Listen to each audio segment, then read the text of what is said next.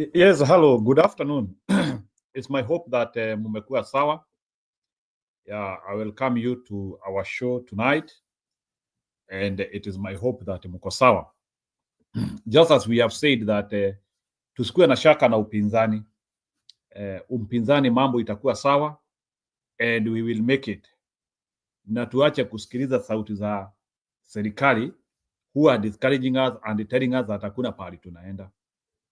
Why should they focus on us if they think we are not going anywhere? The opposition is fine, and the opposition will plan and do well.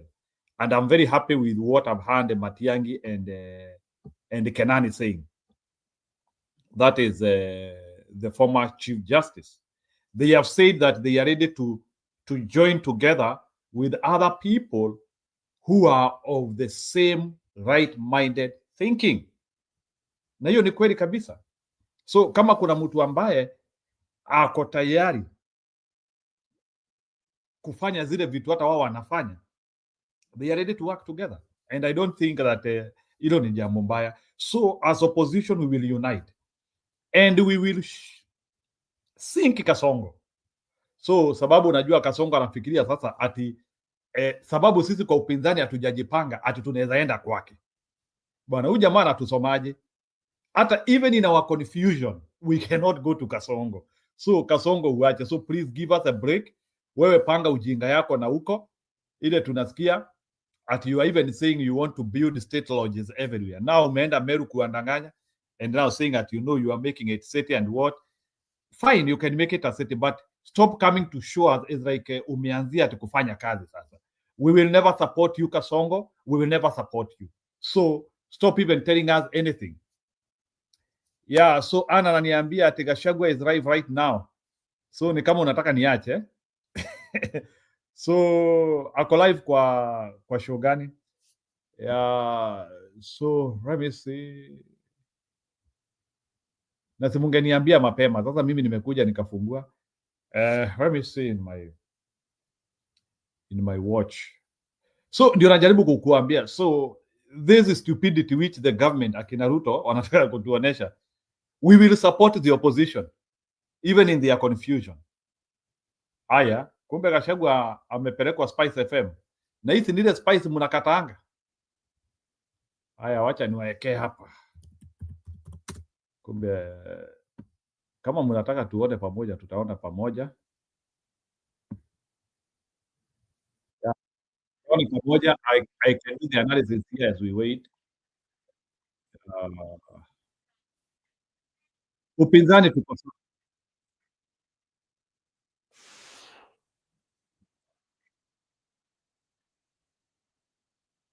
summarizing what the people are saying. I listen to the people, and God has gifted me with figurative language as a student of literature. I listen to what people of Kenya are saying, and I needed to capture what the people of Kenya are saying and what they want in one word. Because in the figurative language, people don't want too many words in matters communication. People want to describe a difficult situation or a solution in one single word. So I thought about it, and listening to the people of Kenya across the country, the mood in the country, what the people want. Then I came up with the slogan of one term. It has spread like bushfire. It is discussed everywhere, in bars, in churches, in matatus, in Uber, in salons, in barbershop. And I just listened to the people and captured their feelings, their aspirations, and what they want in one word. One word. You talk about one term, but at the time when Kenyans went to the streets to complain about the ills the government is putting on them, and one word was kufa dereva, kufa makanga. And when you talk about one term, Kenyans have insisted that it is the entire crew of politicians to go home and we reset the status of the country. How would you respond to Kenyans who say, even you regard Gachagua, we do not want you to lead us? Well, I don't know which Kenyans those are, because when I go to meetings, thousands attend without any mobilization. I don't pay people to attend my meetings like William Ruto does. Today he was in church in Meru. The people who went to church were paid. it has reached there. He cannot talk to people without paying them. I don't pay people. I address organic meetings across the country. And people, when I turn up wherever I go, they come in thousands. So I don't know which are these Kenyans that have a problem with Rigathi Gachagua and they think he's part of the problem. Yes, they considered me to be part of the problem, but along the way, I graduated into part of the solution. And one of the solutions that Kenyans want, that I've taken charge of, is one term. And Kenyans are happy with me because you remember when I went to the United States for 6 weeks and Kenyans were asking for me to come back because the one-term momentum was slowing down. And that is what Kenyans want. So what I did is I was a part of the problem. When I realized there's a problem, I differed with William Ruto. And along the way, I graduated into a solution that has gone well with the people of Kenya. And the people of Kenya, wherever I go, I get rousing welcome. I don't pay anybody. My meetings spend nothing other than fuel and batteries for my microphones. I don't spend money. As opposed to my opponent, William Ruto, because that is my opponent. For him to address in a meeting, like in the Mount Kenya region, he spends a minimum of 10 million in a meeting. His MPs, they spend 2-3 million. His deputy spends about 5 million to talk to anybody. All these guys you see at our tent, they are all paid. And if you don't pay them, they will start saying one time. And even what is interesting is because I also communicated to my people when I realized that a lot of money is being used to bribe them. I also told them, I gave them the charges to charge these guys to come and cheat them. And what has happened now is that William Ruto and his group pays Kenyans to listen to them. The minute they take off, they all start shouting one time because we agreed that this money is stolen. In any case, even if you don't take it from William Ruto, he'll take it elsewhere. So why not? Just take it, but don't sell your conscience and stick with what you believe in. So I don't agree with you that Kenyans say they want to get rid of everybody. If they did, the meetings I do, there will be nobody, or they will be demanding I pay them. But Rigathi Gachagua, you've taken responsibility of being part of the problem. And what are some of the problems we're talking about? We talk about SHA. Let's talk about affordable housing. Let's talk about taxes. During the campaign period, you and President William Ruto went across the country saying the problem with the high price of fuel in the country was because of the taxes. But what did we see once you formed the government? The taxes increased from 8% to 16%, 100% increment. As Kenyans sit here today and listen to you speak, they say you are part of the pain we feel today. We feel not comfortable to have you on board. I'll qualify that. I am not part of the problem of taxation, theft of public resources, wanton corruption. I'm not part of that. The problem I admit I am part of was bringing William Ruto to office. That I accept. And I have apologized 100 times to the people of Kenya. That I created the mess we are in by assisting William Ruto to be elected president. I accept wholeheartedly to the people of Kenya that I created a problem in Kenya and I take responsibility. But I've also told the people of Kenya, now that I admit I made a great mistake in creating the problem, the mistake called William Ruto, the greatest lie ever in the history of Kenya. For me to redeem my image, I must play an even greater role in correcting that problem by making sure William Ruto is one term. As to the problems that are in the country as his deputy, we had no role. William Ruto is a one-man show. He runs the government single-handedly. And you can see like now he's doing roadside declarations. Yesterday he was in Vihiga. And somebody there, an MP, complained about fees for IDs. And then he made a declaration there that there will be no more fees without consulting the policy makers, without talking to anybody. That's a mess we are in a country. The other day you saw teachers come to State House for bribes. And then he made a unilateral declaration that 20% of those houses will go to teachers without talking to the minister, without talking to the directors, without talking to the people who made this policy. That's the way this country is run. That is the way this country is run. And therefore, I absolve myself from any blame, because when I realized that as deputy I had no role, the ministers had no role, the PSs had no role, I started having a fight with him within, until it reached a place we could not agree, and he made a decision to throw me out, which is okay, you know. But I realized, and after the first 1 year, that the Kenya government, led by William Ruto, had become a criminal enterprise. Theft of public resources, misappropriation of funds, decisions that are of commercial interest to him and his family. And I couldn't take it, because that is not what he had told me when we were forming government. That is not what he had told the people of Kenya. If you look at this decision to sell Kenya Pipeline is valued at 600 billion. It's being sold for 100 billion, you know? And the valuation has not included land in Mombasa that is worth about 40 billion. And this company is being bought by a Nigerian who is an in-law to President William Ruto. And that I know, because I was there. And I had refused when the matter was brought to the cabinet committee that I chaired. How do you sell strategic installations of the country? You know, oil, fuel is something that is very sensitive. How do you put the country's oil reservoirs in private hands? What if there is sabotage and the country comes to a stop? But because he has a commercial interest himself, you know, today, Dennis, tea farmers are up in arms. I was in charge of tea reforms and things were going on very well. A single decision by William Ruto to do business with the rebel movement in Sudan, the RSF of Hemeti, who is a business partner of William Ruto. The government of Sudan made a decision to ban the importation of Kenyan tea. As a result of that ban, we have not been able to sell our tea in good prices. What is the result? The prices of tea have gone down. Farmers across the country, including his home in Kericho and Bomet, where he comes from, his kinsmen, they have in arms. And it's a simple personal decision that because he wants to deal with the gold with Sudan and give them arms in exchange to kill women and children, then we cannot sell our tea. And because we cannot sell our tea, our prices have gone down.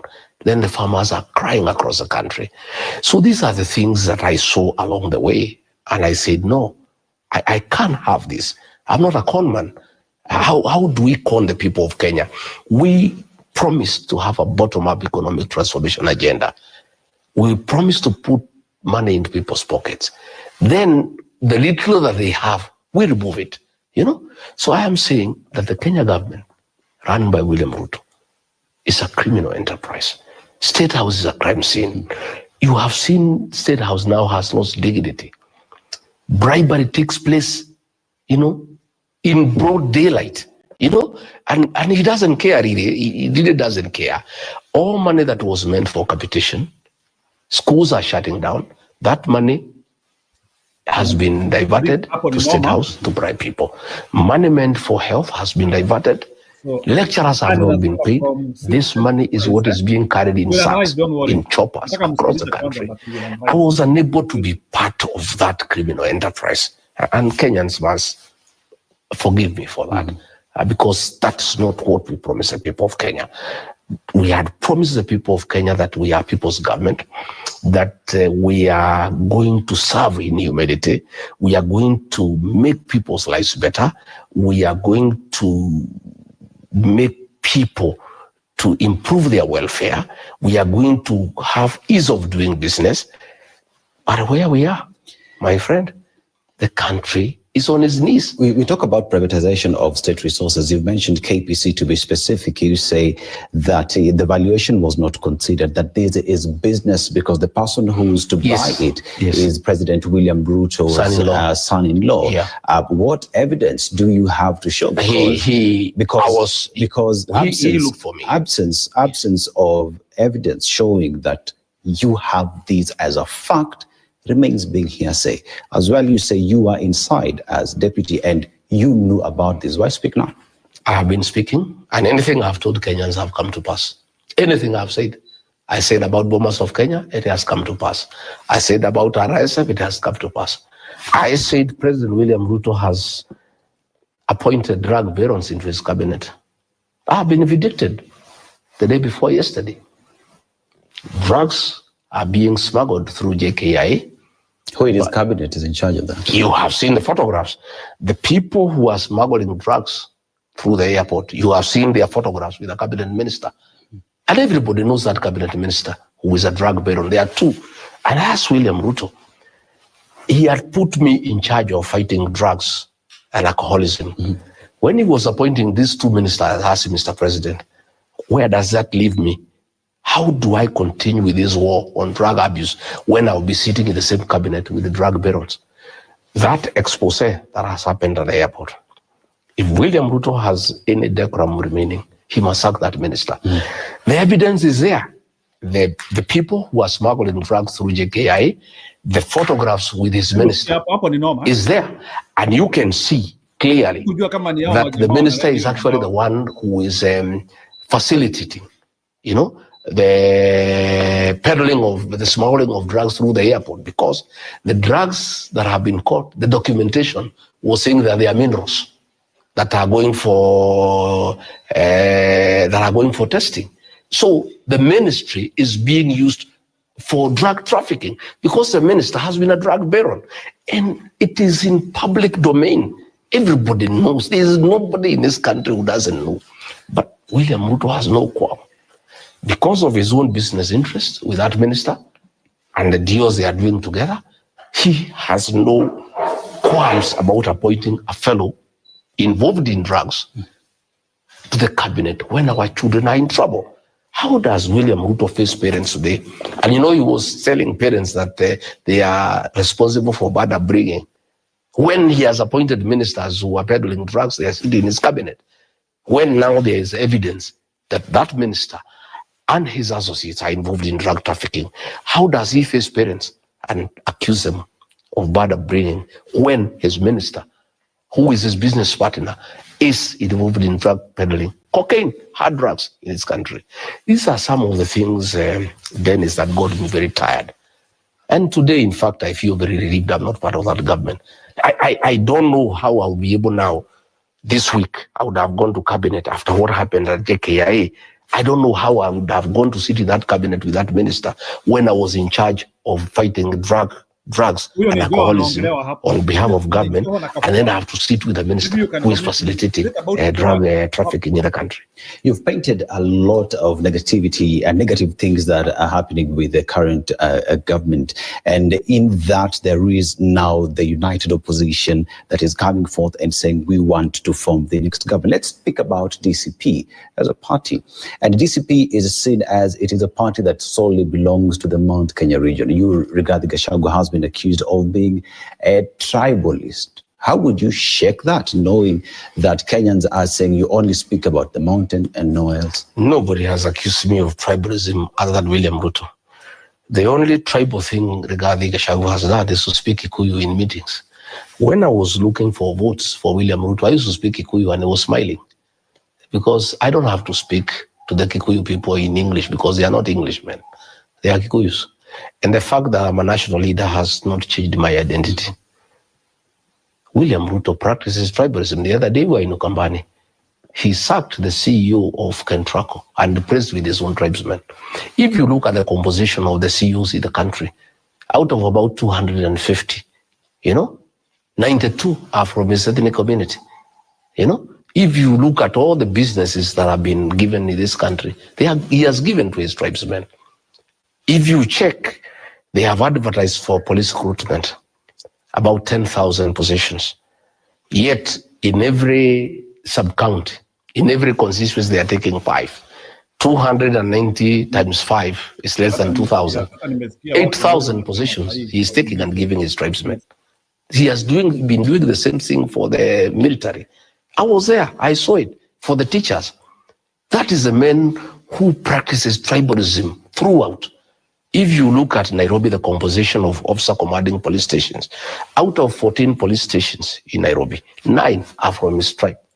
Despite the fact that his tribe, in terms of numbers, in terms of percentage, they're just down there. So you cannot tell me because William Ruto says I'm tribal.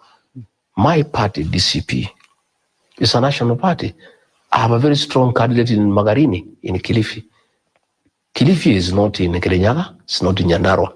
That is in the Coast Province.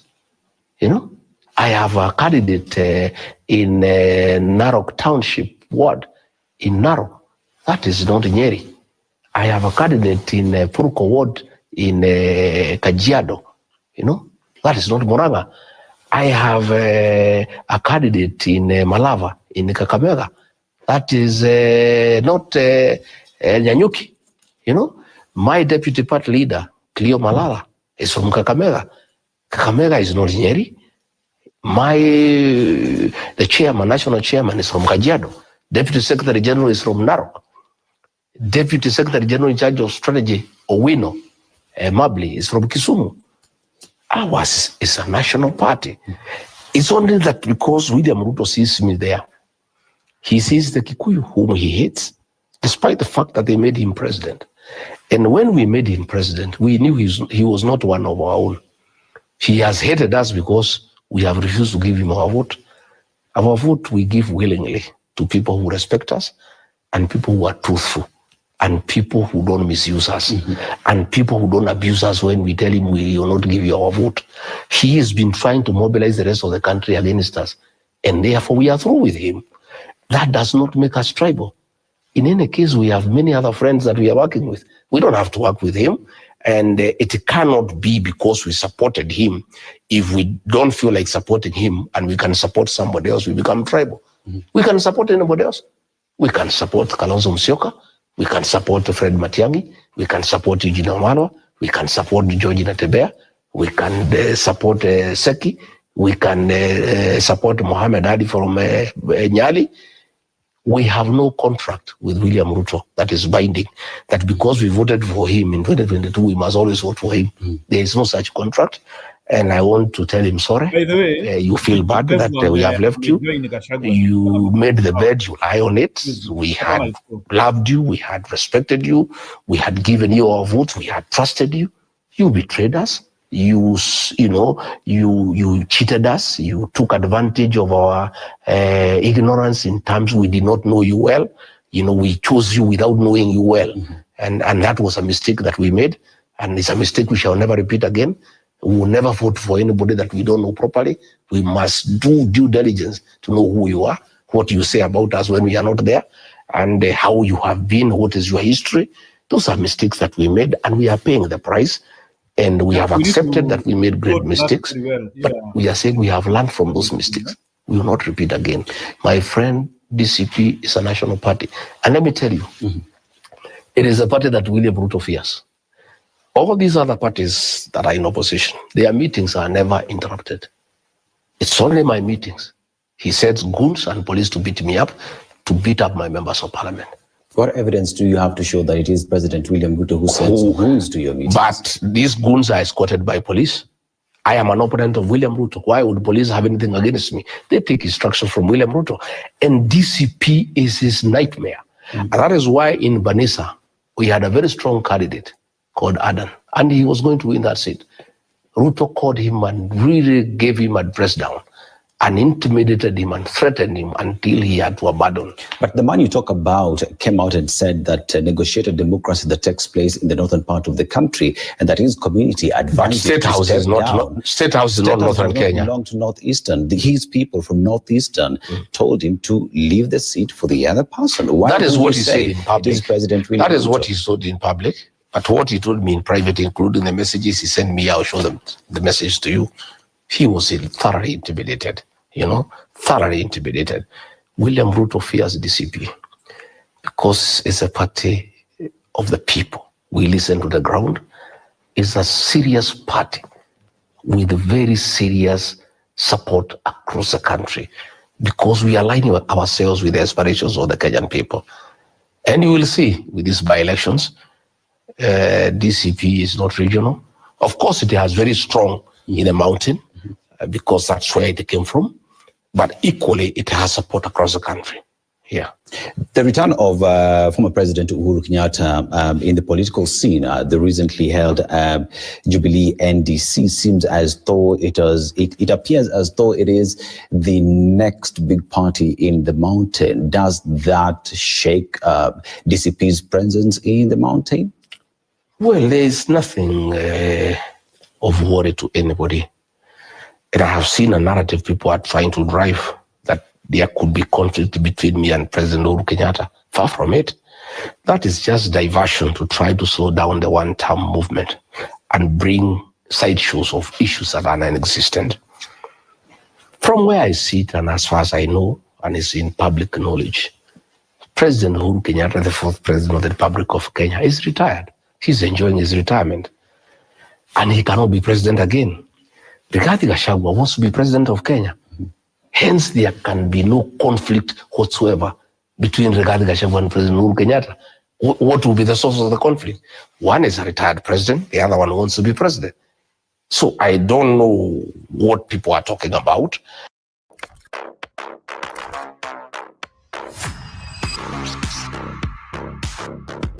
Unless he is opposing me, and constitutionally he has done his 2 terms, so he cannot be my opponent, you know. So as far as I'm concerned, it's a non-issue.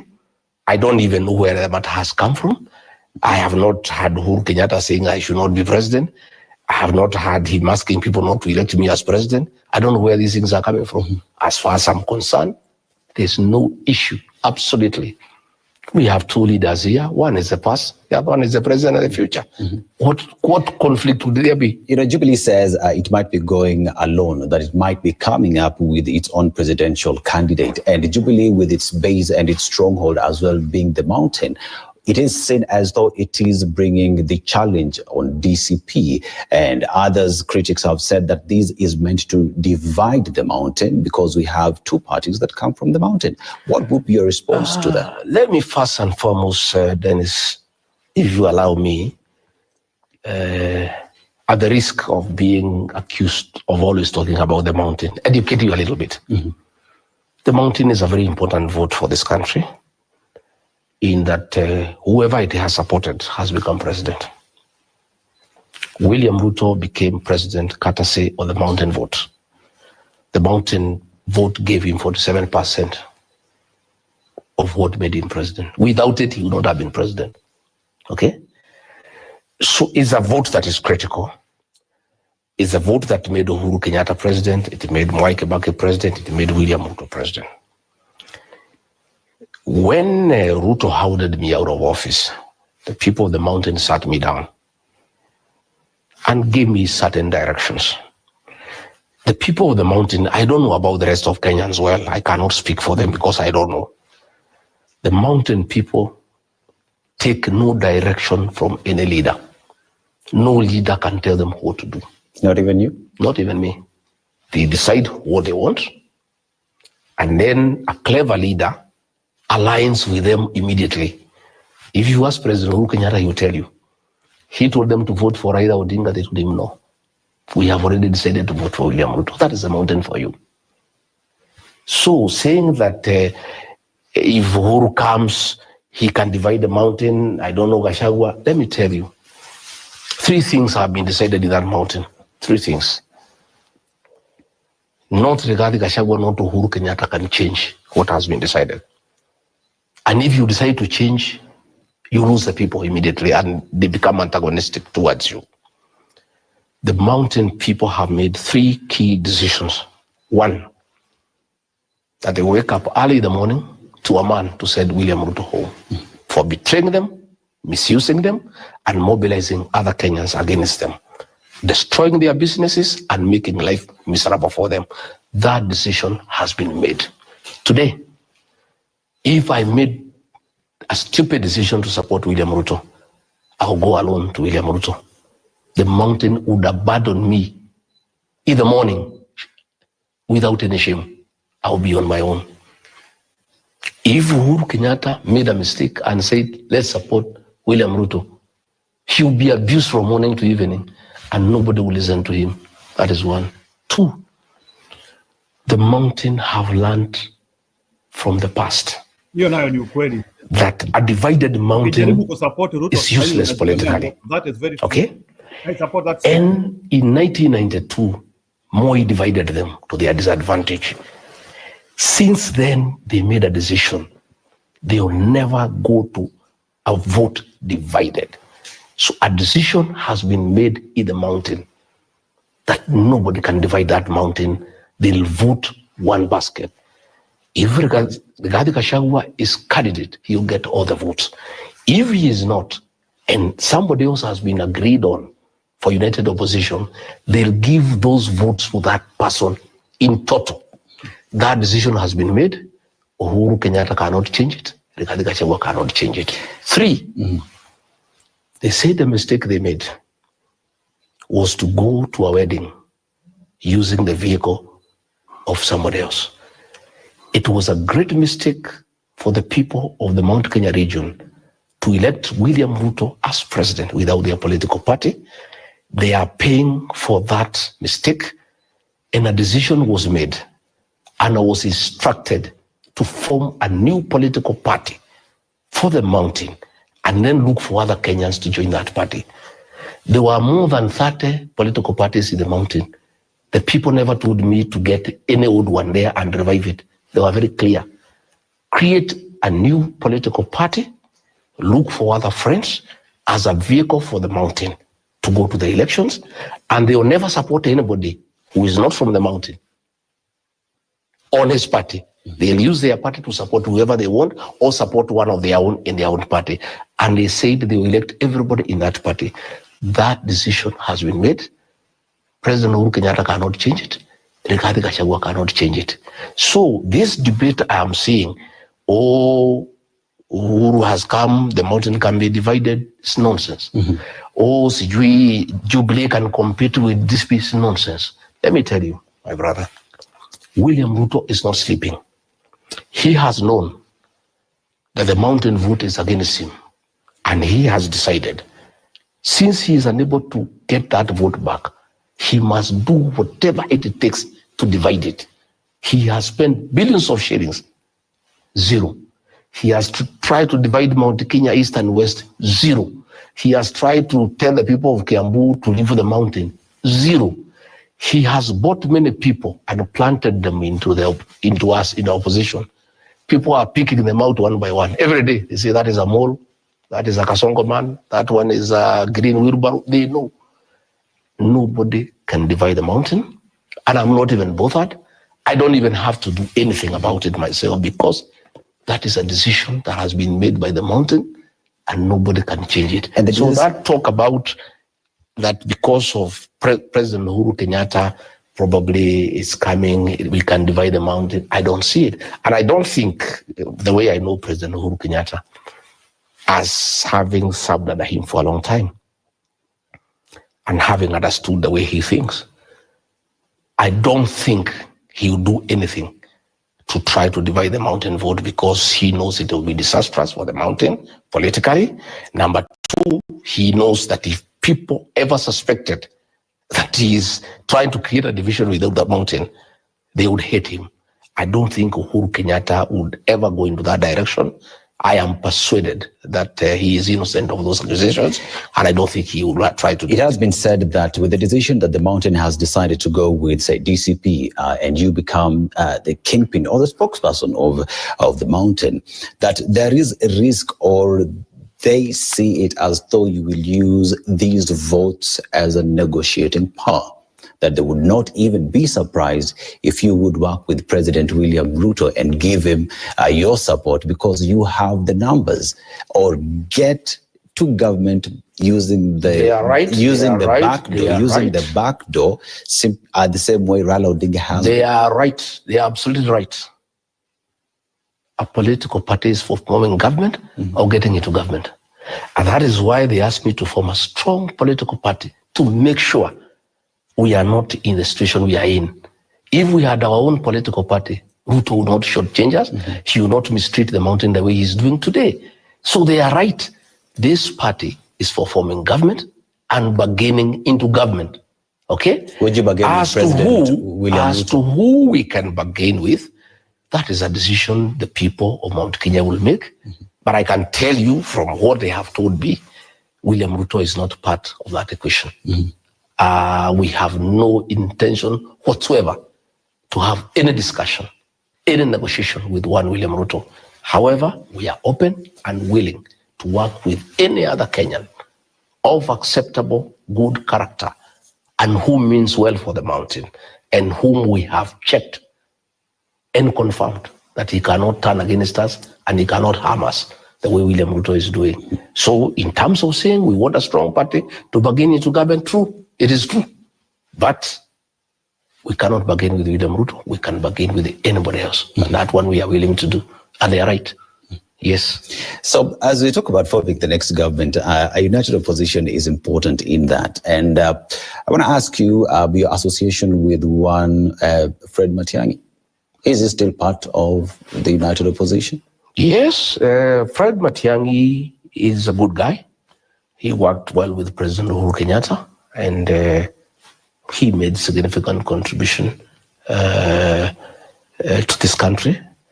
And when he came from the US, I had several private meetings with him, and he expressed his desire to join us so that we create the change that we desire for this country.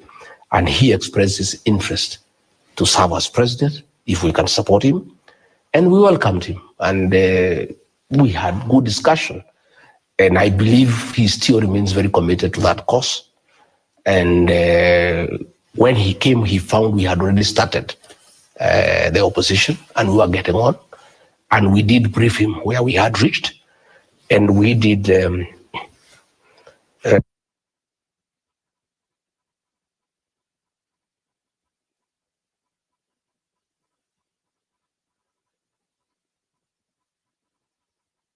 is an alliance of regions, and to defeat William Ruto, we need to work around the clock.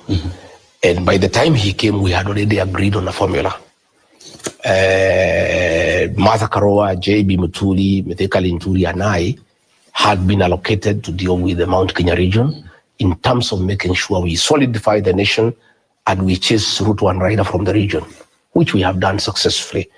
Eugene Wamarwa, Cleo Malala, and George Natembea, we agreed they work on Western Kenya, and they make sure that they lock out William Ruto and Raila Odinga, Kalonzo Musyoka, to work on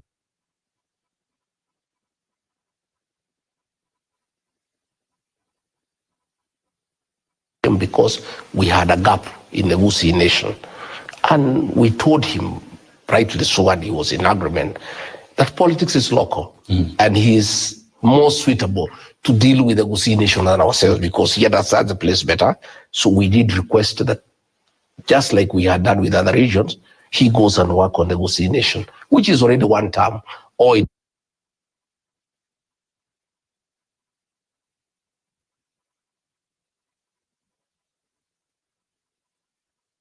Matiang'i has been busy trying to get a political party, organize structures and all that. And I think with time, we'll be able to get to meetings and continue with what we are doing. So I've seen a lot of nonsense. People saying that that people have a problem with Fred Matiang'i, or he'll go it alone. Well, if he decides to go it alone, it'll be his funeral. The way it is, the way I listen to the people of Kenya, we are having a 2-2 moment. Okay. Yeah, let's take a short commercial break, Mr. Rigathi Gachagua. When we come back, we talk about how you will be forming government and you as a presidential candidate.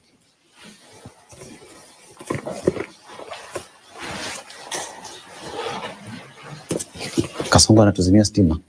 Yeah. Tunazimia stima.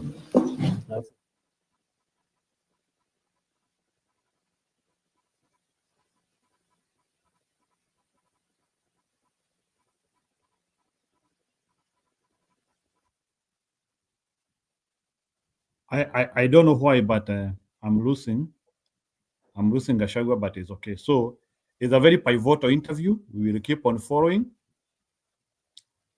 Kama kuna mtu anataka kuingia studio, you can enter. But Gachagua is really sporadic there. Ameaibisha serikali ya Ruto kabisa, which deserves kuaibishwa, because we need a fine government. We need a government that makes sense. There is a lot we need to do as a people to make sure that vitu zinaenda vizuri. So in case arudi tena, I will make sure that that speech comes. I don't know why nimepoteza tu spice mara moja, but Gachagua is very instrumental in bringing information to us, and we have US Aviation Academy. Your first takeoff happens on. There's no money in circulation. Bribery is taking place in State House when they can see.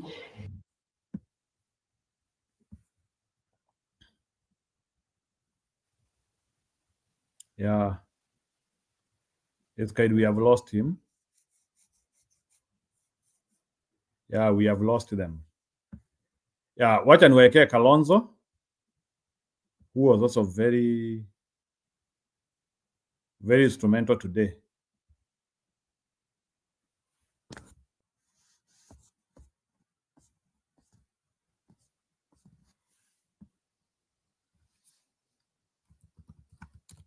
Karibuni.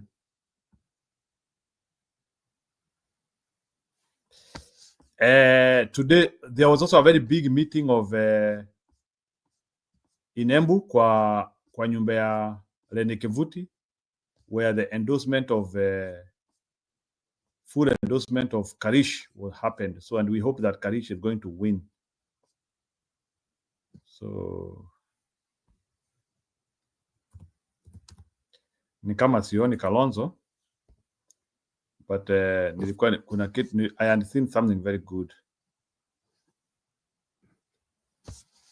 Raila alikataa, yeye ni mgonjwa.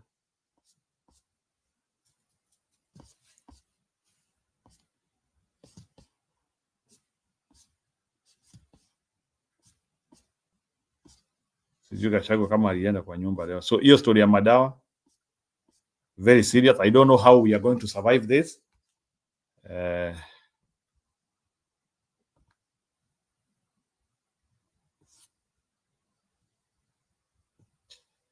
Some of the things that are happening in our society. Clients. And you. Yeah, I think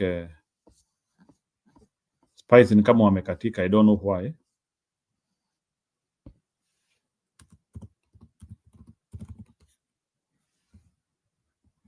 Sijui kama tunaweza pata Gachagua amekatika. I don't know, ni kama wanataka kutengeneza another script or what should we say?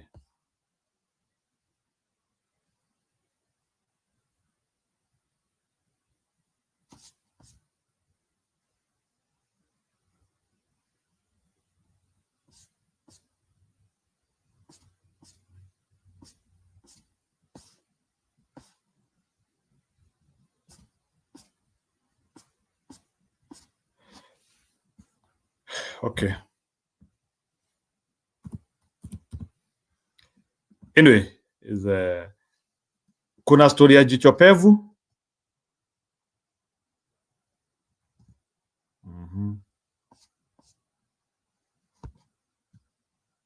You deserve the best. At Harbor Freight, you can afford it. We design our own 149 shillings for the Nova Bouquet on the Dish Decoder. Find out on the all-new season of Hello Mr. Right, hosted by Dr. Ofweneke and Risper Faith. Every Saturday at 7:10 p.m. only on Rainbow Plus, and every Saturday at 8 p.m. on Rainbow TV. Sasa nataka nichukue fursa hii nimkaribishe ndugu yetu wa Embakasi East, Babu Owino. Mheshimiwa Babu Owino, karibu.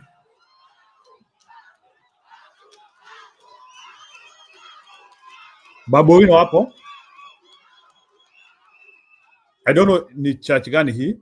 Thank you so much. Thank you so much. Teachers, I love you so much. Teachers ria. Teachers ra. Teachers Tibim. Teachers Tialala. Walimu mwe. Asanteni sana. Thank you so much, teachers. Thank you, my super senator. Senator I'm not saying that we trust Jopevu, but it could also have joined us bora. For truth. Sio bora. So tusikudau sana, maybe anaweza kuwa he is part of the movement. Kuunga mkono. Ngine ameona vijana. Najua kuna vita mingi sana hapa mbele and we are ready. Okay. We are ready to face the challenges of life. Because by the end of the day, nobody will exit alive. Even those who are abducting us, no one will even exit those alive. who are killing us, will one day die. Okay, that's a good statement. So therefore, lazima tujipange. To the honorable teachers who are here, as Babu Owino, I'm one of your own. I'm also a teacher. In fact, my class was the largest class in the whole world. I'm the only single teacher who has taught the largest class in the whole world, and that was an online class that attracted, at one single time, the viewership live was 800,000 viewers. Right now, it's going to 33 million viewers. CEO iko sawa? Is there any other teacher here, any teacher here who benefited from my lessons? Kunayo? Si unaona wanafunzi wangu hapa sahi sasa ni walimu. Mwalimu wa maths hapa ni wapi?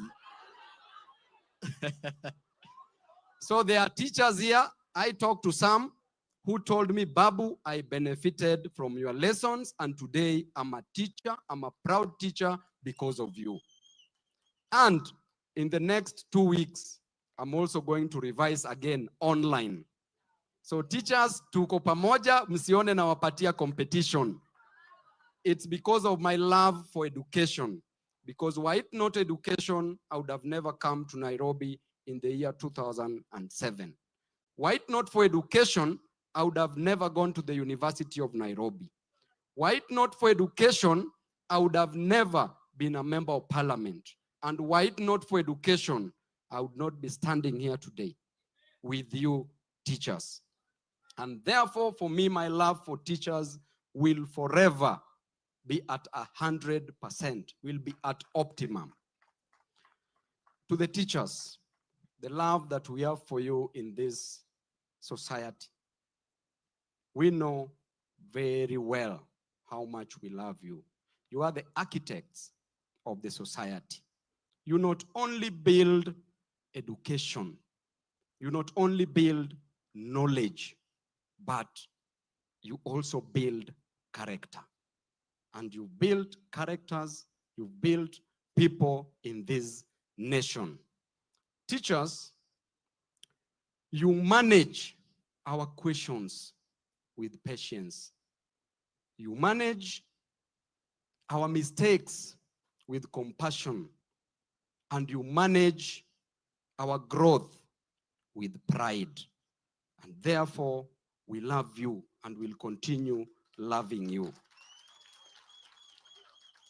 Teachers don't just cut the trees in the jungles, but teachers irrigate the soil of the mind. And because of teachers, we have any professional in any profession, all of them in this world, because of teachers. Were it not for teachers, we would not be having doctors today. Were it not for teachers, we would not be having teachers today. Were it not for teachers, we would not be having serious business personalities, journalists, and the babus of this world. And therefore, the role a teacher plays in the society is so big. Yet, teachers have been used, misused, and abused.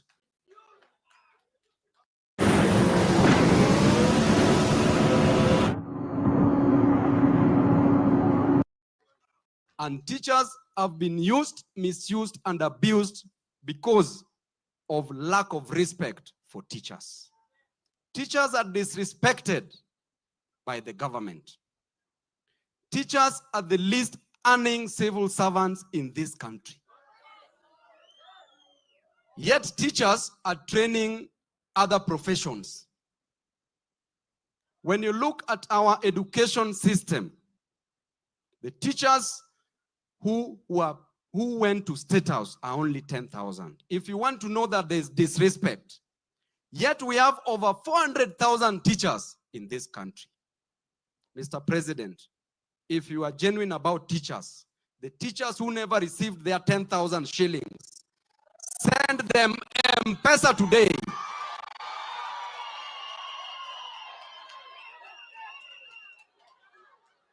Let every teacher who did not receive his or her money to receive their monies. You have their numbers, visit TSC, you will get their contacts, send them money via M-Pesa na utume na ya kutoa.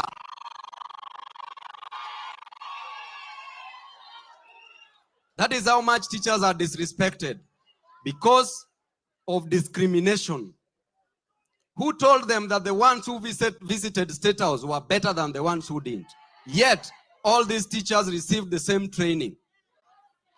Number two, when you look at our education system, the government introduced what we call the incompetency-based curriculum, IBC, which has now changed to based education, incompetency-based education.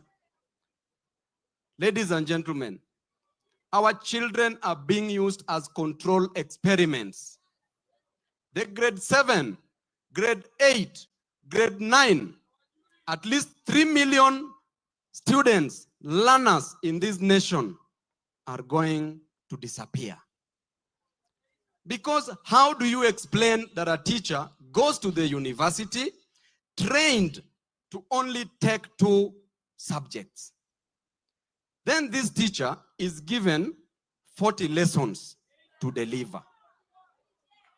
Yet this teacher is given between 5 to 7 learning areas to cover. What quality are you giving to our children? When you talk to the government, they abduct you. When you talk to the government, they arrest you. When you talk to the government, they kill you. Then they say that Sifuna ni mtu mbaya, just by saying the truth. I want to tell you, ladies and gentlemen, that if we don't stand against the injustices committed by the government, we are going to lose a whole nation. We know the role of education in economic development. In every area, there is education. In the health industry, there is education. In manufacturing industry, there is education. In construction industry, there is education. In the service industry that contributes approximately 65% to the Kenyan economy, there is education. In agricultural industry that contributes approximately 19% to the economy, there is education. Therefore, you cannot do anything without education in this country. Even the way you time, if you want a boy or a girl, it is what? You know that for you to get a baby boy, and because when you produce something travels faster, you know the timing is during of you. See, that is education. So education is literally applied in everything that we do. Yet we don't respect education in this country. Number 3, the teachers who graduated 20 years ago have never been employed. 15 years ago, 10 years ago, 5 years ago, they've never been employed. A teacher is retiring before being employed. Is that fair? But when we talk, Sifuna is Bad. Number 4, the junior secondary school teachers. The autonomy. These teachers are like any other teacher. Respect them. They want independence, not dependence. Let them be independent. Let them have their structures. Let them have their administrative structures. Then, as I finish, ladies and gentlemen, I want to tell you, teachers, today lecturers are striking. Those are teachers. And lecturers have stricken for far too long just because the government cannot listen. The government would prefer go somewhere, just dish out money, but is not investing in education. I want to tell the comrades in this country that you have to join your lecturers. Close those universities. Kama mambo ni mbaya iwe mbaya. Kama ni noma iwe noma. The lecturers must be paid. And to the lecturers, do not agree to sign anything if there is no money in your pockets. To the teachers, the salaries that you earn is not congruent to, is not similar to, is not directly proportional to the work that you do, but it is inversely proportional to the work that you do. The teachers are doing a lot, but they are not being paid. Officials of NAT, officials of KUPPET, from today henceforth, start demanding for salary increment. Walimu ria, walimu ra, walimu tibim, walimu.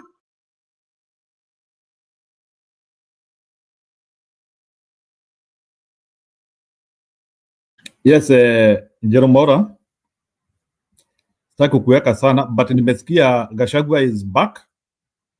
So, yeah. Unaweza salimia watu ukisema, sijui kama umekuwa ukisikiliza Gachagua? Nilikuwa nasikiza huyu habari yako kazi. Nilikuwa nasikiza Ben, ule using IXL Ben. For as long as my kids have been in school as just a supplement to their learning. Unaona huyu wa hapa Abu alikuwa anasaidia huyo. You make noise, I can't hear you. Huyu alikuwa anasaidia huyu kijana aliweka kwa TikTok kwa baba yake amekuwa na stroke kutoka Udhaya. Ukuona vile kumefanyika huko? I have seen vile kumekuwa kuke. But it started in TikTok. I think huyu Pastor Ben amechukulia tu after it was done in TikTok a lot of work was done in TikTok, right? Lakini leo wameenda kwa kanisa yake wote Gen Z wote. It doesn't matter, but huyo pastor tu ni wale watu tu, he is a crowd chaser. I think he saw some good work happening somewhere. I think he also wanted to become part of beneficiary of the story. But a lot of work had already been done in TikTok. I think TikTok ni kama walikuwa raised like 10 million for that boy already. Or for that walifanya, lakini leo imefanyika hata ile kubwa. Wamenunua eka moja. Yeah, that one is okay. That was okay, but personally I don't feel anyway. Anyhow, wacha niseme kitu nimefikiria leo. Wakati vile nimeona hawa Gen Z wamejijenga namna hii, nilikuwa nafikiria si ni wengi, si ni kama milioni 20, wanaweza kuwa milioni 20 ama 18. Unafikiriaje? Nikwambie kitu. No, Gen Z is over half Kenyan population. So Gen Z ndio wengi Kenya. Mimi ningekuwa Gen Z, tunakimia tukifika katikati mwaka hii ingine tusikue hizo vote, tusague mtu mmoja na tusimamishe tubiti Ruto. Hivyo tu ndivyo nimeona sasa. Wanaweza kufanya hivyo, ndio? Ama hapana? Nilikuwa na kugoja nikuulize. Wanyamaza hivi? It's not about kunyamaza. Ile kitu iko Gen Z ni the best they can do for now. The best they can do for now ni waingie kwa vuguvugu la upinzani. They just support because we agree that we cannot have worse than Ruto. Even those guys who are in the opposition, we don't have worse than Ruto. The fact that kile kibaya zaidi ni Ruto for now, because unajua democracy is work in progress. Si ati kitu tunaweza achieve siku moja. So yes, Gen Z wanaweza sema wanataka kuachieve hiyo through their own means, but hata yule mtu ambao atakuja kuleta si ati ni Mungu. So me, what I would suggest is Gen Z to become part of the opposition, and they try to push for changes in opposition, because already they cannot go to push for changes kwa Ruto, sababu Ruto ashawaua na amefanya vitu mbaya. Gen Z can join opposition and they can share their agenda to the opposition. That's what I think. For me, Sauli, nimeona unaona ameenda huko kuanza kujenga kanisa tena huko Embu. Alikuwa Embu. Ameanza kukuja Mount Kenya kujenga kanisa. Haki imeniuma. Kwani watu ni wajinga namna gani? Wanaweza kumrudisha tena. Wanamesahau watoto wameua na saa hii wengine wajapatikana. Hiyo ndio tu wakati nimeona hivyo huko Meru sijui ni Meru wamemkaribisha ati ajenge kanisa tena. Sawa. Mimi nikasema Jerome, tutangojea kidogo. Nasikia ni kama watu wanasema Gachagua anasema Julia, karibu sana, wacha Gachagua aongee like 15 minutes alafu muongee. They have sunk so low that they can sit down to accuse me and Kalonzo of wishing Raila ill. Let me tell you, my brother, we are not those kind of people. Doesn't matter who. Even William Ruto, we have never wished him ill health. Even Raila, we have no reason. In fact, my prayer is that God gives Raila long life and good health. And I pray to God that he supports William Ruto so that we defeat the two of them in 2027. It will be very, very nice for me. I'll feel very good because we would like to deal with Kenya's problem once and for all. And it's the two characters because they are one and the same. They are looting the country together. All these things that are happening in the country, if it was not Raila support, Ruto will not be doing it. But as wishing him ill, wishing him bad, I'm not kind of a person. Right. And I'm really not bothered to what is happening to him or where he goes. It's really none of my business. Let's talk about formation of the next government, 2027. Yeah. You say that you will run for president, that you want to form the next government. Mr. Rigathi Gachagua, how do you intend to form the next government if the impeachment was successful and with that it bars you from running for office? It doesn't bar me from running. That was, the Senate is a quasi-judicial authority. It is subordinate to the High Court. All decisions made by quasi-judicial authorities are subject to review by higher courts. Mm-hmm. So that decision, we have challenged it in the High Court, okay? And the High Court will listen to the matter and rule one way or another. Depending on the outcome, there's a court of appeal. Depending on the outcome, there's a Supreme Court. The law says, Article 99, that nobody, the right to vie is absolute, and nobody can stop you because of a court matter unless you have exhausted all the remedies available by law. I have not even started dealing with those remedies. So as far as I'm concerned, I'm eligible and I'll be on the ballots unless when we sit as united opposition, the formula doesn't favor me. And as I said, if it doesn't favor me, I'm one Kenyan who has said I'm willing and ready with my supporters who are very many to support whoever we agree in case it is not me. I'm hoping it is myself. What I want to do is to ask that now that the voter registration is going on, I have seen what has happened in the last 1 week and I'm a bit disappointed. And I want to take this opportunity to talk to our young people, the Gen Zs. And I really want to congratulate them for what they did in Odaya last weekend, the TikTokers, and what they did today at a church in Roiro, raising over 16 million to support one of their own. These are magnificent young people. They have such a great resolve for their country. These Gen Zs have made us proud as parents and grandparents, and they have really gone out of their way to advocate for change and good governance. But I want to appeal to them that this change cannot be concluded on the smartphone. It cannot be concluded on TikTok. The actual transformation of this country to get good leadership and good governance will be on the ballot box.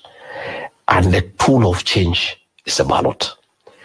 I have seen the last 1 week, it's not been very good. I want to ask our young people, the Gen Zs, to know that they have a date with the destiny on the 10th of August 2027 to help this country get good leadership. And they can only do that if they have the vote. Please, they must register. Number 2, it is my proposition and my desire, and I've told the Gen Zs in my party and every many, that I also would wish them to take leadership positions and help us govern this country, to be MCs, to be MPs, to be senators. If they don't register as voters, who will vote? The Gen Zs, their peers. They need, if they want to be MCs, they want to be MPs, they want to be senators, they want to be women rep. I saw a very young girl in Kajiado, 21 or 22, she wants to be women rep. I have seen another girl here in Nairobi called Wanjiko, she wants to be women rep in Nairobi. If the Gen Zs, their peers, will not register as voters, who is going to elect them? So let them, please, Gen Zs, this is a good opportunity for you to participate in bringing the change that you desire. And you must also know that you are the greatest stakeholders in this country because you have longer to live than all of us. Number 2, I also want to take this opportunity to talk to the middle class. The middle class, for the longest, don't vote. But when things go wrong, they feel it more than anybody else. The middle class has been incapacitated by the Ruto administration. They are feeling the pinch of bad governance. Their businesses have been shut down. Nothing is going on. There is no money in circulation. And once you destroy the middle class, you destroy the country because these are the drivers of our economy. I want to appeal to the professionals, the business people, the middle class. Please, you can't stay at home and keep on complaining about bad governance. You must also take your rightful place today by going and register as voters and participate in the election and bring the change that you desire by getting the right leadership in place. You must participate in deciding how you'll be governed because the middle class is very important for the country. Because if it is destroyed, there's no country like is happening today.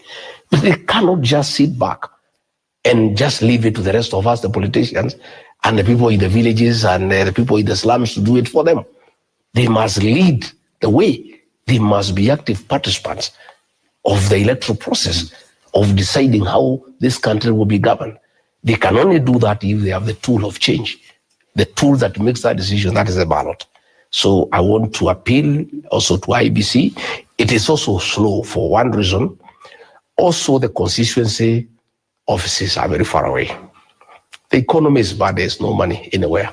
These Gen Zs are not employed. To ask them to spend 100, 200, 300 shillings to go and take a vote is a little bit heavy on them. I would like to ask IEBC to consider rolling out the voter registration exercise to the polling centers, where people walk in the morning, go and register and go back home. Otherwise, it's a little bit expensive, and it's part of why we are having that delay. Again, there is also some delay with the machines in terms of the machines being down. Many people are going, they wait for 2-3 hours, they go away. They need to perfect the equipment that they are having so that there is no downtime. You know, things are working because people also want to register and go away so that they make it a little bit easier.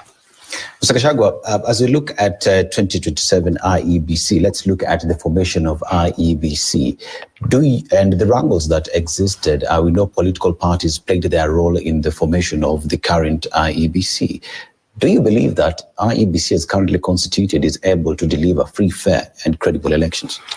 Well, I think they will, because they are Kenyans and they also don't want chaos in this country. A free and fair election is a must. And the way the Kenyans are feeling today, any attempt to play around with the elections could be disastrous for the country. I know the other day I said as much, I was taken to task that I'm inciting people. I'm not inciting anybody. I'm just saying, listening to the mood of the country, showing the way people rejected the Finance Bill 2024.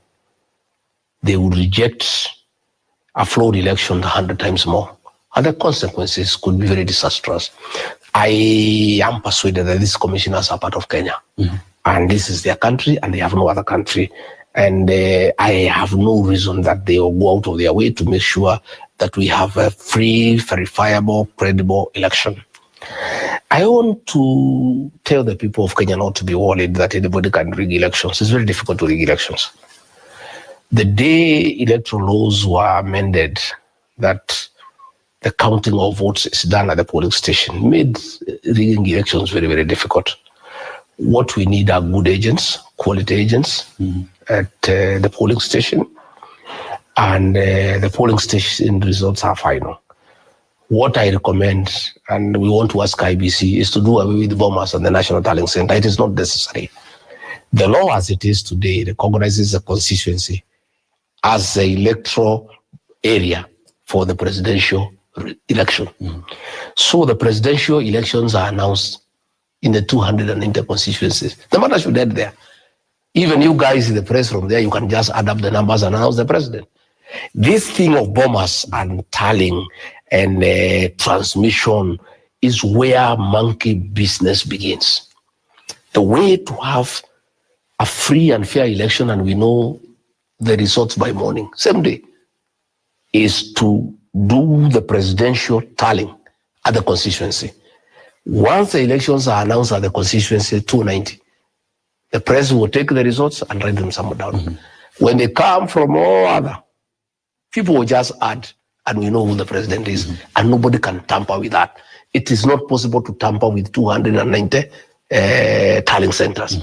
But this National Tallying Center has been the source of our problems since the year 2007. Were there monkey business in 2022 at the National Tallying Center that made you... There were efforts, but they were thwarted by the portal. But I'm saying that is not even necessary, because it takes 4 or 5 days to ease tension in the country. Let's devolve the presidential elections. The constituency is a presidential electoral area. If it's Madeira constituency, where I come from, let whoever has won the presidential race be announced in Karatina. That will be added to Kamukunchi. That will be added to Ndiwa. That will be added to Nyali. And by morning, by 10 a.m. the following day, because the counting of the presidential votes is number one at the polling center. Even they tally the presidential results first.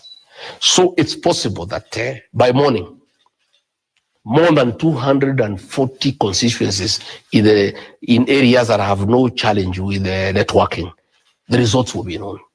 That is a way to deal with this matter in a very nice manner, so that we reduce tension in the country and we lessen room for monkey business or anybody who may want to interfere with the results. So let there be 290 returning officers for the presidential election, so that nobody can interfere with those 290 people, instead of having one person at the bombers. And once those results are announced across the constituencies, everybody will just add up the numbers. But even towards the voting day, there is the registration exercise that is ongoing. There is a new security feature that has been added, which includes the iris. And many are saying Kenyans were never consulted. The previous registration exercise never included the same.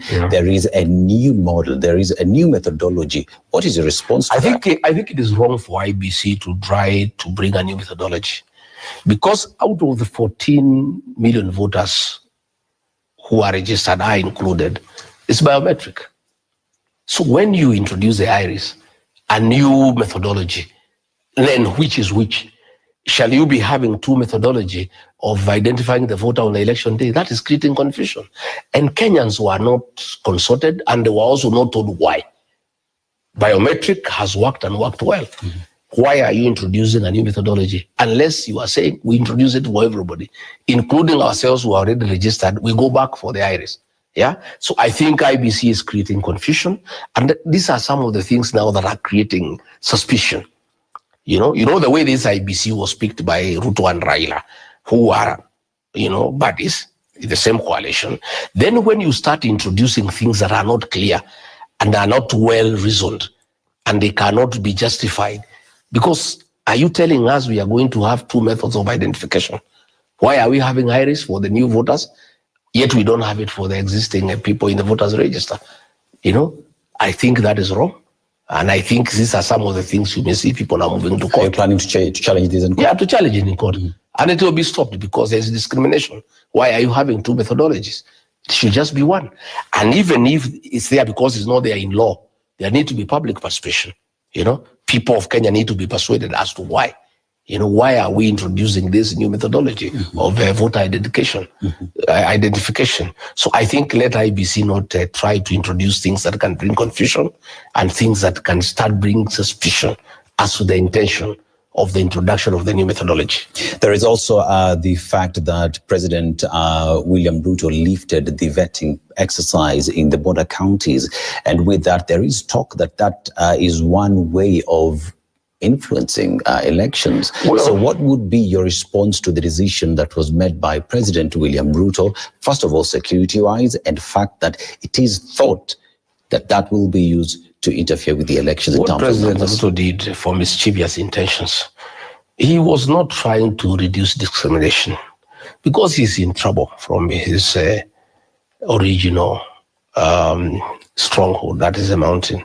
He's trying to replace the mountain by northeastern Kenya, by trying to get aliens from Somalia and Ethiopia to come and register in Kenya so that they can vote for him.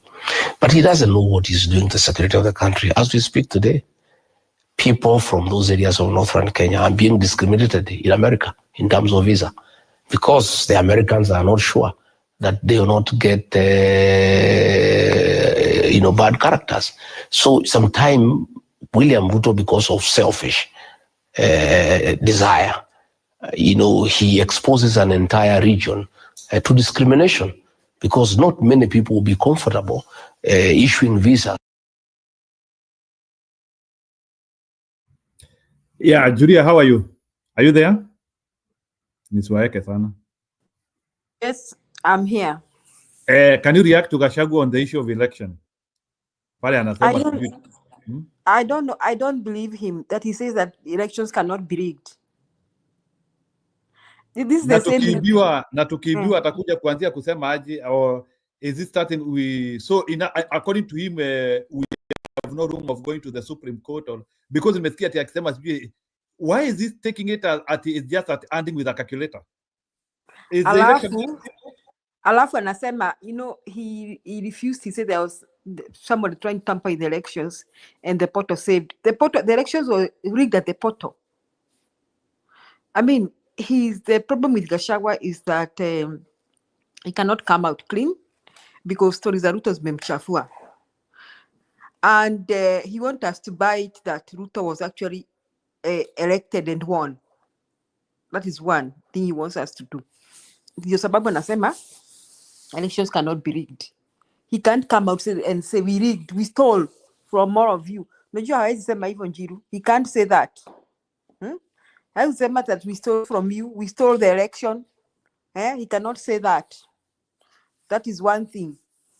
So I don't know how he intends to prevent the stealing. Anasema that there should be tallying at the constituency tallying center. Okay, so that we can now have numbers. Somehow it may make sense.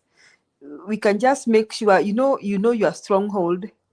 Unajua stronghold zenyu, mnajua zote za Mount Kenya region, madhira mko na hii, nini mko na, you can add. So I think the task would be to guard those other places where zinakaa neutral, kama Masai Land, guard kabisa huko. Na wagard even I think Coast Province, they will have a challenge to guard their vote so much, and even North Rift and Northeastern, Western, they would have to guard the vote so much because there's a chance of stealing elections in Western. Western wanakanga kama wamegawanika. So there's a chance of Ruto stealing elections there. So I think Gachagua is just not admitting kwamba elections were stolen. That's why he's trying to say that it's so difficult to steal elections. That's my response, Njiru.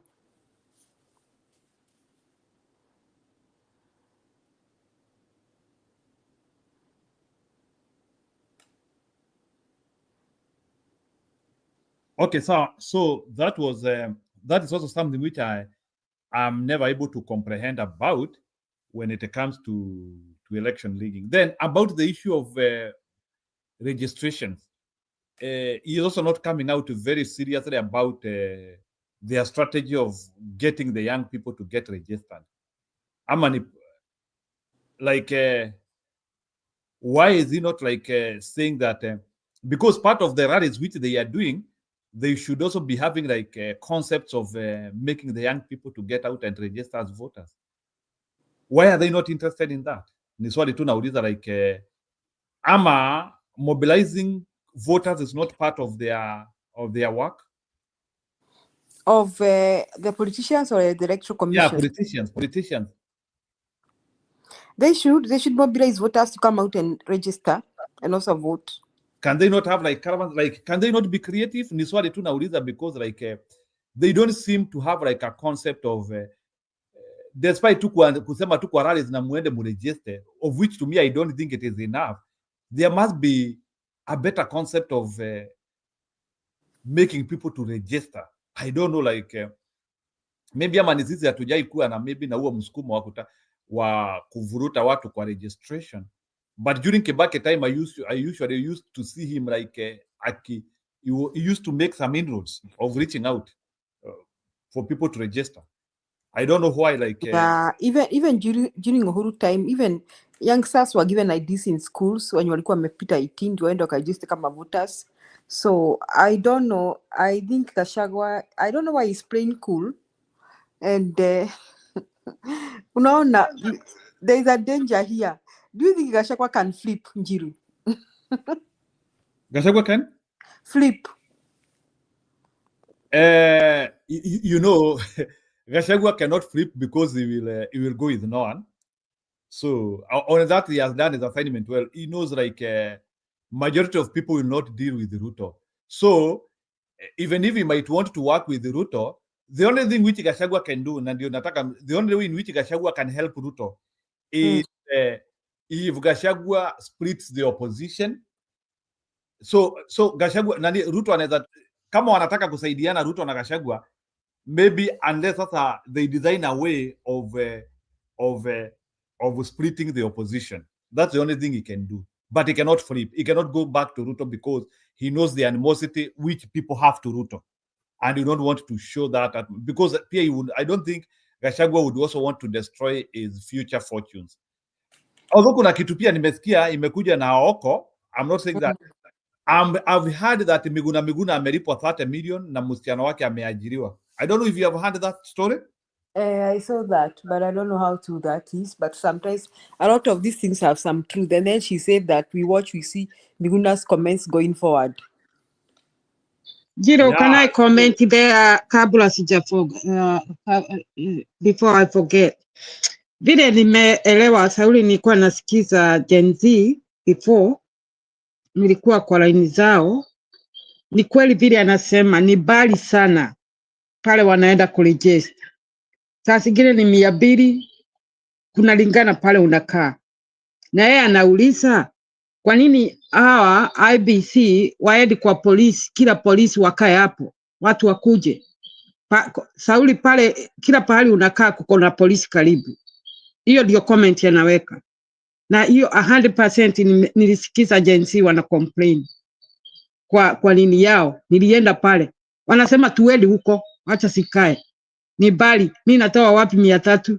Unaona? Na yeye anasukuma IBC waende kwa polisi yoyote iko Kenya pale. Wakae pale. Watu wataenda kuja. Hiyo ni point. Tusikie hapa, tusikue na nini. Tusaidia Gen Z kuenda karibu. Wako bali sana kweli. Haya, hiyo ingine hata mimi niko na question mark. Mnakumbuka wakati agency wote walikuwa, kampani nyingine ya Amerika ilikuja inawalipa 600, wanasukua jiso, wanapiga pizza kwa jiso. Mliona hivyo kwa Nairobi? Unakumbuka hivyo Jiru? Huko program watu walikuwa huko, kampani nyingine wanasukua macho, wanapiga watu macho, wanasukua macho zao, wanalipo 600. Na hiyo kamalisho na hii tena wanaleta ya nini? Unasukuliwa macho ya nini? Anyway, I would like to know why unapigwa macho alafu unasukuliwa vidole na uko na kitambulisho. Macho ni ya nini unapigwa? I would like to know too. Sauli, hata nimesikia tu hata jensi wanakataa. Tangu ile macho walisukuliwa, wengine walisukuliwa macho, wajui ilienda kufanyiwa nini. Nasikia tu wana comment. We not going to do it. But my point, Gen Z uko na chance. Amkeni, mkipata na hiyo vans, msikue hiyo registered, msikue mtu wenu mregister, muachana na hiyo politician wote. Ni wanyama wote, mimi siwataki, sitaki kuwasikia. Ujinga ndio wako na ujinga mwingi. Wanapigania nini? Na hakuna kazi wanafanya. Sasa kama Ruto sasa na Kidiki wanakuja kuambia watu nini? Na huyu Ruto ana complain kila siku atutufanye kazi. Nani anamuuliza kufanya kazi?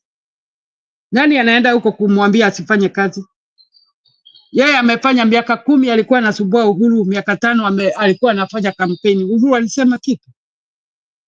Kwa nini akona mtu anaenda kwa kanisa na akona hii jealousy ya nini?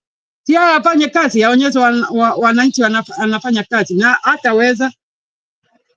Kama hiyo nini, kanisa yote ilikuwa pale. Gen Z wanamwonyesaji, dunia mzima wameangalia Gen Z. Wanaenda kusaidia mtu akona stroke na kwa nyumba na watoto.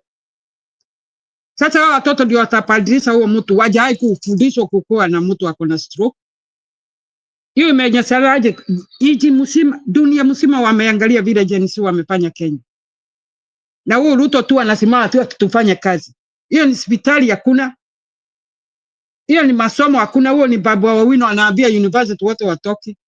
Sasa ni kazi gani anasema? Kazi moja ni masomo na hospital, hospitali.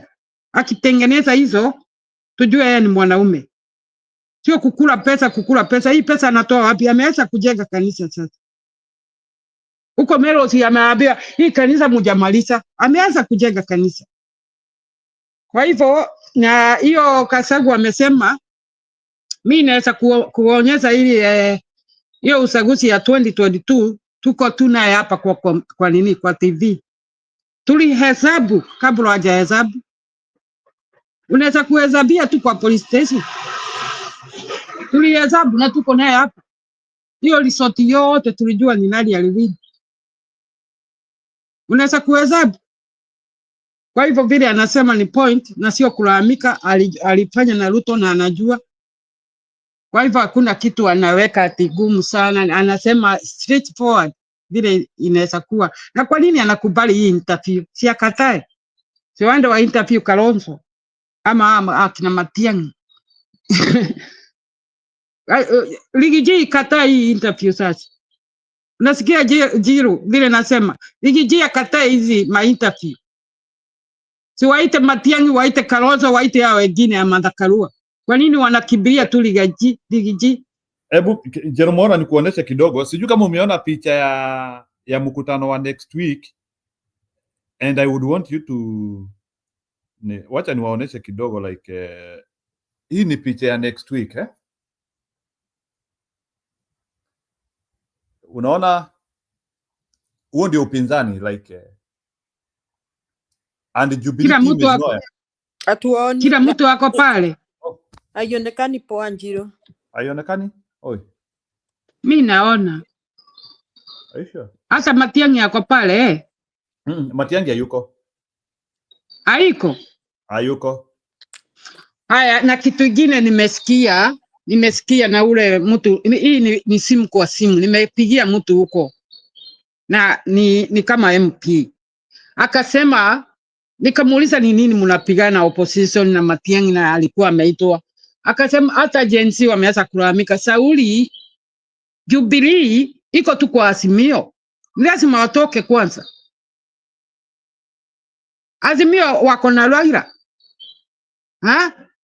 na kuko watu wako kwa bunge wako tu kwa hiyo Azimio hiyo. Jubilee wajitoe kwa hiyo Azimio, watapotezea huu Matiang'i. Nimeona hata watu wako wanasema mpaka waondoke kwa hiyo kitu. Unaona, Matiang'i anajiharibia tu, pengine hataki. Sioni kama anataka kufanya. Unaona kama anataka, ako na haja kweli? Mimi sioni Matiang'i anataka ya kukuwa president, ya president. Mimi sioni. No, in this life kila mtu akona reasons, the reason why they do things. Nikiangalia his history, unajua Matiang'i is a boze type, Matiang'i nani mtu anaweza. So the only thing mimi ningetaka tu mtu aniambie ni if Matiang'i is incorruptible to the extent that hakuna pali inaweza fika akuwe convinced na Uhuru wakafanye kazi na Ruto. That is my only fear. My only fear ni ya kwamba like Uhuru is showing some leniency when it comes to the administration, and because of his previous experience in the government, actually it is easier for Uhuru to go to Ruto. It is easier for Uhuru to go to Ruto. So that is the only problem I have. Like and that is why Matiang'i should be a little bit independent kidogo. I wish he was a bit independent, but history anakaa ni kama akona bouncer nyuma yake. It's a bit Uhuru sio enemy ya Ruto. Mjui Uhuru na Ruto, they are not enemy. Hiyo ndio inaniuma. Kwa nini watu wafungui macho waone? Uhuru protecting ile pesa waliiba yote na Ruto, hiyo Uhuruto ile alijenga ile reli. Unaona watu wana complain hiyo kesi iko kotini, na kuko huyu anaitwaje huyu center ule wa huko Busia wa huko Nyanza ameweka hiyo kesi huko kotini, waseme hii pesa walikopa walifanya nini. Si unaona sasa Uhuru ni lazima akuwe karibu na Ruto, na sijui watu waoni. Sasa Matiang'i kwa nini asikii? Si agenda asikane na huyu mwingine, huyu alikuwa jaji, wasukue hiyo chama, huyu amefungua chama, so asikane huko akuje. Sasa anajiharibia. Hata jenzi wanalalamika hii, wanasema baka awachane na Uhuru, tutamsagua awachane na Uhuru. Na kweli Uhuru akae kado. Mimi sitaki Uhuru atukanwe tena, sitaki watu watukane Uhuru. Anaweza kutoka kama Obama alifanya. Obama alisimama tu akafanya kampeni akaondokea, akasaidia ule mtu. Ani mjinga tu, unaona alikuwa mjinga tu, ameleta mambo mingi sana Amerika. Sasa Uhuru sitaki atukane tena, sitaki watu watukane Uhuru tena. Njiru na Njeru, uniambie sababu kama 3 chenye Uhuru amesema na amefanya that makes him look like he's working with Ruto, and be very categorical. Ebu tuambie Jiru, Ruto asaenda huko kwa Uhuru, huko kwa Gena. Uhuru tena wanaonekana anaongea huko, hiyo mikutano imekuja anamuonyesha vile anajenga. Unataka kuniambia Uhuru na Ruto waongei? Haya, Julia unakuanga wapi? Okay, wait a minute. Ruto alienda kwa Uhuru. Okay. Tunajua waliongea nini? Alafu anawapee, ebu nikwambia hapa Julia unirudishie. Alafu wakati alienda pale, wakati huyu Ruto alienda kutembelea Uhuru, akakuja akasagua Kafogo amekataliwa na watu. Kinyanjui amekataliwa na watu. Aya, ule Maina wa Iria, ule Mwangi wa Iria amekataliwa na watu. Huyu wa nini wa huko Laikipia, ule governor alikataliwa na watu. Ndio amepee kazi. Think about it, Julia, please. Wote ni wa Jubilee walikuwa na Uhuru. Sasa ni wa Uhuru, yani wa Uhuru is controlling them, is telling them what to do. Ama umesikia Uhuru akiwa instruct? Ama umesema ujui wote Uhuru discuss with Ruto, Hujui, then why are you speculating? Yeah, let me explain. Let me get Julia sababu umetuambia the last time when Uhuru met Ruto, yes, alimfanyia hivi. It was an international conference. Forget about international. You can meet internationally, but he showed a gesture. Waliongea wakacheka hapo, alafu akamwambia akamfanyia hivi. He gave this symbol. Wewe nipigie bana. Okay, let me ask you, what do you expect Uhuru to do to start fighting Uhuru? No, I'm not saying that he should start fighting. Let me ask you. No, but in politics as what do you expect him to do? You expect him to lead an opposition? Asiende huko anaenda kufanya nini? Wapi? Where was he? There was a meeting, an international forum in State House, and Uhuru is one of the leaders. Mulitaka asiende? What is wrong with you? Okay, why you Julia. Julia, tuambie kwa nini Uhuru alikuwa na supporta Raila. Okay? Yes, even na walikuwa enemy wanatukanana. Raila sasa Mujaja Sungura ako kwa huyo enemy ya Uhuru. Ebu figure out. Sasa na Uhuru asemi kitu. Uhuru abi Raila kitu.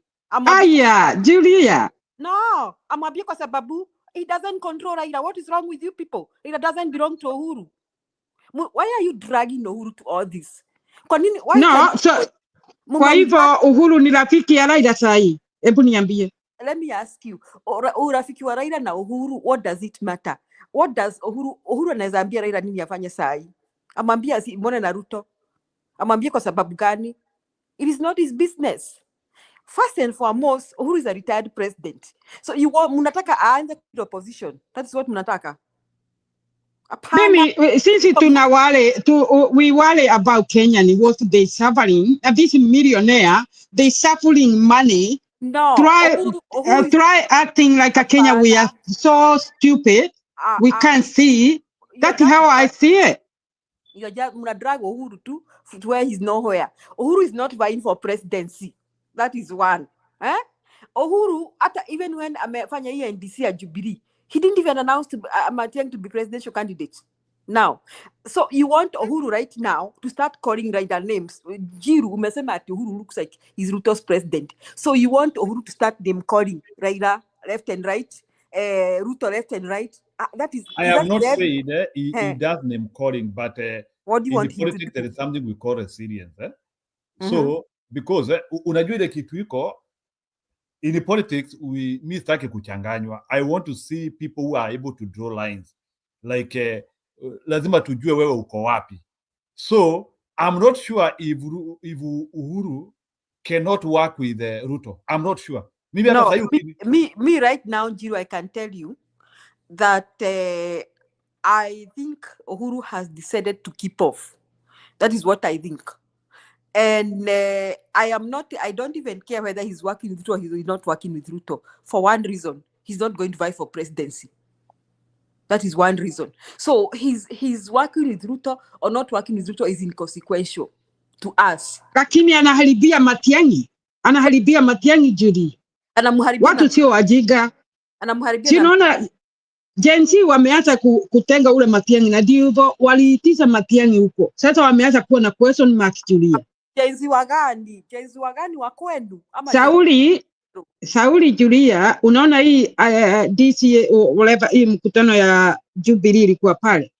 Uhuru agekata Azimio saa hiyo. Si ni chama yake. Agetoka kama Karua. Mada Karua alifanya hivyo. Agetoka saa hiyo atuambie mimi sina na hii group. Hii group ilienda kwa president, kwa serikali, mimi siko. Ni mimi ni Jubilee peke yake. Hiyo ndio agesema. Wando waambie Njiru na Njeru. The person who can likely flip and work with Ruto is Gachagua. Si Matiang'i. I'm sorry to tell you so. How could you vile alifanyia Gachagua madharau dunia mzima wewe ufanye naye? Gachagua sio mjinga kama hivyo. Gachagua ameulizwa kwa hiyo mkutano and he didn't reply. He was asked Njiru Gachagua was cornered. Gachagua ameulizwa, you keep telling people ati Ruto alitudanganya. You keep telling Ruto alitudanganya. When you are not a man of your own person, you could not stand with your principles. He aliuliza hizo swali. That question, he ran away from that. So it is actions speak louder than words. Let me say that. So we cannot be here saying that Matiang'i can flip to Ruto. Let me tell you, the past people who can be bought here. I did not say Matiang'i. I said Uhuru. No. You dragged Matiang'i there. You said. No, I said. But remember, Matiang'i and Uhuru, they are like conjoined. So if today Uhuru goes to Ruto, Matiang'i will be unable to remove himself from that equation. Because so was Gachagua. If that is the pyramid you want to play, so was Gachagua and Ruto at one particular time. You are forgetting that. As if things are not dynamic, they are static. No, I don't. I mean, use a common denominator in politics that interests differ. Okay, people go for interests. So the way you're putting it is the emotions of Matiang'i are tied to Uhuru. Absolutely no. Jiro, ule mzee alikuwa kwa Raila, alikuwa na support Raila miaka hiyo yote na alikuwa MP Nairobi. Anaitwaje huyu mzee? Nilimtaja siku ingine nimesahau. Unasema ni Maina Kamanda and I know what you want to say. Tutakuambia ni Maina Kamanda. Aya, Maina Kamanda. Sijui kama watu waliona ile mkutano, wazee wote walikuanga na Raila, walienda wa Munyoro kitambo sana. Unafikiria hawa ni vijana wa kurukaruka, hata hataki kusimama. Ati Gachagua amchezee arudi kwa Ruto. Ni watu wazima. Gachagua arudi peke yake. Lakini msiwekele Sauli, watu wa media wanaweka hivi. Si ameulizwa hivyo akasema vile alifanywa na Ruto arudi kwa Ruto. Kwani ni pesa gapi anataka? Alikataa ile pesa la alafu anarudi huko kufanya nini? Msiharibie mtu jina na ana na hiyo maneno. Gachagua hakutaka. Ana na hiyo maneno. Hata Mungu anasema huyo hawezi kurudi kwa huyo. Akiwa amedanganya wao wase wote wa Mount Kenya. Ako na watoto. Na ako na watu wanamwangalia nchi mzima. Hawezi kurudi kwa Ruto. The bitter truth. Ubwa tu ndio inaweza kufanya kazi na Ruto. Ubwa. The bitter truth here that you people cannot swallow. Okay. Okay, let me ask you a question. Let me finish. Gachagua is only on our side because he was fired. Otherwise, he's among the worst politicians we have right now. Up in your opposition. Why he was forward? Alikuwa anapigania wa Kenya. No. Sauli aliaga. Yeah. Hapana. Alikuwa fighting for Kenya. He was fighting for himself. Hebu kumbuka ati Gachagua alipigia Ruto meza. Hapo kwa press ameulizwa all these bad things you are saying that Ruto is doing. Why you didn't see them before? Anasema ati nidanganywa. Anaulizwa, when you are not a man of your own self, you have no principles. It is because he's one of a Ruto character. That is why he didn't say anything wrong with Ruto. So trying to tell me that Gachagua has sahi ameokoka, amebadilika, he has suddenly changed his character. He has not. He's only with us because Ruto alimuhumiliate na kamtoa kwa serikali. Ongeza volume Julia. Hizi Gachagua angekuwa anatutusi, akitutukana, akitukonjolea, akitapikia. Let me tell you, Gachagua right now, if he was still the deputy president, he would have been insulting us and vomiting on us. Let me tell you. Ni Mungu alitukumbuka. Akaambia Ruto atoe Gachagua kwa serikali. So I am telling you, the only people you know when you wangekuwa tusaidia ni wenye walikuwa kwa opposition na kina Martha Karua, and Matiang'i has jumped there. Those are the only people we can depend on. Gachagua can easily sell his soul to the devil anytime. Yeah, point of order. Na tuambia ati hata kutuambia ati point of order. That is it. Point of order, Njiru. Go ahead. Endelea. Julia, tuambie kwa nini? Jermora kidogo. There's a point of order. Go ahead. Did Julia just say this? Because if this is the politics we are playing, then I think I'm gonna run away. Did Julia just say ni Mungu alitukumbuka, Ruto akatoa Gachagua kwa serikali? Yes.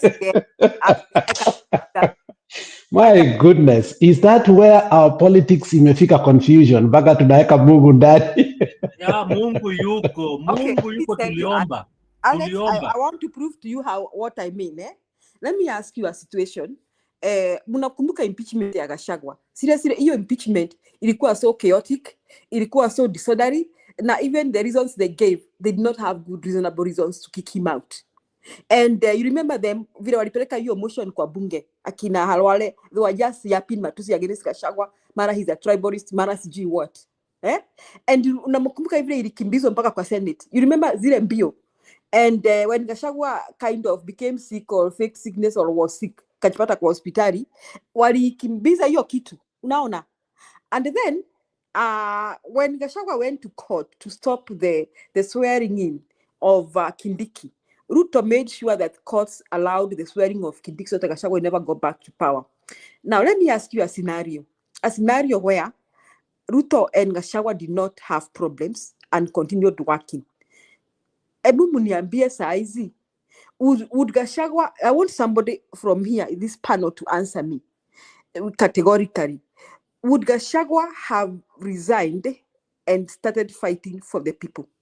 Zile vitu amesema leo, amesema maneno ya kahawa, amesema maneno ya Ruto selling government properties and all that, these public institutions, vile Ruto anauza, sijui ameuza Kenya Oil Refinery, sijui ameuza nini. Gachagua has did a lot of things. Has did a lot of things about coffee, that we cannot sell our tea to Sudan and all that. Now Gachagua said he saw these things coming. Na alianza kusema vile alikuwa nakaa kwa parliament ama kwa mikono ya cabinet with thugs. Na akasema that I don't know how to be sitting with those thugs, with those drug peddlers. Let me ask you, do you think Gachagua would have had the audacity to resign and fight for the people if he had not been fired? Muniambia yes or no, na muniambia sababu. Because wacha mimi nirudishe hiyo. Hatujaongea. Ni kurudisha swali yake alafu ni nyamasi. Sasa Babu Owino, Medho na wale wengine na wale wa Kalonzo wako kwa parliament, wote ni wajinga, wakaona ni pesa ilitumiwa na Ruto, na alikuwa amekimya kama tume huko, anasema ajui, ni wabunge wanafanya. Corruption ndio alifanya atoe huyu mtu, alimtumia. I studying with God, mtu kunitumia ndio apate afike pale alikuwa anafika. Hiyo ndio Gachagua alifanywa, alitumiwa na pesa yake. Alafu Ruto akasema nimefika kwa ile kiti nataka, we sikutaki, nataka ule nitaambia vile nitafanya. Ona Kenya vile inakaa sasa. Kenya kila mtu analia, anakufia kwa nyumba. Kama hiyo mkutano ilikuwa huko, Gen Z wanasaidia mtu anakufia kwa nyumba. Ruto ni saitani. Na mimi sitasimama niseme Gachagua ati amefanya nini. Hata mimi ningefungwa macho hivi tu, ningemwamini tu. Aliamini na kila mtu, hata kanisa. Hiyo is true story. It's true story.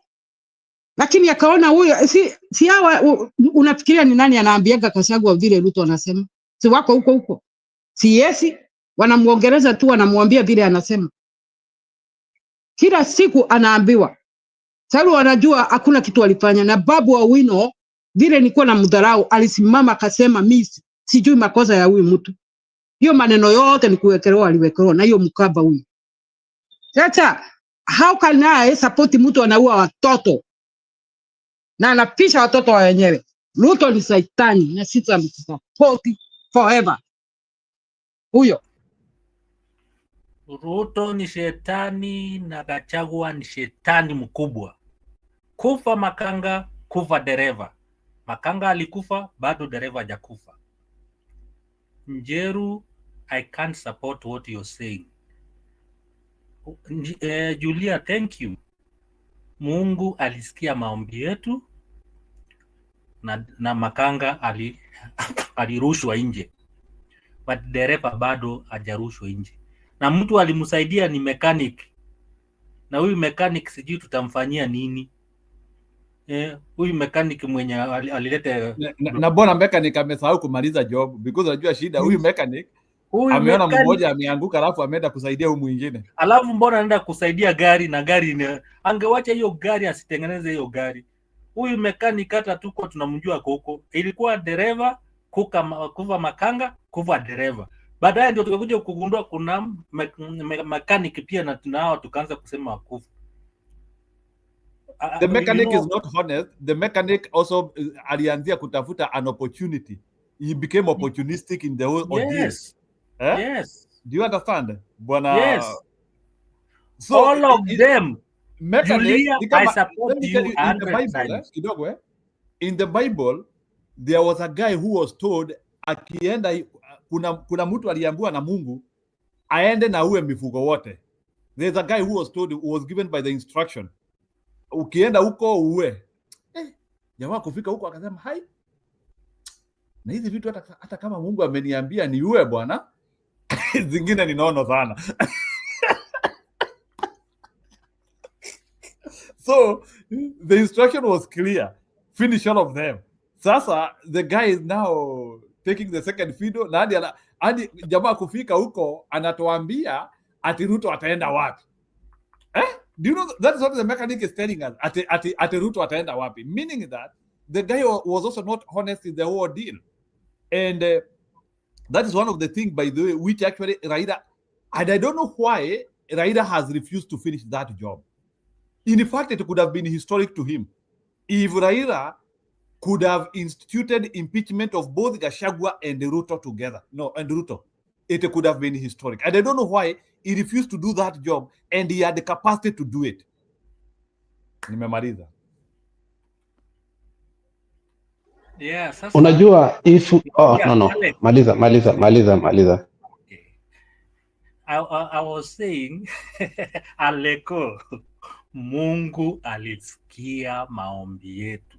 Wewe kama hukuomba, shauri zako. Wengine tuliomba. Hata kama unajua shida ni ile hata wanyonyi ni Mungu. Sasa si hatujui mnaongea Mungu mgani. Sisi tulisema Mungu saidia. Mungu saidia. Na Mungu akasaidia, akalete akafanya whatever happened.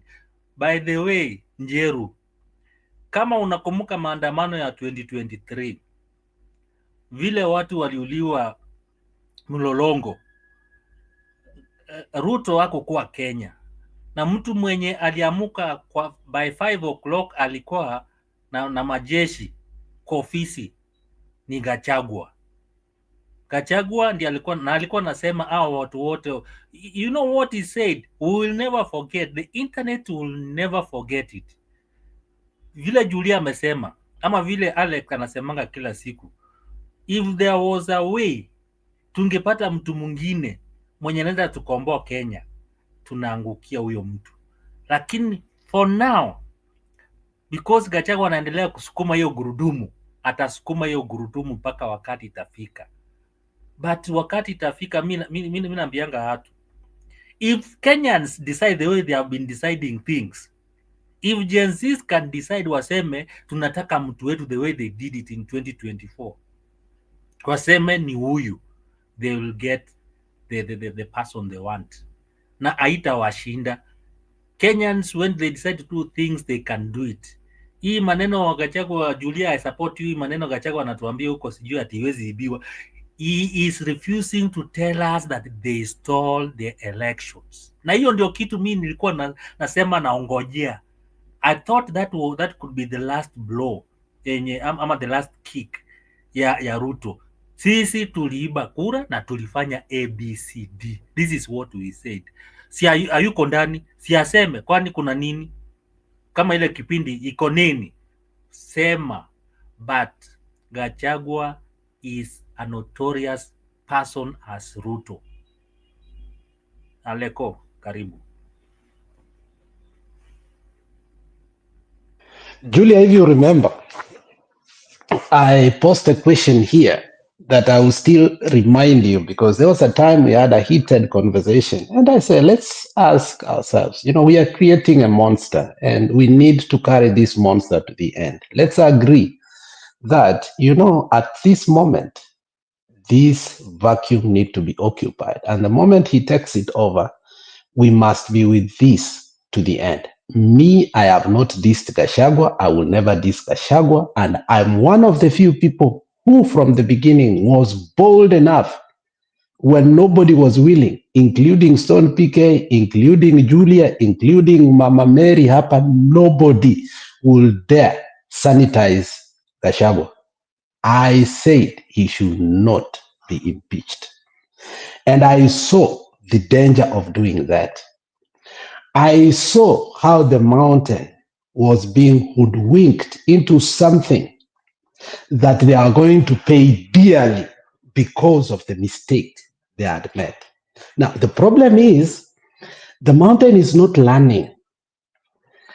The problem that was created that was not theirs and became theirs, and because of it, they hated their own son, they abused their own son, they could not listen to their own son when they told them, power is not given like this. There are repercussions. Historical events tell us that we took power from these people after 24 years. These were the consequences. Remember the radical surgery when it was done. I was part and parcel of that.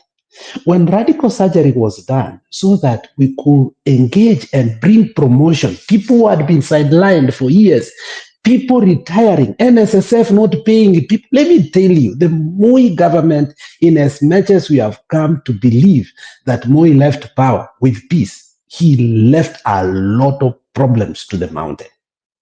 Problems that were it not that the Kikuyunization became a little bit bold to solve their problem in the first term of Kibaki, you will be reeling out of those problems till today.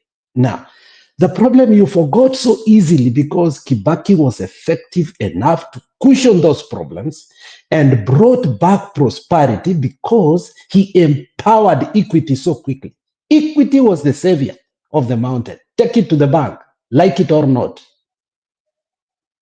And that was an economic plan that could not beat any economic plan, any 5-year plan that any African leader.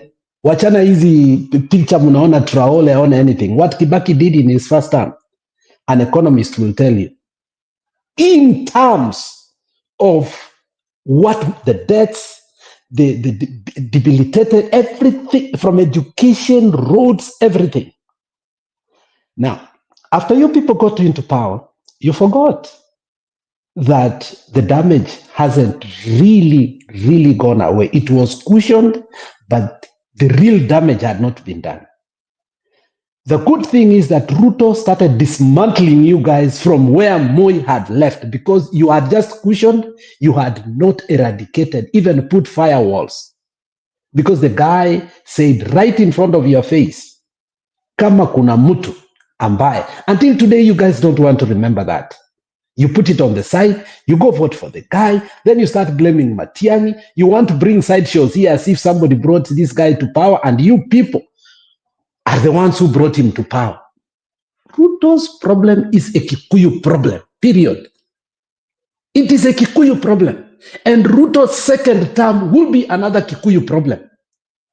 Because they have started fighting who is the kingpin between Uhuru Muigai Kenyatta and who. So you find people like Njeru here coming even to bring God in, kutuambia people like Maina Kamanda, things that do not even reverberate with the reality of the current situation. We should be talking of the people that he has planted, like Kangata, like Minji, and all these people who are basically paying billions of money to his contracts coming out of Kikuyu counties. People like Wamatan, we should ask ourselves economically where you people are. Instead of fighting a man who has Benin power, Benin is a position but has no role. What is the role of Jubilee? So that we can sit here as men and women who want a future Kenya to start to just demonize, terrorize a person who is retired because he has seen a problem that needs to be solved. Same case happened in Botswana. Mwamba was here telling us the history of the problems of Zimbabwe, Botswana. And the key thing is, Khama made a big problem in terms of succession. And finally, when he was exiled to South Africa, he made it a personal decision to bring back the country to order because he saw as a personal failure to the people because he never prepared the country to continue with the democratic and development that it was going through. So Uhuru participation in whichever way It's just a vocal participation and also to give money as a citizen, or is little influence that is remaining. Now, if we have to come to conjuncture that most of the time we disagree at Kenya Mkora, which basically sometimes is political. Why? Because sometimes you don't want to injure an individual that you believe politically may be an asset to you. We don't want to put a persona to be a liability. But let me tell you two things that will hurt Gachagua if they come to the limelight as we go to 2027.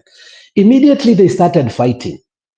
There was a meeting that was in Eldoret that Gachagua said the worst thing that he could have ever said in his entire life. He said, sasa kuna watu ambao hawakutupigia kura na tunawajua. Sasa tumeamua kuwa Wakikuyu wawane na Wakalenjin, and we produce a superior tribe. If you remember that. A superior exotic tribe. Just to make sure that you understand the kind of person we are talking about. We may try to sanitize Gachagua for our sake, which is good. But again, if you want us to go back to the receipts, let me tell you, don't allow us to go back to the real receipts. It will damage Gachagua more than it can build you. And anybody who will come close to Gachagua, as the days goes by, you come to understand he will be the enemy of the people. Look at how Kenyans forgave, embraced him for the sake of one thing. We look, Villa Biblia, forgetting the past, looking forward. We forgot the past, we looked forward.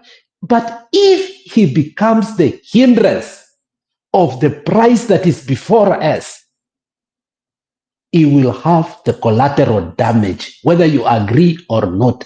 It doesn't matter how much you're going to shout. Gachagua is a tribalist. Gachagua is very corrupt, and there is nothing that makes him better than Ruto in any way. You know that. Even before that, you know the issue. It's not the MPs or the people from the mountain or Ruto's people who brought the issue of his brother's death. These are things that had been said long time ago. It was marinating in the media throughout about his brother's death, the involvement, wheelbarrows using zinauzwa Kakamega through the company ya Gachagua, how Gachagua formed a company when the devolution came, why his money, and people are bringing out even petty things that, oh, he was arrested in front of his wife and all these things. My friend, there was a reason for that. And when even he was forgiven about that money, we castigated. We can't have double standards. But we have tried to cushion him because we realize that we have a bigger problem. And if we don't sacrifice our pain and forgive each other for the sake of taking Ruto and put the country together, then I think it's going to be difficult for us. So Gachagua sits on an eggshell, which he doesn't need to be too comfortable and start thinking that he's going to dictate the terms on how Kenya must go, including the people within his circle.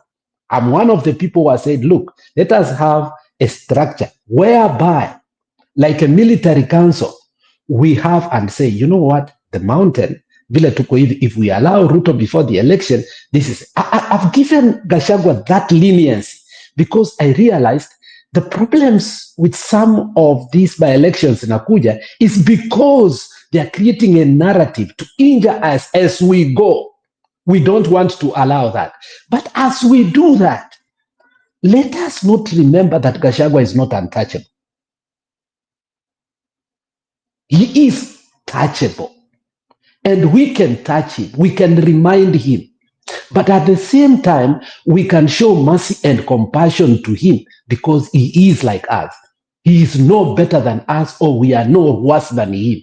We are brothers in the end. So this issue of bringing now Uhuru Muigai Kenyatta as a demon on the thing that Gachagua himself created and brought to the mountain is nonsensical, and it's a whim, and it is funny, and we should not even allow it to be as a debate. Today, as we sit, the problem of the mountain was brought by one man, Gachagua. And we want him to get it out, not by bringing Uhuru Muigai Kenyatta. Ikwe hata ni mimi, personally, let's take the politics out. Mukuje mukate miti yangu, muue sijui nini. Later on, munakuja kusemana ichungwa na huyu. Kumbe it was planned, kumbe it was executed, including how you are buying Sabina Chege, the other guy, and you just wanted to finish the guy, not only politically, financially, and even personally. He said his son was best. Mulikuwa mmekea bunduki mtoto wake ashikwe. That's a father. That is also a husband. That is somebody's son too. Mama Ngina, that is his Mama Ngina's son. Irregardless, emotionally, if Uhuru Muigai Kenyatta has seen, I gave this person an opportunity to become my PA, and in the end, he became my worst enemy. You know, Gachagua is not any other person. He's a person whose proximity to Uhuru was so close, and he has a benefit of actually knowing more than any other person can know. You continue saying order, but that's the reality.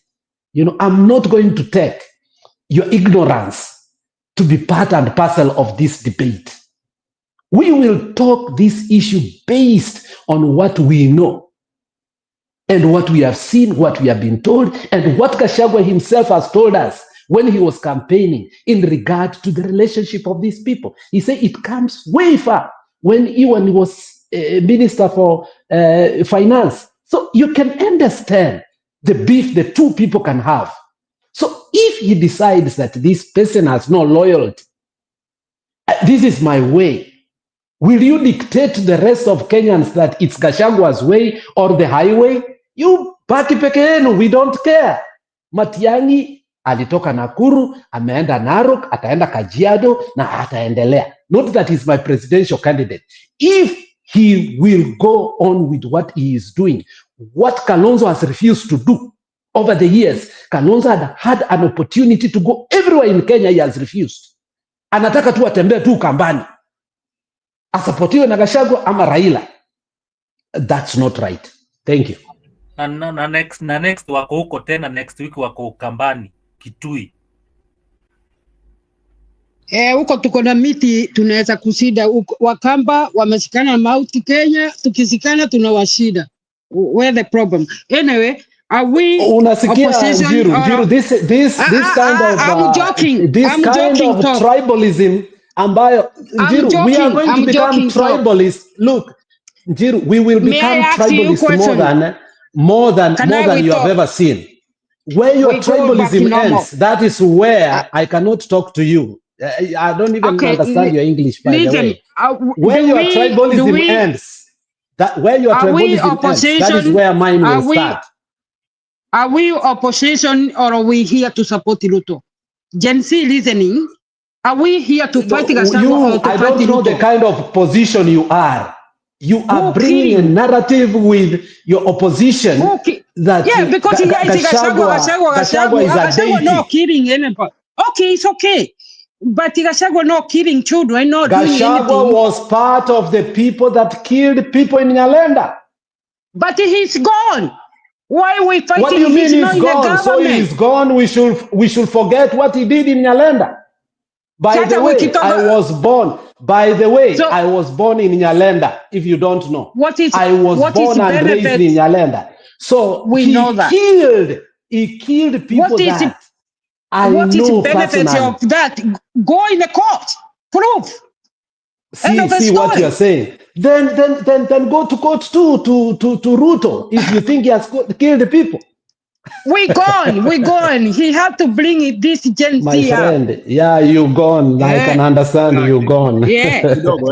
We are here. I'm here to fight Ruto. I'm not here to fight any opposition. You are not fighting Ruto. You are here to tell us how Gachagua is a deity. He should not be touched. He's I don't care what he's doing.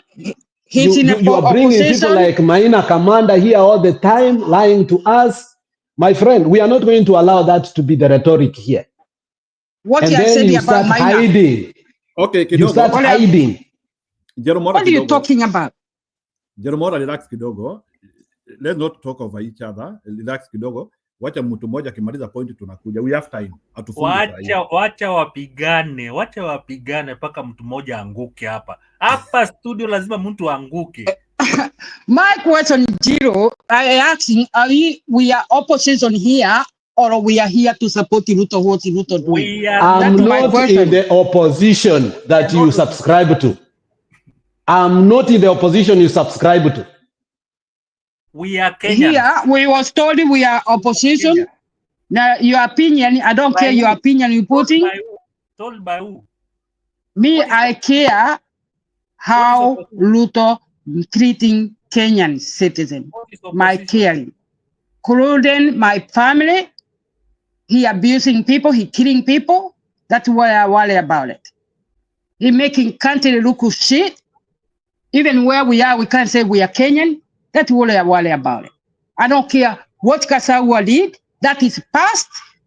Now anyone know Gachagua did wrong, you should be in a court and prove it. Evidence, I did it with the evidence. Like I know I'm talking because I seen Ruto what he did. Front to my eye, killing children.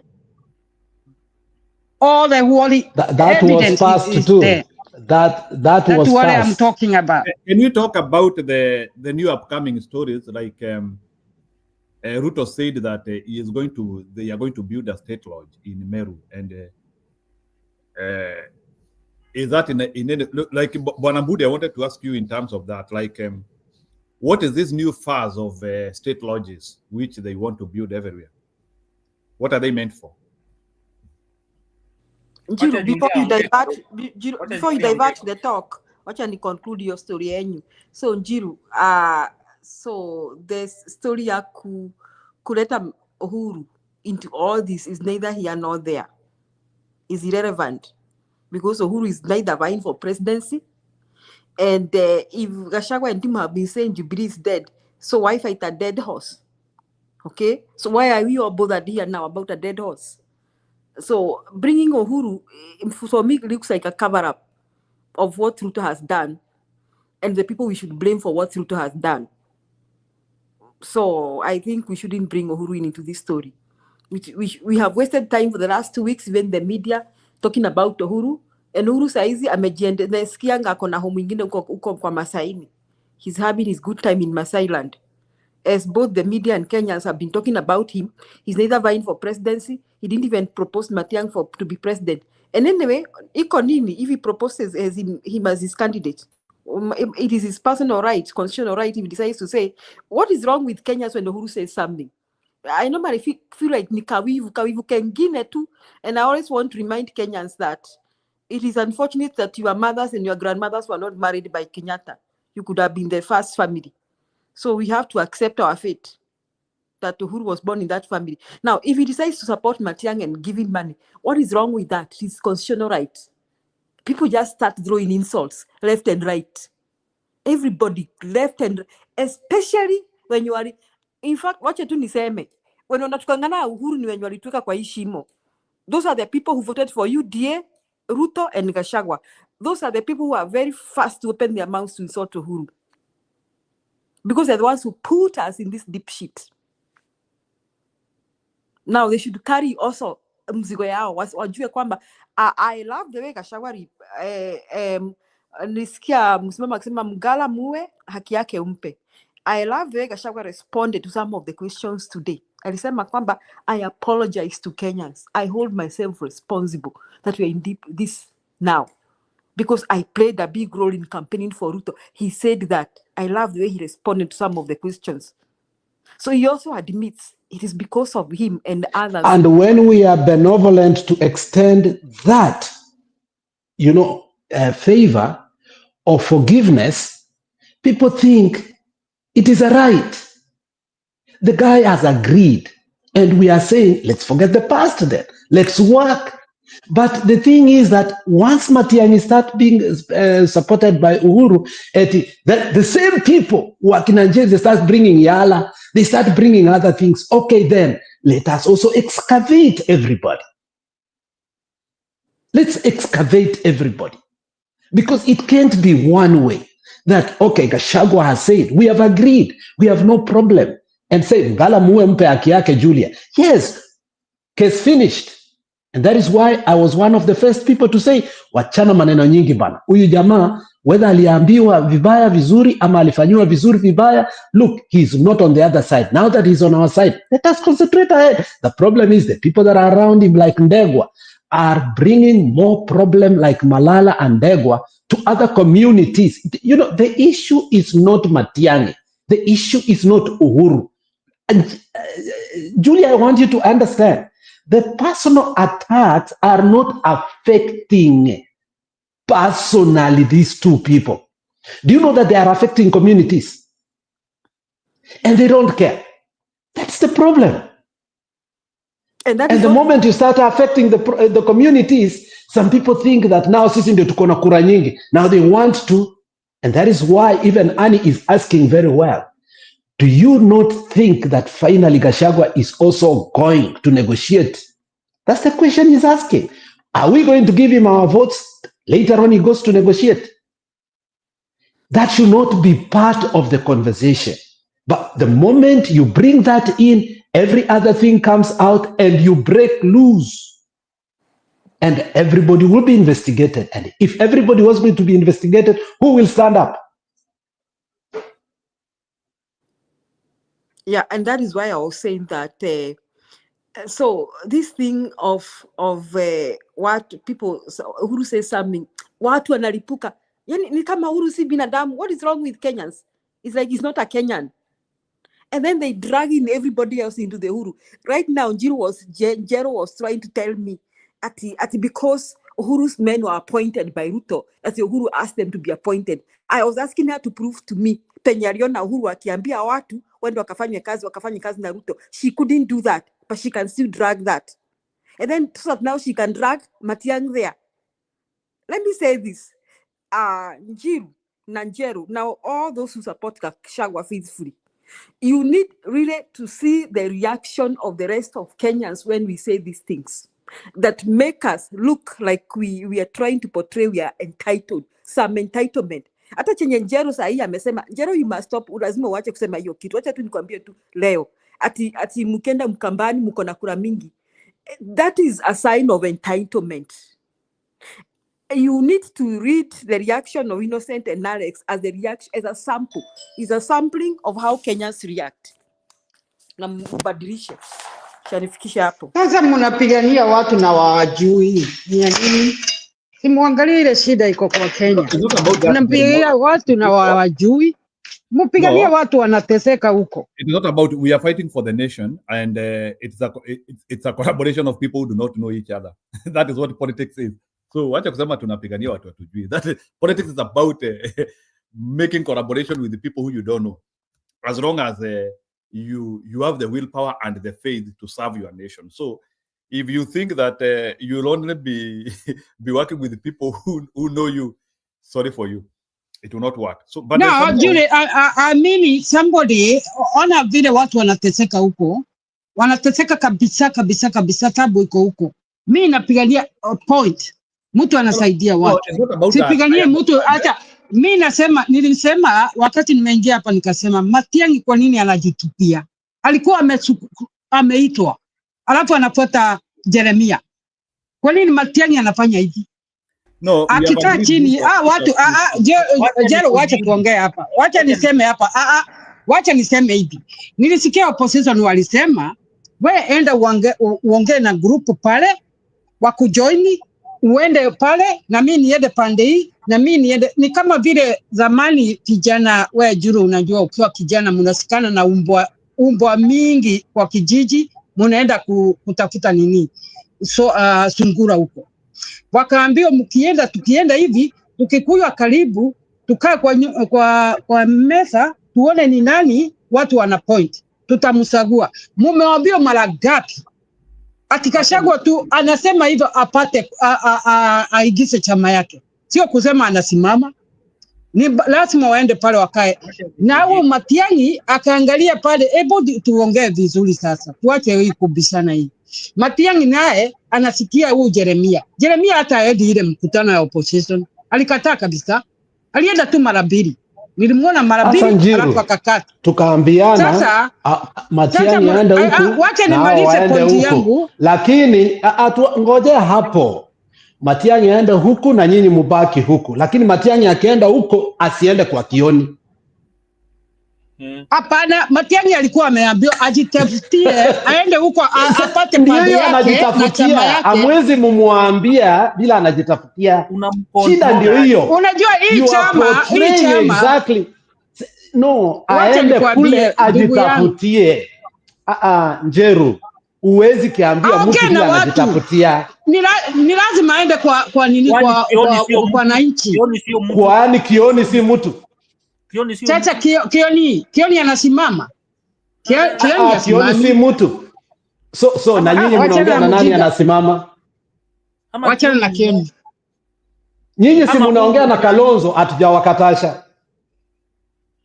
Unajua shida ni ile mnatuambia tuende kule tuongee, lakini tena mnataka mtuambie ni nani tutaongea na yeye, ni nini tutaongea, ni wapi tutaongea, na nini tutakula, na tutaenda choo wapi. Yani hiyo ni nini? Na lazima utuambie tuende huko, hatuendi.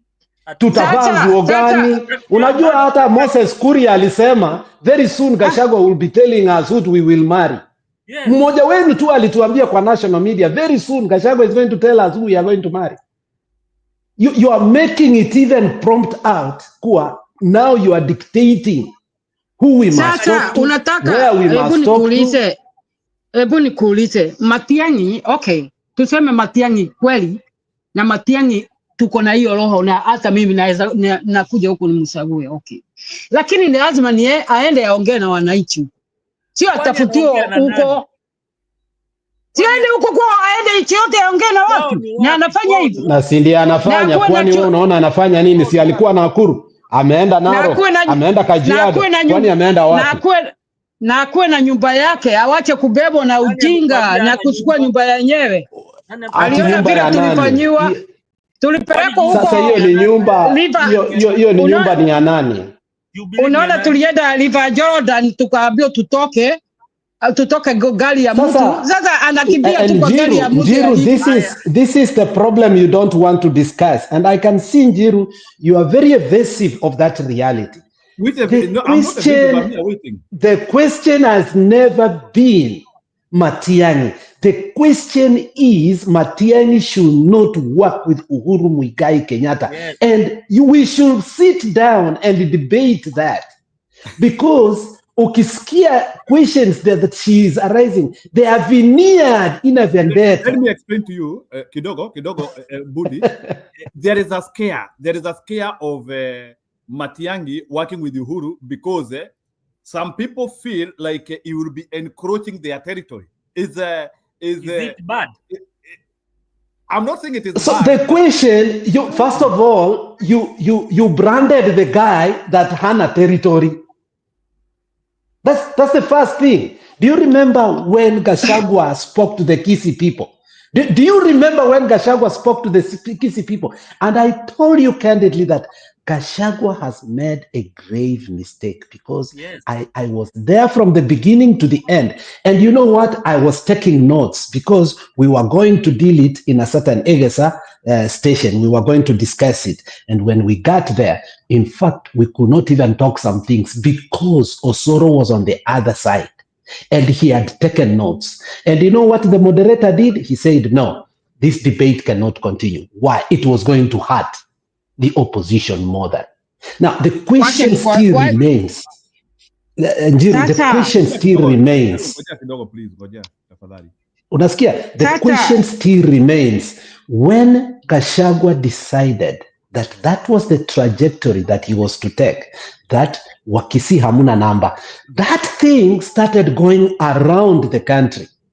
Then we wondered, oh, is this what it takes? Okay. Haya, bunge la mwananchi hapo tukaanza kuona wakina Omosh wakaanza kusema sijui ni nini, tukasikia watu wakaanza kuongea vile waliongea. We decided we are not going to rebut.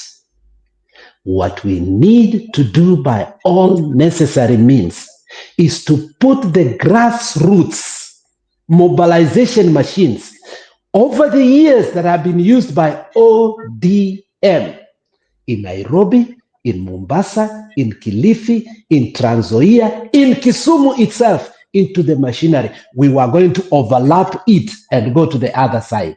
And when this machinery came in together, by the way, they decided there is no need to form a political party. Jubilee has all the structures that we need. We have the human capacity development that we need. We have the money to pay for the offices. What we need is our candidate to go throughout the country. Okay. And who brought that is Gachagua. So nobody is going to sio nyinyi munasema, sikia, na hiyo ndio shida uko nayo. Utuambii kitu tunafanya, tumewaambia chenye tunafanya. And you have no right to tell us. Okay, kipo ase wacha na sisi tuliprai. Tunasema, okay, Matiang'i Njuru nyamaza kwanza. Matiang'i akija akuwa ana nyamaza. Umeongea mara mingi bana, wacha na sisi tuongee. Kwani hii show ni yako? Njeru, you must learn to listen. Kwani wewe ni yako? No, let's be in order. If you don't listen, we will also not listen to you. Utaongea na tutaanza kuongea. We are saying this in simple terms. Who chose Gachagua aanze kuambia watu what to do and not what to do. Everybody is searching ama looking for votes. Kila mtu anajitafutia. Kalonzo yuko huko, Matiang'i yuko huko, Gachagua yuko huko, kuna wengine wakina Maraga wako huko. Kila mtu anaendelea. The method you will use ni wewe unajua vile unataka. But when you start depositing things on other candidates to do, ati uende huko kwanza utafute ndio ukuje kwa meza. Meza gani? Nani amekwambia kuna meza watu wanakuja? Nani, you know that is the same thing yenye ilifanyika 2022 and we don't want it. Na ndio unaona saizi watu wanasema we are not going to repeat the same things. Ati uende utafute watu kutoka kwako. That is what Gachagua is telling now individuals. Waende watafute. Na Kalonzo alifall in that. And that is why watu waliambia Matiang'i asianze kufuata what the other people are doing. Afanye what he thinks is right. That is why watu wenye walimuita kutoka ng'ambo akuja hapa wanamwambia what he should do. Not what Gachagua tells him to do. No. And that's why umeona ametoka, ameanza kufanya exactly what we called him to do. Akuje, aende, asungumuze na watu wamwambie what he wants to do.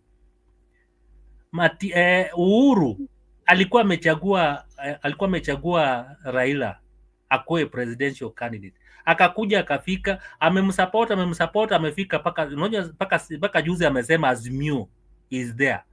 But the driver alitoroka. Akaacha gari njiani ya Azimio. Uhuru ameamuka amesema Azimio is still there.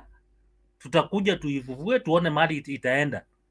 And Uhuru alikuja akasema yeye alikuwa amekuja na Jubilee. Kuna wengine walikuja na Wiper, kuna wengine walikuja na nini. Gachagua was not there in Azimio. So what Uhuru is talking about is Azimio. And that is what he said, watu waende nje kama we can tunaweza tuvua, na akasema wengine washatoka Azimio wameenda. So why can't we come together, those who are remaining, tuone kama tunaweza tafuta vieko yenye itatusaidia.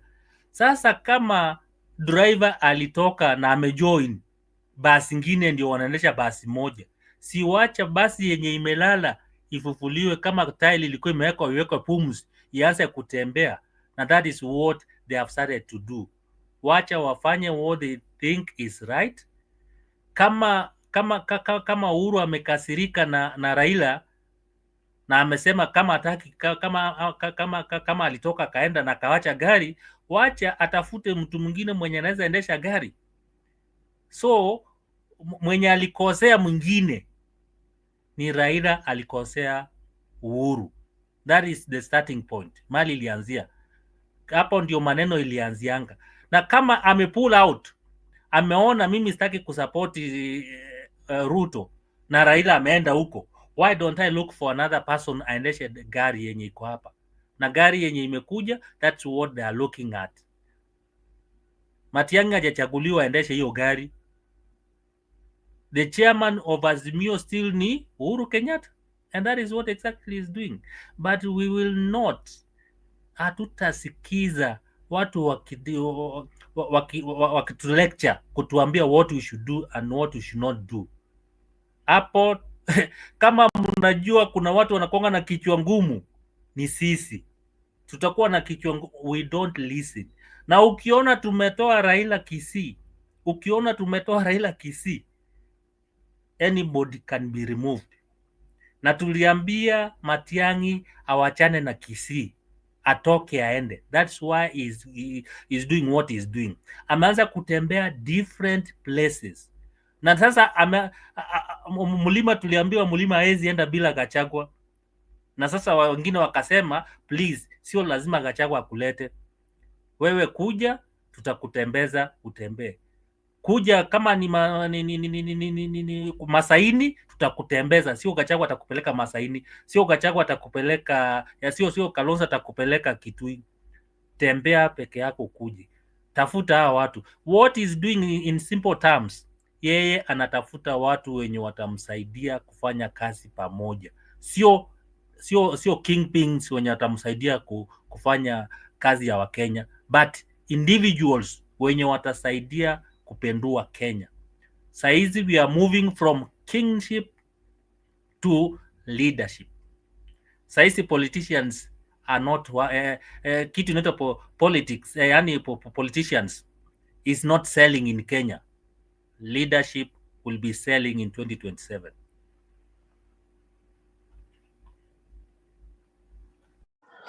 Njiru, let me address your fears.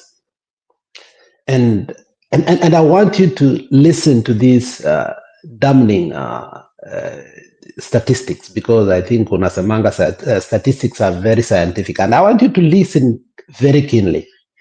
Njiru, did you know that if you people had kept quiet, the people of the Highlands 100% did not accept Matiang'i to be part and parcel of Jubilee? Did you know that it's your noise that has kept us quiet so that you can stop making noise so that we can deal with it later on? Do you know that? Talk to me. Umeweka mute. Anakula, wacha akule, wewe muongelesha asikize. Okay, waendelea kula. Let me tell you now. Your fears this is what we call in psychology exaggerated fear. Inakuja baadaye inakuwa named, inakuwa phobia. Sasa mko na uhuruphobia. Okay? Let me term it now. You used to have Railaphobia. Asa imefika uhuruphobia. Exaggerated fear. Now, let me tell you, and let me give you this wisdom. We, as the people, have not agreed into that. And that is why, before he went to that NDC, he was told, Kanyaga break. You should not wear the cloth. You should not be part of it. We are still talking to Kenyans. So why are you making noise? Why are you making noise? It doesn't make sense to us. So the fact that people are making, noise that does not make any sense, now people are coming to the aid of Matiang'i because we are seeing a character from the mountain that it wants to dictate every move. They are criminalizing association of Matiang'i, but they will never criminalize the association of Kalonzo and what? And Gachagua. By the way, the relationship between Kalonzo and Wetangula, everybody knows it. It is that of Jonathan and David. Why have you guys never complained about that? If you look at Wiper as a party, immediately after the election, statistically, all governors started working. Tula Kilonzo, Mama Kutoka Machakos, and the rest, they started working with UDA. If there were meetings, the first meetings that Jeff Koinange had in his show was Mutula Kilonzo and Sakaja as governors. And Mutula Kilonzo said it openly. We had told Azimio this when they were talking about coalition of pre-coalition, post-coalition, obviously I remember that debate was very robust, which actually agreed to Mutula Kilonzo because he made a very cogent, persuasive, this coalition we are making will not hold. This is what we need so that we can glue it together even after the election. In the event of anything, nobody is able. So because we were 100% cocksure that we are going to win the election, we refused to listen to him. What happened immediately after the election? UDM left and went. What did Wiper do? Until today, let me assure you, the issue of saying to Wiper iko na nyinyi, that is a wet dream. The Wiper MPs, the Wiper senators, except only one, ambaye ni nani Wambua, who makes noise because he's part of the leadership within the Nini, they are working keenly with Kenya Kwanza. Do you know statistically, Wiper is working with Kenya Kwanza, both in parliament? Who brought even the motion? Who brought the motion? Who did they use to bring the motion? Ya kuimpeach. Ya kuimpeach Gachagua. They brought the canvas. These people, you are bringing shida zenu to us for no apparent reason. Shida zenu is between nyinyi na your first cousin Mkamba. Wachana second cousins ambao mnaweza wao kule chini. Deal with the issues ya watu wa mwezi Yohana, wale wenye wako hapo karibu. The Kambas went to the government ASAP. While Kalonzo was here telling us all these things, Mutula Kilonzo, who is likely to take over from Wiper Party, and you know that there is a possibility of Mutula Kilonzo to take Wiper Party, announce it openly. Well, the issues of GMO, the issues of these guinea pigs testing and Bill Gates and all these things started coming to Kenya, they were going to Mutula Kilonzo and all that monies. You people know it very well. Ati mtu anakuja kutudanganya hapa. Tuko na kura za Wakamba. My friend, these wet dreams are very good in terms of talking. But the reality, in terms of numbers and statistics, we need to be very careful that the person that you ought to be very careful and in terms of even kura is Kalonzo Musyoka. He has proved he can deliver. But at the same time, he has proved he can be very cheeky. And if we want to fight based on association, we will just say, Gachagua, do your own things. What's the problem? When, as even cousins, have we ever voted with the Kikuyus together, including the constitution, Chungwa Nani, with this Nyachai? History tells us very well. In his own constituency, in his hometown, in his home village, Nyosia, Nyachai did not even get anything when the Chungwa and Banana were there. He did, in as much as he was a supremo. We as cousins, our history shows over the years, we have been prevailed because we look at the country better off and we listen to other people first. And that is why Jaramogi Oginga Odinga got more votes against even our own first cousin, who was Matiba. And if you want us to go to that trajectory again of treating you with suspicion, we have no problem. Because you cannot dictate. But Matiani, let me put it on the record, our people have not agreed to the party. But we are just quiet because we don't know why you're making noise. We're looking and understanding. Oh, is this the direction they want us to take? Okay, hold on. Now we know we only have one friend in the mountain, and that was Uhuru Muigai Kenyatta. And very soon, anaweza kuja Kisii, even if he's a past president, tumpe welder, tuseme, you know what, maybe you deserve this.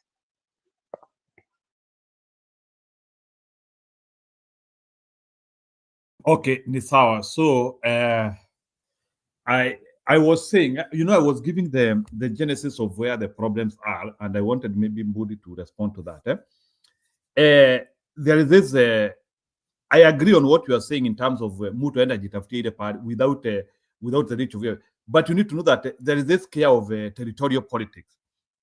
And some of the problems which are maybe rising from like Matiang'i issues is that there are some people when they are seeing like he is working too much with the people in Mount Kenya region, is like he is encroaching the region. So maybe the one question which I would want to ask ourselves is how are we doing the mobilizations? Are mobilization regional or mobilizations are unanimous? You know, because we also need to understand, like, what I don't know, and like, for example, because I know even if when we are talking of DCP is also even penetrating other areas. Maybe there's a possibility even DCP is having people in Kisii. I don't deny that. So at what level are we going to say that mobilize wherever to Kutane, other than these fears of regions whereby people don't want you to see you mobilizing in a certain place? Because that is the problem which I can tell you Uhuru and Gachagua is having, territorial politics, where Gachagua thinks or feels that Jubilee could overrun him if they are allowed to have the same rights. So, and it's a way whereby one wants to overshadow the other one. It's like maybe Gachagua anataka Jubilee to work under him. So that is the issue which is there. So the question which I'm asking, in real sense, can Jubilee and DCP thrive together in Mount Kenya region? Is a question nauliza. Can they thrive together in Mount Kenya region without overshadowing each other? Can wanaweza kuwa yani Jubilee iko hapa iko na watu wake, DCP iko hapa iko na watu wake? Can it happen in Mount Kenya region? In other areas it can happen, but in Mount Kenya region, because that's where the animosity is, can Jubilee and DCP thrive in the same area? Na kila mtu na agenda zake. Exactly, Njiru, that's what I said last month. If you listen to what I said, don't ever leave Gachagua at India akuwe na one party, having one party in Mount Kenya. And what do we say? Yani, Mount Kenya ni where and where? Why should you have one party ama one person mwenye na control everybody, every party? Because there are many parties in Mount Kenya. Let me just say Wakikuyu side, tuachane na Nakuru because it's maybe divided into two, Wakalenjin na Wakikuyu. But why should you have only one party ama one person, one individual who is a spokesman, ati anasema ati kama ni left and left and the right and the right? Let them, if you remember what I said, let me repeat it. Have 2, 3, 4 parties, very strong parties, kila mtu akue na msimamo, so that when somebody takes a wrong decision, the other person is able to correct it. That is why wakati Gachagua alikuja akasema wanataka kuenda Jubilee and all of them walimsikiza na wakaenda wote, now they are suffering because of one individual mwenye aliwachukua na akawapeleka. But if you are many, if these parties were there, strong parties zilikuwa zimesimama na zingechukua their own decisions, then atungekuwa na hii mambo yote. Let me give an example of Kisii. Kisii we have not only ODM yenye imechaguliwa huko, we have UDA, we have Wiper MP, we have ODM and there's UPA also yenye imechaguliwa. So there are around 3 parties, and decisions ikikuja mtu mkisikia as ODM mkisikia the other person is not making the correct decision for Wakisiis, mnakuja mnawapinga, mnawaambia no, that is not right. And that's why Kisii are thriving, especially in politics, because hawataki mtu mmoja wasimamie.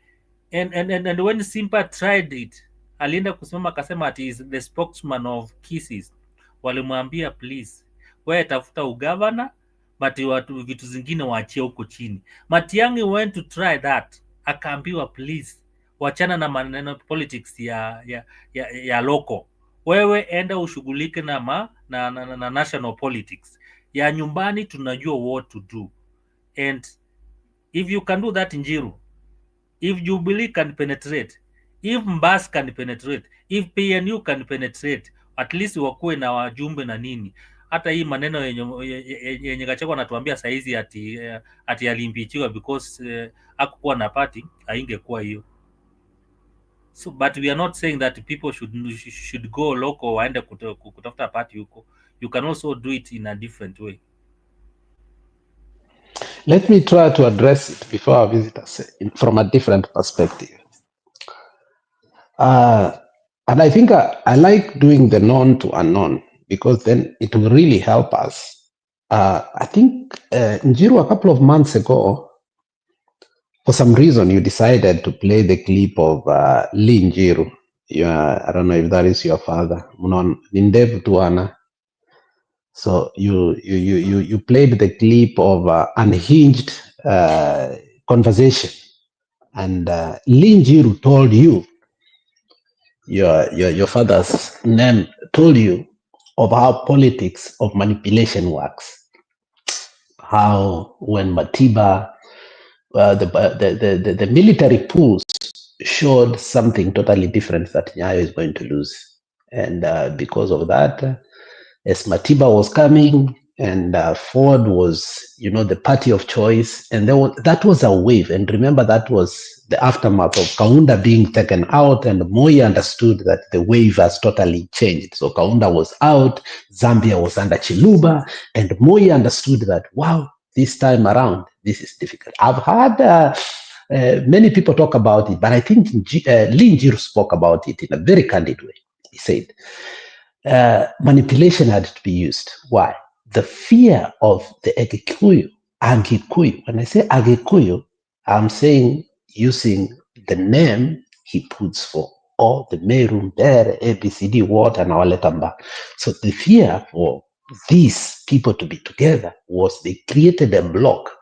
And this block was going to be too powerful. And what did he do? They brought placards and made sure ABCD, and they broke Ford, and after breaking Ford, and Moi had an easy time. And the rest is history. Moi ended up going for 2 terms, and the rest is history. Come 2002, the NAC, original NAC, NAK, not the NRC, was a very loose outfit. And at the moment, Kibaki, was deserted, and the only one man had stayed with him was bankrolling the DP, and it was basically a Nyeri party. And that is what they want to pull right now. So Uhuru from nowhere, Nani from nowhere, Moi from nowhere said he has to divide these people in order for Nyayo to continue the power. But he will put a Kikuyu who is a puppet, but make sure he divides. The moment he did that, many people embraced, and you saw a lot for the first time. And this is where I say, Kikuyu voters are very unpredictable. We saw high-rank people from opposition, including a financier of Mwai Kibaki, who later became his minister for defense. You know very well. You know the man I'm talking, the Chako seller. Wakadefect, wakaenda saidi ya Uhuru Muigai Kenyatta, wakaacha Kibaki peke yake. Raila at that particular time believed the wave totally wanted the politics of Kenya to go their way. I'm giving you a trajectory so that you can understand. I'm coming to your answer, but I want you to understand this, how the mountain is unique before I answer your question, because your answer you cannot find your answer the way you asked it. It is found in history. Now, when Raila, at that time, he was with Kones, and remember, Nyachaya had just, been resigned as a minister for finance, and I think his wave was taking Kenya by storm. But when he looked at the military pools, he saw that, we might not win, we might lose. And what is called a betrayal was not really a betrayal.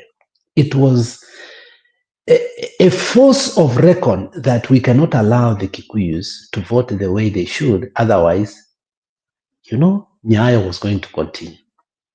So the Kibaki Tosha moment came, not because Raila believed in it. Let me say it louder. Raila never said Kibaki Tosha because he loved the Kikuyus. Today, let us say the truth. It was a calculative move to put Kanu I agree. to the grave. Unaelewa? So the Kibaki Tosha moment came. And immediately it came, you understood how that loose coalition that took over, and Machiavelli politics says, the moment you get into power, you must deal with your friend, not your enemy. Now, Raila became the enemy, and Nyachae was brought in, as history will do. Nyachae supported, and the single person that held, even when the courts, we handed over the win of Orange, the Kisii people, but the Kisii MPs made Kibaki survive. That's a fact, if you go to history. Now, and we started recognizing after 2007, post-election, Kibaki realized the people in the military, GSU, and so on, Wakikuyu walikuwa wanapenda biashara sana, but kukua polisi GSU ilikuwa waste of time. So, and we started remaking Kenya in a way that in case of another post-election, what should we do? And then, things started happening that we don't need, that Ruto is also doing today. People were ABCD manipulated. Statistics of Kenya was manipulated, which whether it's good or not, that's a history that we must live by. And if we cannot talk about it, we will never be able to take Ruto out because he will repeat the same mistake. If Gachagua owns his mistakes, the political class from the mountain must own the mistakes they made also, so that we can undo them. Now, when it came to 2007, the reason Kibaki lost the election was very simple. And I don't think until today, our brothers from the mountain have learned from that experience. It is a truth that when you speak about emotionally, when people don't like the sitting president, they will say, after all, Raila won the election 2002. But when it benefits them, he said, Kibaki won square. So it has always hung loose as if Kibaki won 2007. For them, Kibaki never won. If we cannot undo that, going forward becomes very easy, because the problems we have today, even the coming of Ruto, is because we never accepted the 2007 general election. Now, to cut the story short, into your question is, it is paramount that the Kikuyu votes, whether you like it organic, whether officially, whether it is by manipulation, Ruto knows he cannot win the election if these people come together. The problem is, have the Kikuyus ever desired to be together? The only thing that makes the Kikuyu come together is when they face the backlash of all Kenyans. Even Gachagua as your leader today, I don't think everybody is comfortable with it. That's a fact that we should not deny. The leaders who are agitating for the unity of the Kikuyus have disagreed with him. Whether disagree or not, nobody will refuse the people's, choice. Currently, as we speak, Gachagua is the choice. But Gachagua must see the damage he did and look at the root of it and actually deal with the root in order to unify the Mukikuyu. My answer is no. The Kikuyus will not go to this election as one. And to the wisdom of other people, instead of Ruto stealing it, because you taught him all, because Ruto came to the media and he told you, I was the election director in Kano, ABCD. And you know, the worst statement he said to the mountain, I single-handedly picked the people in 2017 and made sure that we went to that election with the leadership even from the mountain. That's what he did. He chose your leaders. So Ruto somehow has shaped leadership from 2017 to 2022. Vifaranga via computer, that's when the Kabongos were taken out. True leaders were etched out, and people like Ndindi Nyoro were planted to you, who have so many business interest and corruption cases that anytime that Ruto wants to switch on and off, it is easier to manipulate them. So as you go to this election, some people seem not to be in that switch. Gachagua himself has said it, to the benefit of him, that this guy has a file of every MP. The problem, we don't listen and understand, synthesize and ask ourselves, how do we come out of these jaws, the people of the mountain, so that we can liberate Kenya? We are playing to the gallery of this person. And that is why it is easier for me to say, yes, they will give DCP what they want, but to the detriment of the mountain. If you don't allow a formation that will bring out leadership that is not tainted, if the current crops of leaders that Ruto mentored and have been two-term MPs moneyed, corrupt businesses and contract with Ruto, including banks and so on, someone like Ndindi Nyoro, it's so difficult for him to become independent. You know it very well. And Ishungu and so many other people, including now people like Kabogo and other people. You know it. It's not something that we are like. So your question is not as easy as you may think it is. Politics penetrates in money. And the moment the campaign starts, the rhetoric that we are playing today changes tune, because we don't look at Ruto now only on the radar. Now we are looking at many electoral posts. It's an electioneering moment, and we tone down and we start looking at people as individual by forgetting that they may look independent, but there are molds Ruto has put in. And that's why Julia said last time, the only sure way to get Kasongo is to make sure you have one single party that you will pick everything in the mountain, so that you will ask the question, where did you get these votes from? If the governor, if the senator, if the MP, if the women rep, if the deputy governor, if the MCA, everybody got more, where did you get these votes? Now, this is how you will be played. But we are asking that you people, what was done to Uhuru was legitimate. Yeah, was illegitimate. If need be, men to sit down and talk, and you force these people to reconcile for the sake of the survival politically and financially for the Kikuyu people, there need to be. But this fighting you are bringing to Matiang'i is not solving your problem. And it will never solve your problem. So the unity of the Kikuyus is paramount. I want it. Unlike my friend from Kisii who say, yeah, nataka party nyingi. I know why he says that. Politically, that's very good to us. But for the survival of a Kikuyu, because let me tell you, the moment you see the reason me utetea Mkikuyu sana, and let me say it openly, the reason I want a Kikuyu to become safe is very simple. 2002, we were fools. Here in Minnesota, it's on the record. When Raila did not have money, we brought him here to Kamchangia. Personally, I went to Lindogress. The hotel he was, there was a car wash down there. We went, I paid 1,000 US dollars.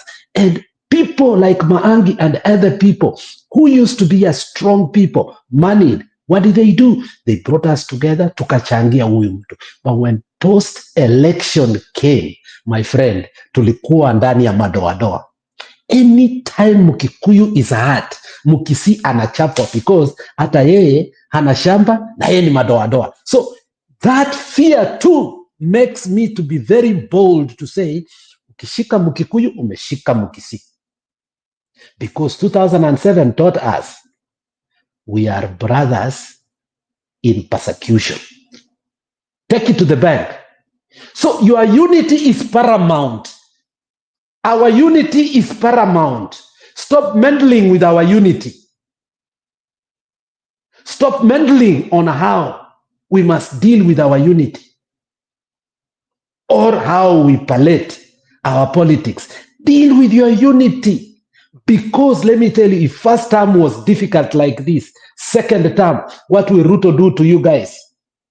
Disseminate you out of the face of contracts, agriculture, and everything that matters, including education.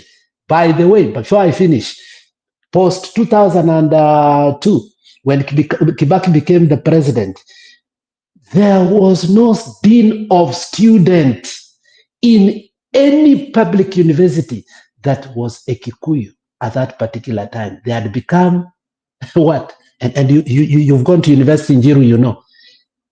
Qualified people like Ungi wa Thiong'o were etched out. Some funny people had been put to be unqualified to be. There was a time to get, and we spoke with Nani a couple of years ago, I don't know, 2 years ago with Innocent. For a Kikuyu to have been allowed to get a PhD in Kenya between 1998 and 2002, how many PhDs were gotten by Kikuyus? There was not only economic embargo on your people, there was education embargo. And Ruto has started it already in kindergarten. He has gone, and you will see how it will come. So the fear is not as simple as you may think. Your unity is paramount, and you must sit down and put your house in order. You have no option. Stop blaming Matiang'i.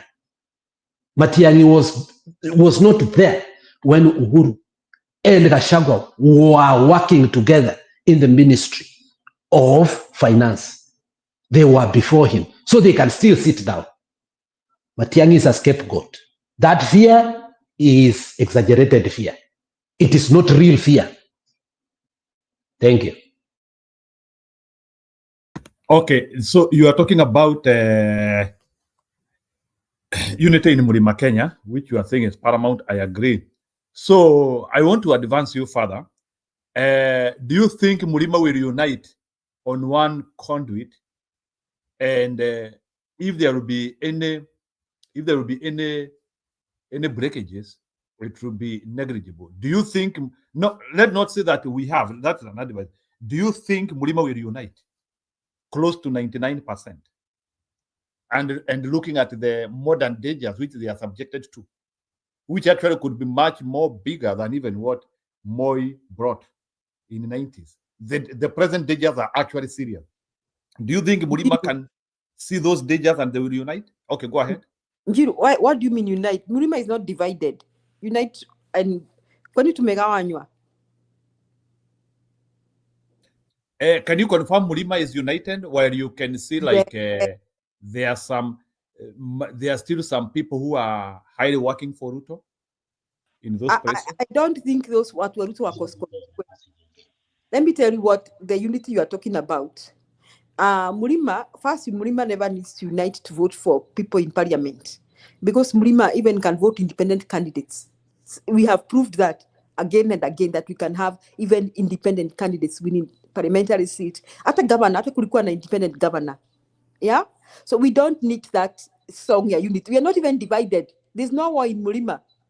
It's politicians who want to create that. Okay? Now, if you're talking about presidential candidates, the split will come in if Gachagua and Matiang'i are not on the same boat. So kuna watu wa Mlima watapigia Matiang'i kura. Me being one of them. But that does not mean we are divided. Because being divided is saying that some of us will go back to Ruto. That one is out. So Mlima is already out of Ruto. The only argument here we may be talking, does the whole mountain agree that Gachagua can be their presidential candidate? That one I can tell you, no. Some of the people from the mountain will not agree with that. A lot of them. Hata mmeona nani huyu mtu wa PNU anaitwa nani? This guy of PNU. the former agriculture minister. What is his name? Munya. Munya is not for Gachagua. And Munya is a mobilizer, a good mobilizer. Don't forget that. So Munya is able to mobilize votes even for someone like Matiang.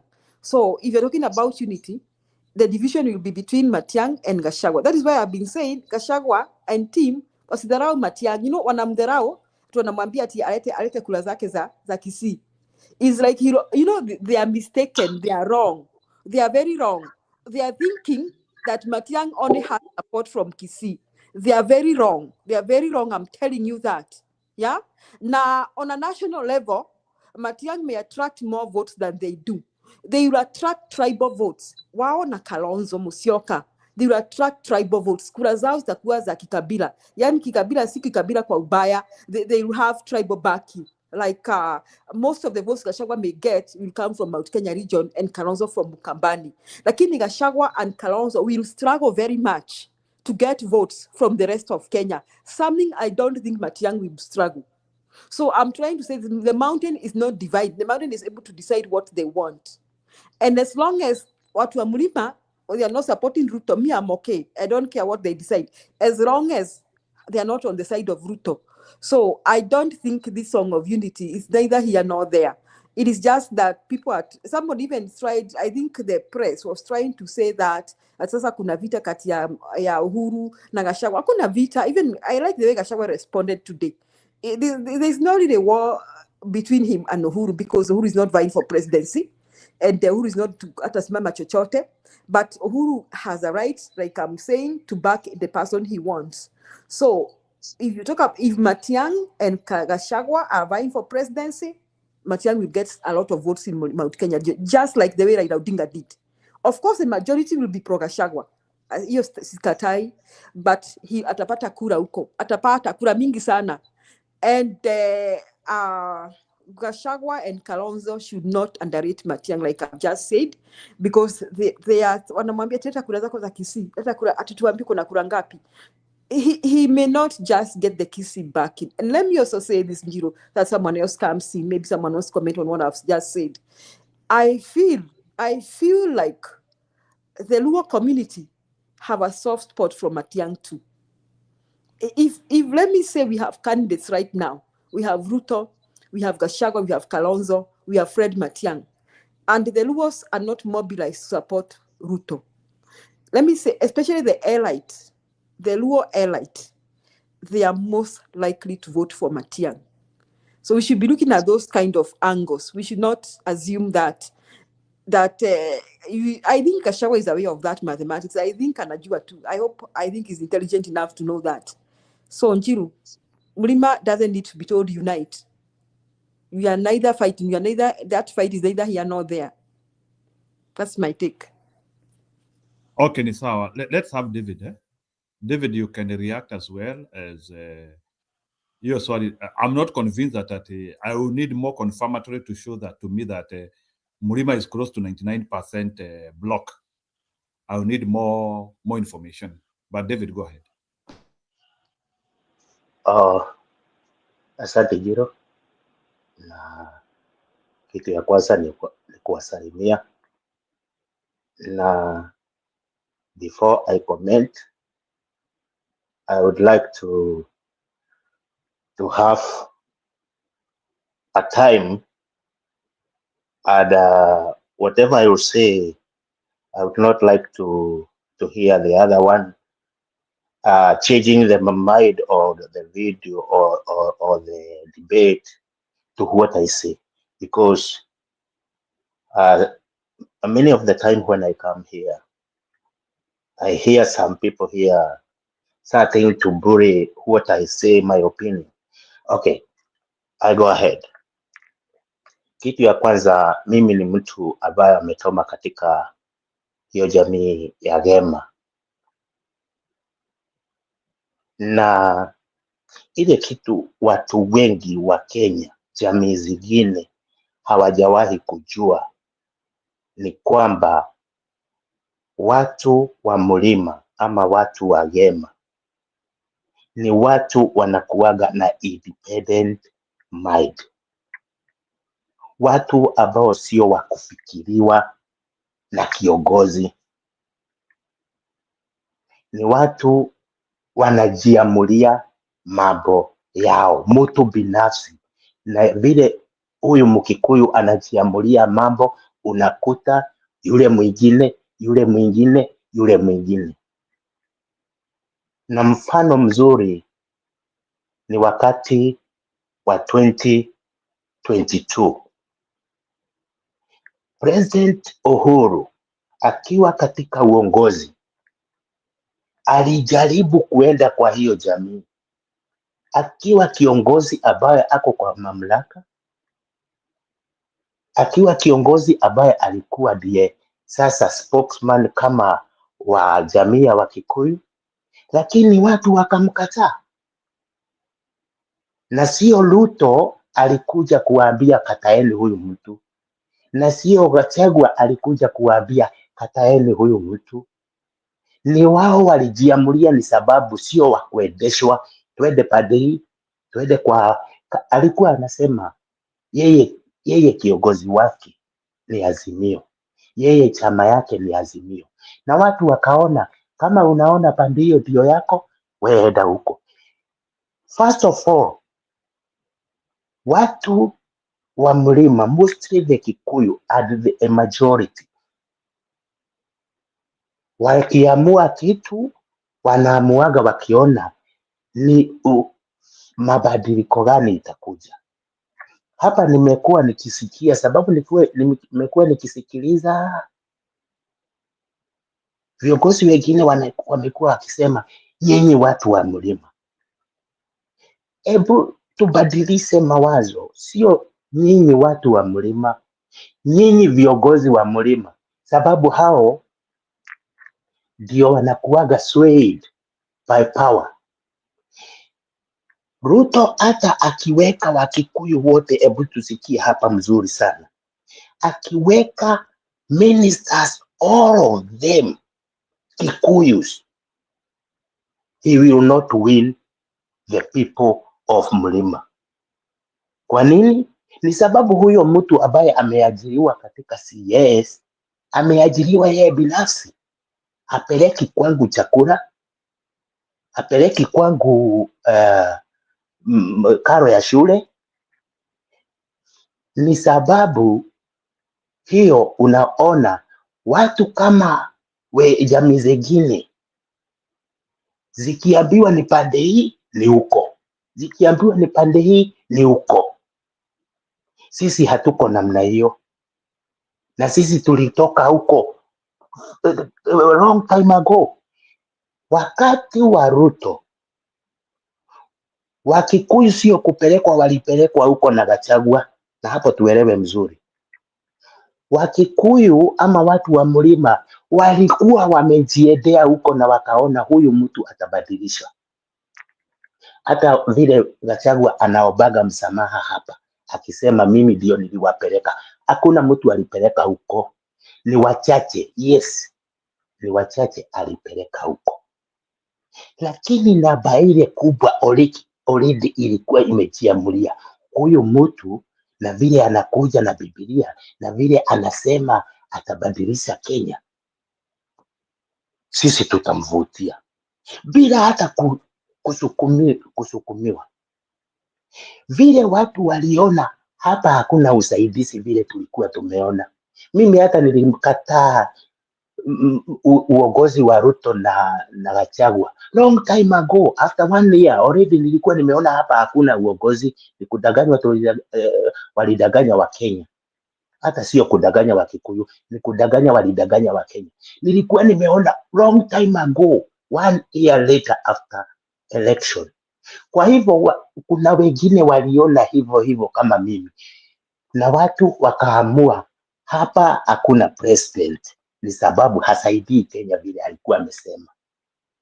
Hata Gachagua akikuja sasa kujoin upande wa opposition baada ya kutoka serikalini, ni alikuta Wakikuyu walitoka huko, sio yeye aliwatoa.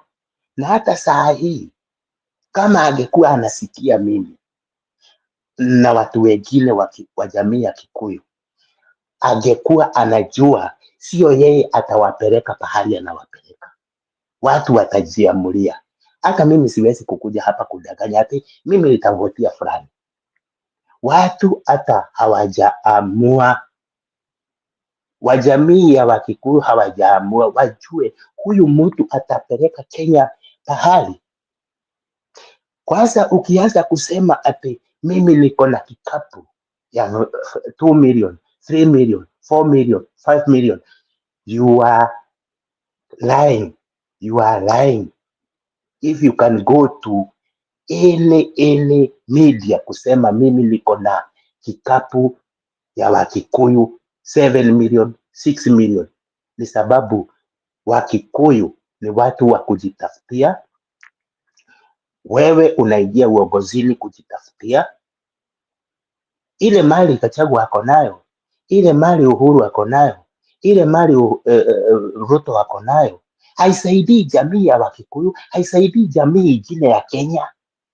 Ni yeye na jamii yake. Kwa hivyo sisi ile tunatakaga ni kiongozi ambaye anatuonyesha nitaongoza hii, nyinyi mtitafutie. Na mtu asidanganyike hapa kuwa anasema kila wakati watu wa mlima, nyinyi watu wa mlima, nyinyi watu wa mlima. Sio sisi watu wa mlima.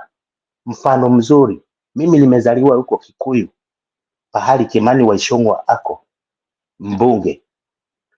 Ndio maendeleo imepelekwa huko ya kujaribu kuvuruta watu, barabara at least zimejengwa huko za lami.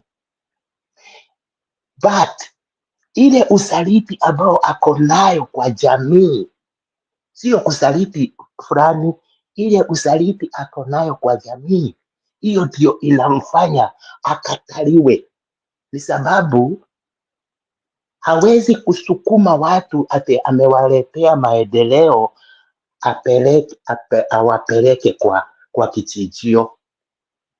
Hiyo ni kama kupeleka watu kwa kichinjio, uwapatie tu vitu mzuri, uwavutie, uwapeleke kwa kichinjio ambao wametoroka. Ni kama Wakikuyu ni kama ng'ombe, ama watu wa Kikuyu ni kama ng'ombe imetoroka kutoka kichinjio, imeshaona ni damu iko, na halafu unataka kuipatia majani uirudishe kichinjio. Sisi hatukuagi hivyo. Kwa hivyo sisi hebu tuachie hawa viongozi, either ni Matiang'i, either ni Kalonzo, either ni Gachagua, hebu tuwaachie wao wajiamulie vile wanataka. Lakini sisi tusiwe, hebu tujaribu kulete mind kidogo pamoja, ndiposa tuweze kujua ni vile tunaweza kupata kiongozi mzuri, instead of wasting all our time talking about Matiang'i, Jubilee, DCP, Gachagua, Kalonzo. Kalonzo is one of those leaders wanafuatwa na jamii kutoka Wakamba. Wakiambiwa ni pande hii, wanafuata huyo. Wakiwaambia hapana, sio pande hiyo, ni pande hii, wanafuata huyo. Nilisema hapa wakati mwingine,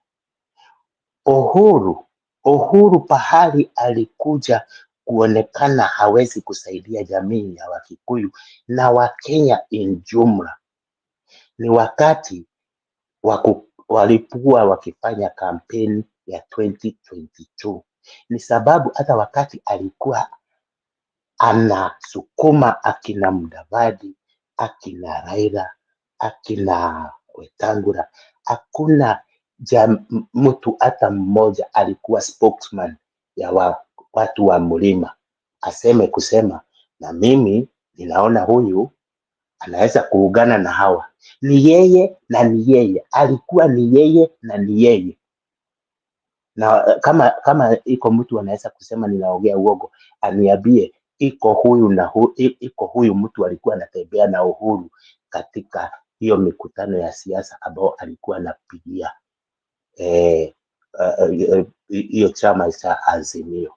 Hakuna mtu alikuzwa, hakuna kiongozi alikuzwa ambao angefuatwa na kama mfano na watu wa mlima. sisi watu wa mlima tunaonaga hii jamii ingine, huyu Mkisii, huyu Mkamba, kama kwangu pahali mimi nakaa na nimeishi miaka mingi huko upande ya Nairobi. Mimi neiba zangu sio wa Kikuyu, neiba zangu huyo unakuta ni Mkisii, hapo ni Mkamba, hapo ni Mmeru, Mkalenjin, hata ako geti ya 3 kwangu Mkalenjin. Lakini sisi tukiwa hapo tunaishi kama jamii ya Wakenya. Hapa ndio nimeanza kusikia watu wakisema ati sisi wa Kisii, nyinyi watu wa mlima. Mtu asiwe anadanganyika akisema watu wa mlima. Na hii mapigano ya Jubilee na DCP Bwana Jiro, hiyo ni minyonyo. Hiyo ni minyonyo, ni story za jamba. Hizo hasisaidii Mkenya vile anataka, Mkikuyu vile anataka. Mkikuyu anataka kusikia ni mtu gani atabadilisha the economy of Kenya, aweze kujitafutia, aweze kwenda China, aweze kwenda Gikomba, aweze kwenda pahali kwingine. Hebu kwanza nifike hapo tukiendelea. Okay, sawa. Thank you for that, Bwana David. I think these days in Kenya, your group, your independent thinkers, is quite now broad now. I don't think we can only domicile it to Mount Kenya region alone. I believe majority of Kenyans are now independent thinkers, sababu ya zile mashinda wameona wakiletwa na wale viongozi wanakuwa kwa serikali. So, and that one does not cushion Mlima Kenya from making mistakes. They can actually make mistakes. So, ile kitu tu tunaomba ni they will be able to use their brain well, analytically well, and they can be able to analyze the problem, diagnose it well, and they bring a good solution which can actually help Kenyans. The fact that it is a prime region, highly populated, with a lot of economic power, means that there is a big stake they have in terms of the influence of much of the issues which have happened. And with the fact that they have also experienced, unajua ni kama vile tunasemanga kwa Champions League, kama mnaonanga football. In Champions League tunasemanga, kama umewahi shinda hiyo kikombe, na uko na experience, chances yako kushinda hiyo kikombe tena ni rahisi sana, or you can be able to, you know. So already the fact that watu wa Mlima Kenya, they have witnessed the presidency, 3 presidencies, that experience should be able to help us to actually achieve another presidency. So not only for the region, but for whichever the side we will decide to support and vote. So your experience ya Mlima Kenya, we should actually use it and actually unseat Kasongo, because already wako na formula ya kukua kiongozi. So the thing which is there is that we want to see people showing leadership. That's what I agree. Where partly I disagree, because nimeona Francis ameleta hiyo story hapa, and I don't think I will go to this thing. And I have seen very many tribalist people in the whole of our nation, by the way. I need more information when people are saying Gachagua is tribal, and we don't want to incriminate other people like Ruto are tribal too, and other people. On that one, I want more qualification. Like, I want somebody to tell me, why do you think Gachagua is tribal? I want more information. I want more information. Gachagua Jiro anasemekana ni tribal, na sio sana sana na Wakikuyu. Anasemekana ni tribal ni sababu ya ile unaona ile mwelekeo watu wanaweza kutenganishwa ama kuvurutwa na kuambiwa jambo ambao we talk the reality. Let us be the reality. Mkikuyu hana any tribal, lakini kuna viongozi wanakuanga very tribal. Na very tribal ni kama vile unasikiaga Kimani Ichung'wah akienda huko Nyanza, anasema kama ni sisi tungekuwa tumepatiwa, sisi tumepewa, Wakikuyu wamepewa ministerial positions 7 na nyinyi mumepewa 3 tu na mnauga kasongo. Unaona, hiyo sasa ndiye inaitwa tribal politics or a tribal leader.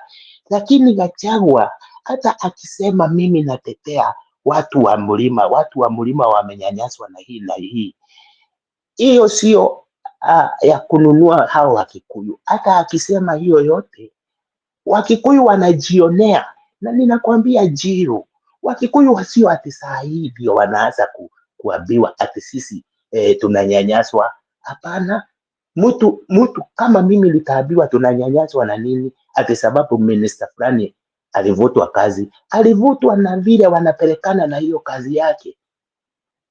Sio tribal. Tribal ni ile inaletangwa na viongozi, lakini sisi watu wandogo, ukiwa Mkisii, ukiwa Mjaluo, kama utatoka katika ile minyororo ya kiongozi kukuelekeza, sisi tukisema tumetoka katika hiyo minyororo ya kufikiriwa na kiongozi, na ni kiongozi ambaye, for example, mimi napeana na Kimani Ichung'wah. Kimani Ichung'wah ile pesa alipora na hiyo ya kupewa akapewe watu, aliona hii pesa, wacha nikajinunulie boma huko South Africa. Ni sababu gani? Ni sababu haelewani na wale watu ambao wanakaa nao. Na uangalie hata wakati wa mazishi ya baba yake, very few people from the area went to that burial, but watu ambao walikuwa wametoka nje ndio walikuja katika hiyo burial. You see? Ni sababu watu walijua kitu ya kwanza ile Mkikuyu anachukia ni msaliti, kusalitiwa. Na ndio unaona hata wakati wa Mau na wale ambao walikuwa akina Komerera, wale Mau ambao walikuwa na haja nao kuwamaliza kwanza ni hao ambao walikuwa wanatumiwa na mkoloni. Kwanza hao ndio walikuwa, mkoloni hakukuwa adui kwa Mkikuyu ama mtu wa mlima huko, kama hakukuwa adui kama mtu ambaye alikuwa na msaliti. Ati hawa watu wanaishi pahali fulani, wanapelekewa chakula na akina fulani.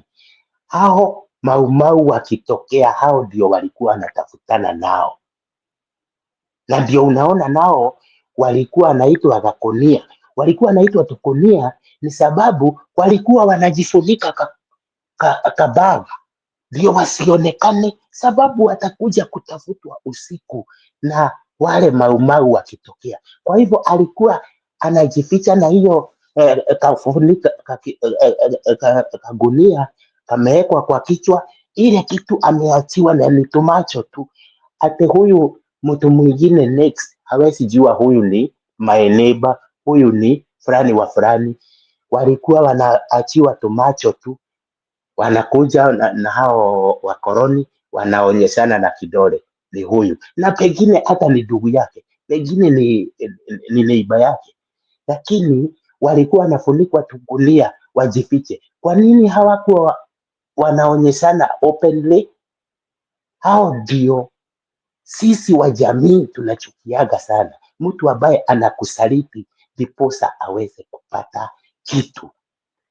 Wachia mtu ajiamulie, wachia mtu ajitafutie, lakini usisaliti mtu.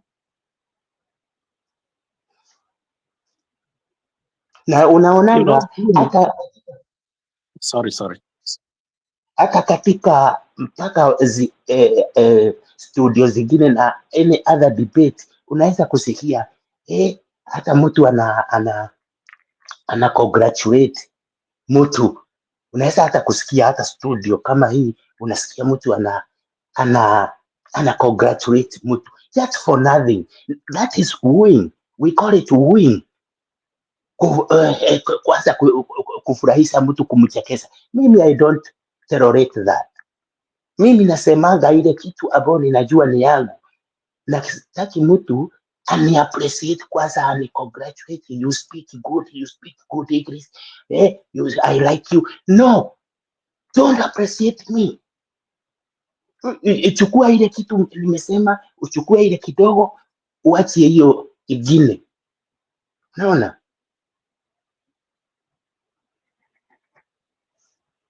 Gachagua is not a tribal. Sawa. Okay, David Kidogo, let's rotate a little bit. Okay, Budi, go ahead.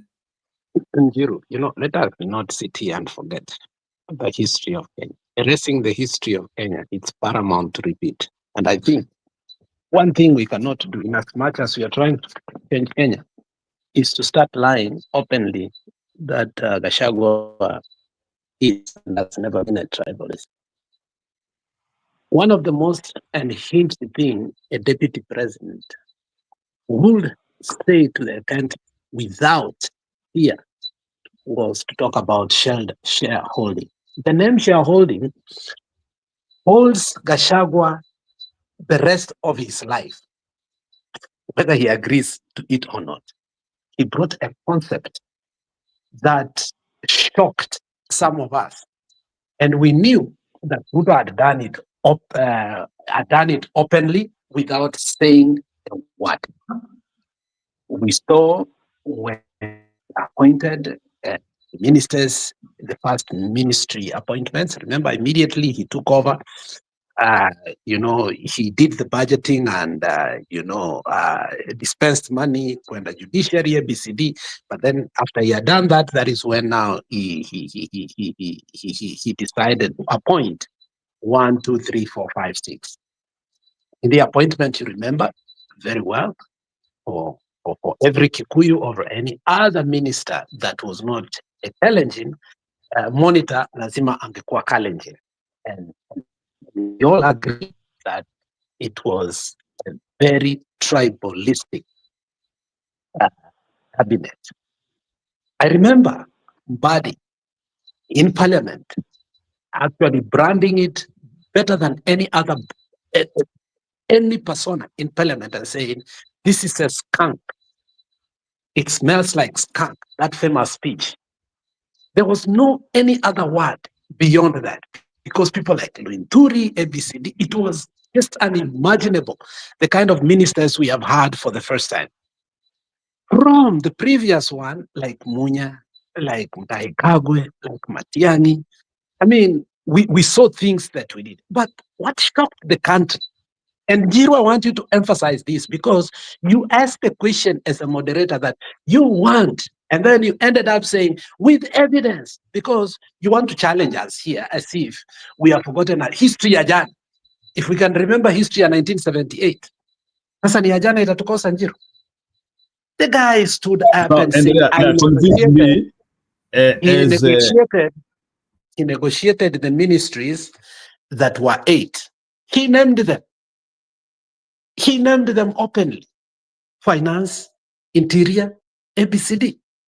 Now, when it came to recruitment, he said the amount of recruitment, it's not by merit or by profession or by anything. It was by tribe. He brought the shareholding concept. I remember in one of the interviews that I listened to him with my mouth ajip, yani ile unafungua mdomo mpaka mtoto anakuuliza hiyo mdomo unafunguka hivi for a long time. I'm like, am I hearing the right thing? Is this the Deputy President of the Republic of Kenya? On his demands on how we must recruit the military, the police, and every security. Okay? Now, later on, when he was in Mombasa, again, you heard him agitating and say he fell apart with Ruto because some of his appointments, allocation, and agreement, tribal, not nationally now, as a deputy president, because he went there and spoke as a deputy president when he was castigating the intelligence, how it had failed. And I agreed on him. If the previous intelligence had more Kikuyus, but they were more qualified to deal with the issues of the country at that particular time, you don't just face them off and you allow another person to come in who is not qualified. On that point, I agree. Our brother said here, the other day, Mukala muue lakini mpe haki yake. But to sit here and forget the tribal rhetorics that Gachagua had that was so embarrassing even to the Kikuyu nation, it will be something that is pathetic. And I've given here a point, and until I wanted to play that clip. After the fight within the cabinet, and obviously these people had hatched a plan to remove this man even before the elections, because I remember Gachagua forced issues, because remember when they came out of that voting, Kindiki won very well, what Murkomen came out, but immediately people started demonstrating in Nyeri,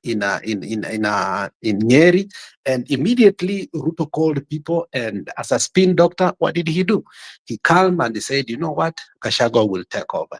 And everybody was against it, but Ruto wanted the presidency, so anything.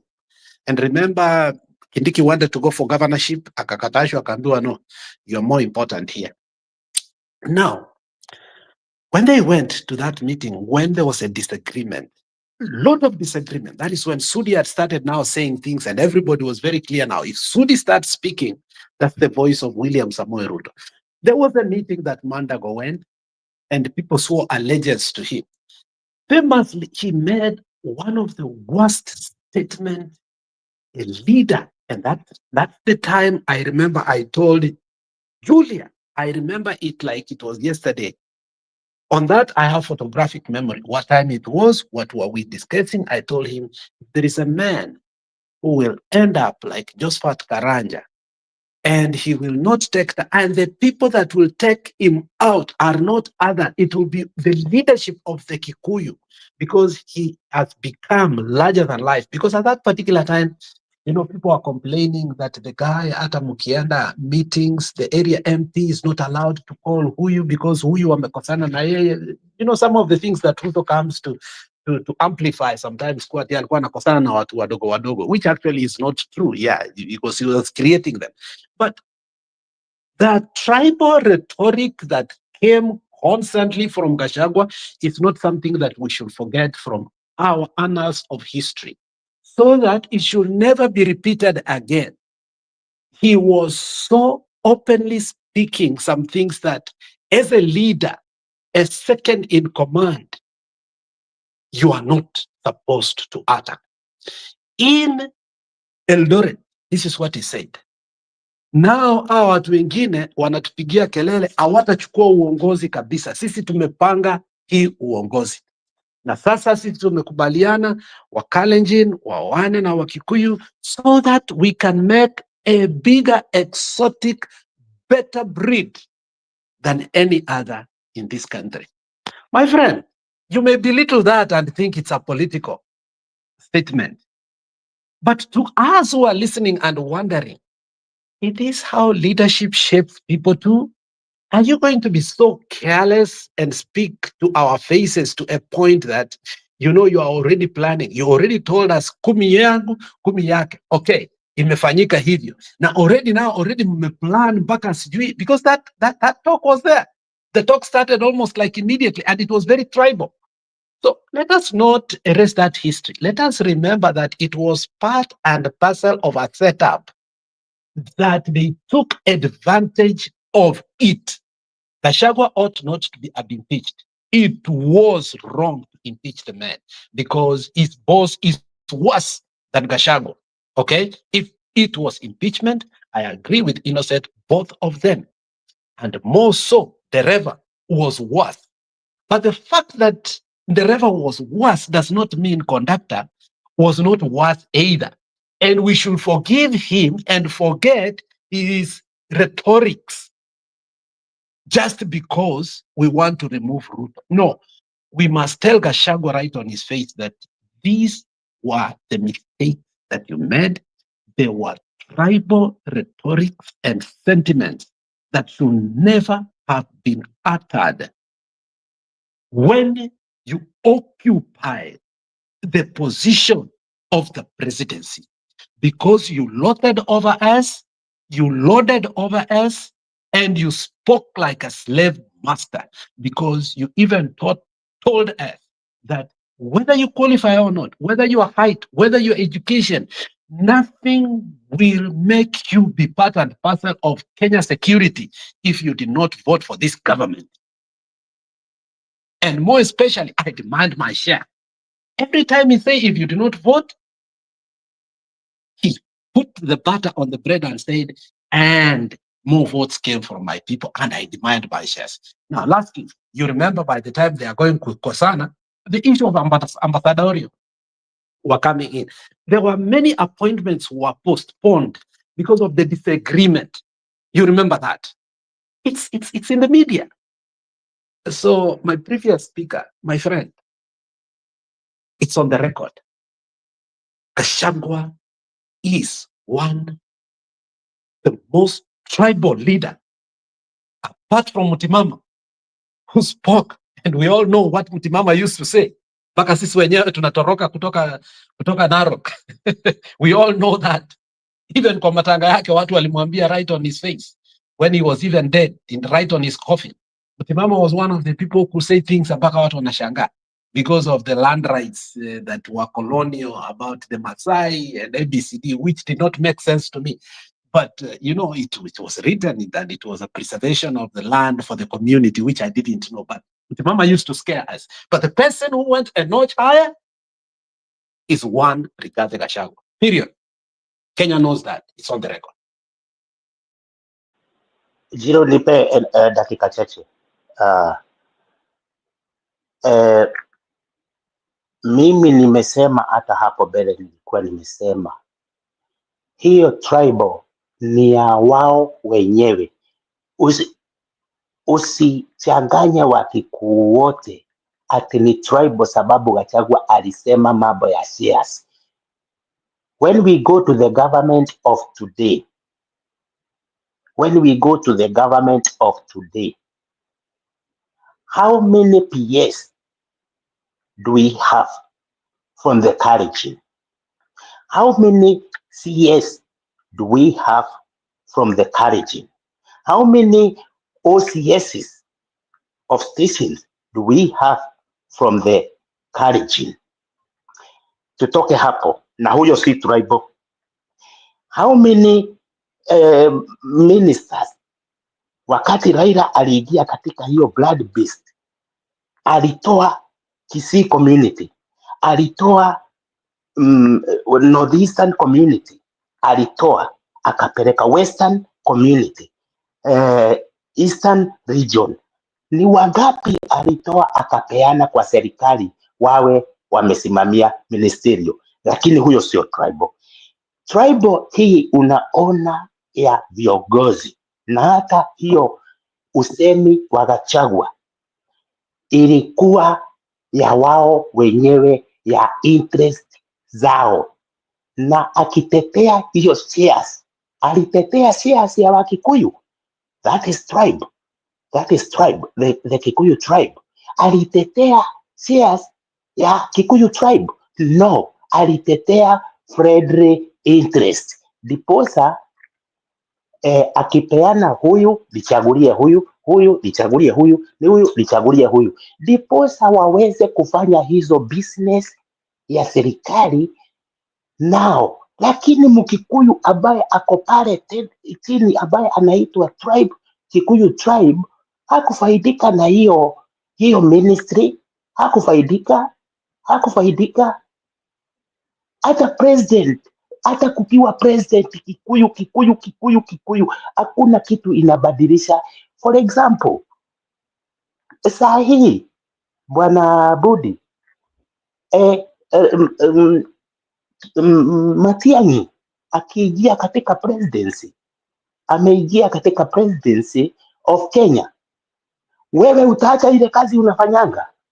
Hautaacha. Hata akiingia na achague Wakisii wote ministers, hautaacha hiyo kazi unafanya unless utakuwa na interest ya kuungana na mmoja wao mfanye biashara ya serikali.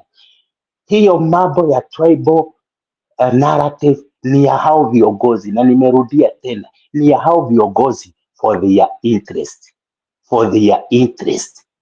Hakuna Mimi mabadiliko niliona kwangu sababu Gachagua alipeana ministers. Sikuona mabadiliko, na kwa jamii yangu yote, kwa familia yetu sikuona. Yule ambaye alikuwa anafanya biashara yake aliendelea kufanya. Yule ambaye alikuwa anaenda ofisi ya LAD kuhudumiwa alikuwa anagongwa tu kama yule Mkenya mwingine. Huyu minister wa LAD akiwa hapo. Hata ni sababu Wahome ni Kikuyu, atasaidia mtu wa Mlima ama mtu tribe ya Kikuyu akiingia kwa Ministry of Lands. No, we should not be lied by these politicians. Sisi tukosane hapa tukitetea tribal.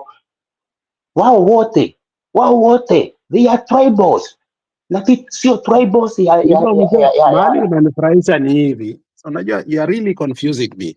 Now, I want you to help me here. Nikuambie ni sababu wewe hausikii, hautaki consume. No, you are confusing me. You are confusing me because ikikuwa ni Mkikuyu ni rafiki wa Gachagua na ni interest za marafiki zake.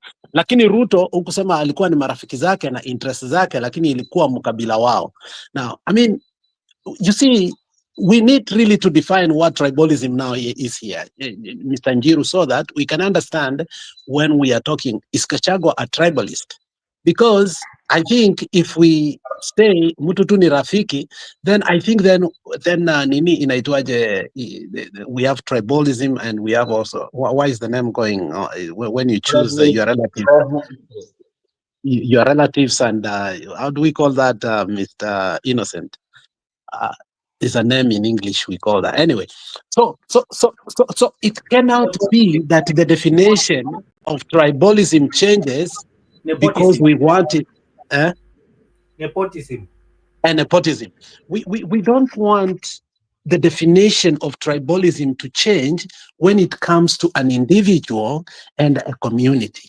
But when it comes to another individual and a community, it's no longer friends and a community. The face of tribalism is not the people, it's the leadership. So ukisema viongozi, ndio, that is the face of tribalism, whether you like it or not. If I want to show I'm a tribalist, like Kibaki did, Interior Minister, Mkikuyu, President, Mkikuyu, Constitutional and sijui nini, Mkikuyu, Trade, Mkikuyu, Police Commissioner, Mkikuyu, Attorney General, Mkikuyu. How do you call that? You don't call that nepotism. It can no longer be nepotism. Iwezi kuwa wewe, mimi, sasa tuko hapa. Next day, Mungu anikubalie nikuwe mi start kuwa President Njiru. The best I want to be is the Minister for Entertainment. Alafu niseme kudance ni Njiru. Mangelepa ni Innocent. Twist ni Ani. Amutaangalia museme, hey, huyu jamaa amechoose watu kutoka, hawa watu wake wa entertainment ni round. But ikwe ni Mogaka, ni Obare, ni sijui ni Matiang'i, ni Osoro, ni Kibagendi. Is that no longer friendship or is tribalism? My friend, don't divert tribalism by saying for him it was friends and the interest. Let us help Gachagua understand his mistakes so that as he becomes a better leader, he can be trusted by the rest of the country. Wakati unatetea is evil, then inakuwa difficult for the nation to look unto him. Na waseme aje, is he able again to go back to the vomit of the dog? Because the issue of shareholding, in as much as you may try to twist it, to Kenyans, it is the echelons, it is the epic, it's the pinnacles of anyone who has ever talked about tribalism openly in the media, in the studio, in the podium, in the church, and in his own office. Every platform he spoke, he did bring the issue of shareholding. You cannot excuse that. That is tribalism. And if we want to help Gachagua, we must tell him this language is not a leadership language. Those who are not his friends. By the way, mimi si mtu wa Gachagua. Mimi ndio mtu ya Gachagua, by the way. Mimi hapa ni mtu ya Gachagua na nyinyi wote mnajua. So that's the thing. Mimi nataka kusaidia Gachagua. Okay, ni sawa. I want to change this trajectory. Nataka mniambie ni confusion gani. So Alex, nataka mniambie confusion ni gani na Juria, because I don't understand like if mtu anaweza changanyikiwa hivi. 1 minute. Wapi tu tamu ya Honorable Raila Odinga? Wapi tu tamu ya baba wetu Ruto? Dogo. 1 minute. Nataka muone hapo. Wapi tu tamu ya Honorable Raila Odinga? Wapi tu tamu ya baba wetu Ruto? Wapi tu tamu ya Kindiki? Hebu muonyesheni tu tamu yake. Your Excellency, nilikuwa nasema haya, sawa. Wapi tu tamu ya Honorable Raila Odinga? Wapi tu tamu ya baba wetu Ruto? Mbona hiyo Ruto, by the time Ruto itoke imekaa sana. What's wrong with that man? So hiyo ndio nataka mniambie like mbona hiyo 2 term ya Ruto imekaa yani. By the way, Njiru, on that note, history ya Raila Odinga kupelekwa Germany, alafu wale wameamka wakatusi Gachagua, ati Gachagua is the one who is spreading those rumors. That is incorrect. Na ati Gachagua na Kalonzo. History ilitokanga wapi, Njiru? Na members of the panel. No, hiyo story ilitoka kwa the secretariat wa Raila Amolo Odinga. It was, I don't know why and how they were able to take that clip off. I mean, that clip was hard. I mean, I saw it in some of the forums to Konayo, and then it was taken out so quickly. The truth is that unajua, there are people who after weekend mekunywa kitu yenu kidogo, you make mistakes. The truth is they cannot take it away. Raila is not feeling well. Raila is a person when he is not feeling is okay. His schedule is very known. So, but they want a scapegoat, and obviously they got it, and you guys took it. You responded, and they were very happy. You people should not have even responded to it, you know. But from the atmosphere in Kenya and from everything, it looks like Mzee is not feeling well. But we don't wish him bad, you know, from Lee McQueen, the Bold, and everybody.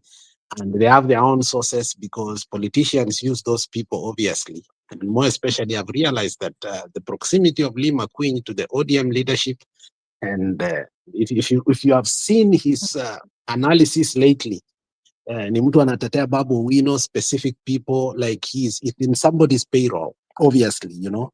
Because these people, from just being analysts or YouTube, I don't think you can be able to drive a V8 or a V12 right away. I mean, you must be in somebody's payroll. I don't believe you can bankroll fueling such kind of car and taking it just by being a YouTube analyst.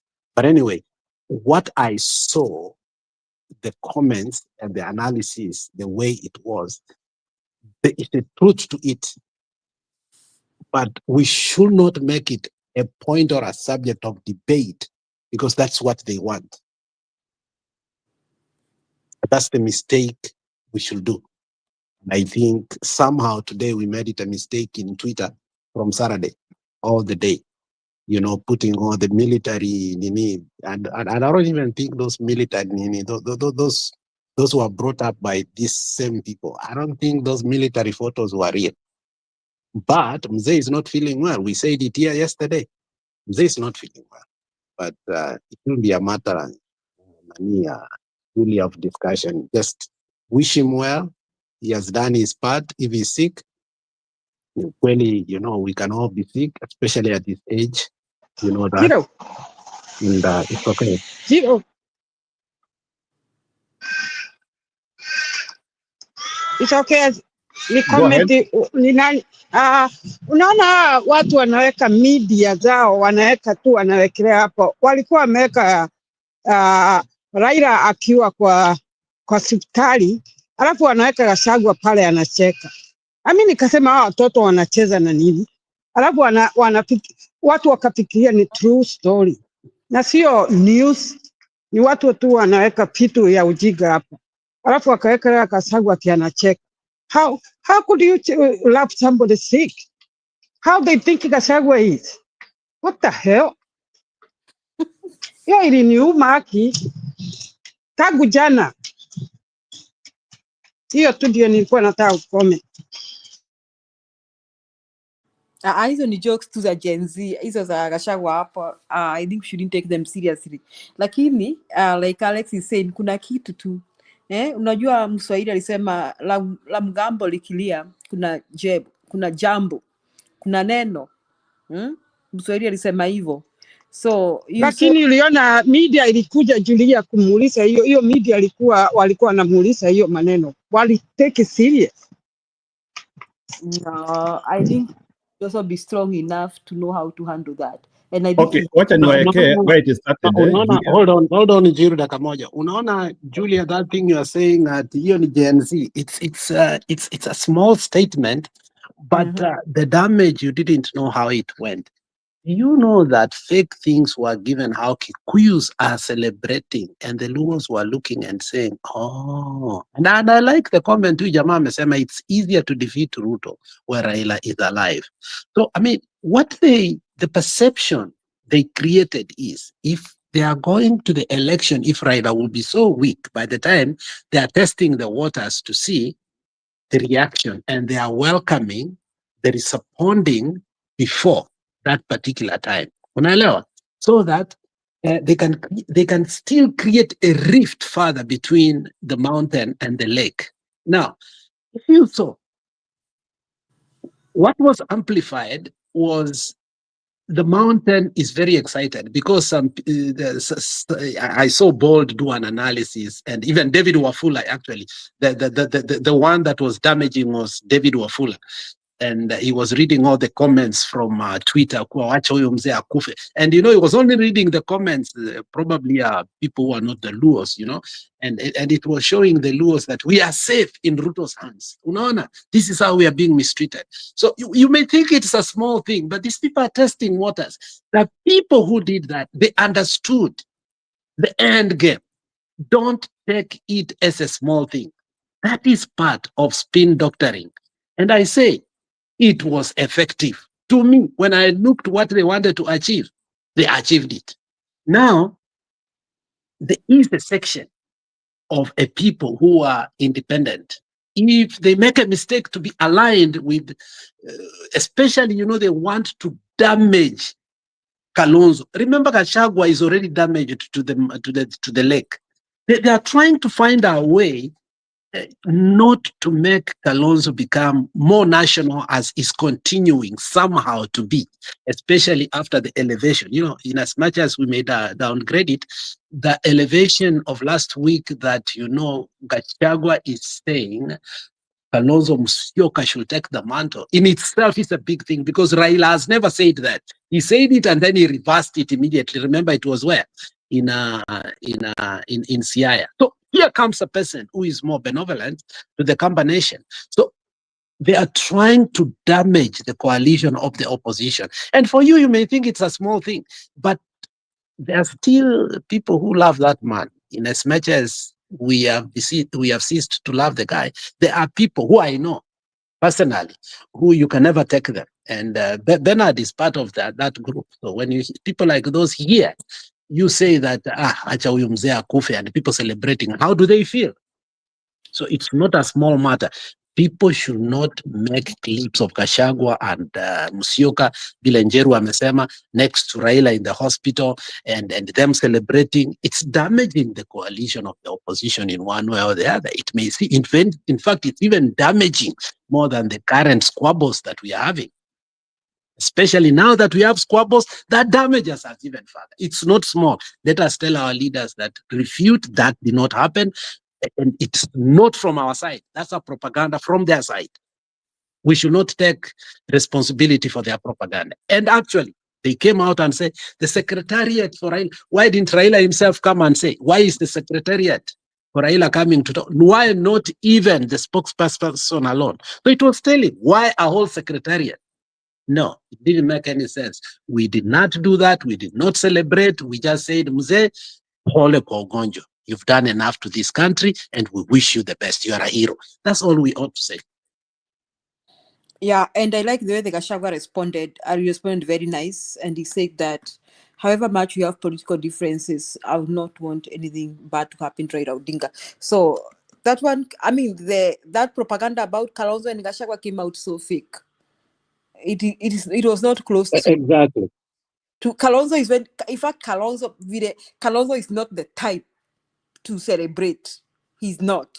So it came out so fake. But anyway, I think things are not so good with Raila Odinga. I think he's not doing so well. Maybe we should tutajua kesho what's going on. Na ni kweli yako kwa hospitali. Hiro. Goal because of all of the asked the church congregation to pray for Raila, who he says is unwell, contradicting his party position. Macharia Mbugua reports. Raila Odinga's health has been a subject of public discourse for the past few days, with claims that he is unwell. The Raila Odinga Secretariat has dismissed these claims, saying Raila is well. The statement signed by Dennis Onyango, the communications director at the Secretariat, says in part that the political formation of impeached former Deputy President Rigathi Gachagua and his team Kalonzo Musyoka and Eugene Wamalwa, among others, are on a familiar campaign of misinformation on the health of former Prime Minister. Goes on to say that ODM leader Raila Odinga traveled on Friday for one of his many routine trips, refuting claims that he had traveled to Europe as picked by bloggers. Speaking at Jaramogi Oginga Odinga Stadium, women leaders echoed the Secretariat's statement. Odinga cannot be his agenda if he wants to rule this country. Can he tell Kenyans what he wants to do for this country? Talking about Raila's ill health. Who told him Raila's sick? I'm sure he can even be more sick than imagined Raila can be. Amejaribu njia zote za kuharibu baba jina. Mpaka imefika sasa anatamka tamko la kishetani. Na yeye tulimuua zamani kwa kumwimpeach. And then you can see there are those who are wishing that ODM is going to end today. I can tell you, we are 20 and we are gearing up for another 20 years of national leadership. Suba South MP Karoli Omondi, also an ODM party member, seems to have been reading from a different script. Take this opportunity to appeal to all Christians of all faiths in the Republic of Kenya to say special prayers for our leader, the Right Honorable Raila Amolo Odinga, for quick recovery so that he may regain his full health and full strength as he recovers at the hospital. On its part, the Wiper Patriotic Front has dismissed the claims. In a statement signed by Secretary General Shakila Abdallah, the party says, and I quote, "The latest outburst by the ODM party through its surrogates over imagined misinformation on the health of Raila Odinga is nothing short of political theater, an act of desperation from a once respected movement that has lost both the moral compass and political relevance." She adds that any suggestion that Kalonzo Musyoka wishes harm upon Raila is malicious, reckless, and utterly false. ODM's attempt to drag Kalonzo Musyoka into its internal confusion is a weak distraction from the cracks splitting the so-called broad-based government they now defend so blindly. Macharia Mbugua, NTV. Do you need a loan for your business? So, Bwana Roba, take over from there. There is a lot to say. I don't want to say Hold on, Roba, 1 minute. Hold on. If you see how the secretariat responded, it's very malicious. Why do you say the impeached, the formation of the impeached former deputy president Rigathi Gachagua? Do you read maliciousness in, what if it has to do that the man is sick? Do you have to say the impeached deputy president? That is where I read maliciousness. But I like what Karoli Omondi said. Yes, Raila is sick. Yes, all Christians pray for him. Karoli Omondi is one man. And also the young man also from the same Suba area. What is his name? I've forgotten his name. And Eliud Owalo. These are the three people that understands and have been very close, and more especially speaks in the matter of Raila when more it comes to his health or any allegation that is of a national matter.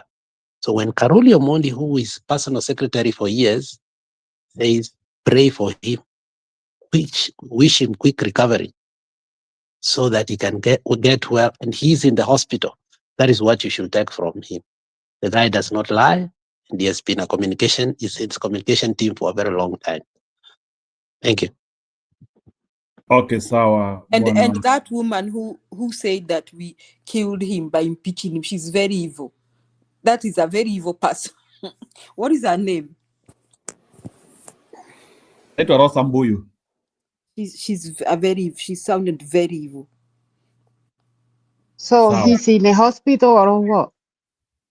We will know. So it looks like he is in hospital sababu hakuna mtu anaweza kuja kusema we wish him quick recovery from the blues. There must be some. Could you put hiyo ya Gachagua ya Ligi G akisema whatever? Wacha na hiyo kitu ya Raila hapa. Itatuletea shida. Please, achana ugonjwa wa Raila hapa. It has dragged so many people today vibaya in Twitter. Yeah, it's okay. Wacha Roba ongea, it's okay. We don't need to follow that. We have so many international and national issues to talk about in Kenya, and now we start focusing on one man who already has sold his heart to Ruto. We wish him well, but we know where his heart is. Thank you. Roba? Okay. Thank you, Njiru. Thank you, Alex. Nice to see you. Thanks, Churi, and everybody. Let me start from there, from Wanga. You know, Wanga has become the most useless person to ever. I don't do what comes from her. Let me take back to when Papa alikuwa naenda huko East Africa. You remember, I think OAU. Secretary, yeah, I think the secretary of OAU. Remember Wanga ndiye alikuja anaambia watu prepare to go where? To go to Ethiopia, to invade Ethiopia. So, kumbuka ile speech, that Saturday. That's how Papa rose, because it's too much for other people, other countries. That's how it rose. So anything from OTM right now, some of us who are members of OTM for a long time, but this is what I feel. If somebody's sick, we should not take advantage of it. Maybe you just tend to be a political thing, try to create a story before even you do investigation. Kwa sababu, anasema OTM will be there 20 years. What does she mean? I mean, somebody's sick. Raila kama Raila kumgonjwa, but else can be sick. It doesn't mean he's going to die tomorrow or anything. Sometimes, I don't know, Kenya, it's okay for the news to go, but I think there's what Ruto is doing right now. And that's where I'm going to start from. I think Ruto, he has been caught up with two things, which is going to make him a one-term president. And you might be wrong on this, but if you look what happened in Malawi, and if you look what's happening in other now, the so countries where technology is getting up to Ruto. Technology is going to make sure that Ruto is a one-term president. Why do I say so? One thing, Ruto has tried ile vitu ya samani kama ile vitu ya Moi. Kama leo, si leo alikuwa anasema at is going to elevate what town, Meru or which town was that to a city? I'm just like, who the hell is he? What powers does he have to elevate something to a city? Ile vitu ya samani. Something in Meru where they were. I don't know where they were. He's going to make it to be a city. Even Nakuru took a long time to be a city after I don't know what. Now he's saying, lying to people. The reason why I'm bringing this one here, hakuna haja ya kuja kuambia watu, hey, I've created this one here, mambo ya nafanya hivi, mambo ya kazi. When people go there, some people can Google, can do anything. Wanaenda what they do their research, wanapata jamaa anatanganya. So not just ile kitambo mtu anasema kitu watu wanamchukua hivyo. But nowadays it's open, tunawaangalia, we know where this. That's why Ruto is in big trouble because of technology. And because of technology, he's going to see how he's going to lose the next election. Wacha tuseme ukweli, even if took the way we are, let's be sincere. Hii kama technology kama hiyo ikienda kama vile the way it is, na there's no way he want to stay at when anakuja kuiba. Yeah? Technology is going to eliminate him. Kama ni kitambo vile walikuwa wanafanya wanatupa kura nini na nini, but not this time. I don't know what happened in the last election. There's a debate to be done. Kama kulikuwa, I don't know, there was some other servers or whatever who won the election. I don't know. But this time, from what I see, what happened in Malawi, the technology is going to get up with Ruto come 2027 August when the election is done. Unless, and which is impossible, tuchukue kama Tanzania ambao hata wanapigia karatasi kama ile ya samani, hata angawa mnachukua kura hapo katikati muiweke iende kwa mtu miende wapi, hakuna mtu atafuatilia, ama mtu akuja aongeze ngine, hakuna mtu atafuatilia. But this time I'm confident. I'm very, very confident. Because of technology, it has caught up with Ruto, ambaye is still in the mentality ya 80s, pengine early 90s, ako nayo mpaka sahi, but his time is running out, and I'm very happy where we are headed to, except the only thing I can be cautious about the opposition. That's my opinion.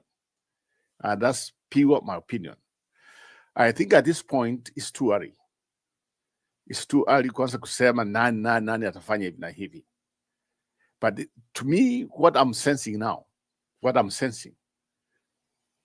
right now, we don't have who is going to be the flag bearer of the opposition. If that one means going to break up the opposition, it was going to break up during the last minute.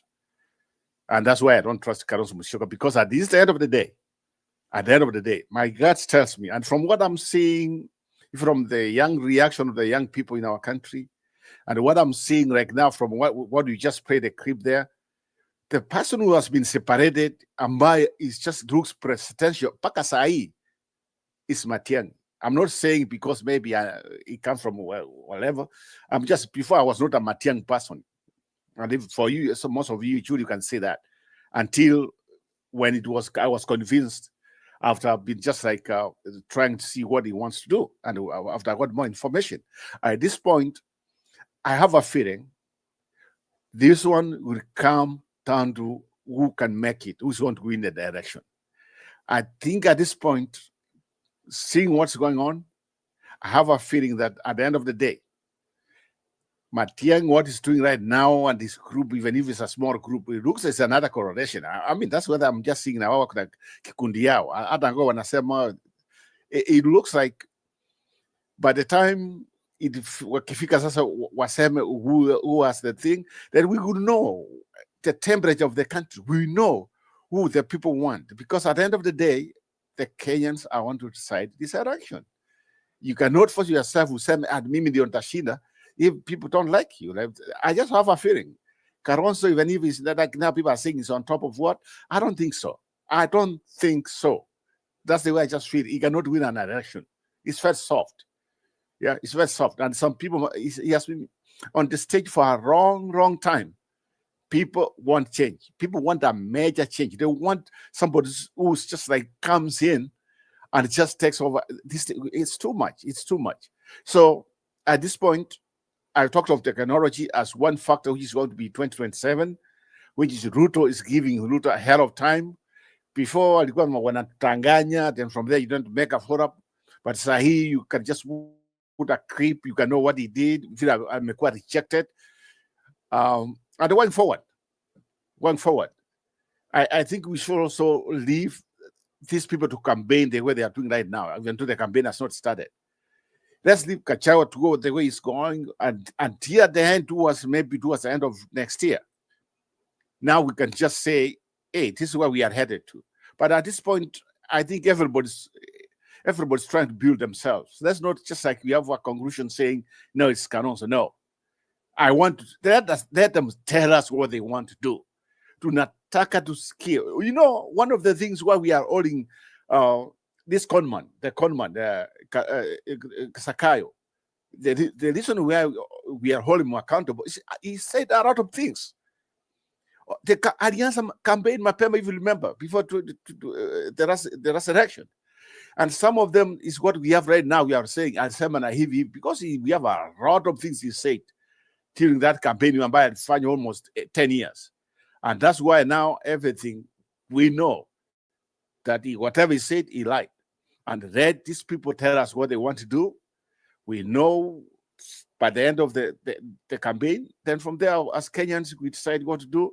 The best way forward, as long as I have somebody who talks about corruption, I have somebody who talks about creating jobs for the young people and everybody, then that will be my candidate. But at this time, it just looks like, okay, it's just like we are still finding, even myself, I don't know which party. And that's one thing I think we are making mistakes. I think for us to add mambo ya ukabila, I think we should develop some parties ambayo kama hii Jubilee. In fact, I think I'm running with Uhuru Kenyatta right now. It's just saying we want parties, what they stand for, not that parties from a certain community. I think if we can go and say if it's Jubilee, ODM imejaribu, lakini sasa ODM imekuwa we thought it was headed in the right direction. I mean, there are chances, lakini now so imekuwa useless at this point. Ni kama ni takataka, kukwambia kweli. ODM ni kitu ambayo sahi imeosa. Let's be sincere on that. Lakini kama tungekuwa parties, tuseme kama ni Jubilee inasimamia hii na hii na chama chingine, so that when we go to election we have 2 or 3 parties, maybe ya tatu ya pili, it's okay. But we know the main parts what they stand for. Tuachana na mambo ya ukabila, ati Jubilee ni wa Kikuyu ama wa Kisii ama wa Jaluo ama wa Meru ama UDA ikuwe formed, tujue UDA ni, there are some people in UDA wale ambao wako, so that we know we run true parties, but no true parties are ukabila. Kama hii sasa, the way I just see some of the parties, kila mtu anataka represent party yake, maybe I mean that's what's confusing our people. And that's why I think Gen Zs wanatuambia they are literalist and other things, because they just feel like if we had a party, let us go ambayo inasimama kitu like other countries. I'm tired of mambo tukifika election we form some parties which are best mambo ya ukabila, mambo ya uko na uju wanasimamia watu wengine wanapiga kura kwa sababu ni tribe sao. That's what we want to end as a country. We want to be above everything. So at this point, let me say, I can't wait. This man, even though I thought this man might be out before 2027, but it looks like he's going to be there until 2027. But I also want everybody to tell us what they want to do. Those who feel like they want presidential candidates, I want to hear what they want to do. Waja niachie hapo Njiro, let me hear what other people are saying. But I just feel confidence. Hii mambo ya kusema nini opposition imebreak, imefanya nini, I don't care at this point. It's too early. Too early. Yeah, we have a lot of time to go there. And for me, I wish Papa a quick recovery. He's part of this country. He has done a lot for the country. We want to just wish him all the best, regardless we disagree or we agree. When it comes to mambo ya ugonjwa, all of us, we should be on the one page, wishing everybody healthy recovery, because kuna mtu ambaye kwa hii dunia ambaye ni chuma. Kila mtu, hiyo mambo ya ugonjwa ni kila nyumba, whether you are rich or poor, hiyo ni kitu ambayo inapata kila mtu. So kama ako mgonjwa, with the way I feel like he is, let us wish him all the best. But when you wanamwambia atakufa afanye nini, that's not the right way to go. That's lack of what I just call lack of knowledge and lack of discipline. And hiyo sio vizuri as a country. We are wasting some people like Raila, who know what they did. We can't do that. That's really bad. We don't want to go this way. So, Jiro, you can take over. Thank you. Okay, thank you. So maybe there's also another thing I wanted us to analyze, and maybe kabla ukuje kidogo bwana, sijui kama ni Innocent anaongea. There is something which I wanted us. Can we also try to analyze the attempts of Mr. Ruto towards frustrating opposition intellectually by either infusing propaganda, including even some of the talks we like that negative energy tunasikia ni kama opposition wasikizani hawajielewi. You remember like Ruto has been saying that hawa watu wana mpango, or they don't have an idea. Is the opposition able to understand the attempt from the government to actually make them to be apart? Because that is what they want. Are we able to recognize signals from the government, the attempt from the government actually to make us apart? Tunaweza kuona hiyo mambo, because I can see, and Ruto will try to attempt to make us apart, because he has to, even having most in our team, watu ambao who will be part of wanting us to have confusion. Can our team recognize the patterns from the government to actually make us sway and not achieve the agenda of getting this guy out? That's the question I'm asking. Innocent, can you be able to attempt that?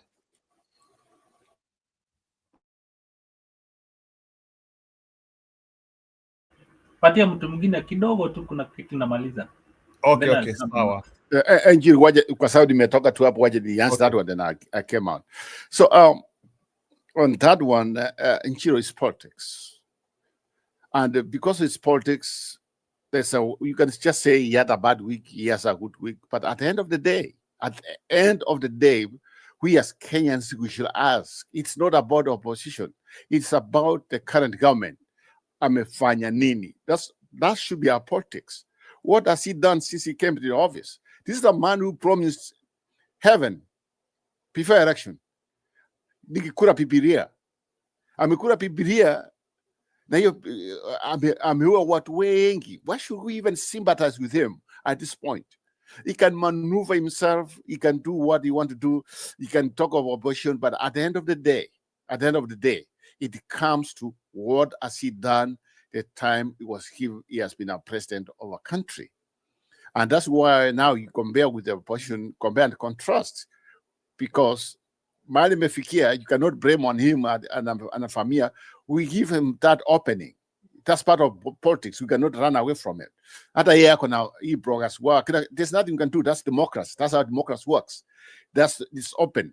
It's up to the other side also to hit him back even beyond. And that one is something I'm just like, I don't know, some other campaigns. At this point, I know they are separated. There's no like one unit where the campaign comes from, way back or wako na ya kwao, pengine cha wako na ya kwake, other parts Matiang'i ako na ya kwake. So that one, so because of that, they are not kind of organized. And that's why it's very easy. It's very easy for him to attack, because he has nothing to lose at this point. But there's something somebody want to remind him. Tell us what you have done since you came in, other than killing the young people or the old people since you came in. That's what he has at this point. And that's not enough to elect him. He should even end up going to jail. So it's up to the other party also to react, also to fight back. Hata akifanya whatever he's doing is too early. Let him aendelee kufanya what he's doing right now. But things are not looking good for him. At this point, there's nothing he can do, because he's not to change our economy. Because remember what we said when he came in. We said if you want to change the economy of the country and our country trajectory when it comes to corruption and other things, it heads in the right way, then he has a chance. But since he came in, he has made everything more worse. He has come in, he's a killer, he's a dictator, he's a liar, he's a prostitute. I don't know even what I can just call him. The man does not even serve to be a president of a country. But because of what happened, and he's still there, let us wait and get him out as soon as possible. He can do what he wants to do. That's fine. But it's up to the other party. It's us or the opposition to hit back and even also to get organized at this point. That's the way I feel. Okay. Njiru, let me. Okay, Njiru. I'll answer it in a different way and echo what the oppositions have already said. This is not the time to tell him what we will do. I believe the answer they keep on giving him is the right answer. Our main agenda is to remove you. What we will do, hiyo tutajua baadaye. On the same note, politics haijaanza, campaign haijaanza. So we should not start telling people, ama Kenyans, what we are going to do because campaign haijaanza. And if you tell him, then he's able to do it. Number 3, Njiru. I said this some time back. Whether it does now what Kenyans want, arudishe economy vizuri, walimu walipwe, nini, those things have been overtaken by events. Whether afanye ama asifanye, anaenda nyumbani. So we know that from now onwards, whatever he wants to do, hiyo ni kuvumba tu watu ama wa Kenya macho. If he wanted to do it, angefanya kitambo. But ameharibu na Wakenya wasifumbwe macho just to elect him because now he has done what he's supposed to do. What he was supposed to do angefanya huku kitambo. But now akifanya itakuwa tu ni it's just kufumba watu macho. So we should not tell him what we will do. Campaign ikianza ndio maybe ataambiwa. But for now, Ruto must go. Alex. You know, Jiro, can I sema? You have asked a question, Jiro, that I think I want to remind you something so that you can know where we are. And that is why I hold Gachagua very dear.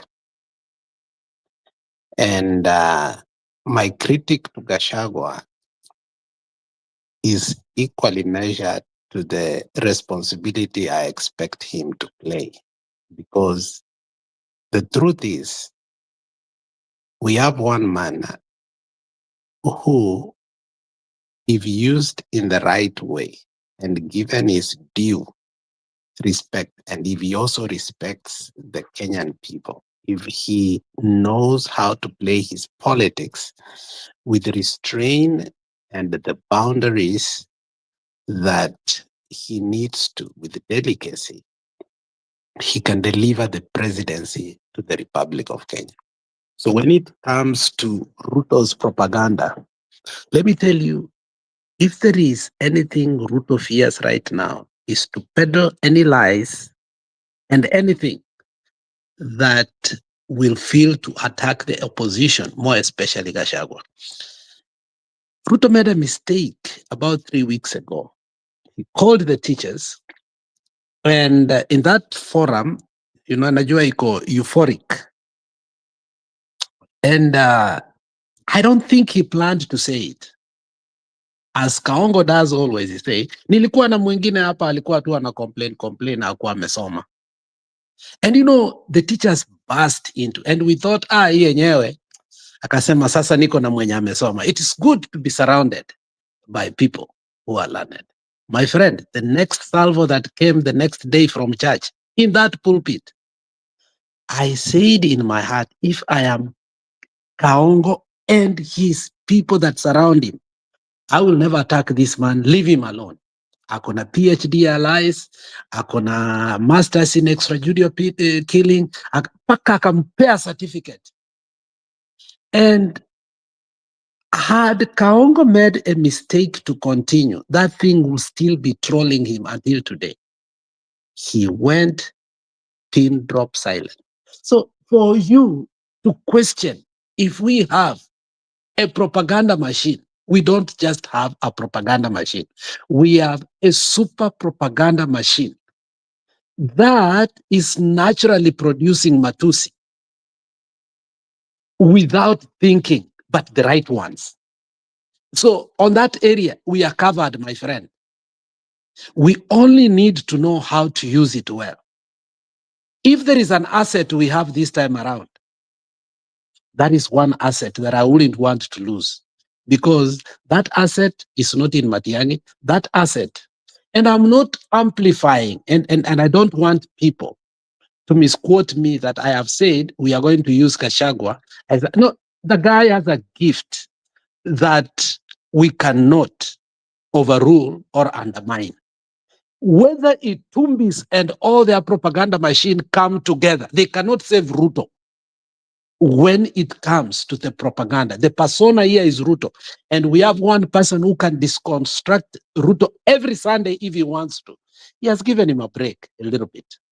But if Kaongo continues with his propaganda machine, let me tell you, he will be done before the election. And when he is united with Muturi and others, and I hope they have preserved the best for the campaign season. And I know they know that. And I think Gachagua was in the campaign season last time, and coupled and compounded with not just the wisdom of betrayal, but also the pettiness of Kaongo, I think we should not fear or we should not question that side. So I think that is not a topic of discussion. I think let's save the best for the last. Let's not even exhaust Gashaguas right now. I think the guy so far has proved to me, without any contradiction of my words, that he will deliver. He will deliver. And Kaongo will not be able to get away with any lies, any Matusi, and what he has peddled in all is political. Remember, Gachagua himself told us that Kaongo looked at him and said, nimekaa siasa miaka 30. Sijaona mtu mgumu kama wewe. That's a prophecy that 2027 is going to be difficult. So relax, bro. Alex, Jiro, can I sema kitu? Alex, na leo he did not disappoint you. Did you watch him throughout? No, actually, I haven't. I want to go. I watch him after the relax, after the Meskiza and Jeru. That's when I go watch He did not disappoint. He hit, okay, now, Mgala muwe haki yake mpe.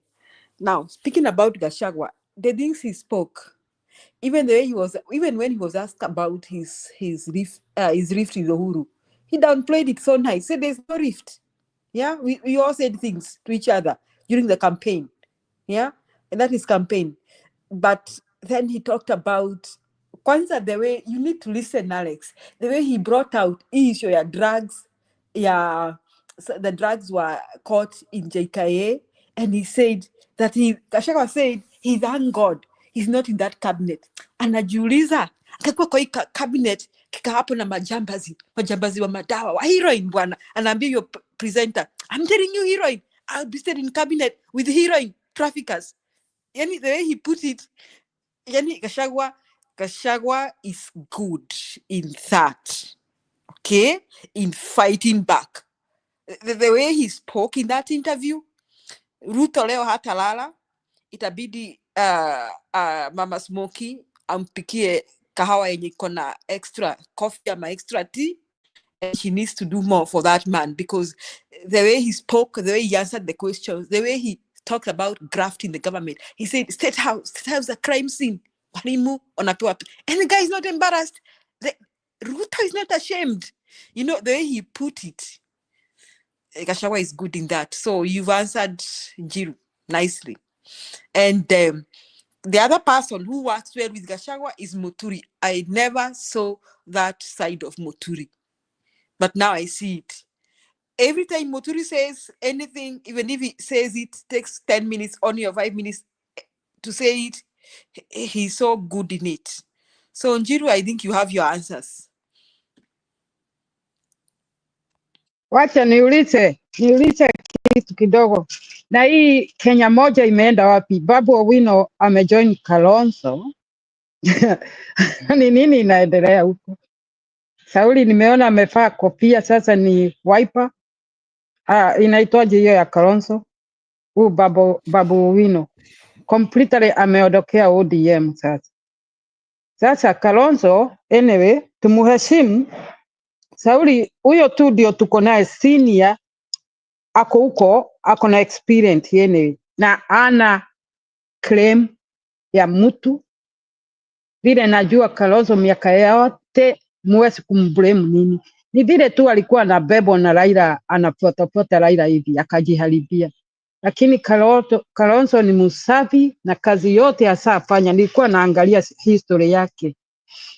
Ana maneno mnaweza kucomplain, na ni senior, ako na experience kuliko hao wote wanarukaruka. Kwa hivyo Kalonzo tu tuache kumusukuma, pengine sasa ameamuka, ama ile madevo ilikuwa kwa kichwa yake amefungua macho wakati anaona Kenya inaenda sasa.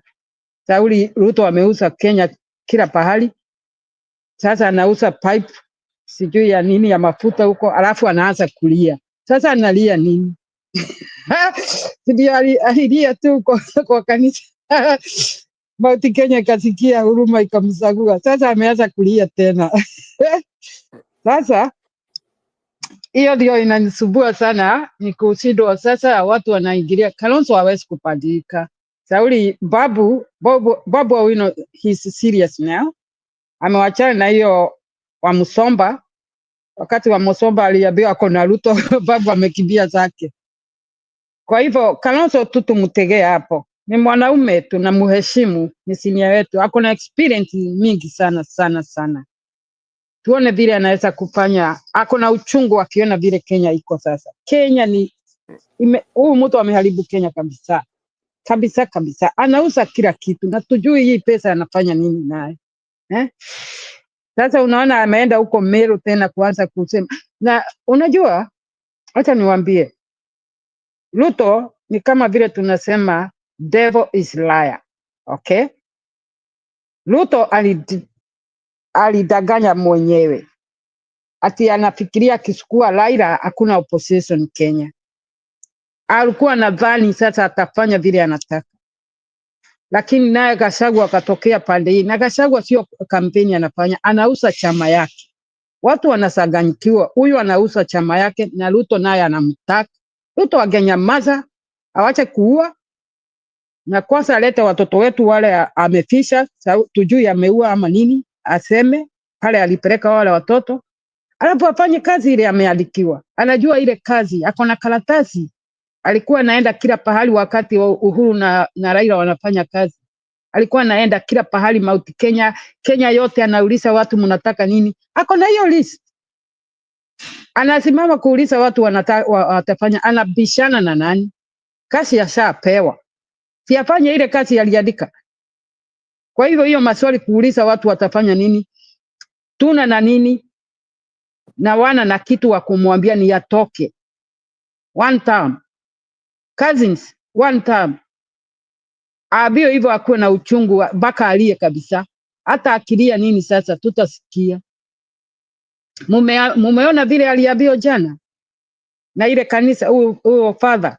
Mkisikiza vile father aliongea, alikuwa na point Ruto completely. Alikuwa anasoma Biblia, lakini ni Ruto alikuwa anaambia. Angetoa Gachagua pale. Ni yeye amejiletea hii tabu na tamaa yake. Asante. You want to play the video or let me come in too? Kidogo Roba, wacha niwaoneshe, nataka kuonesha candidate wetu. Hiyo ni candidate wetu.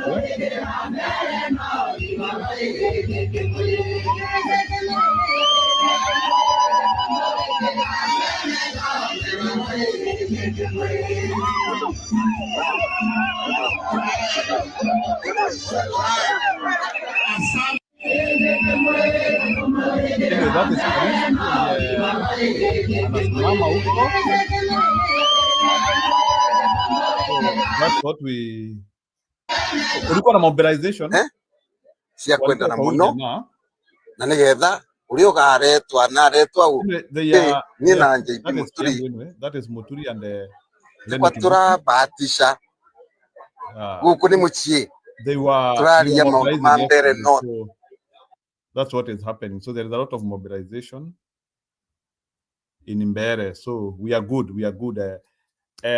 Gachagua decided to support huyo mwimbaji. Najua mnajua yule jamaa, the famous mwimbaji wa Muthoni Kefagio. Kama mnajua hiyo wimbo inaitwa Muthoni Kefagio, he is the guy in Mbere. Huyo ni Kariuki. Kalisi mnamuita Kalisi au Kariuki? Yeah. Na ako na support sana. His support is bubonic Hasa Jubilee wame withdraw huko. Unajua hivyo? Sasa huyo Muthende ama ni Thende, nasikia hata anaitwa Thende, sijui Thende ni nini. So huyo Muthende wa Ruto, he will walk alone. Ana mtu huyo. So he was a very popular candidate by the way, but initially hakuwa pande ya Ruto, but sasa vile na I don't know the capacity of Ruto kumaliza mtu. Muthende could have the capacity even of becoming governor. Jamaa ameenda kwa Ruto, ni hivyo. Roba endelea. Yeah. Thank you for that clip. Let me say a couple of things. I think also some facts.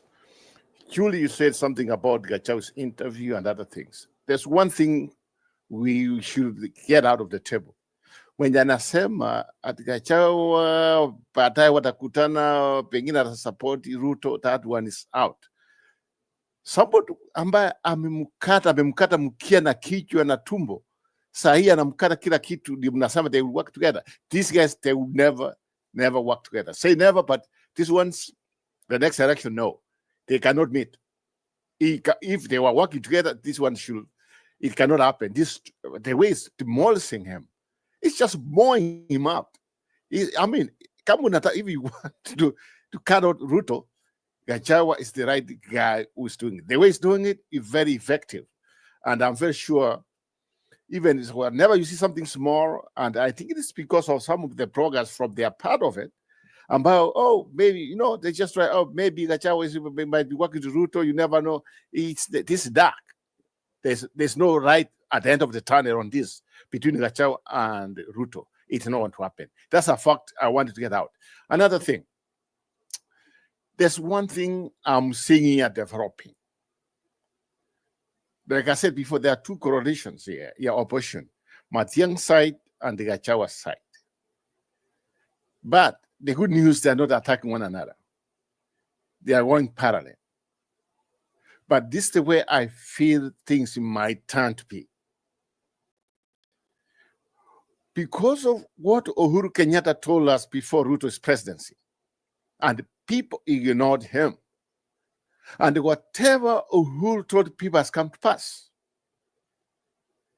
I have a feeling when Uhuru comes out and speaks, and whoever candidate, whatever it is, like the front line, they will just like, I told you so.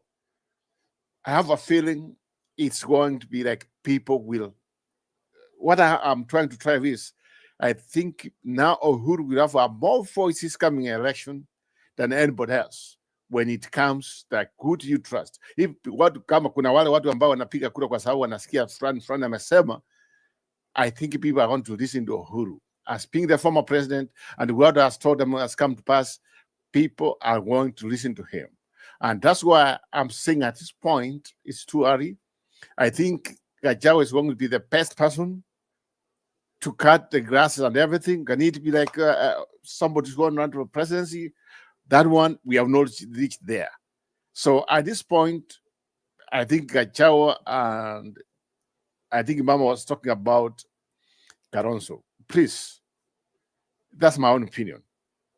To me, I want to be sincere when it comes to Kalonzo. People don't trust him anymore. And that's why I say he has been there for a long time. People want something new. This time, people are going for somebody they think like, you know what? From the brew, we are united on.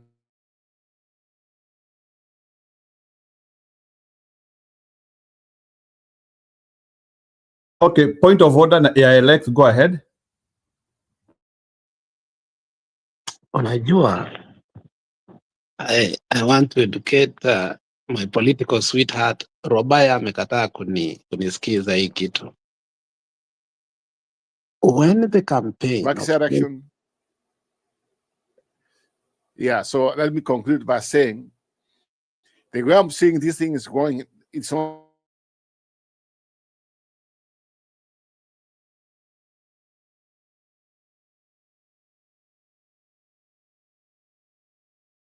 I think, Robai, your mic has a problem.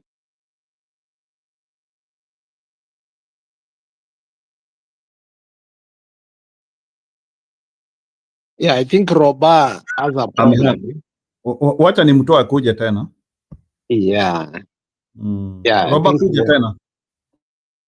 So what I was saying is this, and I wanted Robert to scare. I mean, let us not have finalities on some things. Politics is one thing that has brought depression, even to our own host here.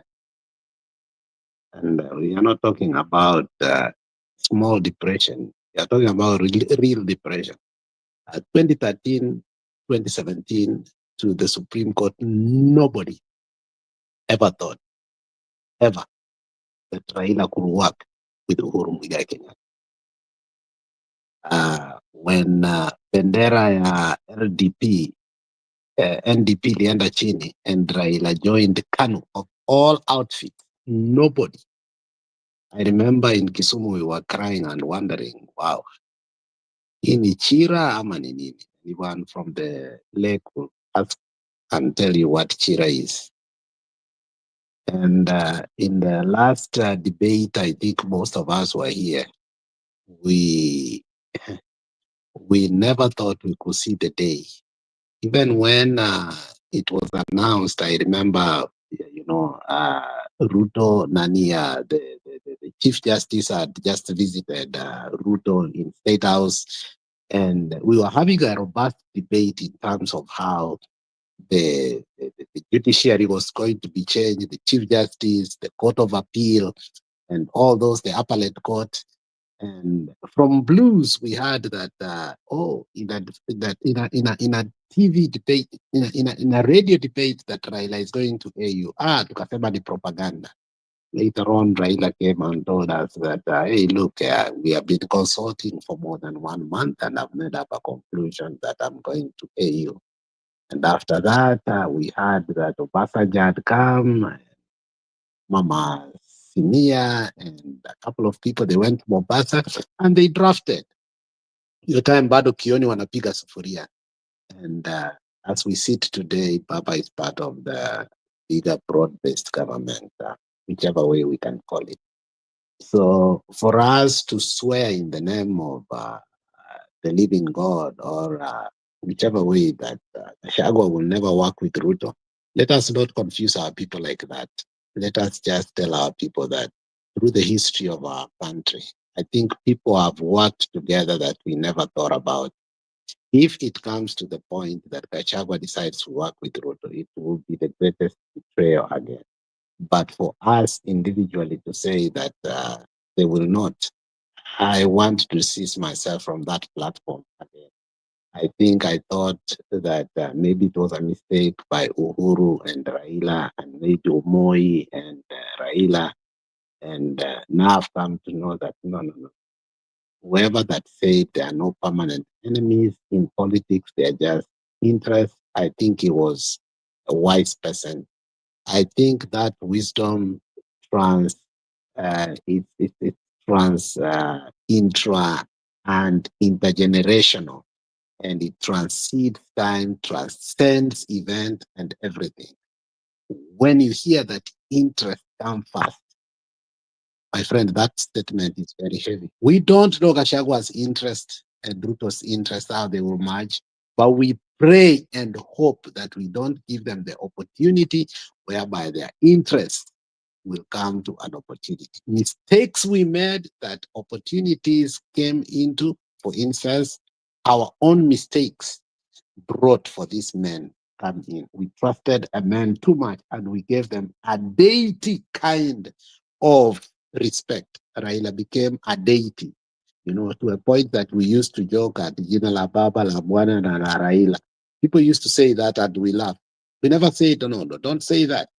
People ended up saying, "Kwambia bibi yako amekuwa mimba, just go buy diapers." I mean, that was a good joke, but you know what? We gave somebody too much powers.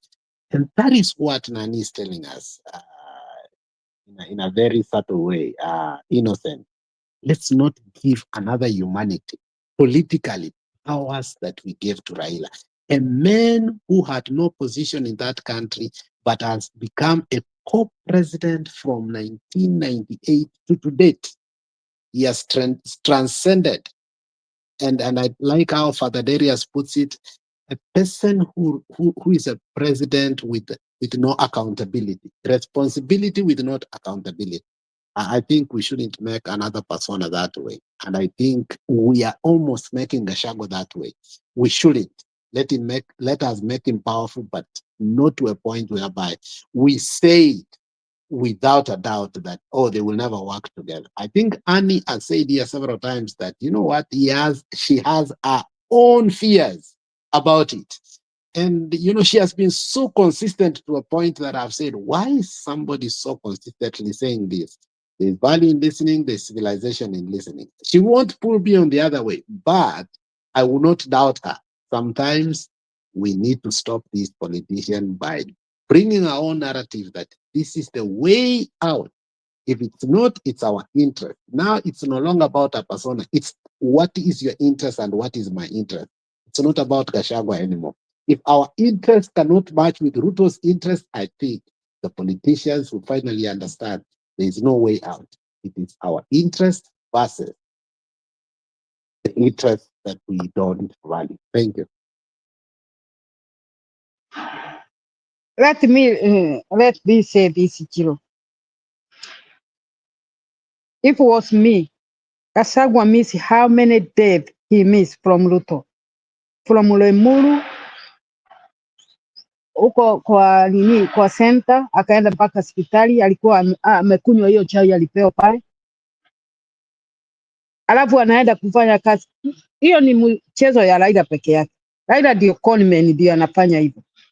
Kwenda kusaganya, kwenda kufanya opposition is zero. Anaenda tu kwa government. Asa achezea wa Kenya miaka hiyo yote. Government zote zilikuwa pale, ni ya Kenyatta tu wa Muigai hakuenda. Alienda ya Moi, Kibaki, Uhuru na sasa ako kwa Raila, kwa Ruto. Na hii ndio ya mwisho. Hakuna serikali nyingine ataingilia na hakuna mtu mwingine atafanya hivyo. Opposition ni lazima ikue live. Raila anaua opposition kila siku. Na hiyo sio mzuri. Sasa ndio unaona Ruto anajitawala, anafikiria ati Kenya tuko na chama moja. Ni bili. Ni lazima opposition wakue pale.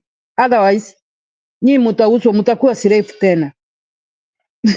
Ruto atauza kila mtu. Akiuza kila kitu, akimaliza aanze kuuza watu. Na ameacha already. Anashindwa kufanya mafactory Kenya. Kenya ni tajiri sana. Iko na pesa. Anatuma watu huko Saudi Arabia wakafanyiwa maneno. Ameacha already. Ati anatuma watu wetu kwa Arabu.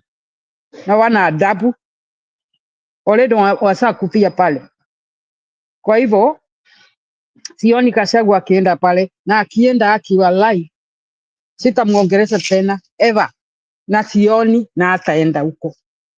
Huo mtu karibu amuue kabisa. Na sasa Ruto anajua anamulikiwa. Anamulikiwa kabisa na watu vile anafanya Gachagua. Kwa hivyo vile nitasema tugoje, ni tu ale waseme ni nani, wako na mwaka na nusu, karibu miaka miwili, tuseme 1 year na 10 months. Wache kwanza Gachagua auze chama yake, na wengine wamfuata, wale wanamfuata akiuza chama yake. Na nimeserekea Muturi, nilikuwa nafikiria amenyamaza. Jiro nitalala sasa na viatu nikiona Muturi amepaliza hao manguo, nilikuwa nafikiria ameenda kulala. Nilikuwa na Jiro, Muturi unafanya nini? Sauli, hiyo ni chama yake na hiyo kitu ni ya Muturi, na ndio Gachagua aliondokea hiyo. Nimesaluti Muturi, nimefurahi, sasa nitaenda kulala. Asante sana cousins. Jiro, tunashukuru. Mimi nitamwacha sasa. Hapa kumekuwa mchana sijalala. Asante sana. Updated. Tuache kupigana, sisi wote tunataka Kenya mzuri. Tupendane cousin. Come on. Gen Z watakata Gachagua kabisa akiingilia Ruto. Tutasagua Gen Z anyway. Tutaki hao wazee. Tunazagua Gen Z. Wamejipanga. Nimeona jana na juzi. Wako hata na akili kuliko hao wote. Asante sana. Gen Z mfanye vile mnafanya. Bye. Haya, sawa, asante mama. Tunajua in Australia ni asubuhi, so nyinyi unajua mshaona kesho, so sisi bado. So naona msimamo ameingia mheshimiwa, sijui Mbudi kama unajua bwana msimamo anasimama kule Vanga, ni mheshimiwa mtarajiwa. Bwana Budi, sijui kama uko na hiyo maneno, uko na hiyo information. Mimi nimesikia fununu na mimi niko na candidate wangu kule, sasa tukutane uwanjani wamenyane. Oh, uko na candidate the same ward kabisa. Aya. Sasa bwana msimamo, unaonekana ni kama uko na challenge hapa. Ulikuwa aware msimamo? Kwanza pokeni zangu nyote, haswa Alex na mama hapo.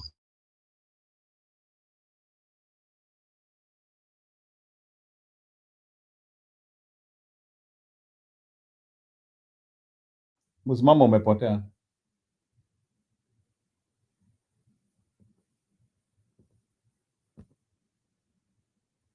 Msimamo umepotea. Aya, Mbudi, hebu tuelezee huyo candidate yako ni mgani? Sikujua uko na candidate tofauti. Msimamo, nitakutoa kidogo ukuje tena, umepotea. Mbudi, huyo candidate yako ni mgani? You can tell us a little about that place. Nikutia tu msimamo uoga, tuone kama anasimama kweli. Unajua iko watu wanafanya vile CJ alileta jina yetu hot air. Nataka kujua kama yeye ni upepo. Kwa Kiswahili hot air ni nini? Upepo moto.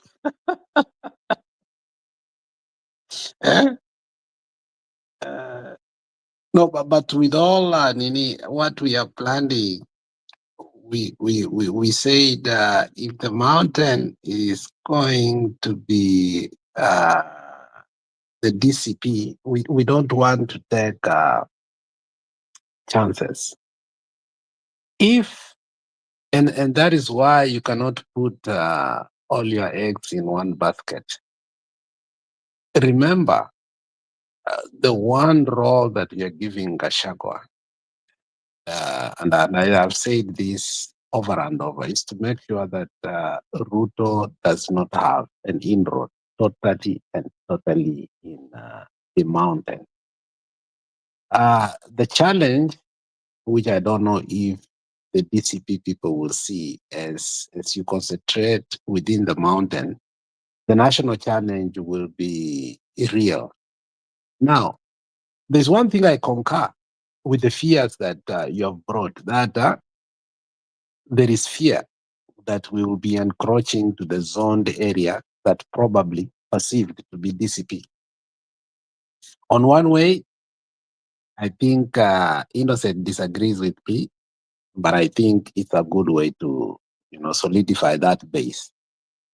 But now, if you look it now from a more optical lens on a national level, and from the spectrum of the all colors of the rainbow, and this is where Madam Julia makes and agitates for the national cause, I think, and I agree with her more. Uhuru will be an asset in terms of how not the mountain. I wouldn't want Uhuru to participate in this election by going to try to be the kingpin of the mountain. I think he has superseded that. I would like him to use his national social capital structure. When you're a president, the moment you become a president, you have this privilege of, in the day you ascend to office, you have 8,000 people personally, whether through close proximity or through other means, you bring together your government in appointment so that you can have a functional government on day one going forward. It is a relationship that only a few of us has a privilege to have, except when you're a CEO of maybe Safaricom and a company that is of that nature.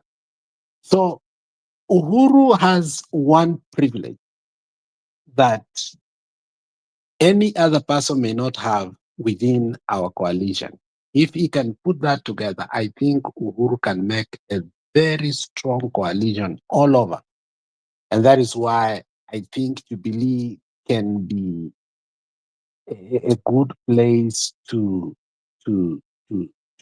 put candidates, assign candidates to every constituency, every MCA seat, and all the contested seats throughout the country if they come to agreement, more especially with the DCP. I don't know how DCP is going to work on how to also encroach into other areas. But from where we are working from, if you look at DCP, then you look at Wiper Party, then you look at others, you will come to realize that we are limiting ourselves and zoning ourselves already. Now, when it will come to other areas like the coast, where now I'm going to talk to Msimamo, this is now where it becomes critical. Now, where and what party will be more favorable to the people of the coast? Before you saw that it was the ODM, and ODM is a dead horse. And there's nothing that is going to revive ODM. And there seems to be no apparent kinglet or kingpin in the coastal region. And this is where now we are agitating for our cousins in the coast. How do we effectively work together to make sure that we lock? That's why you saw in the wisdom of Gijo Pefu and seeing the numbers of the Kambas, he has crossed over. It's a good thing. Why? Because Omar Hassan now will be left to fight. But then the Shabir, not Shabir, what is the name of the governor for Basta, will have the privilege of just having a direct ticket or ticket to ODM, which actually it's not as strong as it used to be. So the question now that lies to my brother Msimamo is, winning is a strategy in the coast. Coastal people also love euphoria. So don't jump into the ship so quickly before you realize where the euphoria is going to be. I think it is still the coastal region. I don't know where it will tilt to. I don't know if they are ready for Gijo Pefu to become their governor. I think it's going to be an uphill task. If somebody like the diaspora people from the coast of the Kisis work together with the other tribes that are not in ODM and UDA through Jubilee, I think we can make a significant gain. That is my opinion. I don't think it is scientific yet, but I've had a problem on the coastal region. When you see many areas, they are well prepared, or they are on the stage of preparation, that you can see that by 2026, they will tilt somewhere. Western, you see people are talking about, now Natembea, so on and so forth. Kisii, you see what people are talking about. And other areas you can see where the, politics is gravitating. Babu Wino is trying also to come in this area because he wants this, so that when the numbers will work for him. But the coast, as we have always said, is a swing state. So, and that is why if Msimamo will listen to me, it means a convectional wisdom that you start participating and doing your homework, because I don't think independent candidates in the coastal region, because of the historical issues, you see the historical issue, more especially land, and I think my friend has told me it's a squatter more often than not, which is so good. If squatters can decide to agitate for their fellow squatter in the event, so that Msimamo can talk for their interest, I think it will be good. But also the party will matter. So I hope Msimamo, as my friend, will take time, I'm persuading him aingie information yetu ya Jubilee for now, because it's safer. It's a safer place for him for now. But I don't know how the future will run. It will depend on Gachagua is going to campaign and others. But I think the structures for Jubilee will work better in the coastal region than UD and ODM this time around. So I don't have a candidate, but we are agitating seriously to tilt the people of the coastal region into a favorable place that I think they should still be within the cousinhood and the opposition, so that we don't leave them in the vacuum and eventually Ruto to do what? Do what he does best. Tarakaniti itokezee the coastal region. Thank you.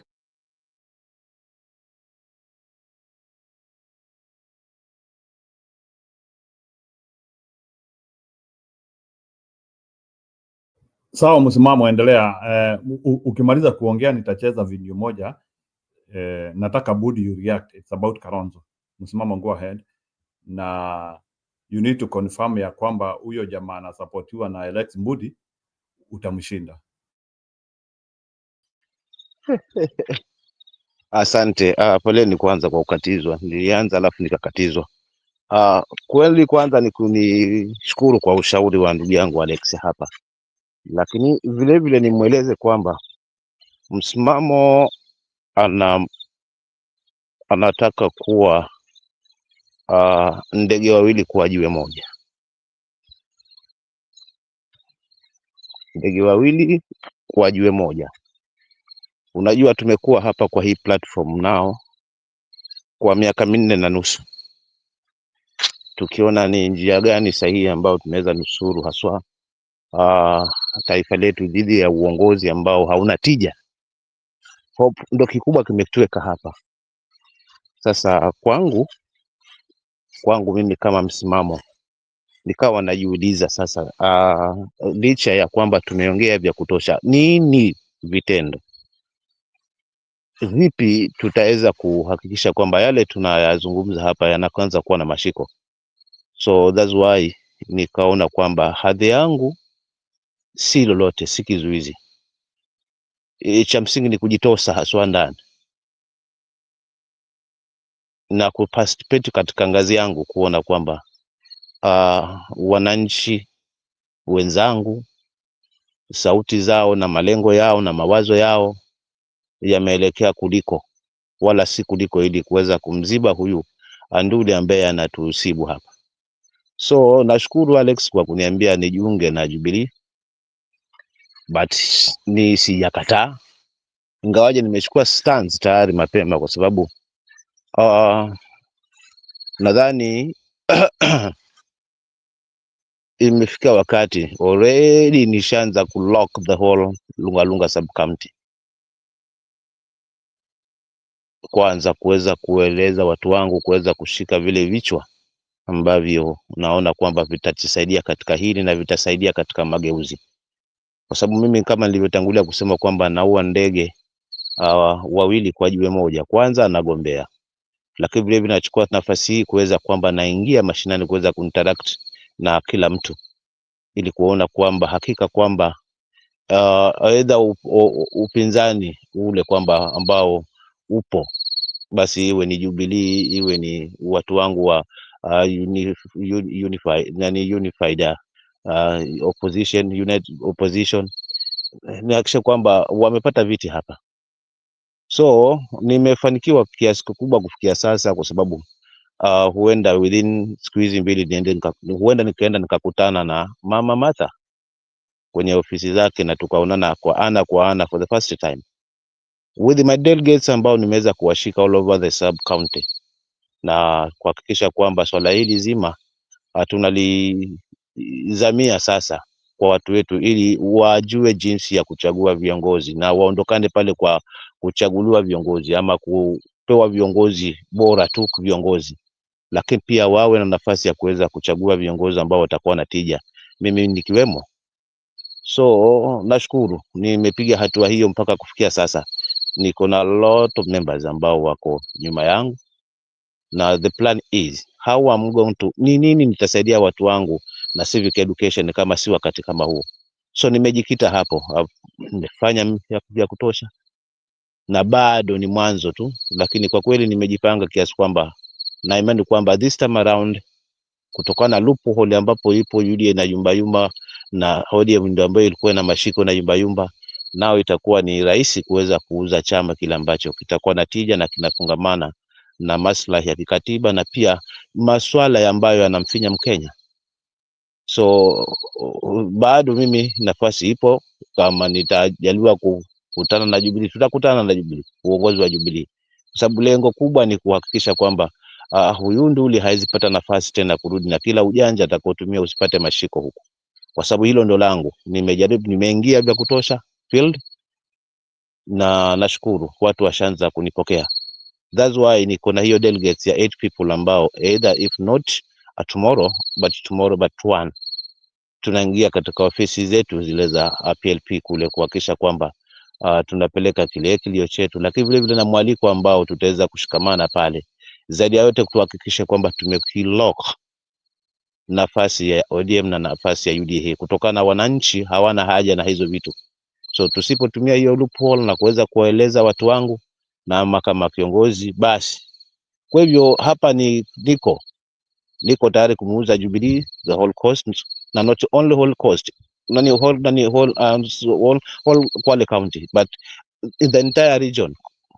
Kwa hivyo uweza yoyote yenye ambayo tutafungamana na haya mawazo, basi bila shaka mimi nitaweza kutembea coast nzima kuhakikisha kwamba na lock, kwa sababu wengi ni wenye ambao tunaelewana lugha, ni rahisi kuweza kuambizana na kuelewana. Kwa hivyo Jubilee kijipanga, kitaka kuingia huku, tupo kuweza kuhakikisha kwamba tunasimama na hiyo, kuweza kuhakikisha kwamba viti vingi vimeenda na ule upande ambao mwananchi ataweza kuwa na nafuu nao, ni mimi nikiwa mmoja wao.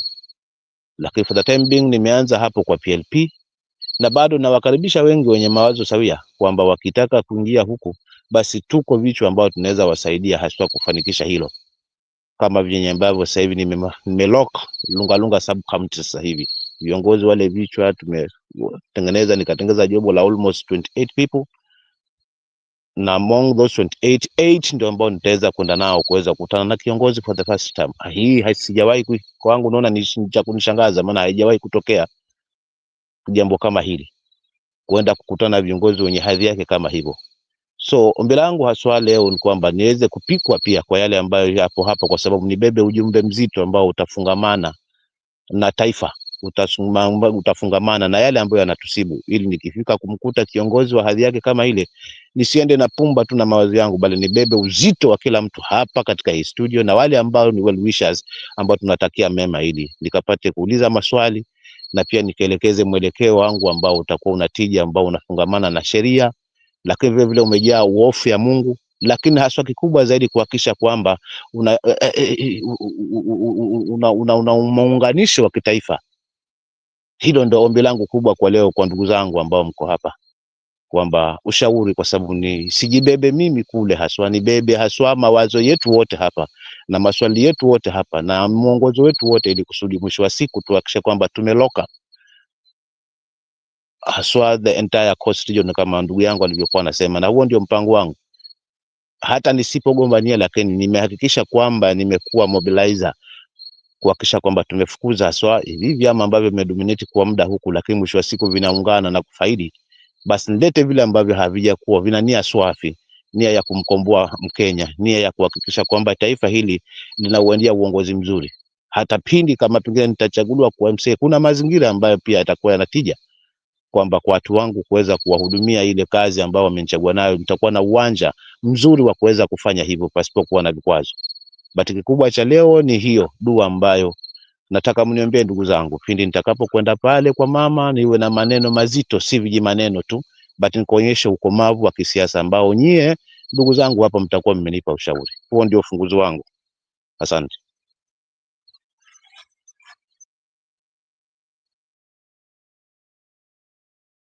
Haya, sawa bwana Msimamo, wacha niweke, kuna video nataka kuwekea hapa, musikie this man by the name Kenneth Ambogwa. No, sio Kenneth, nini, I want Munia. So Budi, I want you to analyze this. Who's got capacity to make William Ruto a two-term president? Only one. And it's been proven and tested at the ballot. That is one guy anafa akikohoa tunamwambia akitegwa akipitia nje tunamwambia usiende na hiyo Karen, unaweza patana na Faruka kuconvince. You know, let me tell you. In 2007, Stephen Kalonzo Musyoka got 800,000 votes. Proven at the ballot. In 2013, he brought about 1.3, 1.4 million votes to Raila Amolo Odinga. In 2017, he brought about 1.8 million votes to Raila Amolo Odinga. In 2022, Stephen Kalonzo Musyoka will be carrying 3 million votes. And the problem with his votes, which is a good problem and a bad problem, is that they have been proven at the ballot that his voters follow him.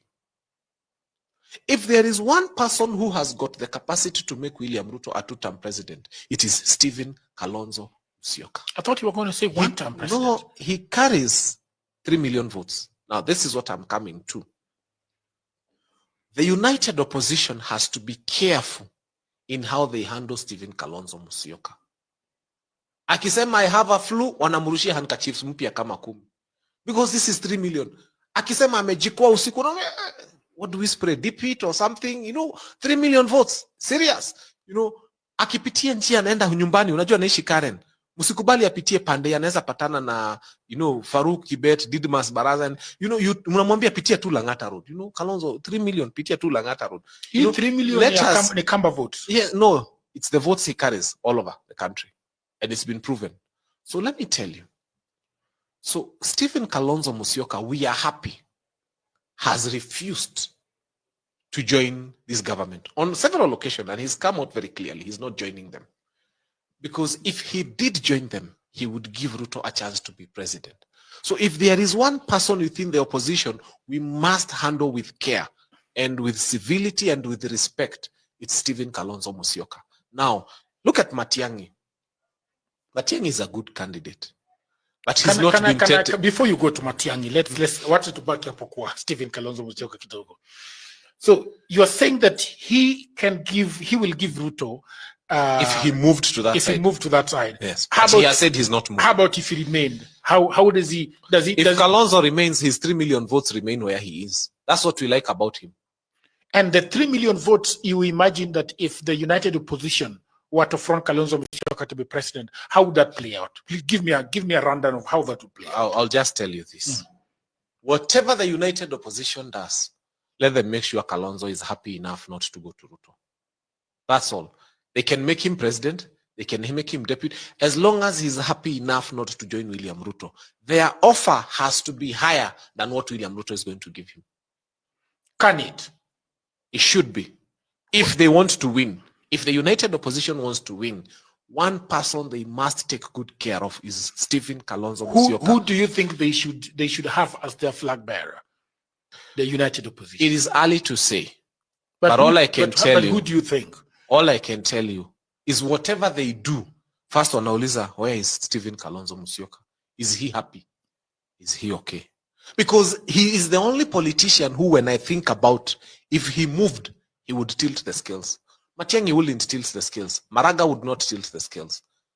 Nobody would tilt the scales. If Rigiji was to move, which I know it will never happen, he would never tilt the scales because the Kikuyus would not follow him to Ruto. Is that so? They wouldn't. They would? They would not. Ajaribu atoke sayo, who would follow him? Nobody. They would follow him? Who? Sisi tumefollow Raila bwana, kwani nyinyi mnafikiria nyinyi nani? Kindiki went to that side. Alienda na nani? Sisi tumefollow Raila, kwani nyinyi mnafikiria nyinyi nani? You know Raila's case is special. Raila's case is special. Oh, is that so? So if he moved, he would go alone. Yes.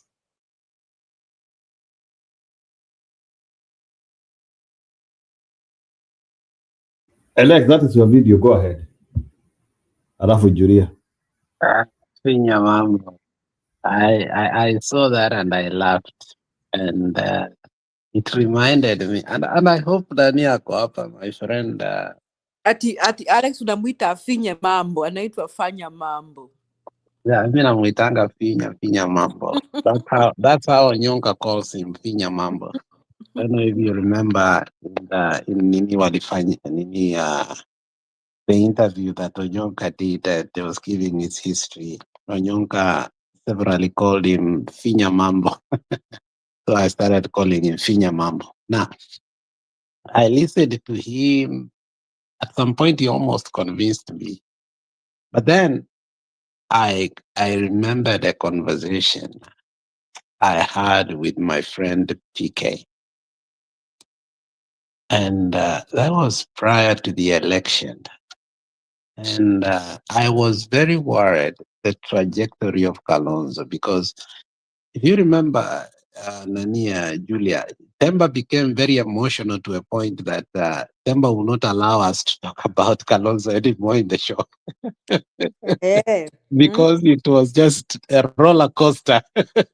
Every day tunasema, no, today hatuongee juu ya Kalonzo. But like, we kept on talking about Kalonzo, And then Kalonzo. it was like, we needed Kalonzo, na tusimuongelele, na bado tunamhitaji. In fact, he says we will not, and for some reason he starts the conversation again. Unaelewa? Like, yani, it was difficult not to talk about Kalonzo. So, the PK from Chicago, good friend of mine, very bright, soft-spoken, but at the same time, a person who, for some reason, understands his people. I don't know where he took that wisdom from. And we were just talking as friends, and then I asked him, honestly, what can we do for Kalonzo?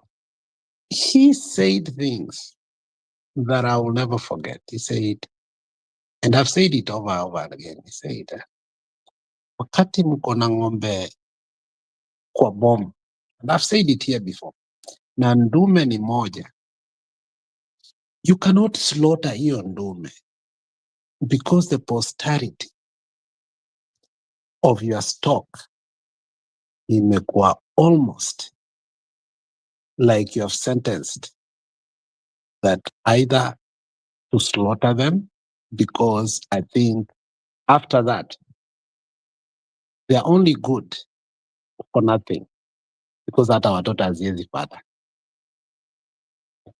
So he gave me that classic example, like Kalonzo has only survived because the Kamba people do not have an option. Then I asked him, you know, you're saying the same thing that the Luo people have had a problem with, that wakotuna ndume moja, and they have been clinging to that. He said, let's talk about the Kalonzo issue too. Let's not mix this, because if we mix, there are disparities. And now I want to bring you home together. To cut the story short, he told me, if Kalonzo was to seek for a gubernatorial seat in Machakos, he will not win. At a MCA, he will not win. I was shocked by that narrative. Short story is, the position of Kalonzo is tenable, and it is only viable when Kalonzo follows the will of the people. Earlier on, Musyoka, right here in this comment section, if I can quote him rightly, and if he's still there, let him repeat what he said. We have voted 4 times for the right coalition where Kenyans want to be. And where I disagree with Kinuthia is this. If Kalonzo ever made a mistake at any particular time, if Kalonzo had decided, if in the time he got the 800,000 votes, the reason he stood, it was not only to test his capacity.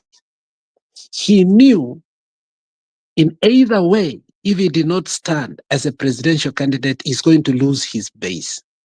To compound it, he galvanized it, which was an act of boldness, because remember the issue of ODM certificate. What Kinuthia does not do is to look at the true history of why Kalonzo was prevailed over.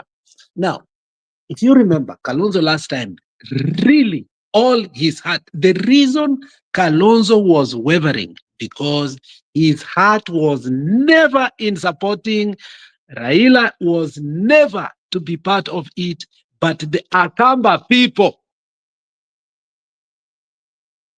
showed him the middle finger and told him, if you go there, you go alone. And Raila being Raila, because also they used bad means to intimidate Kalonzo, and I don't agree to the politics of intimidation. This man who now is the another appointee of Ruto started leaking the agreements that were done as gentlemen, something that was very private. They started intimidating Kalonzo to their way, and he came back. But that was not the reason why he came, mostly because, you see, what we call, and what he was fighting more, if you know that he had lost and he wanted to come back and get, is the political funding. Remember, he had lost the political funding because Ngilu, the governorship, you need to win how many governors in order to get political funding. You have a set of rules so that you can be funded as a party. And Wiper fell short of that. Now, the conventional wisdom was to prevail over so that he can also agitate, so that he can continue to get what is called, and also be able to nominate more seats.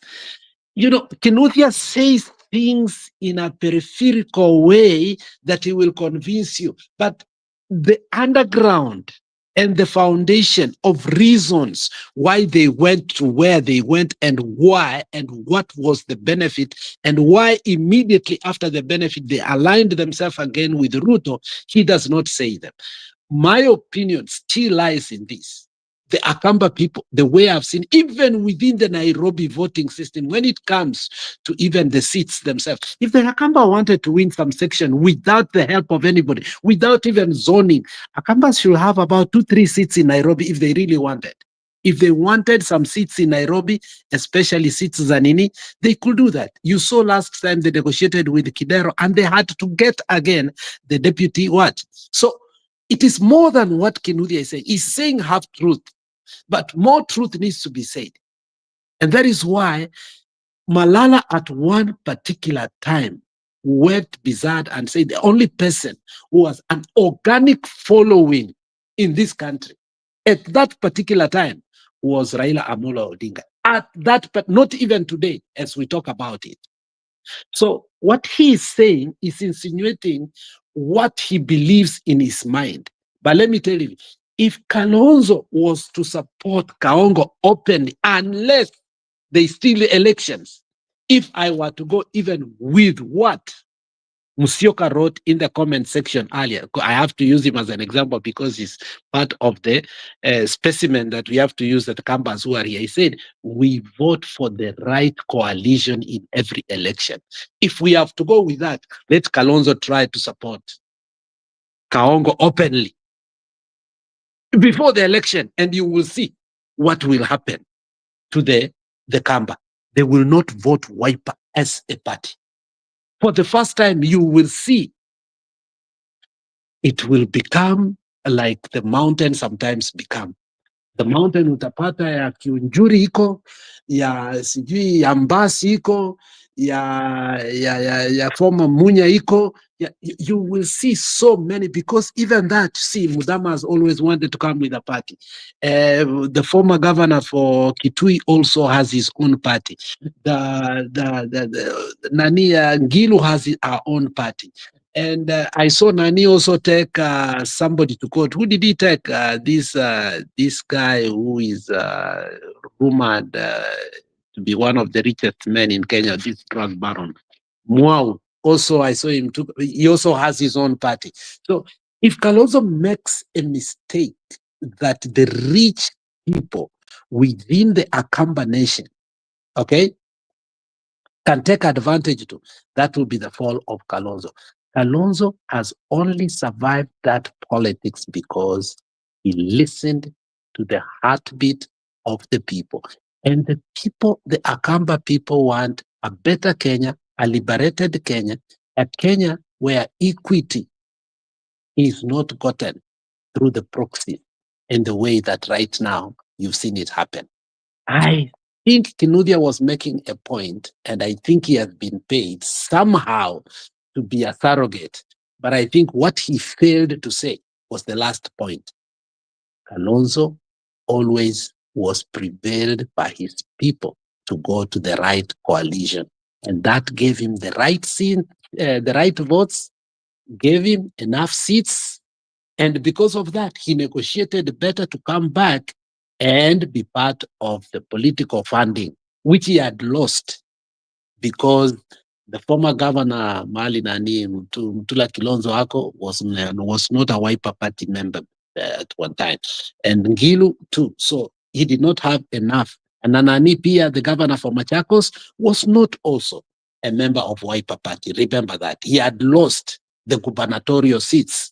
So if you look at that alone, it can tell you that whatever the guy was saying is only half truth according to him. But when you come now to scientific, it is more than that. Thank you. Okay, so in other words, you are saying that in this dispensation, if you join Ruto, you are supporting neutralizes. Is that what you say for the first time? Because if you look at it, the moment Natembeya took a photo with Murkomen, his fortunes have never been the same. His fortunes have never been the same. Ulisikiaga, there's some politician who said it was a Kikuyu politician, whoever told, was it Kibaki or who, that kuna watu wakisimama tu na wewe hivi unapotesha kura. I think it was a couple of years ago. I remember that statement. I can't remember who it was, but he told Kibaki.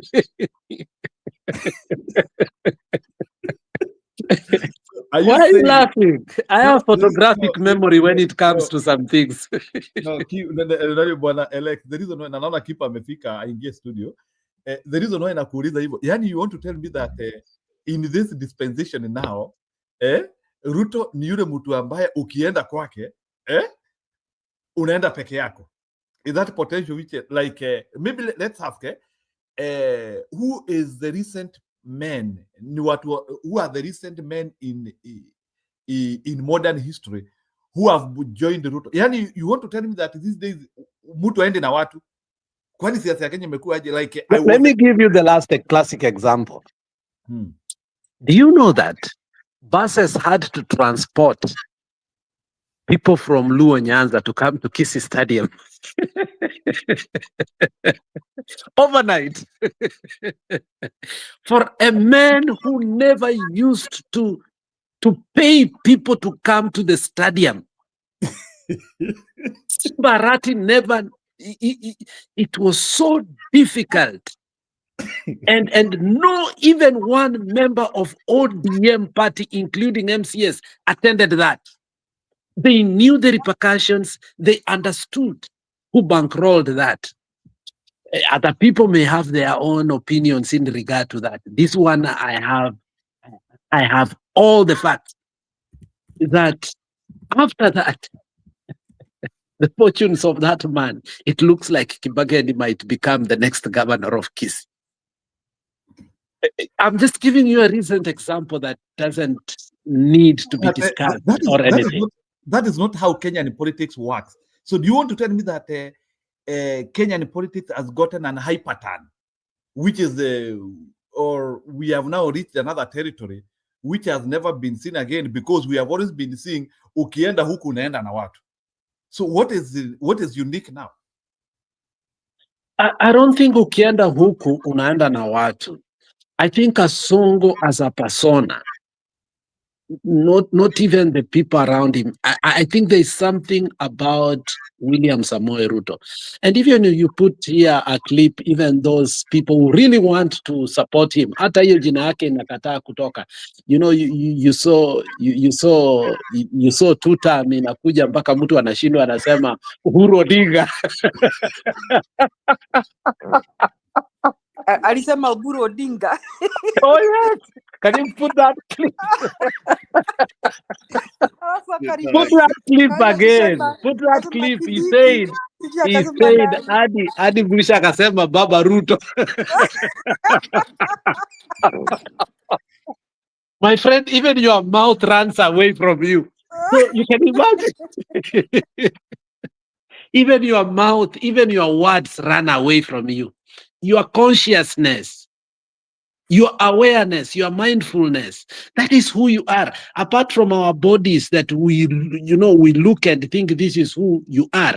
What you are is your awareness, your mindfulness, what comes from your mouth. If words can run away from your mouth in full glare of the people, and Jiru, it's more than that. Alex. Wapi tu tamu ya baba wetu Ruto? Wapi tu tamu ya Kindiki? Rudisha nyuma, rudisha hiyo Uhuru Odinga. Your Excellency, nilikuwa nasema haya, sawa. Wapi tu tamu ya Honorable Raila Uhuru Odinga?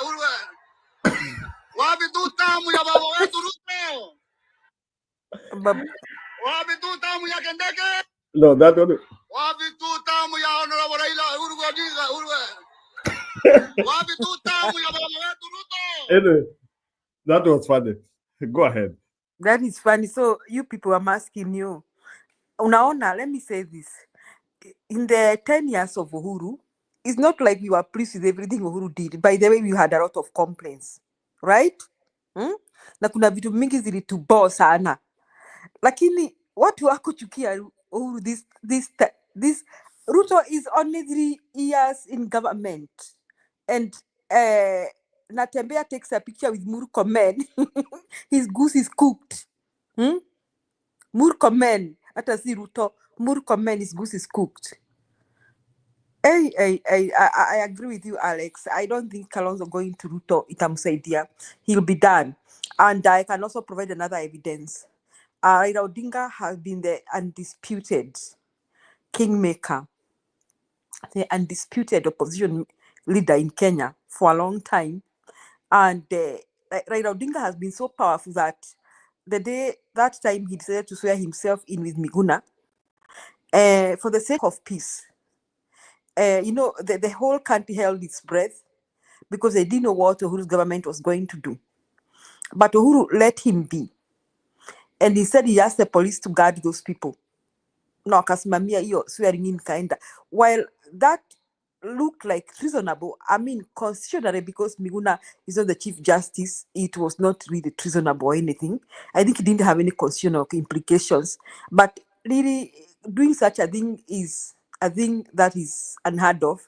But yet Raila Odinga was allowed to do that. What am I driving to? I'm trying to say that Raila Odinga has had a huge following for a long time. And a huge organic following for a long time, and not just with the Luo community, but across Kenya.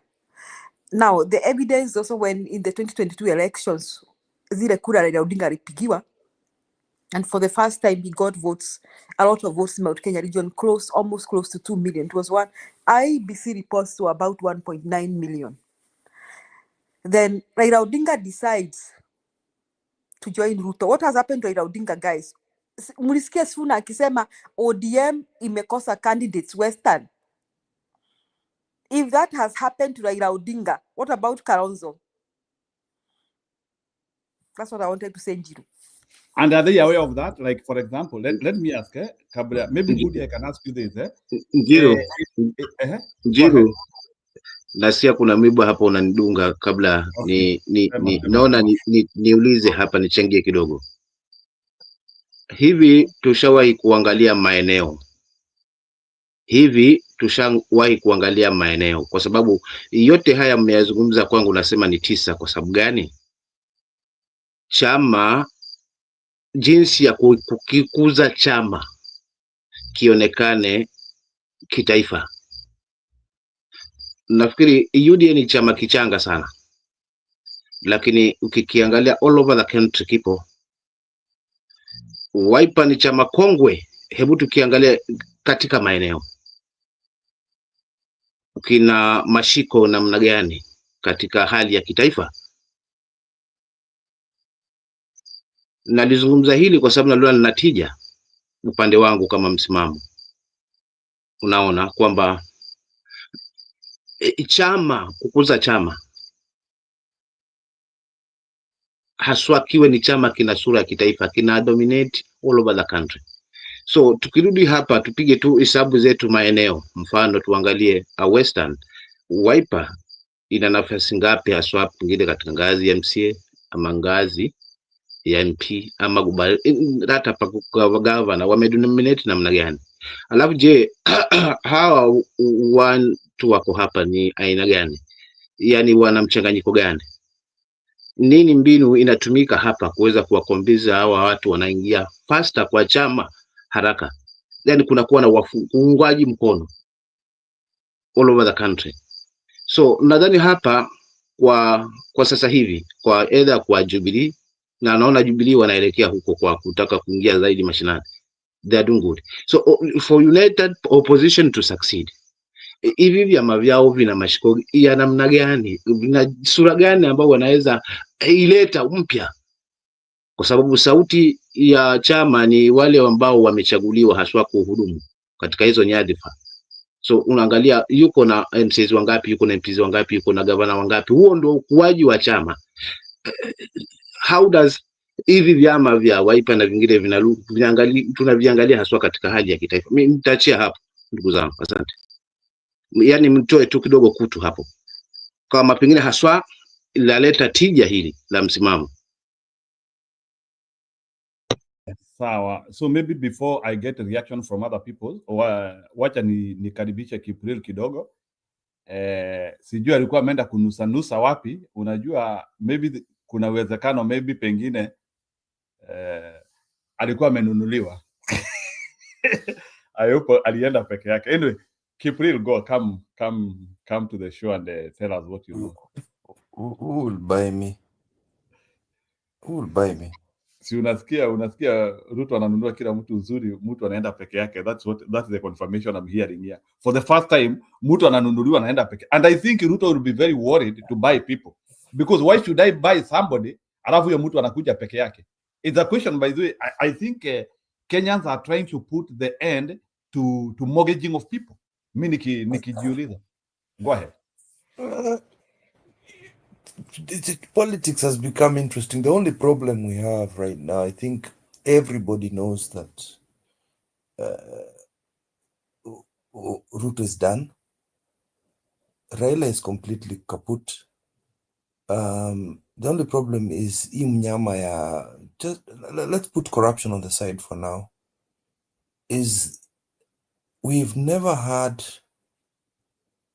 a good election, and that is what is biting our heads everywhere. I know we all say that tutajaribu or we'll try or whatever it is, but it's something that I still think we've not tujafika hapo. It is something that has sleepless nights for most Kenyans because we know this man. I know we might be screaming and shouting here, but at the end of the day, we as people right now, you're castigating the Gen Zs for not wishing Raila well, but you've got to remember these are human beings also. These are human beings that have been ignored while they've been killed, they've been maimed, they have been their problems have been pushed aside by the people you're trying to tell Wanawi Huruma. Yet there was a committee that was formed by the likes of what's his name? The likes of Millicent Omanga. Not Millicent Omanga, what's her name? The deputy governor, the governor of Homa Bay, to say that they're going to produce money to give to the people who were involved in protests. Where has that thing gone? I thought Raila alikuwa anashikilia kitu. I don't think even a single member of the public has been given any funds. So we might come and put these people to God mode, the Railas and the Rutos, and say that, oh, tuwaonea huruma, yet you're not seeing how the Gen Zs might feel. You ignored their plight, and you still keep ignoring them. Oh, muonea huruma. Why should they feel like that, to be honest? I don't blame them. Me, I don't have any ill for that old man. What's upon and is but I'm just looking at how people are judging the Gen Zs for feeling some type of way. These people are hurt. They had a movement that has actually had a knock-on effect to other Gen Zs around the world. Huh?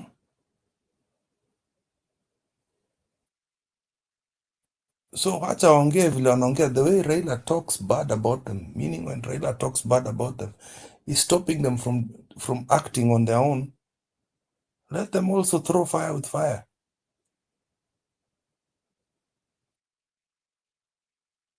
Because I do not understand, because I believe that man is indeed ill. That man is indeed in a lot of stress because hakuna mtu anafuata mambo yake anymore. Nobody listens to him. Who listens to Raila other than the people that want kumshikilia koti so that they can go into power, not to help the people.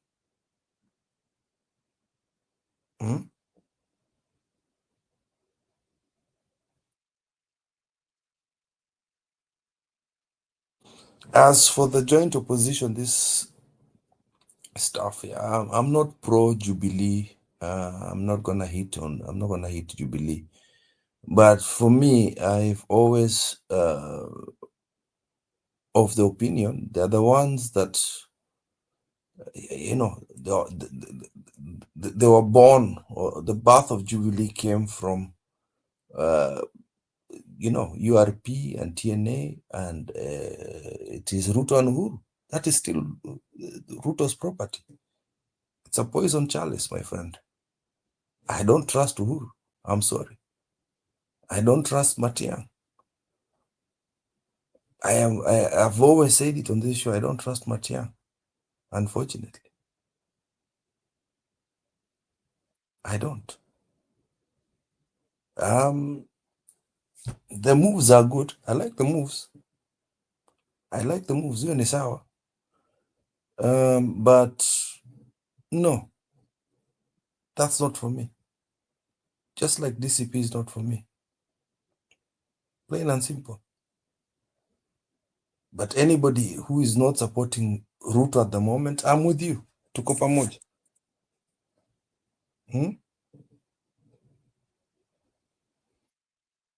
I've been on hiatus. Sometimes,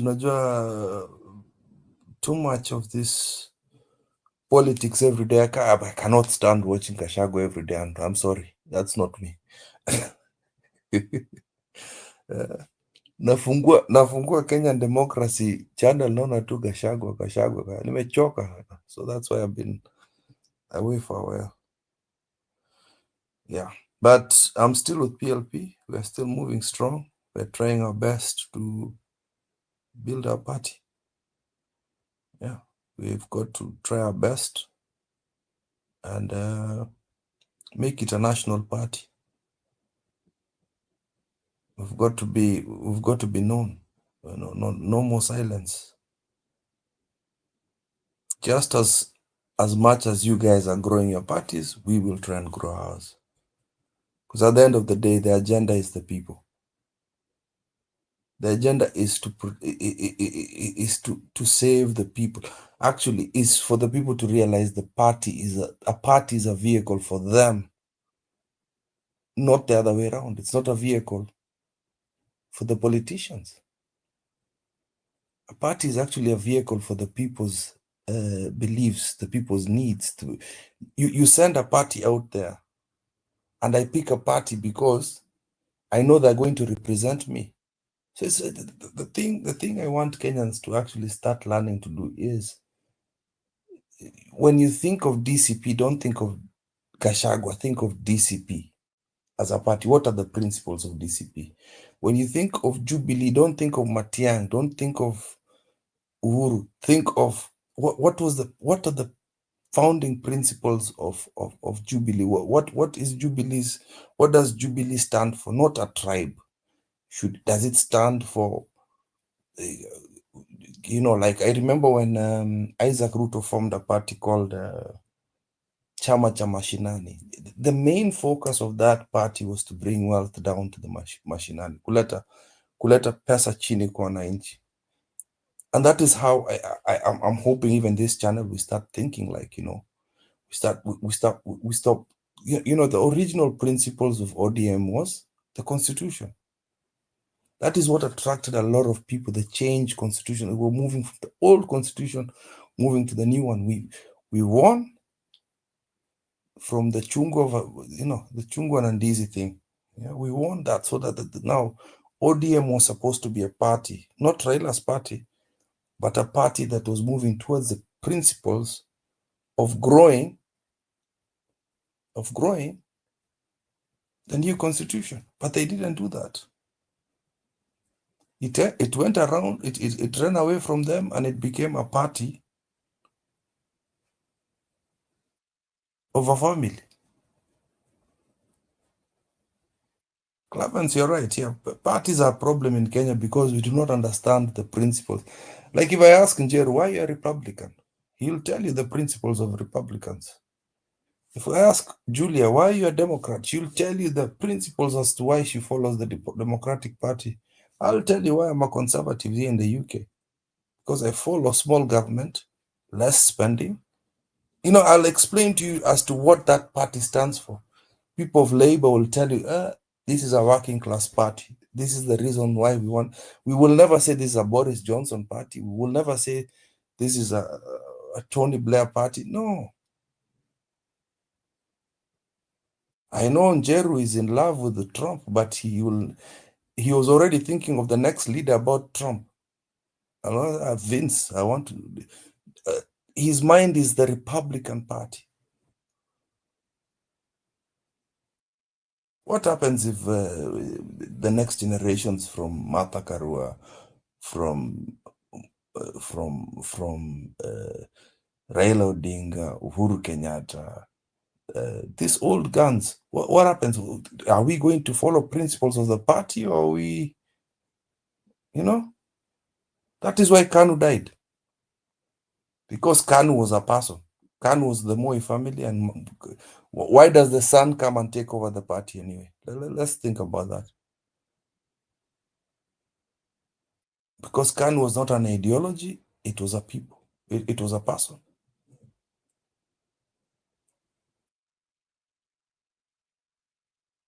Anyway, that is it. Asante sana. Okay, sawa, na huku tuambie umetoka wapi? You have just gotten. Where have you been? Si nimekwambia nilikuwa na hiatus bana. Aya, ni sawa. Thank you very much. Nilikuwa nataka niseme nilienda UDA. Ama siku hizi UDA inameza watu sana, so we have to keep on monitoring where our people is. Although we know even if you go to UDA, you have no impact there. So we have no problem. Any person who wants to go to UDA, aende. I was very worried. Ulienda wapi? Ulikuwa unitafutia mtu Elgeyo Marakwet. Si wote wamenunulia na Ruto bana. Don't kill my heart. Oh. No, we are good. Quietly. We've been just quiet, pole. Waiting patiently. Tutaleta mtu bana. Mi bado tunataka kuguza mlima bana. Nitafutia mtu. Unajua hao wazee wa Marakwet wakipenda watu wanapenda watu. You see, they said na wanapenda mpaka watoto wako, mpaka na wajukuu. So wanapenda mpaka wajukuu. They say Luos know how to love. Luos know how to love. Utapatia kila kitu, they will show you how to love. But Marakwet or Kalenjin men are loving men. Luos know how to love everybody. Unaona? They know how to love. They know how to love, but we are loving. wa Marakwet nimesikia Elgeyo. Kuna Keyo. There are two tribes, Keyo and Marakwet. Njiru, I know you think you don't know there are such tribes in Kenya. I need to teach you here. And there are good men there. Unajua ulikuwa mwalimu wa GHCRE, so nimekupea hiyo nafasi. I understand from Kip there are good men there that will love you, na watoto na wajukuu, si kama nyinyi mtaanza kuangalia watoto wangu kama wako blue ama wako green. By the way, you need to congratulate Msimamo, Yes. Amefanya kazi kubwa sana. Mmemnyamazia hapa na amefanya kazi kubwa huko bana. Congratulate him bana. Leadership. He is our candidate and we are monitoring him closely. We have two people. PLP. Nani? Keep. Sini wa PLP. Ama amesema ni wa chama gani? He's in PLP. Yeah. He's going with a big delegation to Nairobi. Wow. We are waiting. I know Msimamo is serious. He looks serious in all this. It's very serious. We might get our first victory from Msimamo as we wait for Stone PK as well. Not mind. We will. For both of them, we will. Yeah, so so kama kuna wengine wanataka viti wajitokeze. So I think this one is one of the most open election we will have in the history of Kenya. In fact, kama kuna uchaguzi, you can easily win. And I'm not saying this one with a lot of I'm saying it with a lot. If there is an election, you can easily win if you have the heart of people in here. Sasa it will be, hii ndio ile uchaguzi ambayo Julia utakuwa ukisikia MP amepata kura mbili for the first time in the history of Kenya. 2027. Don't be shocked. Stone PK is independent, and Stone PK is independent. Okay, we will wait for Stone PK. No, he said that. I have not followed this show for quite some time. Sorry? So your Stone imekuwa on? Yeah, he has been doing it. He stopped doing the nation one. Then he started focusing on the village. Local. Yeah, yeah, he has to build it. Okay, that's nice. Kwa hivyo amekuwa live kwa YouTube. Yeah, occasionally he has to come. He talks to the people in Bere. He's nice. Doing a bit of he's doing civic education, which I appreciate. So me, I'm seeing a leader. I'm seeing somebody coming in.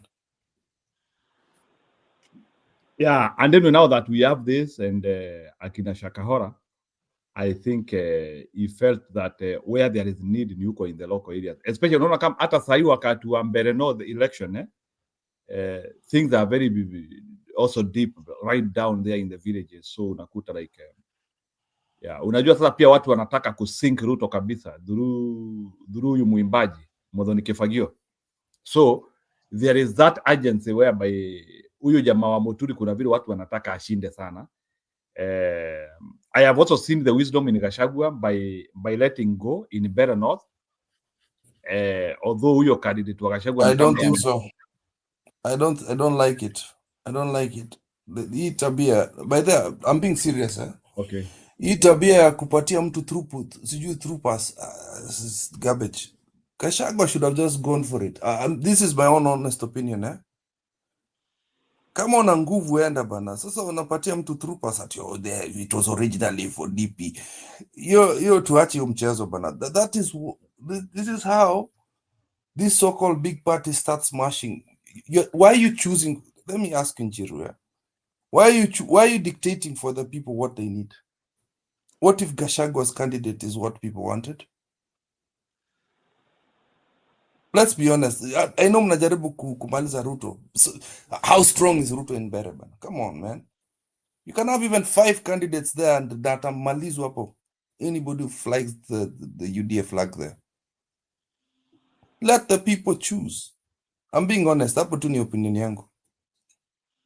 Okay, ni sawa. It has already happened, unfortunately, and it looks like Gachagua and Muturi decided to team up for. I think they decided to choose future and not present. Unajua saa zingine, maybe Julia, you need to also come strong on that, and help me. I think Gachagua and Muturi decided to choose future and not. Yani waliona, there's no need of fighting on one seat, which will only last for 1 year, and we lose the future. Mimi sijui kama hiyo ndio ango yao. Unajua saa zingine unaweza angalia, there's no need of fighting on a by-election, and we waste the future, the coming future, because of extreme war. So, Julie, I don't know. What would you think about that? Why do you think Muturi and Gachagua decided to combine fronts? Yeah, because at this time they don't need any strife between them, and I think going forward they will have to do a lot of zoning, even especially in Nairobi area. Watafanya zoning sana. What they have to agree in Nairobi which party. Why, Julia? Why do we keep because the sibling rivalry also kills, They should not give room to ODM and UDA. If they decide to share the votes, wanapatia nafasi ODM ishinda ma UDA. So they have to zone. They have to back one candidate for government. What if I wanted? What about me? This is where me as a citizen. Uingie kwa hiyo chama kama wewe ni wa kutoka Nairobi, uingie kwa hiyo chama iko na nguvu huko. Na sasa nikwambie hiyo chama iko na nguvu. No, hiyo chama iko na nguvu. Do not hold my principles. Then you go independent. Do not hold my candidate. If you are really popular, you'll win. You go independent. If you are really popular, you'll win. But they have to zone. They have to zone for governor. Nah, you guys, you need to think about it. Think about democracy of the people. No, they have to you do cannot that. Zone. They have to, because that is the only way of beating ODM and UDA. They have to. Because at the end of the day, you also need the members, You don't need president. Yes. Hakuna ile story tu atapatia UDA na ODM nafasi Nairobi. They should give them a thorough beating. And you see, if they zone, they'll be okay. They'll win. If they zone, tuseme Kalonzo na kina Martha na kina Matiang'i na kina Gachagua wame agree on one governor, they agree on one senator, they'll give ODM and UDA therapy. Watawapatia kichapo cha umbo, lakini wakijaribu kugawana. You're forgetting about the people. This is just about winning elections instead of thinking about what the people want. This is what ODM has always been doing. And where are these people? It's basically leaders are choosing for you. Why choose for me? What do the people want? Nafikiria ile walionyesha hapo katika hali ya kuachia mtu mmoja, hiyo ndio Wakenya wangetaka waone. Hawa watu hawajipendi ama kuonyesha ati chama changu ndio kizuri zaidi, na hiyo ndio hata saa hii tunaomba hao wote ambao wanataka kuingia katika candidature ya president waombe wakisema mimi nataka, lakini wasipate ile ego ya kusema ni mimi na ni mimi na ni mimi. Hiyo mfano walionyesha hapo, wakituelekeza hata candidature ya presidency, tutaona kweli hawa watu ni trustful. Hata wakisema hata Muturi wamuigize katika hiyo, kama yeye angependa ya kuwania kiti cha rais aingie, wamuigize kama Maraga, wamuigize. By the way, mimi hata mpaka saa hii vile ninaona, yule anaweza kusimama kama rais na asimame na msimamo wa kusaidia mwananchi kule chini ni Maraga na Muturi. Ni sababu gani? Katika hao wote wako na hizo chama za United Opposition. Ni sababu mimi ninaona maoni na njia ingine. Kama Jiro sorry, nimetoka kidogo, nilikuwa ninaongea na simu nyingine na nimekuta ukiongea mambo ya hizi chama. Hizi chama Jiro ni business. Ni sababu hizi chama tunasikianga wanapeangwa millions of shillings from the government. Where does the government get money? From our taxes. Na hii pesa ikienda kwa gava inawalipa nini? Inalipa parties nini? Ni nini wanawalipia? Na hii pesa wakilipwa, hakuna hata pate moja imesema mimi nilipatiwa 1,200,000 na hiyo pesa ilipewa chama changu, nitaenda kujenga shule hii na hii na hii na hii. Si ni business? Hizi chama ni business. Tunafaa sasa tuanze kufunguka macho. Hizi chama ni business ya watu kutafuta pesa nayo, lakini mwananchi pale chini ambaye anatakikana avotie hiyo chama, hakuna usaidizi anapata.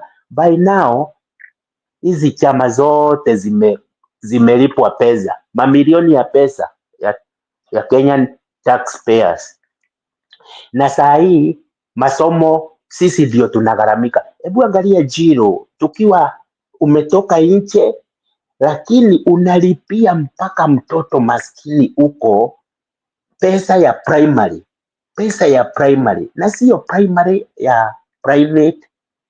Tunalipia watoto primary na ni public ya serikali. Serikali imeshindwa kuwalipia pesa, lakini inaona pesa ya kulipa political parties. Hii ndio ninaomba tufunguke macho, tusione hawa politicians pale juu na tupigane hapa chini sababu ya politician pale juu. Hawa watu ni waizi wote. Mimi nasema hawa watu ni waizi. Hawa watu ni waizi, na nilikuwa nimesema hapo mbele. Hawa watu ukiona wanang'ang'ania huyu tutamuigiza minister, huyu tutamuigiza PS, ni sababu ya their own interest, sio interest ya mwananchi. Na ndio nilikuwa nimesema mimi, hiyo wanaitananga tribal. Sisi hatujui, hao ndio wanaitananga tribal sababu ndio wanajuana. huyu alilete huyu, huyu alilete huyu, lakini huyu ambaye aliletwa hakuenda pale mashinani kusaidia mtu. Mimi nikipanda laini kwa Ministry of Land, nikienda Kenya, nikipanga laini kwa Ministry of Land litimiziwe, hapa next iko Mkisii amepanga laini atimiziwe, lakini yule minister ako pale juu kwa kiti ya CS ni Wahome. Wahome hawezi kutoka hapo aseme Wakikuyu wote kwanza waingie. Ndio ninataka tuondoe hiyo kitu inaitwa tribal narrative.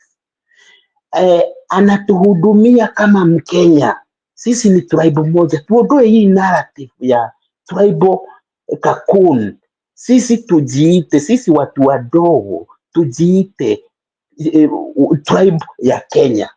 Nao hao wang'ang'anie hiyo, wanang'ang'ania ati tribe ya Kalenjin, tribe ya Kisii, tribe ya Kikuyu. Hao ndio wanajua ni kwa nini wamepeleka jina ya fulani aigizwe hapo. Hawakupeleka maskini jina yake ati aigizwe hapo.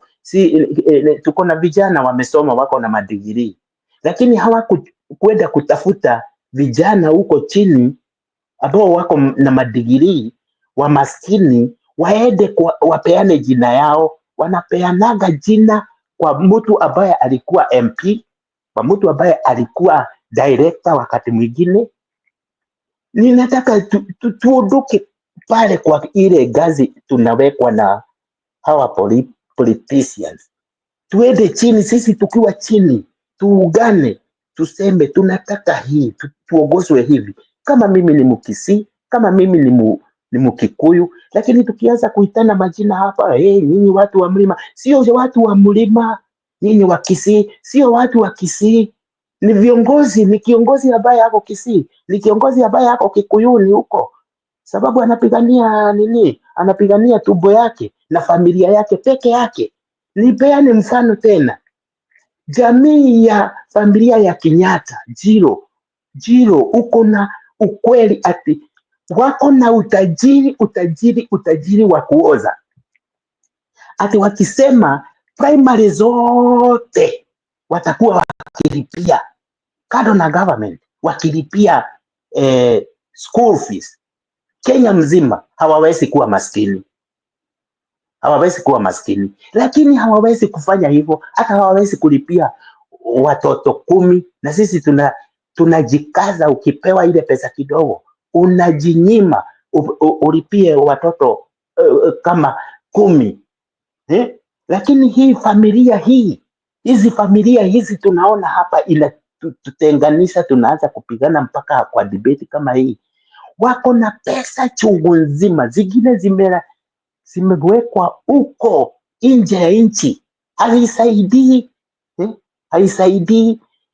Lakini sisi tukiingia katika siasa tunaanza kugongana sisi wenyewe, na hao watu wakienda kwa mahoteli ile wanaendaga juu nje ya nchi na ndani ya nchi wanagongana. Kudos. Lakini sisi pale ndio tunapigana. Hebu tuondoe hiyo mind ya kupigania chama fulani, mtu fulani. Na ndio nilimalizia na kusema, by the way, mimi si mtu wa Gachagua. By the way, mimi si mtu wa Matiang'i. By the way, mimi si mtu wa Uhuru. By the way, mimi si mtu wa Martha. Mimi ningetaka tupate mtu ambaye atakuja akiwa na Kibaki mind ya kusaidia mtoto, ya kusaidia mama ambaye anaenda kupewa watoto. Si tuliona juzi Thika, wamama wamefugiwa ward fulani, na hao wamama walipata watoto mwezi moja iliyopita, lakini wamefugiwa huko, hawana pesa ya kulipa. Na hiyo viongozi ambao tunapigania hapa wako na pesa chungu nzima zimelala mabank, hawawezi kuona hiyo nitaenda kufungua hao watoto wa mama wote waende nyumbani. Wanakutana na watoto wakienda nyumbani wamefukuzwa. Saa hii walimu walisema zero balance. Walimu walisema zero balance. Sasa wanafukuza watoto.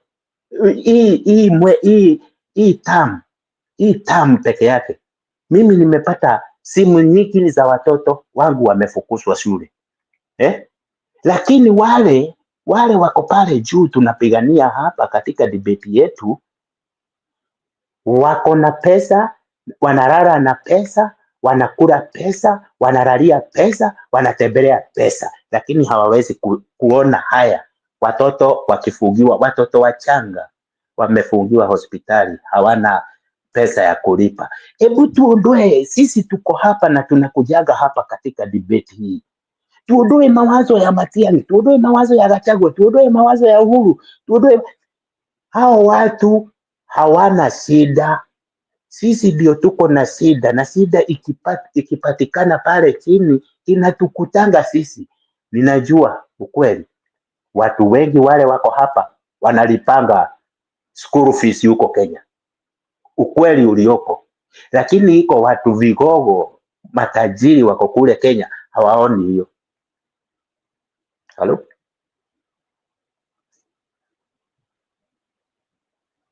Zero, watu wametoka. I think we can conclude now, tafadhali tu. Okay. Na nimeshare WhatsApp hapo, yule anataka kuingia WhatsApp anaweza ingia WhatsApp group. So I have shared the WhatsApp group there. So Musimamo na David, you can conclude and we call it a night. Thank you. Mimi sasa ile kitu ningesema Jiro, you are trying even to open this channel so that we can give our opinions, na ninaomba tena mtu akitoa opinion yake hapa isiwe sasa hiyo ndio ya kuchange the debate. Unaanza sasa wewe ndiye una debatiwa. Mimi ninasema tunakujaga hapa though na miss wakati mwingi sababu ninaenda kazi, mimi hufanya usiku. Tunapokuja hapa wewe unatoa maoni vile ungetaka nchi yetu iende. Ni kupenda, tunapenda nchi yetu sana, sio ati vile tunafurahia tukiwa nje na tunachekelea wale watu wako kule manyumbani. Ni sababu ati sisi tunaona vigogo tu na tuko hapa na hatuoni shida zile ziko pale. Sisi tunafaa kuwa sasa tunaelimisha watu wetu. Kitu ya kwanza tukiweza kuwapatia mawazo, sisi tunapotoka nje tunafunguka mawazo zaidi ya wale watu wako pale Kenya. Ni sababu hatuwezi kwenda wakati tumeenda kule ati wewe unafuatana na viongozi wakienda kampeni moja mpaka ingine, wewe huwezi kuwa na nyakati kama hizo. Tuwalilie watu wetu nao watokwe na hiyo wazo ya kufuatana na wanasiasa, sababu wanasiasa hiyo ni business yao. Ndio unaona wanatoka mkutano hii wakienda ingine. Inafaa hata wakaweza kuenda mikutano hiyo wakute ni mbuzi zinakula, hakuna mtu wa kuongeleza, sababu watu wote wako kazi. Watu wanaenda mikutano yao ni sababu hawana kazi. Hiyo ndio ombi yangu, nasi tukaweza kuwa tuko na kitu ya kugawia Wakenya wetu, kuwaelimisha, sio kuambia Matiang'i ndio the best, Gachagua is the best. No, we have opened our mind na tunaona mambo vile inafanyikanga hapa. Sionagi hiyo magari hapa hata wakati wa kampeni, na sisi ate nasi tuwe tunaelimisha watu wetu huko. Ile mtu anauzanga mayai aende akauza mayai, asio afunge hiyo kwa biashara yake sababu Gachagua anakuja katika eneo yake. Tuwafungue watu wetu, hata heri watu wakae nyumbani wasiende kusikiliza hawa watu. Hiyo ndio maoni yangu ya kufunga. Okay, sawa. Na nitaomba yule ambaye haja subscribe channel yetu, please you can subscribe our channel. We still appreciate those new members who subscribe our channel. So please kama uja subscribe channel yetu, nitakuomba kwa heshima you can subscribe our channel. Thank you. Msimamo kitu ya mwisho. Asante ndugu yangu na mzee wetu hapa David. Kwanza ni seme hivi Njiro, na niungane na mzee wetu hapa. Tukiingia hapa tunajadili, So nadhani kuna kule kushirikiana mawazo. Sisi wengine tunajifunza kutoka hapa mambo mengi tu, ndio maana tunapata nguvu na sisi kuweza kuwa na sauti. Kama si hapa, basi hatungekuwa tulipo kuna msimamo kwamba tunaweza zungumza mbele ya watu bila uoga na bila hofu. So cha kufunga ni hivi, sasa hivi tuangalie vita vimoja tu ambavyo vinakutukodolea macho, either one term ama two term. Nini faida ya one term na nini faida ya two term? So nadhani tukishagundua hilo, tutajua kwamba ninalo tusibu sasa hivi ni lililopo tayari machoni kwetu. Maana kama ni msingi wa siasa umeharibika tangia awali, msingi ulikuwa wa mwenye mbavu mpishe, ndio tumekuwa nao kwa muda. So this time around tumefikia hatua kwamba mwananchi ana nafasi ya kuweza kufanya hayo mabadiliko, tena pakubwa kutokana na rangi halisi ya viongozi wetu, the way sasa hivi wanatupeleka. Yani unayemwambia ndiye, kesho sie, na unamwambia sie, kesho ndiye. So katika huu mgongano wa hawa wanasiasa ambao wametufikisha palipo, fursa bado tunayo kama wananchi kuweza kulibaisha hili taifa kwa kuweza kusaidiana kimawazo, fikra na akili, ili kuepukana na hili ambalo linatukodolea macho la either two term ama one term. Maana huyo ndio nduli ambayo yuko kwa sasa hivi. Nadhani either tukifanikiwa one term tutaziona faida zake. Maana nadhani hapo kutakuwa kuna mwamko mpya sasa wa kuweza kuhakikisha kwamba tunaingia katika taifa litakalojali katiba, lakini vile litakalojali wananchi wake na rasilimali zake kwa ajili ya wananchi. Taifa ambalo litazungumza kauli moja. Maana sasa hivi tupo haswa katika taifa ambalo ni ngome yetu, wingi wetu wa nyadhifa ndio kula kwetu, lakini mwisho wa siku wa umma unatumika katika hiyo hali, unakuwa ukuta wa kuweza kuwazuia wafisadi na walafi na hawa wanaunganisha watu kwa jamii. So ni wakati ambao vyama vinafaa vingie mashinani, kwa sababu wananchi wana hamu ya kuona mabadiliko. So wachague watu ambao ni mobilizers wazuri, ili walete viongozi ambao ni aspirants wazuri wanaokubalika na pia wanaokuwa na urahisi kuuzika mashinani.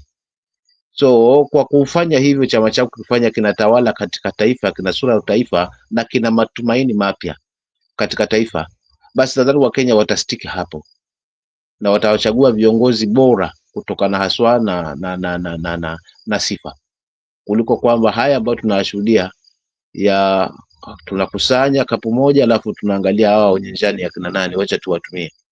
So tukitakana katika hiyo hali kama wananchi na kama viongozi ambao wana nia safi kule juu, basi tutaweza kushinda hii vita ambavyo vinatukolea macho vya two term. Maana tukifanya mchezo tu one mistake, Njiru na ndugu yangu hapa na msikilizaji yule, that's one goal. Na hawa ndugu zetu wa two term kakosa kadogo wanapita. Kwa mkanganyiko tulionao sasa hivi, hakuna msimamo wa united opposition, kila mtu anataka hii, mimi nataka niwe mimi hapa juu. Hii yote ni kuonyesha ishara wazi hawana nia safi na sisi, na nituwalazimishe wawe na nia safi na sisi. Na kama sivyo, ndio nitaungana na kaka yangu hii last option kwamba lazima tuondokane na hawa sasa tangia awali. Na nafikiri si mara moja, mara nyingi nimesema kwamba viongozi wetu ndio adui wetu katika ile taifa, maana hakuna wa kuaminika. Kwa hiyo mimi nitaachia hapo kwamba vyama hivi vidogo vidogo vyenye nia safi ambavyo vinakuja, ama viongozi hao wenye nia safi, basi waingie zaidi mashinani kuweza kuleta hamasa na kuweza kutafuta viongozi ambao watapewa walio bora, ili kama ni chama kichanga basi kionekane kitaifa, kisionekane chama cha mlima, maana ama chama cha Western ama chama cha Nyanza ama chama cha Coast. Unajua hivi vyama kutokana na hii ngome mwingi ndio vimetuzuia, na pakipatikana mjanja akitembea the whole over country akichukua viti huko, yeye ndio mwenye sauti, alafu tunakuja tunalalamika hapa kwamba ni mtu ameshagaramika, ametengeneza wajumbe wake, hiyo ni sauti yake. So yuko kibiashara kama tulivyozungumziwa na mzee wetu hapa.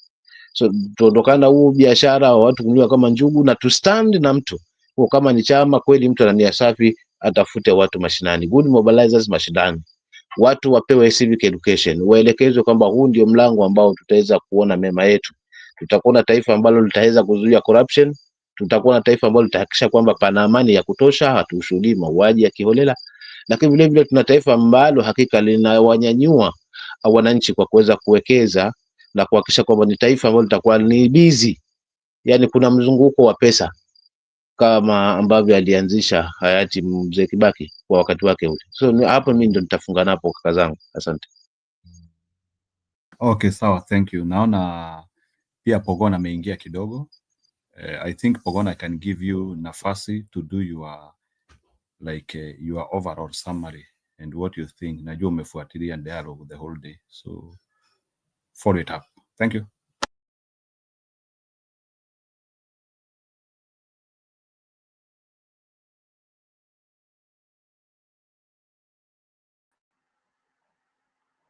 Njiru, nanisikia ama msimamo?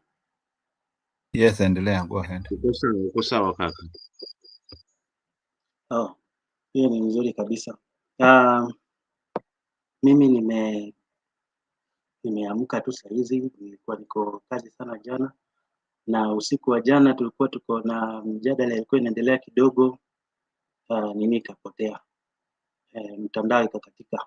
Huku hivi hii mambo ya bundles inatulemea, so nikawa ningojee tena mpaka another day ndio nichukue tena nafasi sasa leo, but na nimekuwa busy.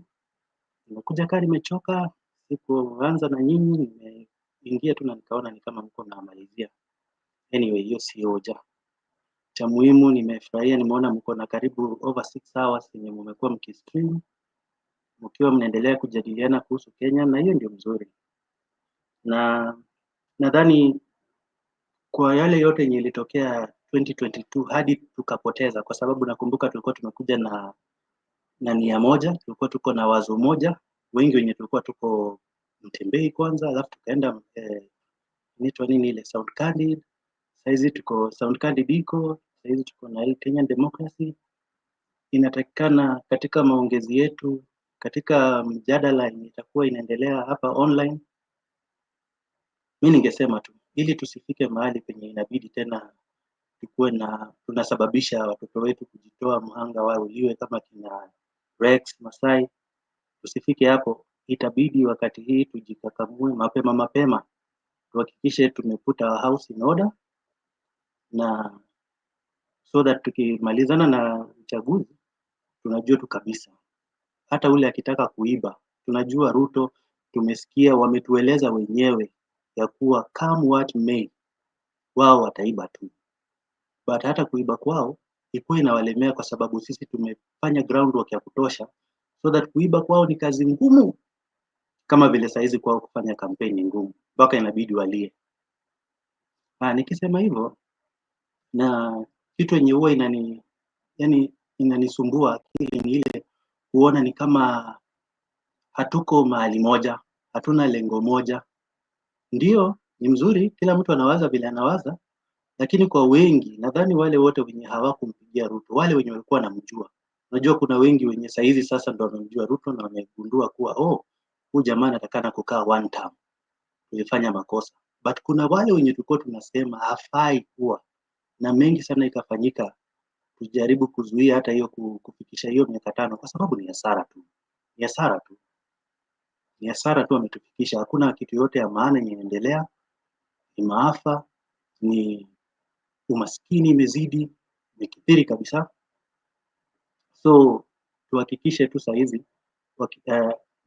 tumeshikilia kila kitu na iko sawa. Na hata ikifika mahali penye tunaenda, yani tukijipanga vizuri, ikifika mahali penye tunaenda uchaguzi, ningeafadhalisha tusiwe tunafika mahali penye tuseme ule kiongozi mwenye tungemtaka. Kama mimi namwaminia Matiang'i 100%. Kwa wale wote wenye wamesimama, wale wote wenye wamejitokeza, mimi namwaminia Matiang'i. na hili tusifike mahali penye itabidi, kwa sababu tunajua ukiwa uko na hiyo cheo, mamlaka ya upresident, kama hauna power kwa bunge, inakuwa kidogo ngumu sana kuongoza. In fact nasema inafika mahali mpaka inabidi mtu kama Ruto ndo anaweza ongeza nchi kama Kenya, ukiwa hivi ile yenye uko na hauna numbers, so that you bulldoze things. Yes, Ruto is good. Ruto upande hiyo ako sawa kabisa. It's only that ye mwenyewe hana goodwill ya kuweza kuelekeza Kenya mahali penye tunapata prosperity sisi wote, kwa sababu sielewi kwanza hii yenye anajivunia sana hii mpango ya nitongaje ya affordable housing. Affordable housing, nyumba tumetoa sisi wenyewe wa Kenya, tumetoa pesa, nyumba zimejengwa kwa ardhi ya serikali, hiyo ni ardhi ya umma, alafu mtu anaenda kupatiwa. It does not make sense. One day one time hivi vitu yote zitakuja kuwa revoked. One day one time, kwa sababu there is no way utakuja ku-own shamba na mimi nimekuwa nikichangia wewe kwa hiyo nyumba na mimi sipatiwi, wewe umepatiwa, kwa sababu wenye watapata hiyo nyumba si wale wote wenye wanatoshea.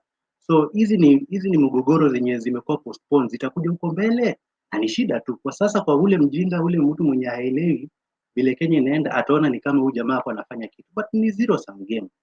Anyway, what I mean is tusifike mahali penye itabidi our preferred candidate anaenda kulias na watu wenye labda watakuwa opposition nini washike, so that there is compromise. We want to front somebody mbele, mtu mwenye atakuwa akishikilia hivi uongozi, kila mtu ana fall back, anaenda nyuma yake, kwa sababu yeye amepatiwa mandate 100%, kama vile ilifanyika 2002 wakati wa anaitwa nani, wa Kibaki. Ilikuwa wakati hiyo hakuna haja ya handshake, kwa sababu the country is not torn down the middle. In fact, it was not year 2022, it was not torn down the middle. It is like a third to two-thirds. Two-thirds, they did not vote for this guy. So to accommodate the two-thirds, inabidi approach watu from the opposition ndio aweze kurun. Na yenye mimi ninafikirianga itakuja ifanyike ili hiyo iwezekane ni mapema hii, now that we still have almost 2 years ndio tufikie wakati ya hiyo uchaguzi. Saa hii inatakana to front mtu wetu strongly. I love the idea ya kuwa Kenya by large, wengi sana tulikuwa tumesema tu baada ya 2022 vile mambo ya siasa ilienda, Ruto akachukua nini na tukasema ni aje tunamtaka Matiang'i long before yeye mwenyewe akuje akaamua. Let's all fall back, tuachane hiyo na side shows hiyo backdrop noises zenye zinatoka kwa hao wengine. We all know right now kwa watu wale, mimi naweza sema for shallow people, mtu kama Gachagua is making sense, but if utaangalia hiki tu kwa upana, this guy has nothing. This guy is nothing. Hana mwelekeo yote. In fact right now hako anapigana na watu kama anapigana na Matiang'i. Why? Because Matiang'i amekuja na amekuwa a force in Mount Kenya, kwa sababu amechukua chama yenye it is perceived kuwa ni ya Mount Kenya. Yeye anataka discipline ndio ikuwe ni iko domicile huko hivyo, na yeye ndio kingpin huko. Hiyo ndio yeye ako tu mambo ya supremacy battle upande ya mlima. We should stop that. Na the only way ni kufanya nini? Let's talk about our candidate, mtu yule mwenye tunaona kabisa huyu ndio mwenye anaenda. Anyway, if saizi mtu atasema anataka mtu kama Rigiji cannot be there in 2027 election. He's not going to vie. And even if he's going to vie, this guy did not quit. He was impeached by those people wenye waliingia wenyewe kwa kura. Kwa hiyo nini? Kwa hiyo serikali. Na hiyo serikali hiyo haijakuwa any worse than it was siku ile yenye alikuwa. Imekuwa tu ni the same. It's only that ame switch sides baadaye kutolewa. So right now inatakana tusiwapatie attention watu wenye wanatuletea hizo side shows zenye hazijengi. Let's front our guy. Let's make this campaign ya 2027 very very cheap, so that Matiang'i does not need to go to, okay, that's according to me, mimi sijui mwingine mnafikiria nini, but isifike mahali penye anahitaji kwenda kila mahali kujiuza. Let's tumuuze tu mapema, so that iko campaign iko cheap, si atutolee pesa. In fact, naweza tamani sana ikuwe kama ile wakati ilikuwa ni 2027 2013 kitu kama hiyo, ile wakati yenye tulikuwa na pay bill ya till number ama ni pay bill ya kuchangia kina Ruto, tuchangie huyu Matiang'i, tuhakikishe tumemweka, tumeinstall so that yeye mwenyewe ana feel like anatu owe service sisi kama Wakenya. But tukifika mahali penye tunasambaratika, ifike mahali penye watu itabidi wanunuliwe ndio wachukue pesa, ndio mtu achukue uongozi, then hapo ndio inafikanga mtu akichukua uongozi inabidi aanze kurudisha ile pesa yenye amechukua kutoka kwa watu nini. So let's control the narrative very very early. Let's front our guy so that watu wengine wote wana fall back behind yeye. Hizo chama zingine zote hata ukitaka kujiunga na yeye wakuwe wanakuja ili kumuongezea nguvu, sio wanakuja kwenda kugawana na yeye serikali sijui nini. Because me hata tukisema lineup, I don't see so many people wenye wako kwa hiyo united opposition wenye I would like ati kuwaona wakiwa kwa hizo prominent positions. These people have been there. Most of them ni watu wenye wanaenda na wakati, wakiona ni fulani amechukua, believe me, watakuja tu wakuwe ni lukewarm people, they will not do so much, hawatatusaidia. So best thing, let's front our person mwenye tunaona ni most preferred. In my case mimi naona ni Matiang'i, the rest tukue tunawapatia sasa hiyo, tunawaambia tu, yani tunawaelekeza mahali pa kwenda. Bora saizi tukisema tu tunataka hao watu wajipange, wawache kufanya hii na hile na nini. We know these people, we know our people. We are Kenyans, borderless, kwa sababu saizi Kenya we are not bound by your physical border. So many people are outside there. A lot of us wako hapa hivi ndani. Watu wako kila mahali, soon watu watakuwa hadi kwa space. But vile tuko huko hivyo, hakuna mtu mwenye anaweza sema saizi he is too young or he was so detached from Kenyan affairs yenye hawezi jua who's the most credible person mwenye anaweza patiwa uongozi saizi. Hiyo naye tuwezi sema hivyo. So tukianza hizo mjadala na tukue tunaongea mambo ya region nini, that's where tuna lose growth. Anyway, mimi nimefurahia sana kuona Matiang'i hakuunda chama yake, haku fall back na kusema anataka kuleta the Gusii people because there are so many. I think that's the second largest tribe in Kenya. But nimependa sana vile yeye ameamua kutoka na amechukua hiyo chama yenye ready made imekuwa iko ya Jubilee. Let's revive it. Mimi namwaminia, and it's not a guy mwenye atakuja kuendeshwa ati watu watasema sasa ati Ruto Uhuru anataka kuendesha Kenya through proxy. I don't see that. And I think to some case Uhuru wanted to run this Kenya but he did not have the muscle. But the person mwenye ninaona ako na muscle ya kuweza kutuendesha hii Kenya, because to me kitu inaitwa democracy is a fallacy. This is something that has never even, it's not even working in the first world countries. We are so young, sisi wenyewe tumekuwa thrown into this democracy issue nini, but in reality Kenya and Africa inataka mtu mwenye ni mtu strong, kind of a benevolent dictator. Mtu mwenye anaweza tuongoza, tuambie direction ni yes, inaweza kuwa ni chungu, but chungu yenye inaleta matunda, si matunda ya uongo ya kudanganya watu, hii ya affordable housing, hii ya kudanganya watu, ya kuambia watu kwa sababu Mungu tupigia kura ndio maana maendeleo imeenda Nyanza haijakuja Ukambani. Vitu kama hizo tusikubali. Na the only way haitawezekana ni ile yenye in front of a person na kuwa strongly yako ndani, kama saizi vile Nairobi wameamua ni Babu. Yes, it's Babu. Na sidhani kama kuna MCA ataweza kumess na Babu come after 2027 kama vile wamekuwa kimess na Sonko, wamekuwa kimess na Sakaja, because Babu is his own person. Ni mtu mwenye anajiendesha, ni mtu mwenye ako na umati. Hata saizi nani akijaribu kumwambia nini, the larger Nairobi wanaweza toka na kumdefend hata watu wenye wako outside this constituency. So yangu ni hayo, na ninafurahia kuona mjadala inaendelea, na ningependa tu iendelee hivyo mara kwa mara, tukue tunapatana tunajadiliana. Ndio mara nyingine kwa sana ujituko Kenya si rahisi kupatana, but kwa wenye mko huko hivyo nje, yes, muendelee kukuja. I think kunaweza kuwa hata na session nyingine yenye inakuja a little bit earlier kwa wale wenye tunaenda kazi asubuhi, so that tunaweza changia before tulale, au tunaweza tukipata kama mko hivi kabla tujatoka kwenda kazini tunaweza changia ndio tutoke. Otherwise, thank you. And Njiru, I hope umesoma hiyo message yangu mtumia huko. Haya, sawa. Thank you very much, Bwana Pogon, for that. You also build resilience in us. So, Madam Julia, you can also give your conclusion. We are giving our conclusion. You can tie up the discussion there is a lot of Yeah. Before I tie up, I just want to contradict, or is it contradict? Kizungu ni ngumu. Oppose what Pogon has said, or maybe to just add something. Matiang'i needs the likes of Gachagua.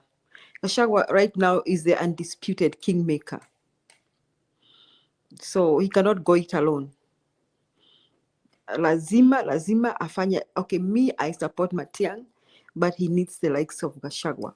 And he needs to navigate his way around Gachagua and akina Kalonzo, akina Wamalwa. He has just to do that. Hakuna lingine hapo. He has to do that. That's what I wanted to say. Hebu nikuulize. Vile unasema yeye ni kingmaker, you mean he is relevant kwa sababu ya campaign, not leadership, right? Right now, right now, and you know, Gachagua has just proven that he's very aggressive in convincing people. America siasa kwa level ingine sasa. He's put politics in another level that all of them, anybody want to become president right now, must just work with him. But clearly, he has put siasa on another level. So, however much some of us feel, including myself, that Matiang'i would be the best candidate for Kenyans, he needs to work with Gachagua. Hana lingine. That's what I think, Pogon. He has to. And we cannot push Kalonzo away also. Oh yes, tuwezi tukawish away, of course. That is in aspects tukiongelea kuhusu campaigns. But ikifika ni in the end, like ule mwenye tunaweza amua ni nani, the best person mimi naona pale hivyo ni Matiang'i. Hao wengine wakuwe wanajua place yao mapema. That's why ninasema even in our talks,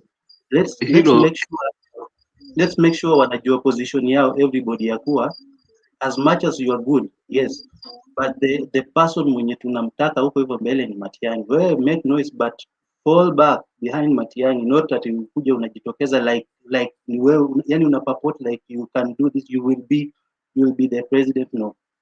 But even now, Pogon, as you talk like that, I think the percentage when you're anasema watu tunataka Matiang'i may not be more than 1/3. Unaona, leo nimeona Gachagua akisema he'll vie for presidency. It will be very hard to push him away. Unakumbuka, Pogon, okay, I would have said like this more than 10 years ago. I would have said, and I would have sworn, and I would have said, apana, Gachagua cannot be president. But one day, when Kibaki was going to retire, mimi nilikuwa Kenya nikisema kwamba, and I think Kibaki was thinking like me, that right now you should have another person, even from another region. And I understand that those days Kibaki decided to hand over to Musalia Mudavadi. And Kibaki had called the likes of Uhuru na wengine na wakawambia tunapatia Mudavadi hii kiti. What happened overnight, Pogon? Unakumbuka story ya madimoni? Yeah, nakumbuka. Unajua hiyo story inaweza fuka.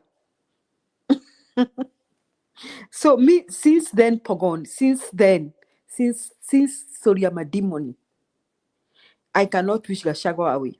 I'm telling you. Because even constitutionally, he has not been bad yet. And I even spoke about it today. He was impeached, yes, but the court gave him a leeway that he can contest it. Until when Supreme Court decides that he cannot contest, the courts gave him a leeway. Imagine, you know, if you know the litigation process, ama tukasemaje, tuseme tu ukifuatilia mambo ya kesi, yes, once you are impeached, inasemekananga kuwa it is not final. But then again, he was impeached, yeye alienda through aliimpeachiwa na Senate, ndio? Senate not under judiciary, and every other places penye ameenda ku appeal, every time anakuwa referred to ile judgment iliyotokea na Senate. There is no way yenye judiciary itakuja ku overturn kitu yenye Senate imepitisha. Who is nani? the is Sonko? Sonko, imagine, wait dogo. Sonko ni mtu very influential, ni mtu ako very heavy in the pocket. Ako na a lot of power, tukiongelea upande ya pesa yenye anaweza fanya anything, achukue nini, arudishiwe status yake, akuwe unimpeached tena, ikuwe revoked. But ame exhaust everything mpaka imebidi ameenda kwa ile koti ya ameenda kwa ni bunge ile ya East Africa. Why? Because you cannot override anything in Senate imeshaamua. Senate is not operating the judiciary, but again Senate inakuwa ni kama ni it's like ni kama ni judiciary kivyake. So if you're impeached politically, then hauna mahali pengine pa kukimbia. Penye Gachagua angetoboa ni yeye kujiuzulu before impeachment. Hapo hivyo saizi tungekuwa tunasema yes. Let me ask you, Pogon. Yes. Do you remember Wambora was impeached by the Senate? Wambora? Yes. Remind me, who was Wambora, by the way? Wambora was the governor for Embu. Do you know he remained governor mpaka time yake ikaisha because of the courts? Exactly. Na ni nini ilimfanya ni nini ndio ilimfanya remain the kwa sababu aku exhaust nini yote, akufika mpaka Supreme. Yes, Gachagua hajafika. Chukua kesi yake iko High Court. And the Gachagua's case is in the High Court, and the High Court has given him a leeway. Gachagua Gachagua kesi yake haijaenda Supreme Court. So Gachagua's status right now ni kama Wambora. So Gachagua is impeached by the Senate, but the courts have not stamped that. So Gachagua, history ya watu wanasema Gachagua hizi simama, anaweza simama anakuambia story ya madimoni itatokea, wacha nikwambie. So we should not be surprised that story ya madimoni inatokea, and that is what let me say this. When Kibaki wanted Mudavadi to be president, personally, I had agreed with him. Let me tell you, Niki ignore stories of Mudavadi baadaye or what has transpired, just like I choose to ignore Raila Odinga, what has transpired now. But more than 10 years ago, I was in agreement with Kibaki that it was time more before Mudavadi to be president. And how Ruto na Uhuru Wariruka were still, remember, these were suspects for crimes against humanity at the Hague. And however they became president, they went ahead and became president. So we cannot wish Gachagua away. We cannot wish Kalonzo away. Unaona, we cannot wish Kalonzo Musyoka away. So what I think, personally, my preferred candidate is Fred Okemo Matiang'i. They all have to work together. Yani watu wanaweza haribu kura mbaya mbovu. Let me tell you, they can mess with these votes mbaya mbovu. Right now, as we talk, I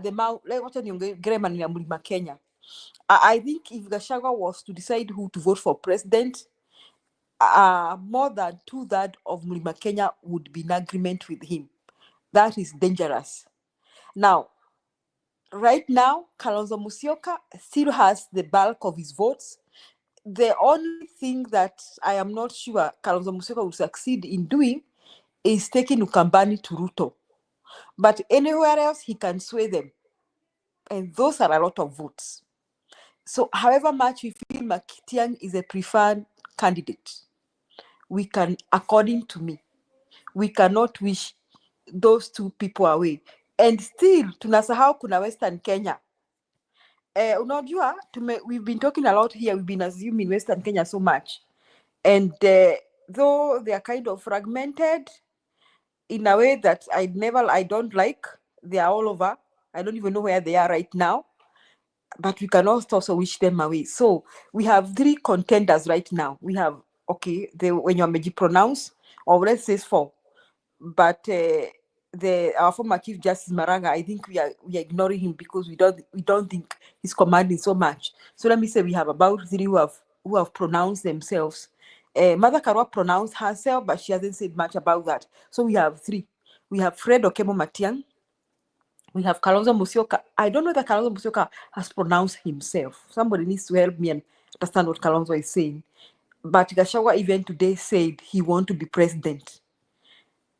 Now, we should make another prayer. Hata kama Alex mchana aliniambia he was shocked when I said that God answered our prayers. Alex, we should make another prayer again. Which prayer? I'm telling Alex. Alex is about to jump on me. Alex, and I see you here. We should make another prayer again. That the courts prevent Gachagua from vying, so that he supports Fred Okemo Matiang. I know that's a bad prayer for those who die with Gachagua. I know what I hear. Lakini, as we talk now, Pogon, kuna risk. Court, wherever some your judgment, the courts have not prevented Gachagua from vying, just like Wambora. Kesi ya Gachagua ni kama ya Wambora. Na Wambora alienda mpaka akamaliza kuwa governor na akamaliza, and he had been impeached by the Senate. So Senate sio mwisho. That's what I want to tell you, Pogon. We can't use that to wish Gachagua away. We can't. We'll be very ignorant. First, we should pray that he comes down and decides that he creates a Kebaki Tosha movement. That is a prayer we should make. That Gachagua decides. In fact, let me say this. If Gachagua decides to create a Kebaki Tosha movement, Ruto is done. Because as we speak, Gachagua is the most aggressive politician right now. Hakuna mwenye anamweza hata anamkaribia. Asanteni. Julia. Yes. When nilikuwa nikianza kuongea hapa, I think ulikuwa unanisikiza. Na hata jana kuna yenye Alex alikuwa anasema. Na nataka yani kuisisitiza. We have 2 years before election. And right now, us saying, sisi kama Wakenya, sisi ambao ndio tunaenda kuvote, sisi ambao wenye ndio tunasikia vile hao watu wanaongea na vile wana campaign na vile wanajileta. In fact, kwa wengi wetu ambao kidogo tu tuko na ile tu information kidogo, ile intelligence tu kidogo about vitu yenye imekuwa ikiendelea huko hivi Kenya, we are not supposed to be saying that you cannot wish away so and so, we cannot wish away so and so. That's why I'm saying, and we were saying, and also yesterday nani akarudia Alex, I did not get a chance to get nini yangu ilianguka. We need to control the narrative. We should not be held hostage by these people, however good they are. We cannot wish them away.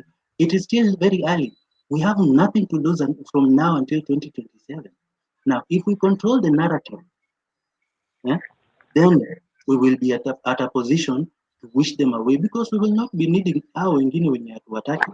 Because as you've said very well, now that kuna hizo regions yenye tunahitaji watu wakuwe wamesimama na watu wenye wanaaminika. I like the angle yenye nani amechukua, Matiang'i amechukua. He is not coming kwa kinyang'anyiro as a Kisii.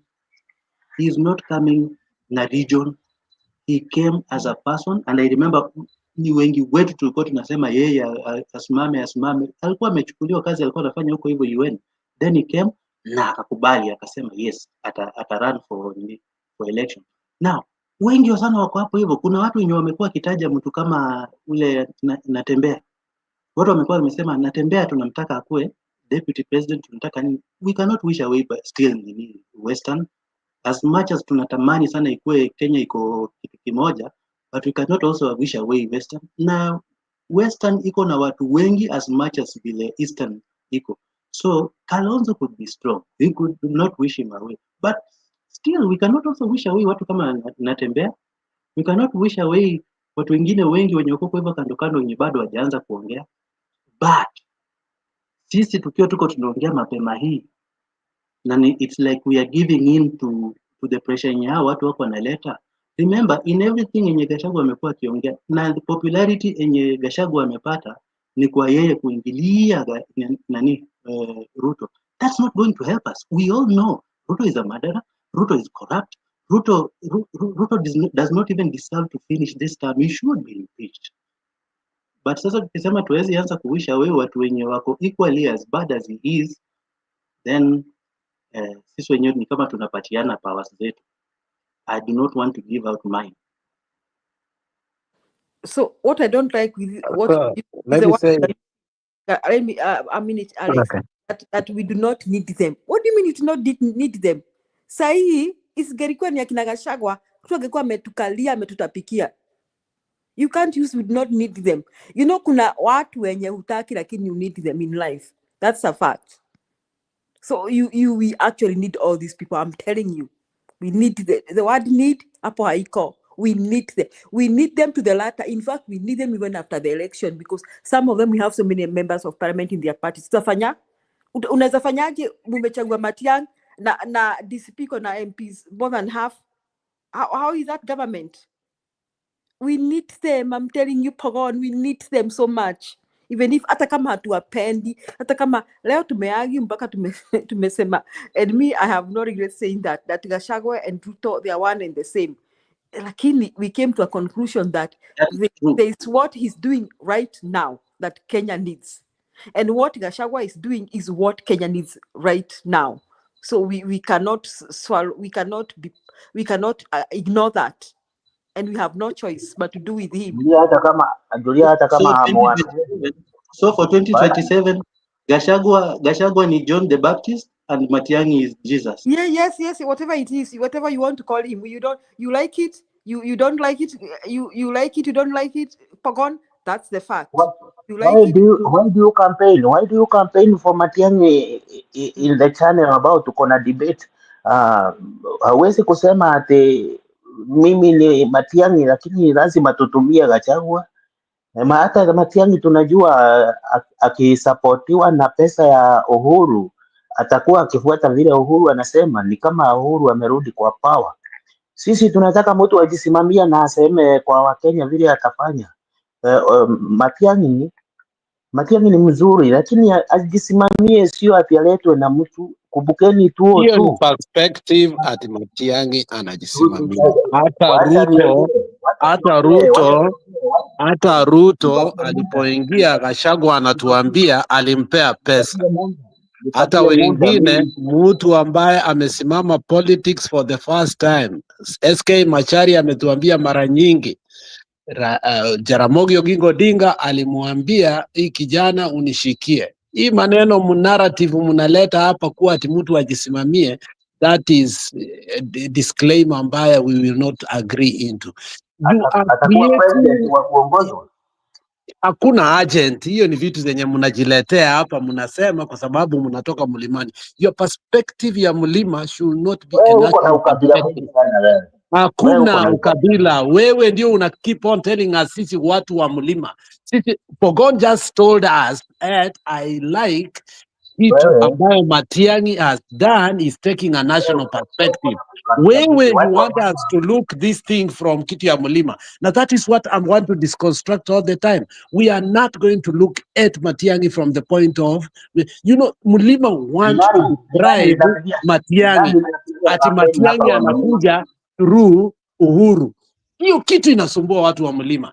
And we will not allow it to be a national debate. Matiang'i is not coming through Uhuru the way you are saying.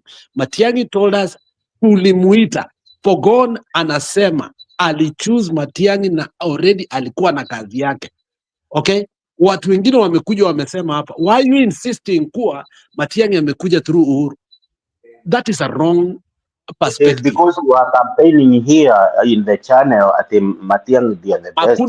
That is somebody's view. Somebody's view is not a campaign.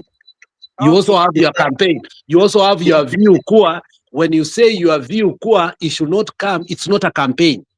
It's an opinion. It's because you keep on insisting on it, which is not true. It is not that way. This is not a campaign. This is not a campaign. It's not a campaign. We are not campaigning. We are giving views. Alex. Yeah. Tuulizane. Pogon, maybe you can redirect the you are discussing. I think the speaker that came, he didn't understand my argument with Pogon. And I think, Pogon, maybe you can redirect him back. We were trying to talk about whether we need him or we don't need him. And Pogon was the idea that Matiang'i may not need him, and me was an idea that he still needs him, whether we like Gachagua or we don't like Gachagua. That is what you're going to argue. So we were not whether we are for Matiang or we're not campaigning for Matiang. Hatukuwa tumefika hapo. I stand to be correct. I think that's what you were discussing, right? Yeah. And I think maybe ni jina yenye nimeamua kujipatia Pogon for Matiang'i, and it's Pogon for Matiang'i 120%. Na nikikuja hapa hivi I'm coming to a discussion ya watu wenye wamechoka na Ruto. You know, even watu wakiwa wanaongelea ile nini inatongaje ile mambo ya tarehe 20 ilikuwa 25 mwezi wa 6 last year, when people were agitating kuhusu finance bill ya 2023-2024. Mimi nikiwa niko huko kwa ground, mimi nilikuwa niko na agitate kwa ile yenye ilikuwa in place ya 2022-2023. No, ya 2023-2024. Kama ni 2022-2023.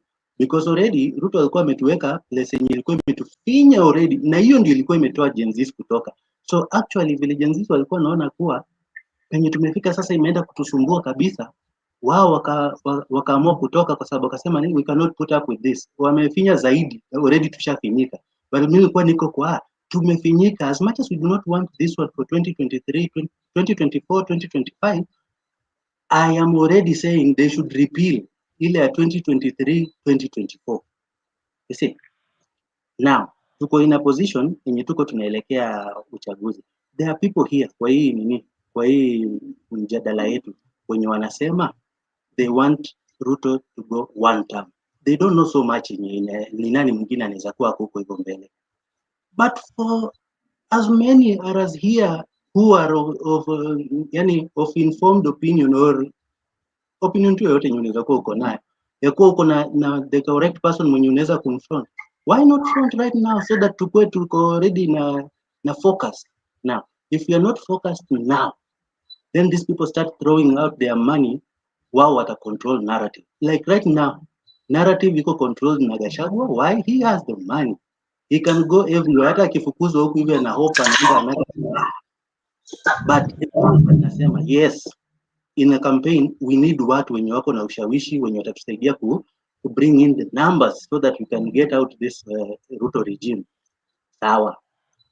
But as much as we Halo kazi niko na kitu nataka kuambia muangalie. Kidogo niseme hii. Ngoja kidogo madam. Madam kidogo tu. Ndio nimalizia kwanza hata nikaishiwa na credit. So as much as yes they are controlling the narrative, but mimi I'm trying to tell wenye wako hapa hivi kwa panel, we still have a long way before 2027. It's good to start things early and it's good to be focused early.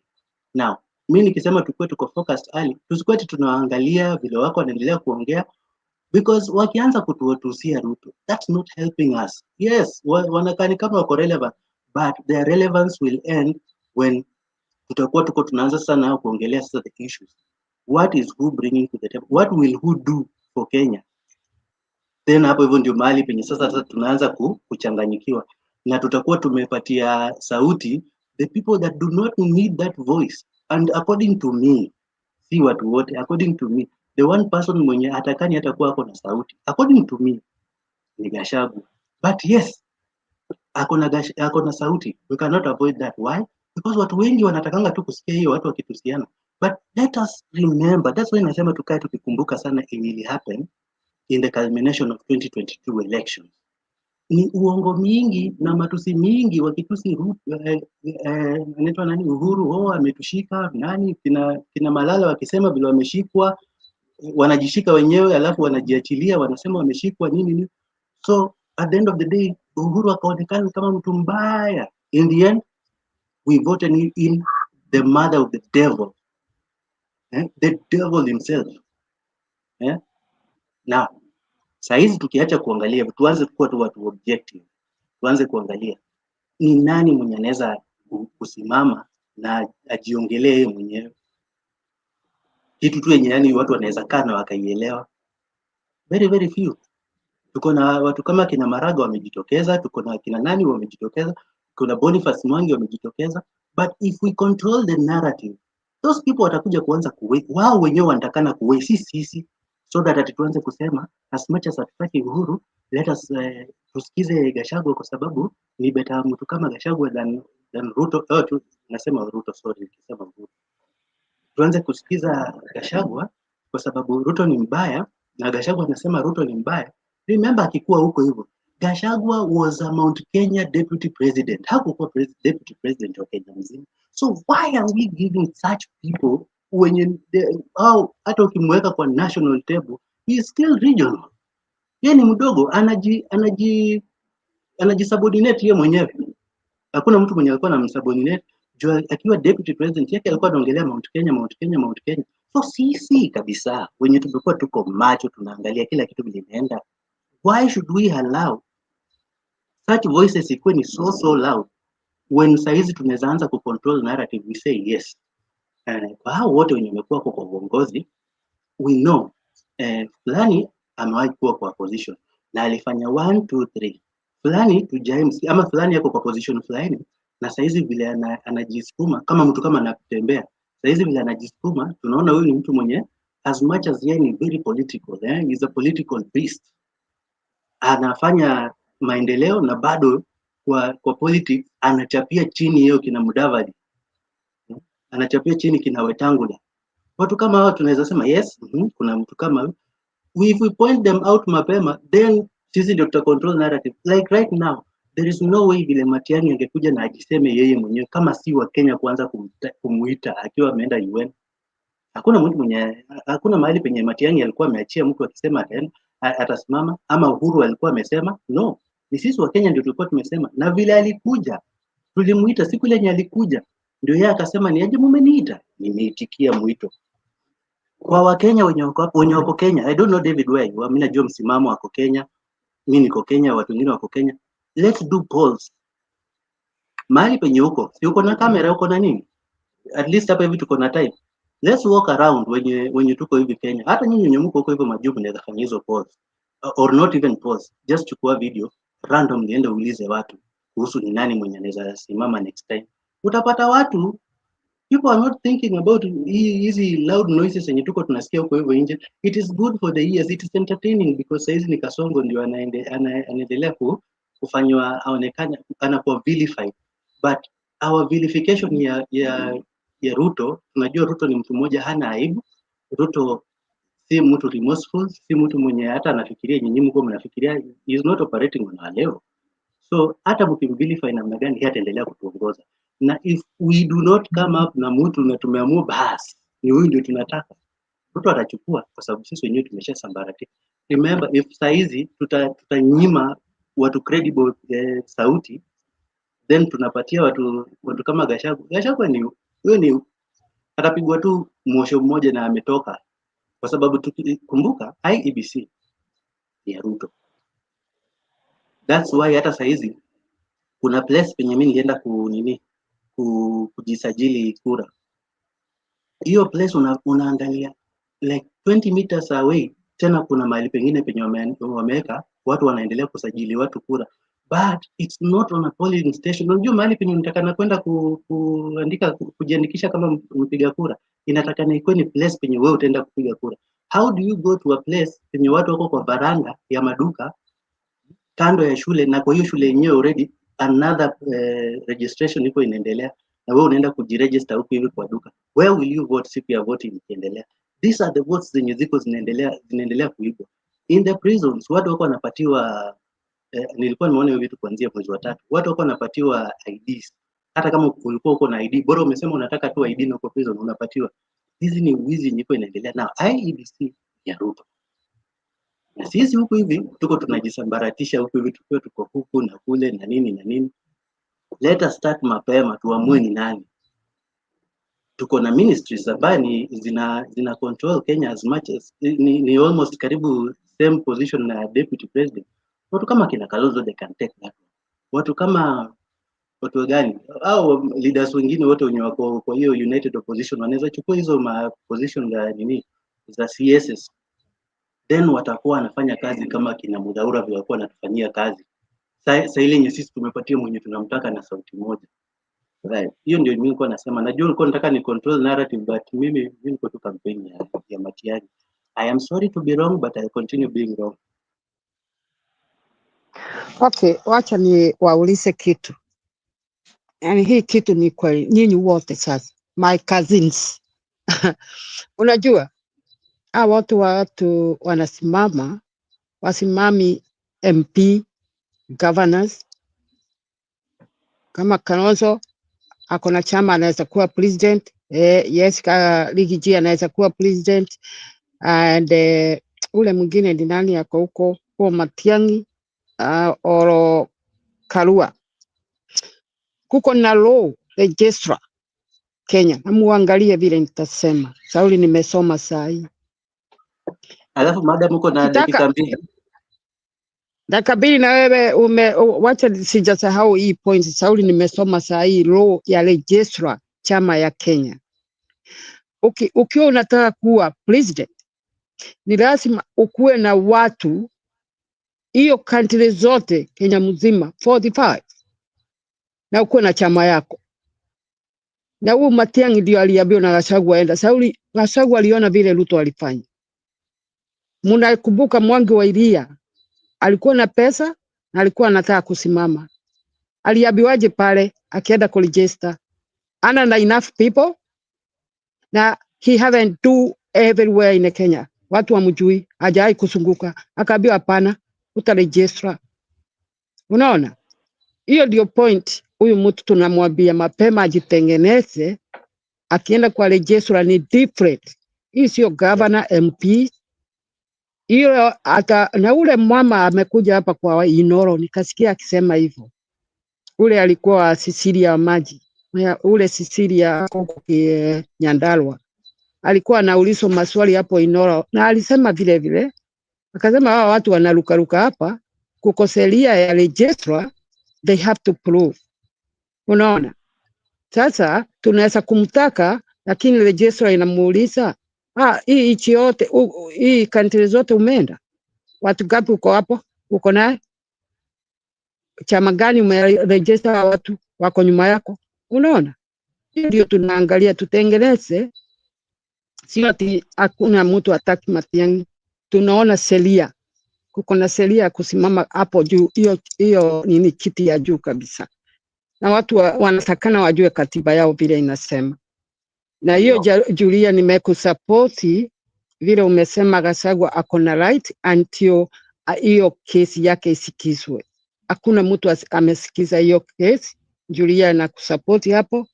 Hiyo hata ijafika high court,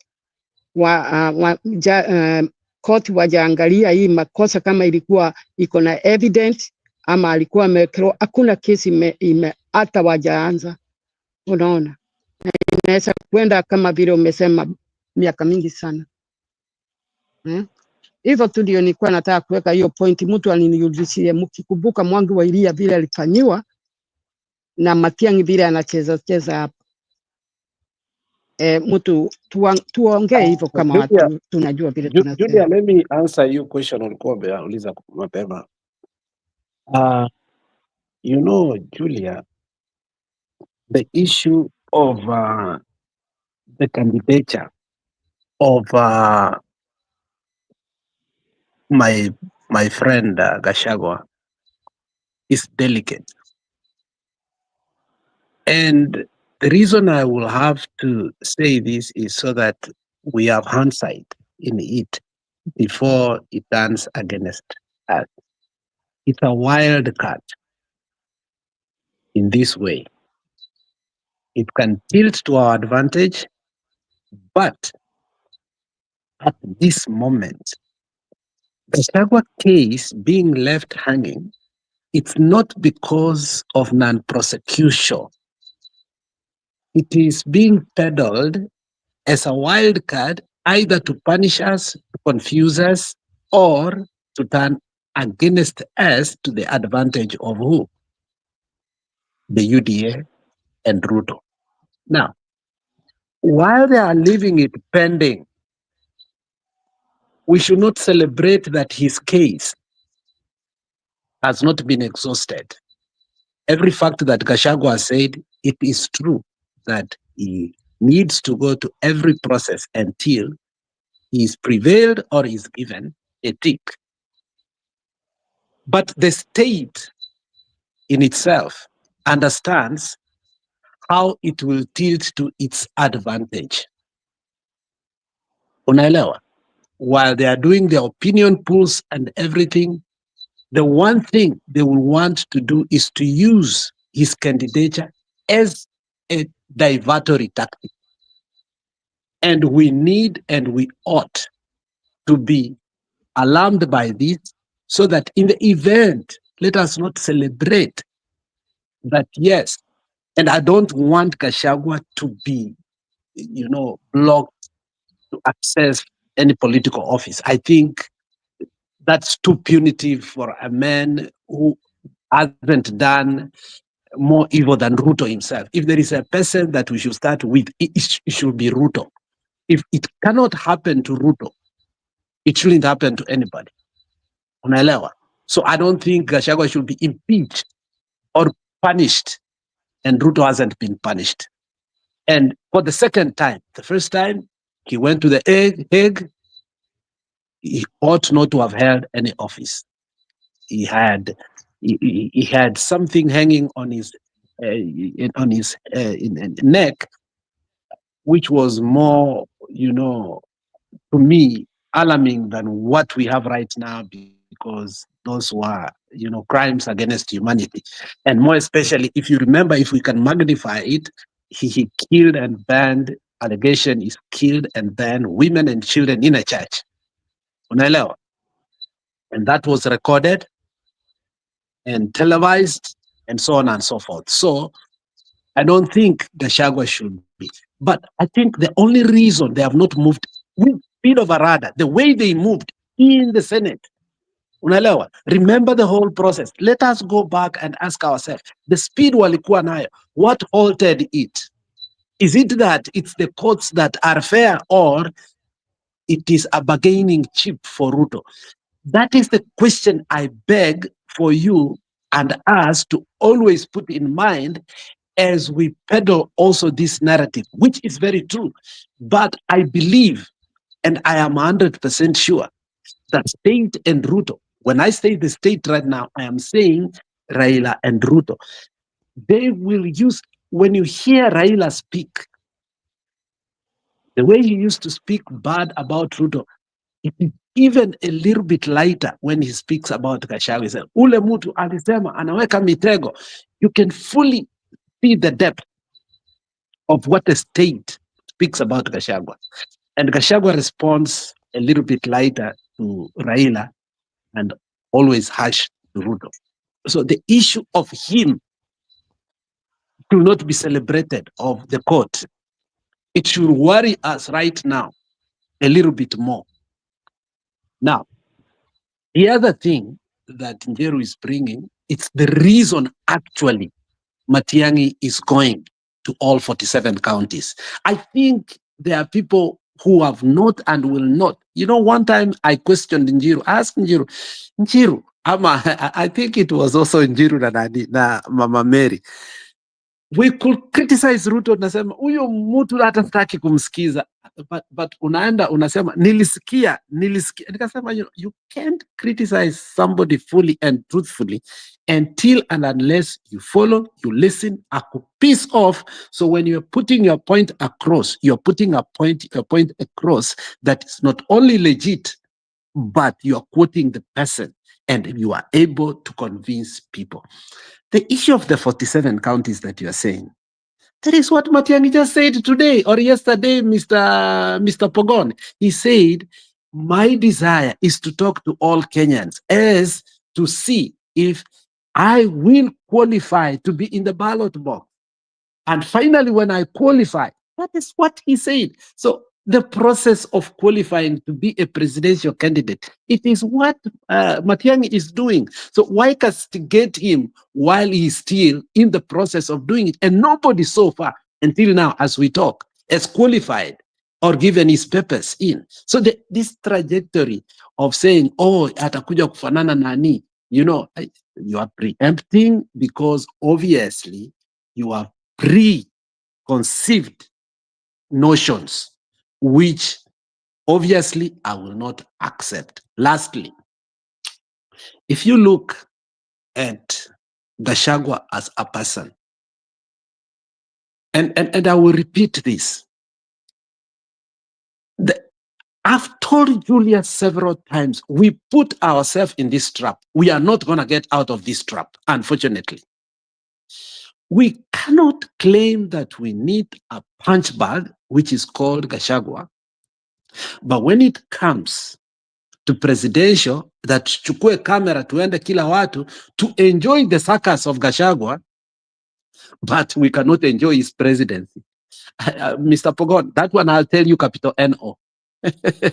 And if you don't understand what part of no do I understand or don't I understand, it is simply N and O. If we have decided to entertain Gachagua and Gachagua to entertain us, we must dance to the music to the very end.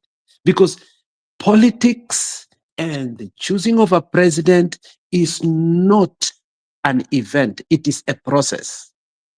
And since we've decided Gachagua is part and parcel of the process, and I've been consistent here enough, and to keep repeating and reminding you, the day we started echoing and amplifying and say, I think this is the better way to play our politics, and we gave Gachagua the mantle, he took over. Nobody still has taken the space that the Raila occupied in our hearts, larger within the country, except Gachagua, who has in part today as an opposition person. And that's why even the secretariat, and you remember when I said the issue of Raila's sickness, and let's not even talk about that, I'm only just giving an example. The secretariat amplified by saying that this is this formation of the impeached former deputy president. Why did they have to remind us that he was impeached, or we know? Why did a whole secretariat sit down and use the word, the formation of the impeached? We know that because they fear him. And the reason they fear him is, first of all, he knows a lot of information. Secondly, you cannot threaten an hungry man that is going to die. If after all, hunger is going to kill me, why would you threaten me that you are going to kill me? Actually, you are saving me. You see that notion? So Gachagua cannot be threatened. Lastly, Gachagua knows that, you know, even his age does not, if he does not play his politics now, next time, it's like Njiru needs to accept this before Biden left. Mr. Trump used to say, this old dementia guy. But right now, you know, Trump has no punching bag. He is the old man. So Gachagua knows, and he knows it very true, that by next election, if he doesn't fight now, he will be the old man we'll be talking about. So this is his time. This is his moment, if I use Obama's Nini. So the question of who will be a flag bearer, I will repeat. The question of a flag bearer is not going to be dictated by the mountain. It will be dictated on how somebody will go to the ground and resonate well. We have this one huge problem, especially in the GNC, and you have seen everybody saying that our Kura. Somebody is able to excite these young people to go to the ballot. If it is Gachagua, I have no problem. My problem is if you will try your best, and the young people and the old people will tell you no. And in the end of the day, our one aim is to take Ruto away. If at the end of the day, if the chips will fall on Gachagua, and I have said this, I said this before Julia said, before anybody said, and in fact, Njiru karibu in fact, Njiru alinitupa inje when I said Gachagua, for me, napenda his presidential candidacy because I think he's making me think a lot. I said it earlier that look, if Gachagua at any point it's not about Madimoni effect. No, I don't buy the Madimoni effect. Madimoni was played. I think Gachagua is working hard Gachagua is not looking to be endorsed, and that's the biggest problem I have with Kalonzo. Trust me, Kalonzo has had a field day. I want somebody up leo aniambie if I'm saying the lies. If there is a person who had a field day to do what Gachagua and Matiang'i are doing right now, Kalonzo would have been very far away. But he has missed opportunities. He has squandered opportunities. He now wants to You mean, Alex?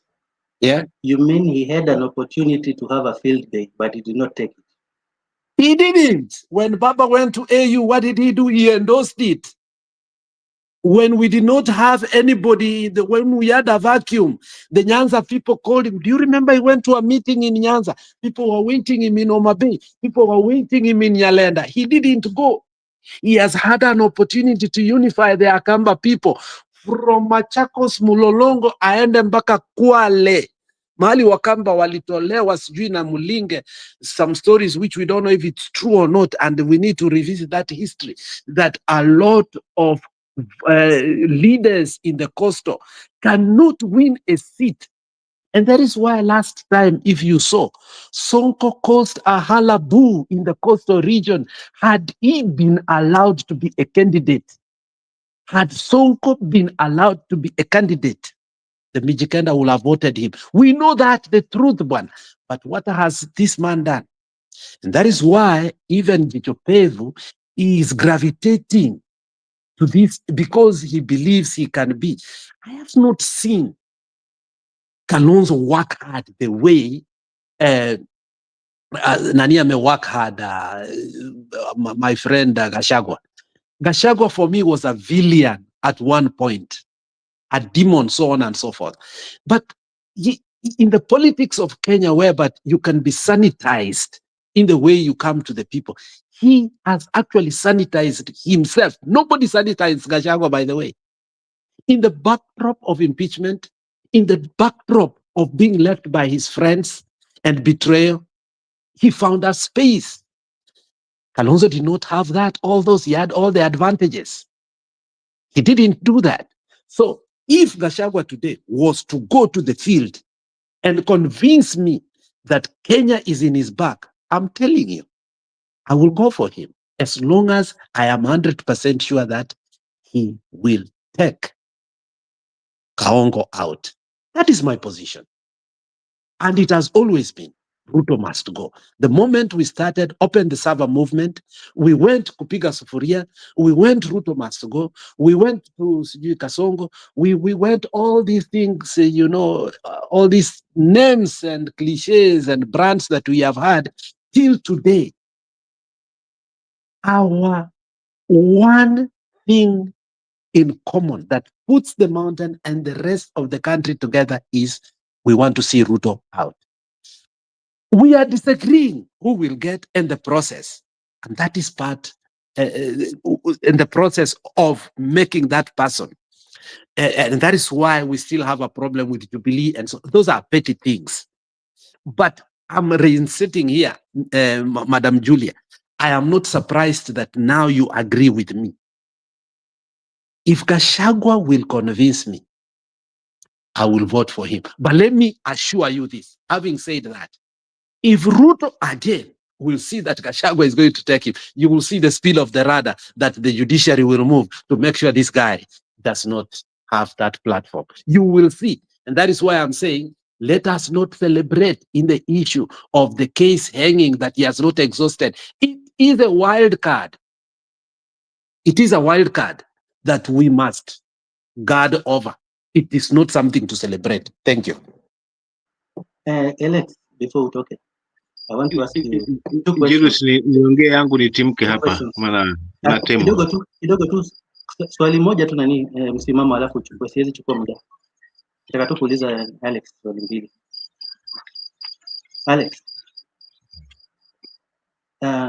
nimesikia ukisema ati nani Gachagua akiweza kuconvince he can have your vote. By convincing, what do you mean? In what sense do you want to be convinced? By work, or by words yenye anaongea? What do you mean by ukikuwa convinced naye unaweza mpatia kura? Number 2, let's switch bodies, but let's keep the mouth mahali penye ziko. Let's take the body of Gachagua tupatie Kalonzo na tupatie Gachagua, wabadilishane na Gachagua. If Kalonzo was the one speaking the way Gachagua is speaking right now, tell me, mtu kama Matiang'i angewahi pata hata room ya yeye kuingia into the political space size?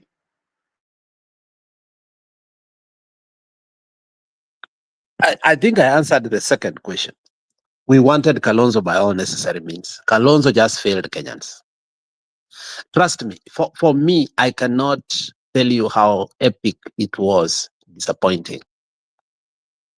Luo bloggers, including Lee McQueen, who actually is an ODM insider, tried several times with all his heart to market Kalonzo. Kalonzo akashindika. I wish Kalonzo could be listening to us. He still has the best chance. It's not yet over for this guy. It's not. So that is hypothetical, but I'm not dealing with hypothesis. I'm dealing with practicality here. Kalonzo still can, if he listens to the convection of wisdom. Now, your first question, what will Mr. Shareholder convince me? Tie this one to that same question. Is there anybody that has been impeached by the Senate mwenye amewahi toka kwa nini? Amewahi toka from the impeachment? Is there anybody mwenye amewahi win impeachment? Your second question, your last question is even easier. You know, the court said the impeachment was illegal. I mean, we all know it. It's not. That was not impeachment, my friend. You know, that was not. That was witch hunt. He's asking, is there anybody? I gave you an example. Wambora. Wambora even finished his term. No, Wambora was impeached. Wambora still stands impeached. Wambora was impeached. This was witch hunt. Let us not even compare these two. I mean, everybody knows this was witch hunt. Even people like Oruoba have come out to say how people are given money. You know, there's so much information now out there than before, how this whole process went through. It is not like when it was dark, when we were precipitating in what? In dark psychology. We are talking about what people have said in the media. People who say they received something money. Wrong with your audio. Julian, unasema nini? Selling Alex anaendelea fix yake.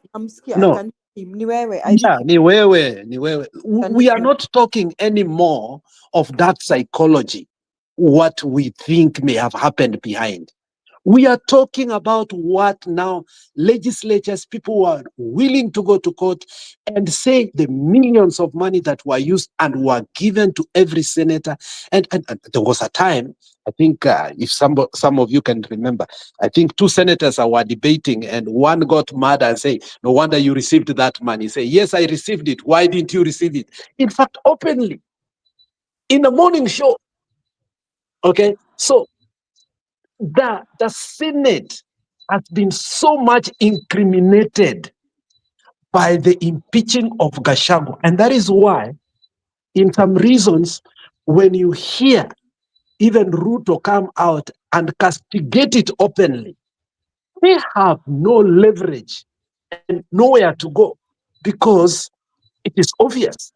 And Gachagua said he knows, and even he has records of the books that this man has about every person in the parliament today and the deals that they have had. So when it comes to what we so-called the mock impeachment, let us not compare it to the Wambora and others. That was witch hunt, the speed it went through, and everything that happened there, including people like Senator Nyonka have come out, they have spoken about it. Sifuna, they have spoken about it. Other people have come, have spoken about it. In fact, even the most unlikely people have spoken about it. That was but remember, mock or not, impeachment ni very, very political. But I want you to tell me any one person mwenye amekuwa impeached and the impeachment was overturned. Just tell me one person. Iwe ni corrupt, isiwe ni corrupt vile wamemimpeach, but that one stands because I there is like your no way last. the judiciary itakuja. I like your Vile last judiciary word. itakuja kuoverride. I like your last statement, which whether political or not political, I think that is where now I agree with you. Okay. Now that is where the state, I'm not even using the word government. Intentionally, I'm using Lenin word, the state. And I don't want to use deep state because our man once asked how deep is the state. So if I say the deep state, I'll be castigating Matiang'i because Matiang'i said there's nothing like deep state. So let's just say the state. Understand? And that is why I said, let us not celebrate because it is a wild card. Now, we can have a whole show about that because it's a very sweet topic to me. And I want also Nani to be there. Anaitwa Nani, our constitution man, Mr. Ndeto. Now, let me go to your first question. How will Gachagua convince me? Now, you see, we have to keep on redefining the process of removing Ruto. It is not a static definition. It's a dynamic definition. And its dynamism comes because of our urge to remove William Samoei Ruto. The reason I am capable of sitting down today and watch Gachagua every day is because he aligns with my vision of removing Ruto. His values, if you can see even some of his supporters like Njeru, I don't even want to be with them in the platform, but because they say Ruto must go. Stop it. Because they say Ruto must go, I must sack my pride. Muulize, wacha nikupiganie. Don't be excited, Njeru. Njeru, don't be excited. Let me finish. No, wait, hebu kidogo, wacha nimuulize. Oda kidogo. Nakwambia acha. Ngoja kidogo. Njeru ngoja, Alex ngoja. Hebu maliza nani Alex in 1 minute. Msimamo ako chini ya miti. Maliza na 1 minute. Msimamo ndamtumia data kama hiyo ndio shida. Haya. If this man will prove to me, and so far, I think he has proved to us that he's willing to do anything and everything to stand with us. Let me give you the reason why I say that. He's the one who said there's a massacre. Okay? He's the one who brought the gold scandal of how, he's bankrolling the killing of the people of the Southern Sudan. He is the one who brought the issue of Shah and the bank that William Samoei Ruto owns and how he's transacting. Is the one who brought the issue of education and how it has been commercialized, so on and so forth. Everything he has had the courage to speak that, you see, the only thing that the man has not had the courage, and I think over time, and I think somebody brought it earlier, which I think it will be the best music and we must save it for the last.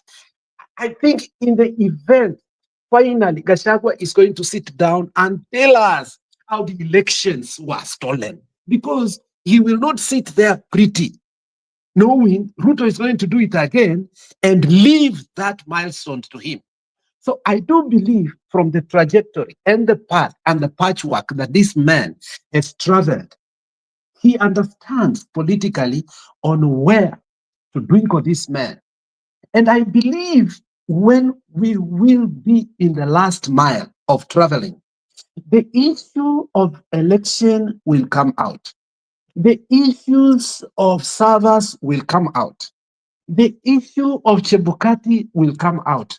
And the issue that we did not even think about or we are not privy about that only the people in the corridors of power know will come out so that we are going to look like we are zombies. And this is how our country has been what? Has been ran. So, Mr. Pogon, relax. Unajua, Martha Karua once described Uhuru Muigai Kenyatta that he is a political crybaby. And he ended up saying, when a boy start knowing that he's a boy, hata kitu yake ikisimama akikuwa mtoto mdogo, he doesn't know. He keeps on walking because he's very happy that he's a boy. Let's not be like that. Let us relax our temperatures hapa. Tujue kuwa Gachagua is on the right path. Why? Because these things must be done in a way that we deconstruct Ruto piecemeal by piecemeal, and we fracture him until in the end you will see now people slowly, because you are not going to see defections right now en masse, because there are consequences that are dire. But let me assure you,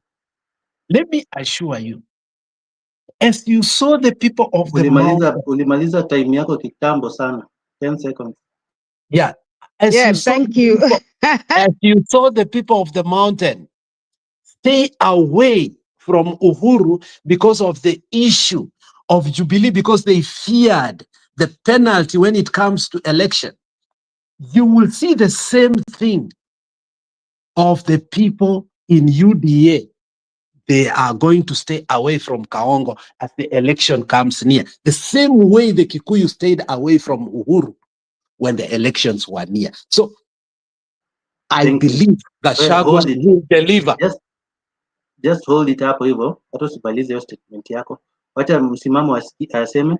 Na kuna yenye nani Resilient anasema hapa hivi kwa comment section ya kuwa Gachagua is able to speak because he's now an outsider. If he was still in the government, he would be sitting pretty. Don't be fooled. Na hata kuna kitu moja yenye mimi nimekuwa nikijiuliza, and this one I'm asking Alex na Julia na Njeru na msimamo uongelee pia. Sisi sote tunajua kuwa nini inaitwa uchaguzi ya 2022 iliibiwa, but Gachagua is walking around purporting ya kuwa yeye ndo alipatiana numbers mpaka huyu jamaa akashindwa. According to yeye hakukuwa na wizi wa kura.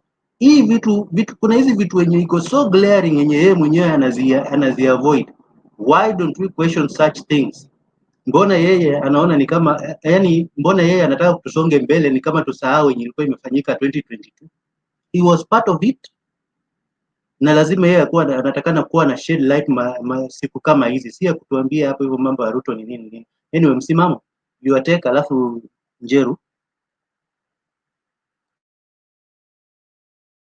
Asante. Mimi langu litakuwa fupi tu. Unajua roho ama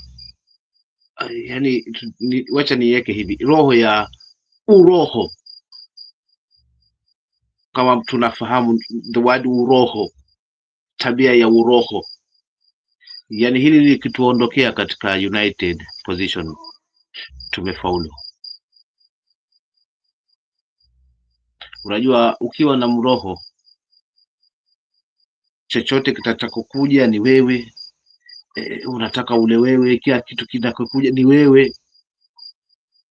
Siku nyingine, wakati mwingine inakunyima nafasi ya msaada, maana unaweza ita wenzangu njoo mnisaidie, lakini ukakuta watu kukufuata pale kwa sababu ya hiyo roho, akwambia wewe ushazoea kwamba ukipata ni wewe, leo jinasue. So ukigundua roho ya uroho haina tija na unaelekea kuliko, basi itabidi kwanza usionyeshe utamaa ama tamaa. Kwa hivyo ombi langu ambalo nitafunga nalo hapa, mimi sitaingia zaidi, nataka kujifunza hapa, ni kwamba wote tunahitajiana kwa pamoja. Matiang'i, Gachagua, Martha, Eugene, Kalonzo, wale wote ambao wana mitazamo sawa, wana haja kubwa ya kurudiana kwa pamoja zaidi. Maana wasiwasi wangu ni kwamba kila tunavyomhitaji Matiang'i, kuna watu wanajua Matiang'i anahitajika na kila mtu, na wao pia wanamhitaji vivyo hivyo. Kwa hivyo wasiwasi wangu ni isije hiki kitumbua kikaingizwa mchanga ambao ni tunu ya Wakenya, na kwa kweli tulimuita wenyewe haswa, njoo mzee bwana utusaidie, maana tumejaribu kuangalia kote hakuna. Kutokana na haya machache umetuonyesha, tunahitaji mtu ambaye atakuwa na msimamo, na kweli hilo analo, sifa hiyo anayo, na he has my vote. Akisimama kura yangu anayo, kwa sababu ya kile ambacho nimekiona kutoka kwake. So hii tunu tusijaribu kuizungumzia tu na kuiangalia sisi tu kwamba madamu tuko nayo ama huyu ataweza. Kumbuka kuna watu pia wanajua huyu ni kikwazo, so lazima tukanganyane na haya, na njia moja kukanganyana haya kwanza ni kutuonyesha mapungufu yetu kwa ulafi ama kwa roho ya uroho. Unataka wewe tu kila kitu wewe tu, ushapanga wewe, basi kila kitu kiko sawa. Lakini mtu akiendana na kinyume na wewe, basi kutakuwa kuna tatizo, utakuwa bado umetulegesha pale kwenye kikwazo. Kwa hivyo kama mtu amerealize makosa kwamba aliweka hii serikali mamlakani, na sasa hivi ana haja ya kuonyesha kwamba nilikuweka na nitakutoa kwa sababu nilikosea wengi, nilikosea jamii, nilikosea na Wakenya, na ninataka kujipurify kwao, basi roho ya uroho ituondokee hapo. Tutakuwa hii safari tumemaliza naye, kwa sababu roho ya uroho ndio imetupeleka hapa. If nikipata wengi hapa nikahakikisha kwamba nimecontribute hiki kikubwa, nitakuwa na usemi na sauti. Sasa kama hiyo ilipeleka mahali ilipofika kwa impeachment, basi hii si roho ya kuifuata. Roho ya kuifuata ni ile kwamba sasa tunatafuta jinsi gani ya kuweza kuondoa huu mwiba ambao haswa baadhi ya wenye ambao tunawazungumzia hapa waliukita tena kwa nguvu na kutetea tukiwa hapa.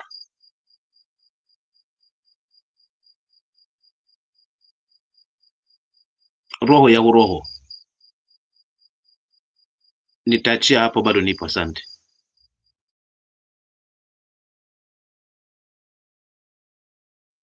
Ni mimi sasa ama nijulie?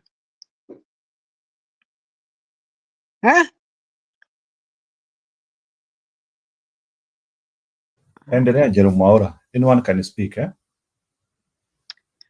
Yeah, nilikuwa nataka niweke pointi kwa huyu ndugu yetu akuwe Sauli anafikiria vile amerudishiwa kidogo tu. Najua msimamo unasema tusiongei maneno ya impeachment, lakini tunataka tumweke kwa sheria ndio atosee, pengine ya kuangalia hiyo impeachment vile ilikuwa inaenda.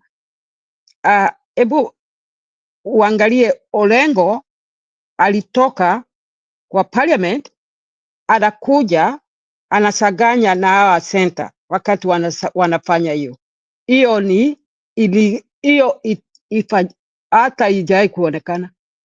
Parliament House wangeka pale, Orengo walimaliza parliament, alafu anaruka center na kuja kuanza kujifanya yeye ni lawyer, sijui alikuwa nani, na kuanza kuuliza ku judgment Gachagua, na alikuwa kwa ile nyumba ingine.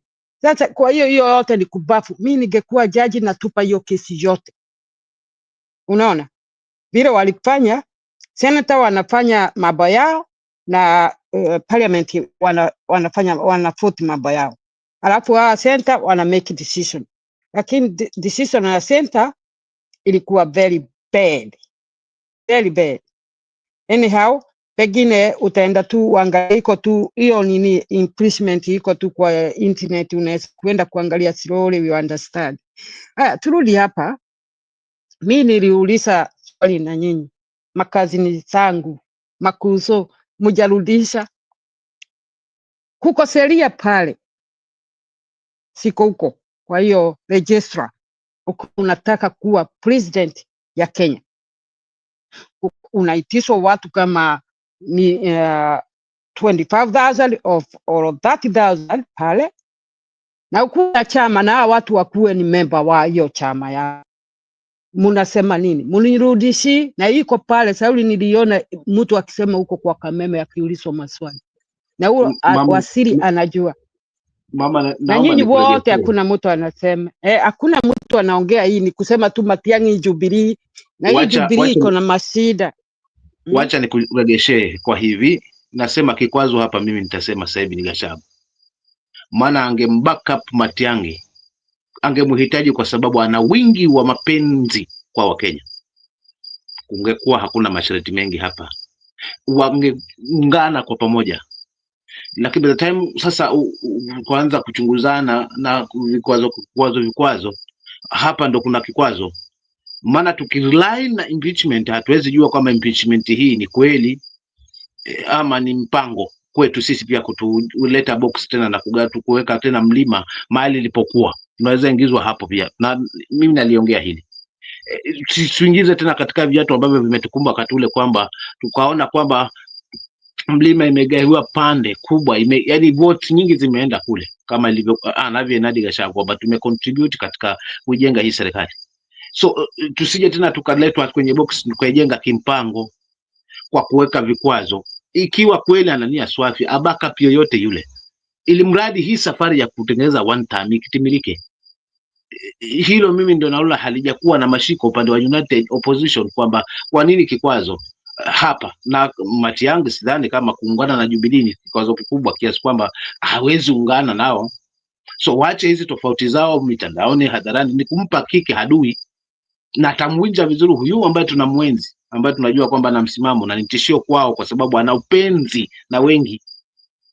Sasa huu mkanganyiko hapa, nani analeta huu mkanganyiko hapa kama hii wakiingereza hii, na Wakenya waone kweli Matiang'i yuko pale, Gachagua yuko hapa, Kalonzo yuko hapa, Martha Karua yuko hapa, na wanasema the same voice. Wakenya wote watakuwa pale, then warudi mashinani kwa haraka kuhakikisha kwamba wanakuwa na mashiko kila mahali. Civic education imeingizwa kila mahali. Tumefaulu kwa sababu sasa hivi nyani hapa, yani tuseme hapa ni mtu anayumba yumba, anatapatapa sasa hivi, lakini akipata loophole ndio hivyo. Mimi nimekuwa mvuvi huku, samaki akipata samaki mmoja akipata sehemu ya upewa kutoka tu, samaki wote wenye wako ndani ya nyavu wote the same mwanya huo watatokea hapo. So lazima tuishi na nani ambaye tunaenda naye kisiasa, nani ambaye tunashinda naye kisiasa, kwamba tunamlilia yeye akisema 1-2 term na sisi tunasema 1 term, tujue kwamba amejipanga vipi kwa 2 term yake. Mfano mmemleta hapa kwamba IBC sasa hivi pia unajua iko kiganjani kwake, na hilo hatuwezi lipinga, hatuwezi. So lazima tujipange. Mambo na registration ya usajili wa wapiga kura ni tofauti na ilivyokuwa tangia awali. Kuna mabadiliko sehemu zile ambazo ni husika, hatupo huko. Zama hizo ilikuwa hakuna haja ya scanning ya nini. Safari hii ipo, so lazima tuangalie, tunaye tusisifu tu baba yetu anaambia kwamba we are on the right side, kwa sababu tuna watu, lakini tuone hawa watu watawezeshwa vipi ili sauti yao iwe na mashiko na iwiane na ile 2022 wakati huo wakibaki ile unanimous ya watu. So kukiwa na haya mkanganyiko, sasa Jubilee wanatoka kwa media wanasema hivi, wana criticize hawa na hawa nao wanatoka kwa media tena, mwisho wa siku wanasema sisi tuko pamoja. Tayari hapa ni kuzigawa nafsi, kwa sababu mwisho wa siku mkea ataangalia sasa, hii si ni vitimbi ya hawa tu kama tumewazoea, lakini watabaki kwamba sauti yao haina mtu wa kuweza kuiendeleza pale debeni, ama kuiendeleza aswa kuweza kutoana na huyu mtu. Kwa hivyo mimi nitaiachia hapo kimtazamo wangu kama msimamo. Asanteni. Wacha nikurudie msimamo kidogo. Msimamo, wacha niulize msimamo swali moja tu, alafu muulize pia, alafu ajibu yote. Msimamo, umesema kama mtu anaweza kuja na tu convince na tuonyeshe kama alijuta yale yenye alifanya, alitumislead last time, alafu tunaweza msikiza saizi. Ndio, kwa sasa tuko na watu wenye wamedefect tuseme kwa hii serikali. Wacha mwenye kama Gachagua yake kwanza alikuwa impeached, ndio sasa akaanza kupiga siasa kama mtu wa opposition. Tuko na Ndindi Nyoro mwenye amejitoa bila kuwa impeached. Tuko na ule wa Embu mwenye alikuwa Muturi, minister wa nini? Muturi. Tuko na Jicho Pevu. Tuko na nani? Kati ya wao ni nani mwenye unaweza msikiza wewe? Kati ya wao wote ni Muturi kwa kiasi kikubwa naweza msikiza tangia ile siku alipotoka, siku alipozungumza kwamba jamani, ikiwa tu mimi nina nguvu pande huu ndio nimeweza kuona haya, na wale ambao hawana nguvu, na mwisho akatoka sawa, lakini hajaweza kutoka na lafidhi ya sehemu moja peke yake. Ametoka na lafidhi inaonyesha utaifa, na kuna kitu ambacho yuko radhi kukizungumza kwa ajili ya taifa. I think that ambapo Gachagua pia ameingia hapo zaidi, ndio maana amekuwa na mashiko kwamba tunategemea labda kuna siku moja atatuambia what happened wakati wa election.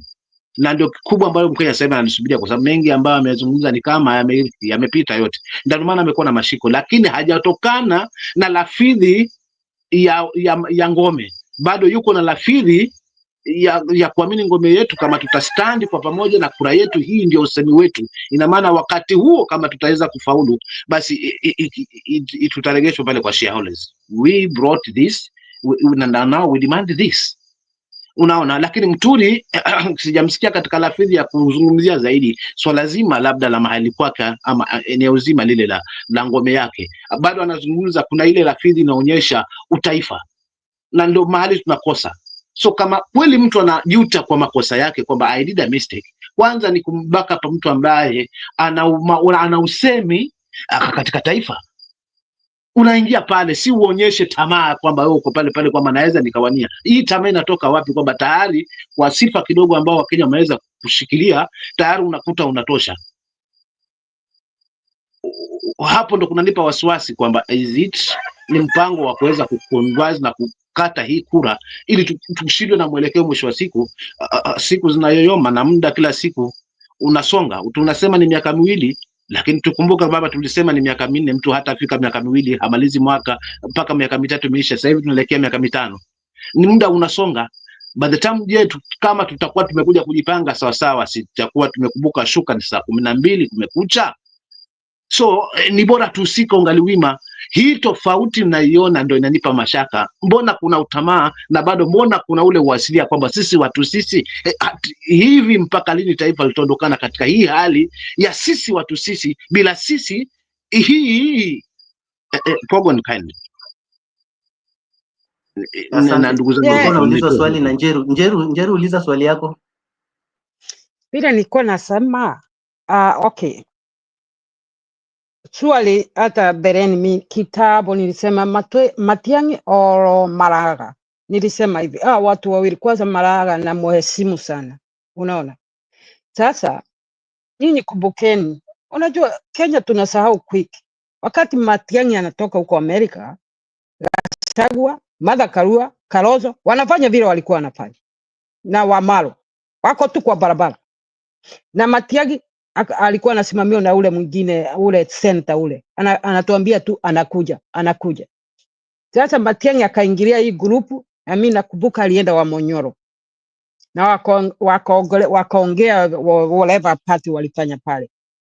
Sasa Matiang'i aoni hii Jubilee, anaitwa Jeremia Kioni asikani na hawa position, amejitenga na Kioni.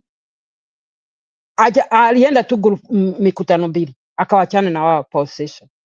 Sasa mimi sioni vile Gachagua ati ama Kalonzo ama Karua amefanya Matiang'i ndio akibie kwa wale. Watu ni wajaja, wanajua Kalonzo na Martha Karua si ni maloya, wanajua hii chama hii mpaka waachane na Azimio. Matiang'i ndio amejipeleka kwa rafiki yake Uhuru. Unaona, ongei na walikuwa wamesema tukae kwa mesa, watu wakikubali, wewe ukienda pale watu wanakupenda, mimi nasurura pale. Kama Gachagua anauza chama yake, hiyo chama ni mpya. Kalonzo anaweza kulala, ako na chama yake na ako na grupu inamfuata. Akienda kwa Raila anaenda na grupu yake. Unaona, Karua ako na grupu yake. Huyu Rigiji ni chama amefungua tu, anajiuza tu kwa watu, anajiuza tu, ana na watu anatafuta hii chama yake mpya amefungua, just new. Sasa huyu Matiang'i ndio pengine aliambiwa na anaona ni maloya wako hapo, Jiro ule Ndegwa Jiro wako pale, Karua wako pale, Kalonzo ni loya. Wanaona hapa kuko na tabu kwa hii Jubilee, kwa hii Azimio wamesikana na wengine wako kwa bunge, Kanini Kega na huyu Sabina Chege walitoa MP member of parliament wakapatia Ruto. Unaona hapa kuko na shida kidogo. Sasa mimi sijui kwa nini Machege kufungua tu chama aendeze gari yote kila pahali, tutamsukumia watu nyuma, onekane tu na registrar ameenda Kenya peke yake. Sauli hizo hapo ataulizwa. Mimi niliona Mwangi wa Iria na alikuwa na pesa ya kutosha, lakini hakuwa na watu wale walikuwa wanatakana. akuwe president wa Kenya. Alikuwa na chama yake, lakini watu wanatakana wakuwa wameregister na hiyo chama yake, na wakuwa hata akuwa ameenda nini country mbili, alikuwa tu anaenda Murang'a sijui Kiambu. Unaona, sasa hiyo ndio shida ile mimi nasikia, naona kwa nini wamwambie, ama wamemwambia na huyu nini Kioni aseme ukweli. Unaona hii tabu yote Kioni ndio anaingia kwa TV anasema ati Gachagua anafanya kazi na Ruto. How stupid Kioni is. How silly Kioni. Kwa hivyo Madam Njeru, unasema ulikuwa ungependelea kama nani Matiang'i angeanzisha chama yake tofauti kidogo tu kama vile Maraga amefanya. Si unaona Maraga, ama wasikane na Maraga. Hiyo itamsaidia Sauli, hiyo sheria. Nyinyi mtakuja mniambie. Nimesikiza mtu amefanya kwa hiyo registrar. Mwanamke alikuwa kwa Kameme kwa Kikuyu. Alikuwa anaongea vile wanatakana, ukiwa unataka president wa Kenya vile utafanya. Nimesikia na Matiang'i hajafanya hivyo. Si ndio mimi nalilia, roho yangu inalia. Ebu wachana na sheria, wachana na vitu vingine, kwa sababu hiyo naye ni vitu vingine tunaweza. Sasa ataregister na nani? Sio ya kotini. Sio sheria ya kotini. Mimi nakuuliza kama sheria inakubali yeye asimame na chama yenye anataka, aidha aingie Jubilee, aingie UDA ama DCP, ubaya iko wapi hapo? Na mimi nakwambia hii katiba iko huko ndio inasema hii maneno. Nasema nimesikia 4 weeks ago huyu mwanamke alikuwa ameitwa huko, alikuwa anaongea kwa Kameme na alikuwa anafanya kwa registrar, anajua hizo maseria ziko hapo tangu 2010 katiba. Ndio nalilia Matiang'i na shido, kwa nini Jeremia amwambii anaanguka, aende tu akuja hata na hiyo chama kidogo tu asikane hao atapita. Lakini akionekana nao wanaenda pamoja ni sawa. Sauli watamweka tu kwa mesa waseme ni huyu. Akijulikana kila nchi yote ameenda, Sauli wanataka asubuke kila pahali. Na hizo siko pale kwa registrar, chama ya registrar ukuwe president Kenya ni lazima ukuwe na chama yako. Wewe utaniambia iko kwa katiba. Hao watu politician hata sitaki kuwaona tena mimi. Sauli waongee ukweli. Mimi nataka Gen Z wasimame.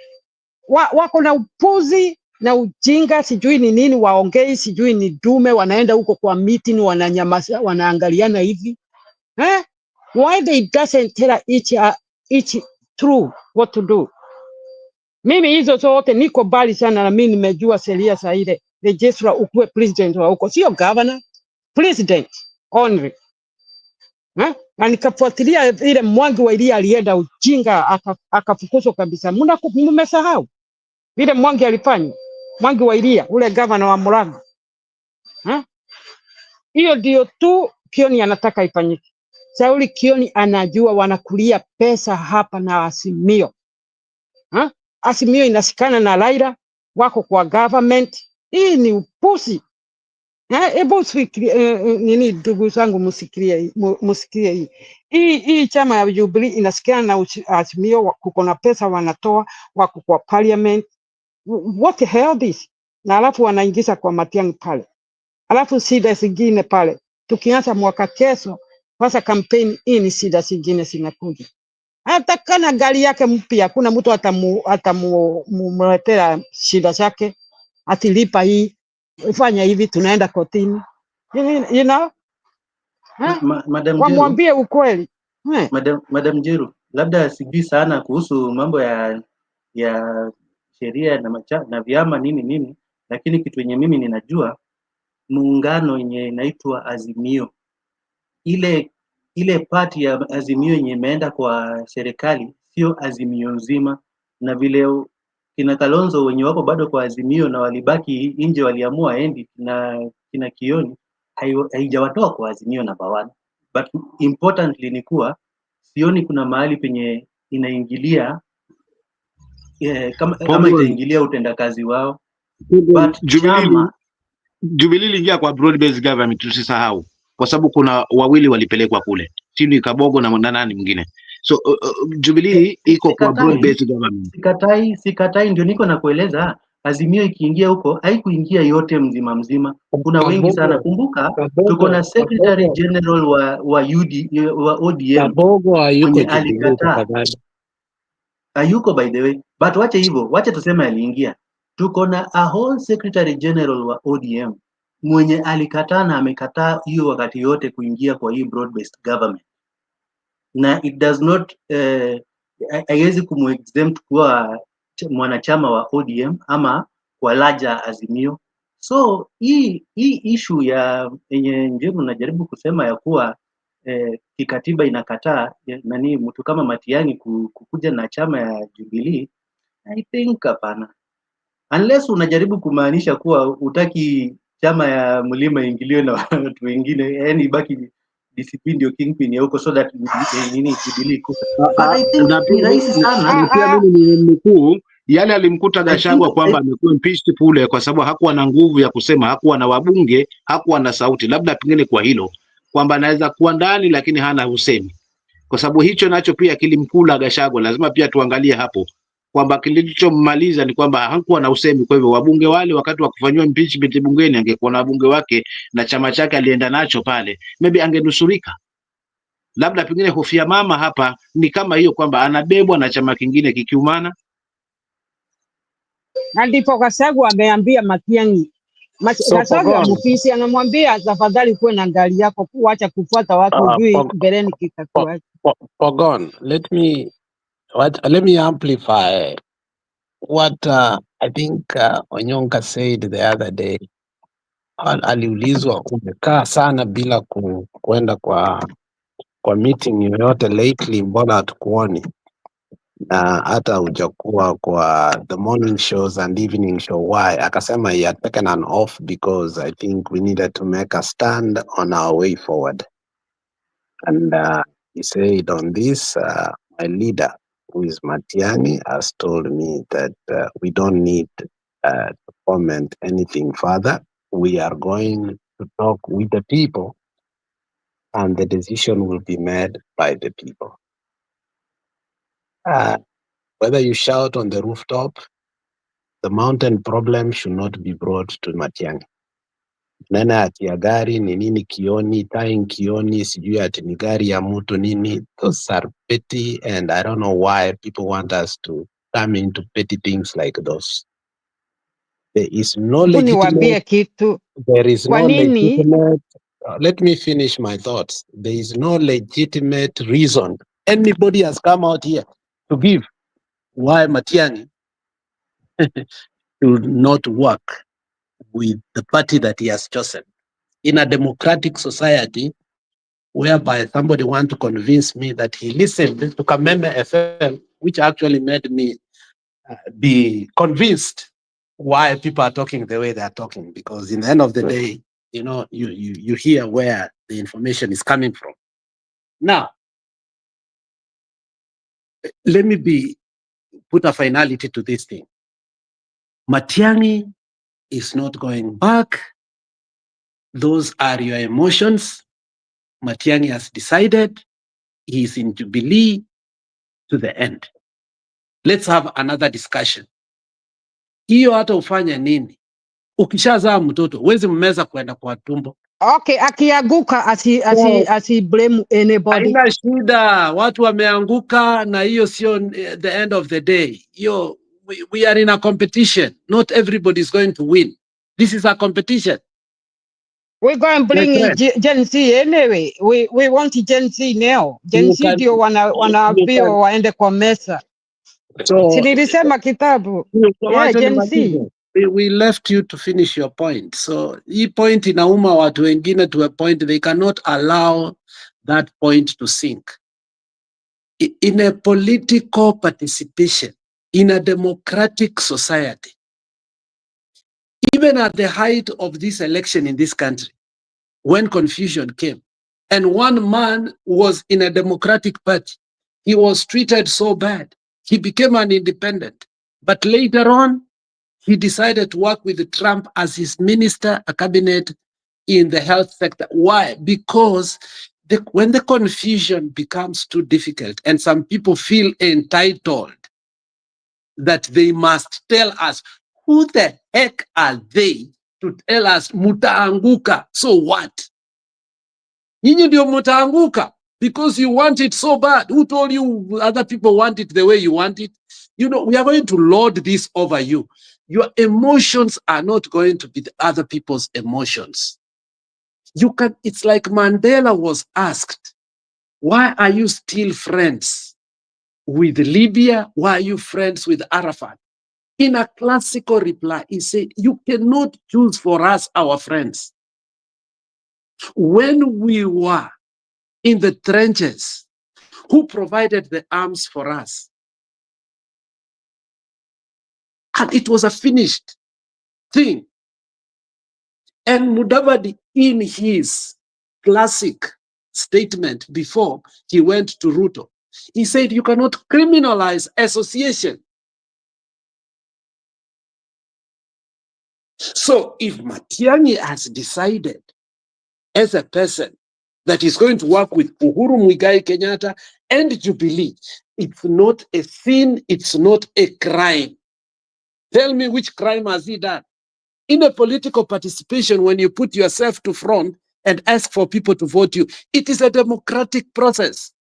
He's not forcing, he's not loading anybody. Njeru, Matiang'i ajaweka akakuambia bila yeye, GNZs walikuwa before hata arudi kutoka America. Unataka kuniambia it's not a surprise mnaenda kutupea GNZ, unashtua nani? My friend, unajua vile wacha kukua emotional, wacha kuwa personal. Nyinyi ndio mnaweka emotions, mnataka mshtue Kenya kwa ati akifanya hivi, hii itafanyika, hii itafanyika. Hakuna kitu itafanyika, haijawahi fanyika.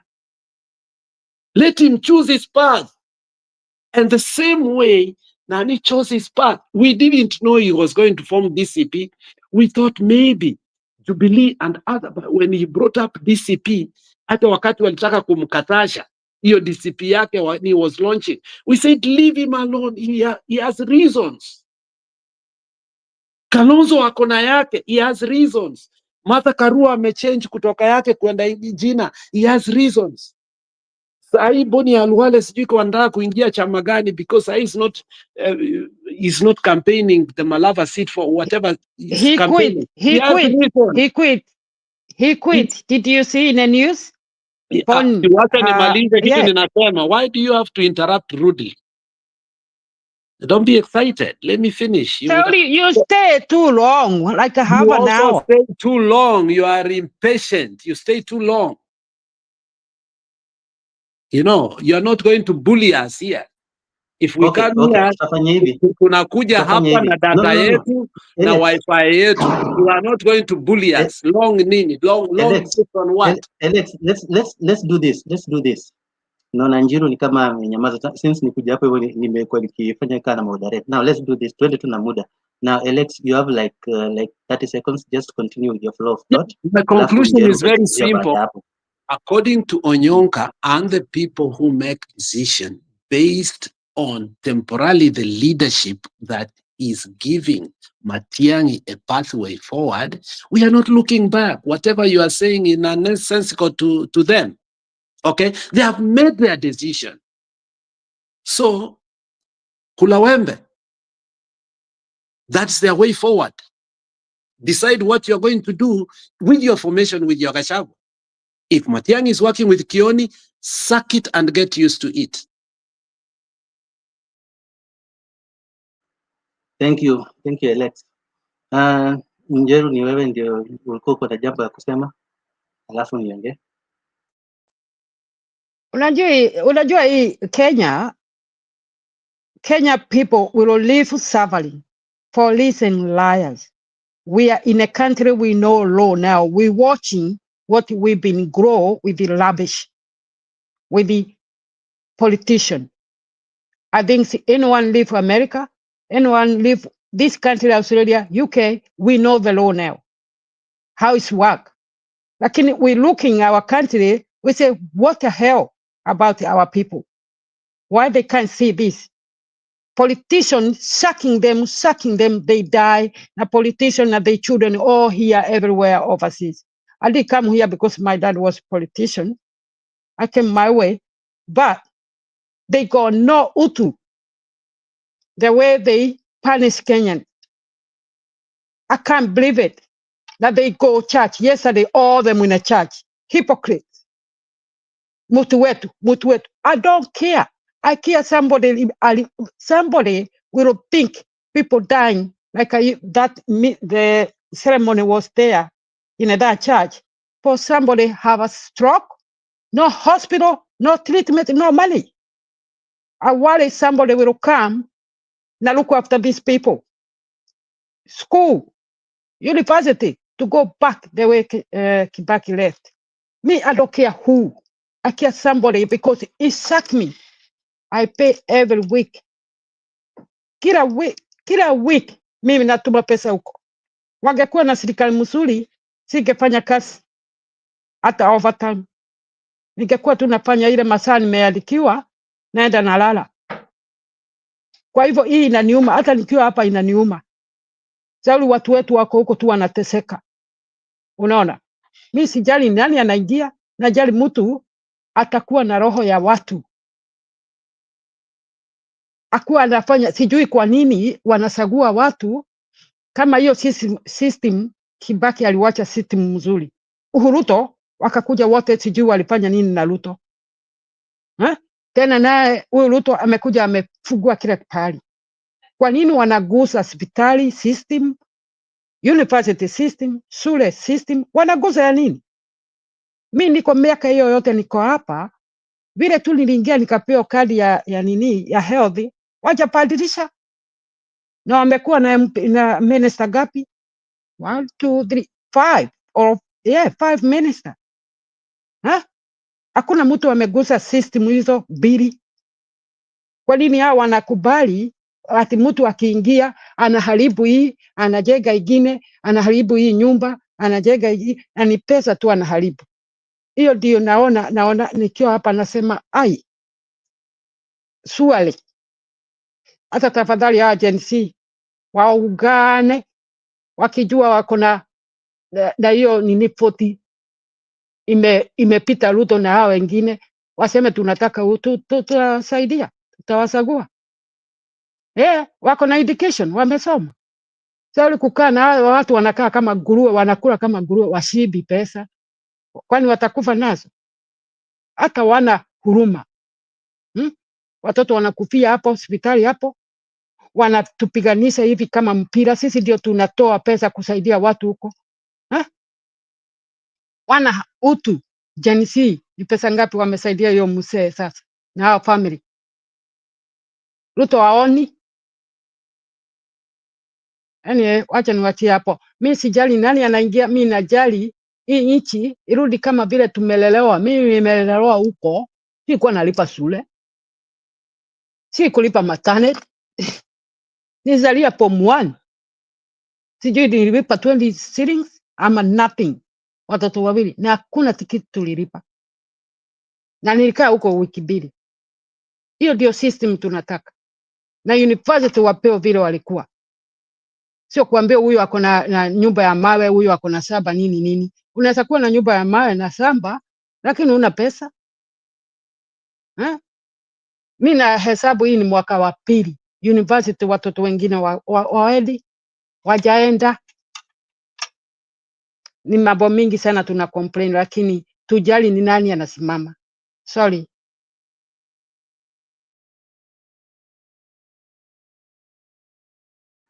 Thank you. Labda hapo na swali kwa ndugu yangu Alex kidogo, nitoe hizi taka za masikio. Hivi sawa, haoni kwamba katika hii hali ya Jubilee ni sawa Matiang'i kuungana na Jubilee na kufanya kazi na yote ni sawa kidemokrasia, na haya si mageni tu, ni sawa na venye Raila aliamua kuungana na Ruto. Hiyo ni miungano, lakini hebu haoni kwamba hapa sasa katika huu mvutano wa hawa wanaungana na hawa wanaungana kwa sababu ya demokrasia, kwamba inamuumiza mwananchi kwa kiasi fulani, kwa sababu naamini kwamba siku zote vita vya panzi ni furaha kwa kunguru. Hivyo hamuoni kwamba badala kwamba tuwe na suluhu sasa la kukomesha haya ambayo tayari yanatusibu, huoni kwamba hapa tunampa mtu nafasi mbavu za kuweza kukaa kwenye mamlaka, kwa sababu kama kutakuwa kuna mgongano na hakuna mshikamano mzuri baina ya Jubilee na the rest ya hawa wengine akina Gachagua na akina Muturi na wengine, kama hakutakuwa na mwelekeo mzuri, hatuoni kwamba hapa kuna loophole ya kuweza kumwacha huyu kunguru afaidi kile ambacho tunagombania nacho, na pia mwisho wa siku hatuoni kwamba sisi wananchi ndio tutakuwa tumebeba msalaba huo. Msimamo kwa kukujibu, alafu Alex anaweza endelea kukujibu. Kwa hiyo na kabla hata nikujibu, I'm sorry, kuna kitu yenye mtu alikuwa anajaribu control. Siwezi nika control opinion ya anybody yenye ni tunaona tu ni ile tunataka tu kuwe na order kwa discussion yetu. I don't know what's bothering you, sijui nini ninakuudhi, but I'm sorry, tunajua huwezi please everybody, but tunajaribu tu kudiscuss hapa. Anyway, Msimamo, back to you. Enye huko nasema wasiwasi yako ni kama tunaenda kwa uchaguzi tukiwa tuko na vyama mingi, badala tungekuwa wote tumeshikana, tumeunify. Kumbuka tuko na 2 years, na hata nikianza saa zile kwa kuongea nilikuwa nasema ni aje, sijasema wale wajipange, wanasiasa wajipange, ni sisi tunatakana tujipange ndio tuweze kucontrol narrative, unaona. But kwa saizi unapata kuna inaitwa nini, DCP, kuna Jubilee, kuna hiyo ingine ndogo ndogo zenye zimetokea, najua nani atatokea na yake ile atawe, kuna nani watatokea, but in the culmination to the election ya 2027 bro, itakuwa ni kama vile ilikuwa 2002. There is no way yenye tutaweza enda kubeat Ruto tukiwa tuko this fragmented as a nation. Sisi wote wenye tuko tunaagitate about hii uongozi yake. But now wale kama wanasiasa kila mtu wako anajipigia debe, so that in the event ama ile of which ni kitu inevitable, watakuja kukua unified, wote watakuja kwa one fold kama vile tulikuwa tuko na Azimio. By the time yenye tunafika kwa hiyo nini mahali penye vyama vinaungana, mbabe atakuwa anajulikana sasa ni nani mwenye sasa ako na uwezo kabisa ya kushinda, kama vile tulikuwa last time tulikuwa tuko na Raila. But as of now, sasa bado ni mapema, watu wajaanza kusubmit papers zao, wanataka kusimama. We don't know wale governors wenye wanamaliza second term yao, because of course most of the time unapata hawa politicians wanakuwa ni very ambitious people. It's not like that akishakuwa governor yeye ametosheka. Nimeona wenye wanatosheka wachache, especially wanawake, but wale wanaume mara nyingi wanataka kuendelea kuscale up after governor. Where do you go to? Wengi hawezi taka kurudi kuwa senators tena, wanataka kusonga huko hivyo mbele. In fact they will not even be popular wakikuja kama senators, so wanataka wapande mbele wakuwe president. Same thing na wenye wako saizi hao viongozi wetu hao wakubwa, vile wako saizi wanapiga kelele, everybody anataka kwa chama yake. Kama Wiper, Kalonzo anatamani saizi vile wako anaendelea kupiga debe, he is seen as the most relevant person mwenye anaweza kuwa voted in, so that sasa ile watu watasema tuanze kushikana, inaonekana tu vizuri sana, fulani ndio wanachukua, so wale wengine wote wana fall back, but everybody wanataka kuja kama wanakuwa ni chairman ama ni nini wa party zao. Hata kwa hii Jubilee itabidi nani sasa Gachagua Matiang'i ndo atakuwa wanaitwa ngaje party leader wa Jubilee. Haya, party leader wa DCP si tunajua ni Gachagua, party leader wa Wiper si tunajua ni Kalonzo, party leader wa hizo chama zingine yote kina Justin Muturi, kina Maraga, kina nani.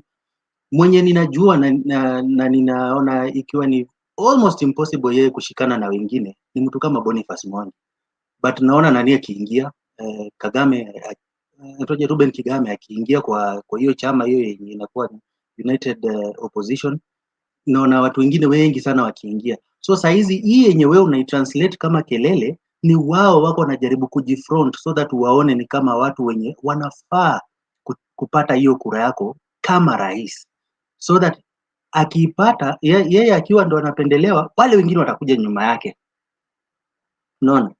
But hiyo sasa itakani kuwa inatusumbua sisi, itakani kuwa inatusumbua sisi ni nini inatuudhi na hii serikali ya Ruto. Na sisi vile tumeona tumeudhika na hii serikali ya Ruto, tuko tunaangalia uchaguzi. In fact, mimi sikuwa ninaangalia mambo ya uchaguzi ya 2027 because we were trying other things to make sure Ruto hata amalizi hii mwaka, but vitu nyingi sana imeenda kibomoka. But now, okay, all is not lost. Tuko na 2027 yenye tunaangalia mwisho. Sisi kama wapiga kura, unajua wale hawezi jipigia kura, ni sisi ndio tutapiga kura. Sisi kama wapiga kura, tunataka nini kwa nani? Tunataka uongozi aina gani kutoka hapa mahali penye tuko? Na kama vile Madam Njeru ameongea hapo hivyo na ameongea vizuri sana, vitu yenye inatufinya ni mambo kama ya health, mambo mingi sana hizi projects nyingi ya hii serikali yenye haijakuwa ikitubamba. Hizo ndio vitu inatakana sasa hizi tuko tunaziangalia, ndio wale wakikuja huko hivyo mbele tunawaambia hizi na hizi ndio tulikuwa tunazitaka ziko mbele yetu. Na kwa sasa sisi tunataka mtu fulani na fulani. Sisi wenyewe tulikuwa tunaangalia wale wakipiga kelele, in fact wanapiganga kelele kwa sababu gani? Wanatafuta wewe uanze kuwasikiza. Na ukianza kuwasikiza wewe una usemi.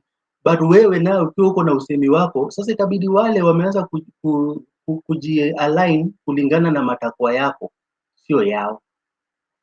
Alex, ulikuwa unasema?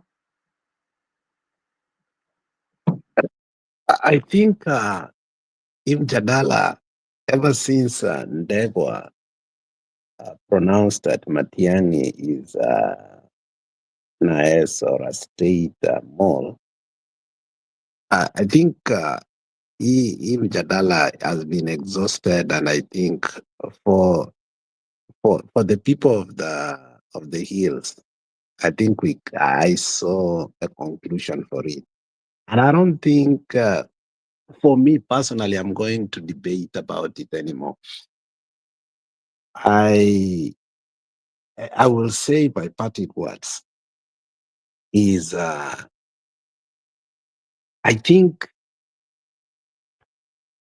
don't think a lot of us were here wakati mwalimu anaitwa nani, there is this lady ambaye anakuanga mwalimu anakujanga kwa nini, Shiko concluded, I said, I think we need to be aware that we have been prevailed over, and if we are to go in this trajectory that so far has started, there is no need of us waking up, because we have been put in a trap, and I think we should give up and say, you know what, game over. I told her, no, it's too early to call.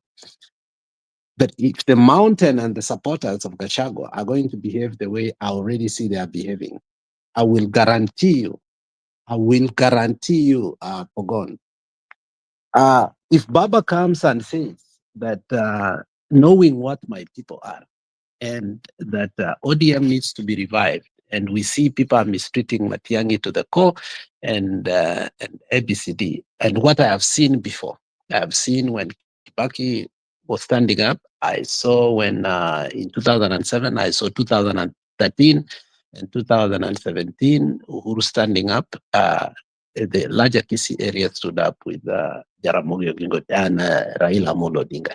Not because they wanted him, because anytime we wanted to form a coalition with what we believe were cousins, I think they believed that they were partners who had a larger voice, and they wanted to prevail over us.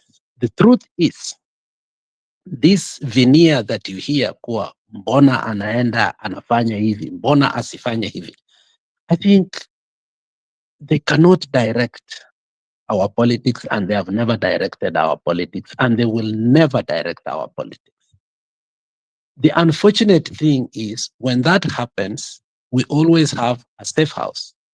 And that safe house, if you remember, the famous word of Onyonka, which was this week, he said, I still have a lot of respect to this man, Raila Amolo Odinga. And I want to say it, the only thing that we disagreed with him was him getting to this broad-based government. I want to say it with a lot of pain, but with a lot of truth. With the current trajectory, unfortunately, You are not touching Matiang'i as a person. Unfortunately, you think you're criticizing Matiang'i, but you're not criticizing one person. It is so personal and it is communal. Unfortunately, I wish it was not like that so that people could make independent decisions. But we are dealing with a problem of people like Njeru who voted for Ruto, who actually went to the vote and voted for Ruto. And now they want to come back and tell us what to do. It cannot be, and it is not going to be. We want to forget that Njeru and Gachagua actually vouched for Ruto. We want to forget that so quickly, so that they can direct the politics of Kenya and the narratives of Kenya, and now try to demonize those who warned us about the wash, about the politics, the way it has been dirtified, about the dangers, a man who told us the plantola of lies, saying tutatenga. Today we want to cherry pick and say, oh, he's coming with somebody's what? Vehicle, and peg a decision based on that, and yet they voted for this duo who actually have brought this calamity to this country. It is unfortunate that in our leniency to resolve a problem that this Njeru put to us, she wants to have a larger voice on this. I think the better thing to do is for us to completely, and I will advise Matiang'i and his supporters who wants to understand how to bring this country into order, to say, you know what, I think this cannot work and it is not going to work. Let them build a consensus with the people. If the people decide, well and good. If they can't, let them take Ruto back again till 2032. You can't talk about education, you talk about good healthcare, you talk about all this, and when the person called Uhuru Muigai Kenyatta came before the election, went to your own media, spoke in your own language, told you the dangers you are facing, and you told him, enda Ishwaweri. And today, when he's in Ishwaweri, you start saying that, you know, the people to blame, it is Kioni to blame. Kioni has nothing to do with this. We need to get out of this problem collectively. But you cannot dictate to us what you dictated last time and you brought us to this calamity. That one is a capital N-O. Sisi wacha tuendelee na Jubilee. Nyinyi endeleeni mahali muko. Mutapiga kelele, hamtatuzuia kunywa maji.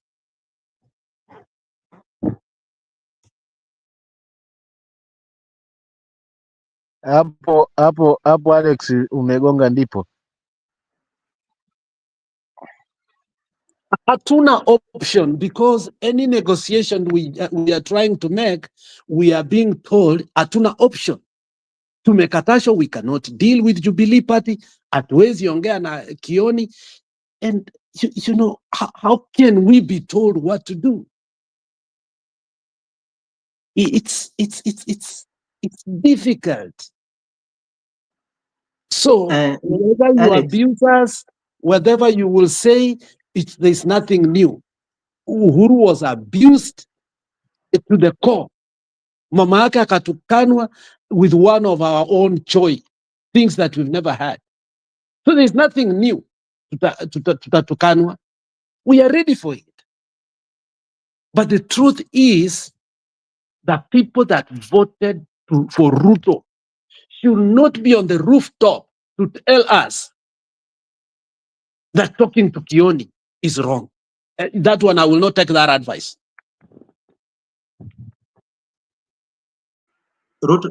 Alex. Yes. Unajua saa zingine unaweza sikia mtu mmoja akikwambia kitu, but because you are listening to one person unafikiria that is the collective view ya maybe the larger Kenya ama most of the people wenye wanafaa kuwa wanaongea wanasema hivyo, which is very far from the truth. Very far from the truth. In fact, vile tunaendelea kusonga mbele, when hii discussion yote itafika mbali sasa, mahali ianze kucondense, mahali penye nonsense itaanza kuwa regarded as chafu na itolewe, tubaki sasa na sense, we will not be having easy discussions. In fact, ni kila mtu tu wako anajaribu kuwiggle ku make sure wanapata hiyo front row seat, but in reality hakuna kitu wrong yenye kulingana na mimi Matiang'i yako anafanya.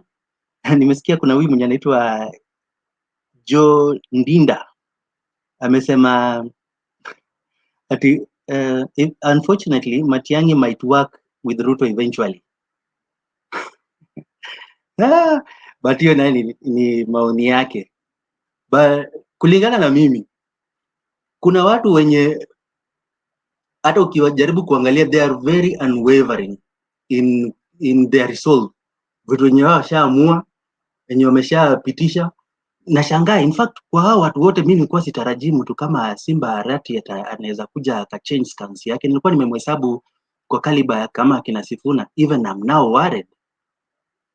now worried ya kuwa kama yeye anaweza change, maybe the likes of kina Sifuna, kina Babu Owino, kina nani wanaweza kuja kuchange. But sijaona any point or any reason ya mtu kama Matiang'i kuja kufanya kazi na Ruto. No point. Hao watu ni kama maji na mafuta. In fact, tukiongelea maji na mafuta, kuna mafuta ingine na maji yenye inaitwa nani? Gachagua na Matiang'i.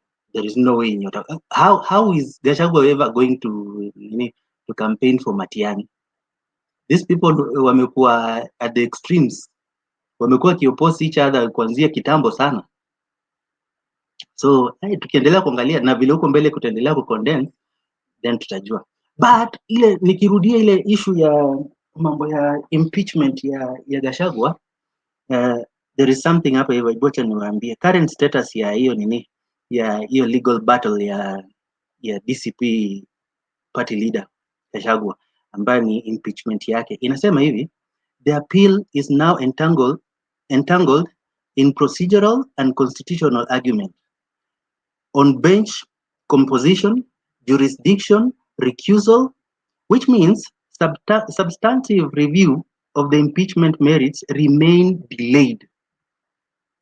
Na ni conveniently ita remain delayed, maybe itakuja kuwa resolved baada ya nini? Baada ya watu wamesha form chama yao, wameshapata certificate ya IEBC ya kurun kwa uchaguzi. And I was saying Ruto is IEBC na IEBC ni Ruto, ni yeye, ni yake. That's why kuna hizi vitu yenye iko inafanyika huko hivi kwa ground, unajiuliza bro, ni nini iko inaendelea? Ni uandikishaji wa kura ama nini? In fact niliona nini ina trend sana, advert ya watu kujoin inaitwaje, KDF imetrend kushinda advert ya Wakenya kujiandikisha kupiga kura. Remember all the other governments yenye tumekuwa tuko nayo, easy time hakukukosa kuwa na hizo maadvert ya watu kujiandikisha kura, but hii imeendelea kuwa nayo. So last part ya hiyo hiyo excerpt inasema hivi: there is no publicly reported final determination on whether Gashagua's removal will be reversed or upheld. He remains impeached, and conveniently so mpaka wakati ya uchaguzi kuisha. Hiyo ndio vile mimi niko nakuja kuona, ama kama itakuwa uchaguzi si kuisha, itakuwa resolved huko mwisho when everybody tuko na inaitwaje, candidates wa presidential election 2027, because now it's remaining 2 years. We know how the court process goes. Like saizi si kuna hiyo 3 judge bench ama ni 5 judge bench. Let me see. In May 2005 kuna hiyo recently October inasema hivi: petitioner named Joseph Enoch Aura filed a motion seeking recusal of Justice Eric Ogola, Anthony Mrima and Lady Justice Frida Mugambi on grounds of bias. So hao wakiwa recused, kumbuka ilikuwa ni Philomena Mwilu ndio alikuwa appoint the 3 judge bench back in May. So kama ni May na kufikia October unasikia ni hao wanatakana kukua, the judges wanatakana to recuse themselves from the case, then it means another from May to now October, that's 5 months, another 5 months ndio tena warudi kotini. na waanze kuongelea vitu substantive about hiyo inatonga hiyo impeachment, meaning hii kitu tu bado iko na muda, iko na like another 1.5 years. By then tutakuwa tuko na party leaders wenye wao ndio candidates wenye already Wakenya wanatakana kuja kupigania yani. So hivyo ndio vile kuko, otherwise mi sina mambo na relax. Yeah, hata wacha niseme kidogo niseme kidogo hapo kama mwingine anaongea. Yeah, ongea. Nilikuwa nasema hata Gachagua ku impeachment. Unaona huyu Kindiki alikuwa kazi ya serikali. Kwa sheria za huko inatakana akuwe ametoka kazi 6 months. Unaona? Ilikuwa 4 days. Hata pengine alikuwa tu wanamweka kwa bunge ya TNA na alikuwa tu kwa ile kazi nyingine. Unaona? Unaona ile ujinga huko. Huwa anatakana hiyo kazi ya serikali alikuwa awache hiyo kazi 6 months before apatie hiyo kazi yako naye. Mnadanganywa tu hivi, mnasuguzwa na hii politician. Haki mimi na wadharau, sitaki kusikia politician wa Kenya, nataka tu GNC now. I had enough. Sauli, wakati unajua law vile is act, unasikia ubaya sana ukiona wanyanya wa mama yako wako huko kijijini wanadanganywa tu, wanaumia, wanalala njaa, wana maji, wana stima, wana nini, wanalala. Unasikia baya sana. Ukiona makantri kama hii akina Ruto anatuambia tutakuwa kama Singapore. How dare he is. Singapore hakuna corruption. Unanyongwa. Sasa hiyo tu ndio anadanganya watu. Ona jana anadanganya Embu. Ati hiyo Embu itakuwa city. How? Kwani president ndio anasema sheria za huko zinasema president hawezi kupoint anywhere ati area hii kuwe city? No. Na anadanganya watu wa Embu wanapiga makopi tu wanacheka. Poor Kenyan. I feel sorry to my people. Wanadanganywa tu na politician 1 minute. Wanasikiza tu wanamesa. Tagu nini president aende kama aseme Nakuru hii ni city, itakuwa city. Ana na hiyo nguvu, hiyo sio kazi yake. Na amedanganya watu wetu tu Embu. Huko Embu alikuwa. Kwa mchana hivi kutoka kwa kanisa anadanganyana. Na watu wetu wanasikia tu, wanacheka tu. Sometimes I feel so bad. It's very hard. Sauli, nimejua law right now. I know my right. I'm watching. Na mimi naona tu a politician tu wanakibishana tu, ni pesa tu wanataka. Ujue kila mtu ako na chama huko, na kama MP, MCA, governor wasaguliwe, wanalipa huo mwenye hiyo chama. Mnajua hivyo? Mnajuanga hivyo? Wote unaona wako na Ruto wanawapea pesa mingi sana. Na huyu Raila huyu. Ndio unaona wafanyi kazi, pesa wanapewa bachale, wasomesi watoto, wanalipa hiyo. Sauli ameingia na chama ya mtu. Ni ujinga tu sana. Na ndio unaona wanaruka, akimaliza na hii chama anaenda ingine, akimaliza hii anaenda ingine.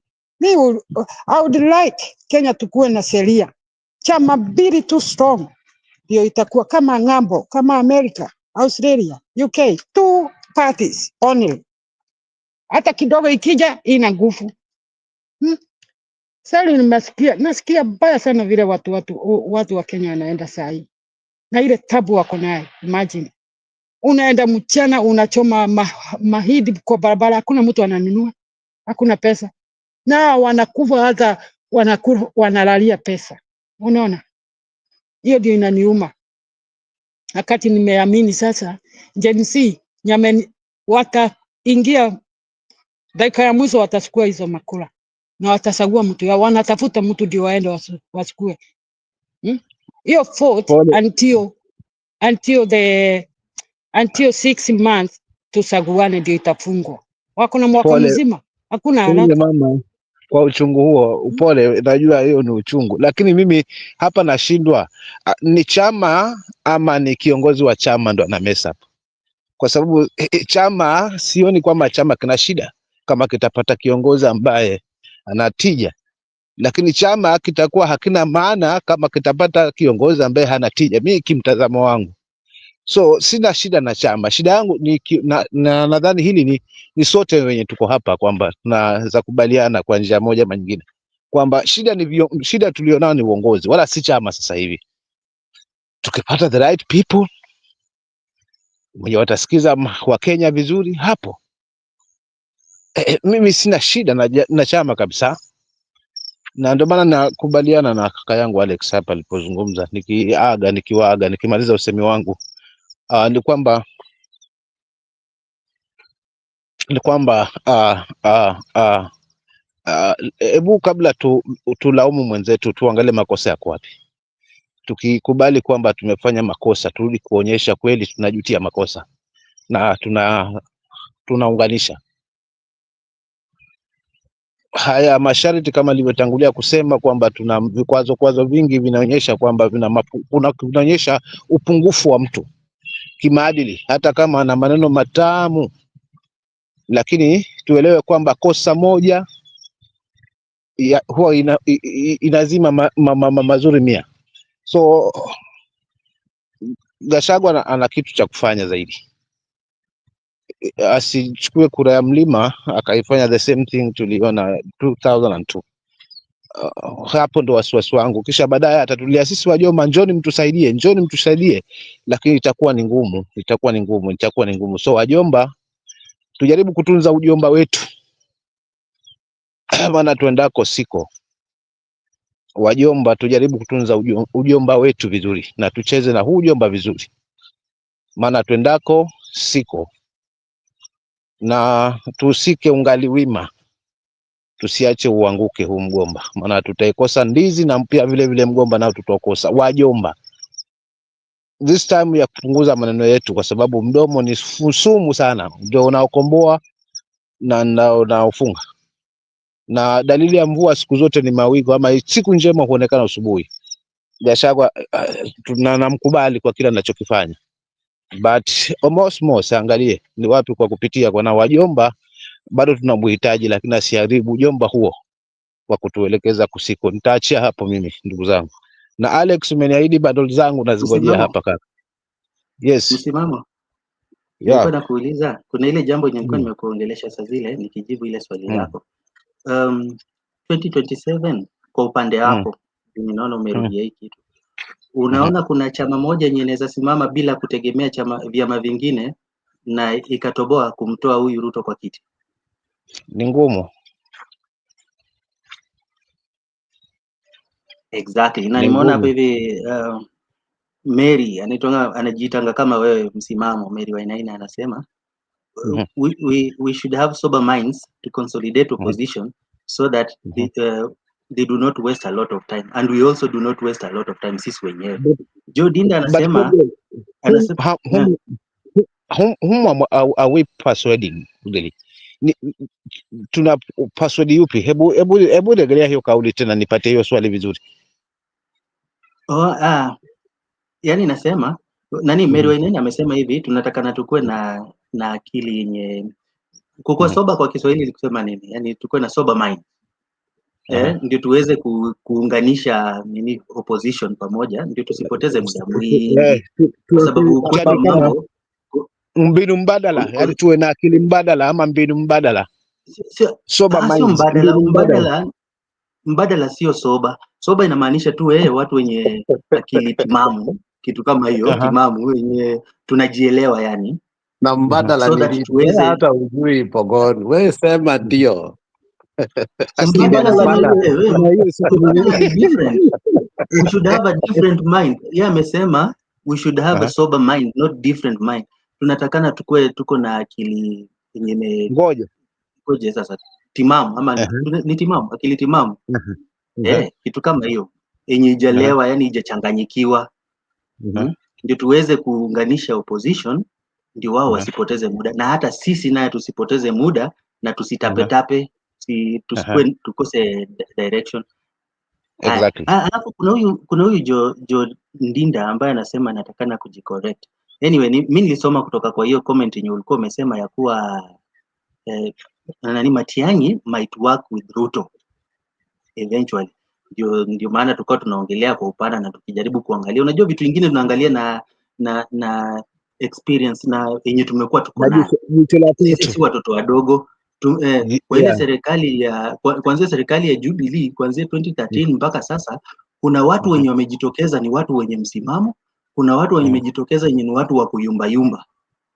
Na kwa wakati wote ambayo serikali ya Jubilee imekuwa mamlakani, ambayo ni tofauti kidogo na hii ya UDA, tumeona watu wa UDA mpaka personal assistant wa Ruto Mani Faruk ako na usemi mpaka na control vile watu watapiga kura, vile mambo itaenda, anachagua mpaka ma MCA huko kina Butula wapi.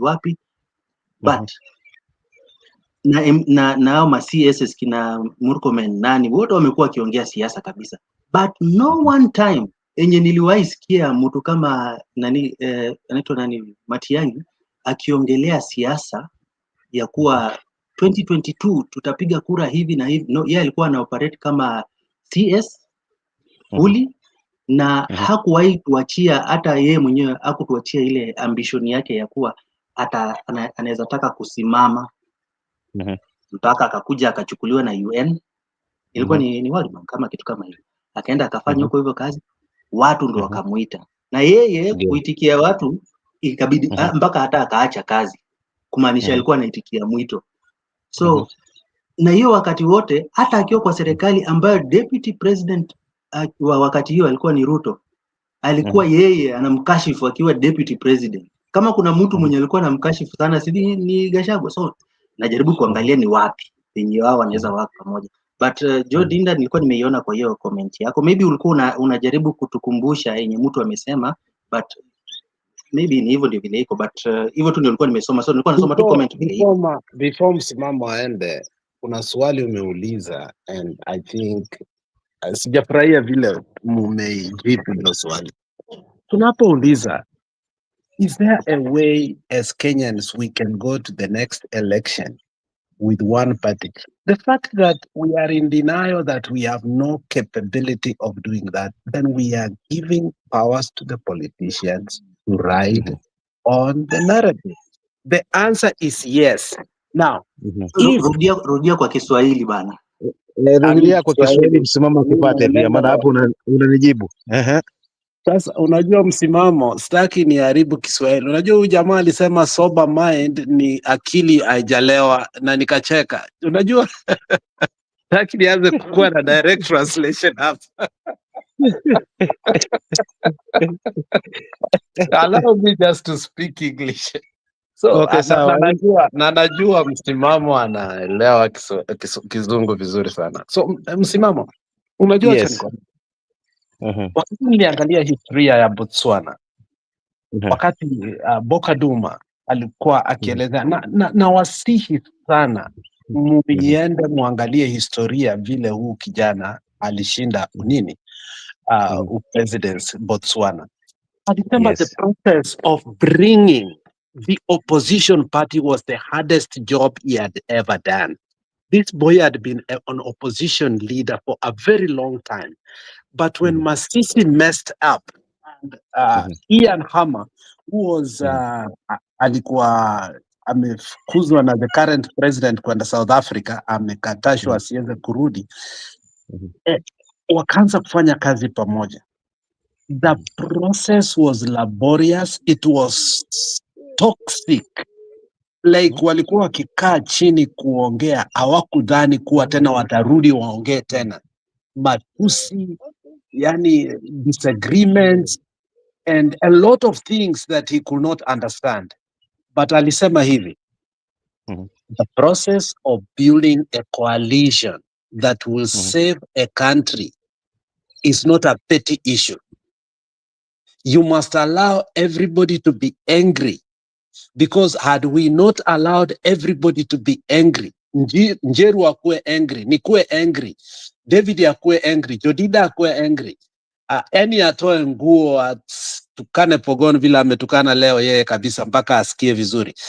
In the end, our temperatures will go down. By the time we are going to the election, that sobriety that you are looking for, we will only get it by allowing people to speak their mind. People speak where they feel safe. The fact that people are able to criticize Matiang'i, we are able to criticize the other person, it's because we are in a safe coalition. Within the coalition of Kenya Kwanza, nobody has the guts to criticize Ruto because they are not safe. So we might count ourselves lucky and blessed. And the fact that we are denying that we cannot go as a people, even with one party, I think we are denying ourselves an opportunity. We must redirect, say, unaona hii Jubilee inatuletea shida, DCP inatuletea shida, nini inatuletea shida, mbona msilete chama moja kama mnataka? The same way we have been castigating Mudavadi na nani na Wetangula, tunaanza mnatuambia saa yote mnataka umoja Western. Mbona have you never folded your party? The same way nani alikuwa na wa challenge, Oparanya alikuwa na wa challenge. The day you will fold all their parties, museme Muluya tufanye kazi pamoja. Who am I? Nitatoka ODM nikuje tufanye kazi because we are speaking as one. It's a challenge that we must give. It is hard. Unaelewa? We can say that. It is challenging, but we can never say it's impossible. If we push it harder, I think we can be a notch closer.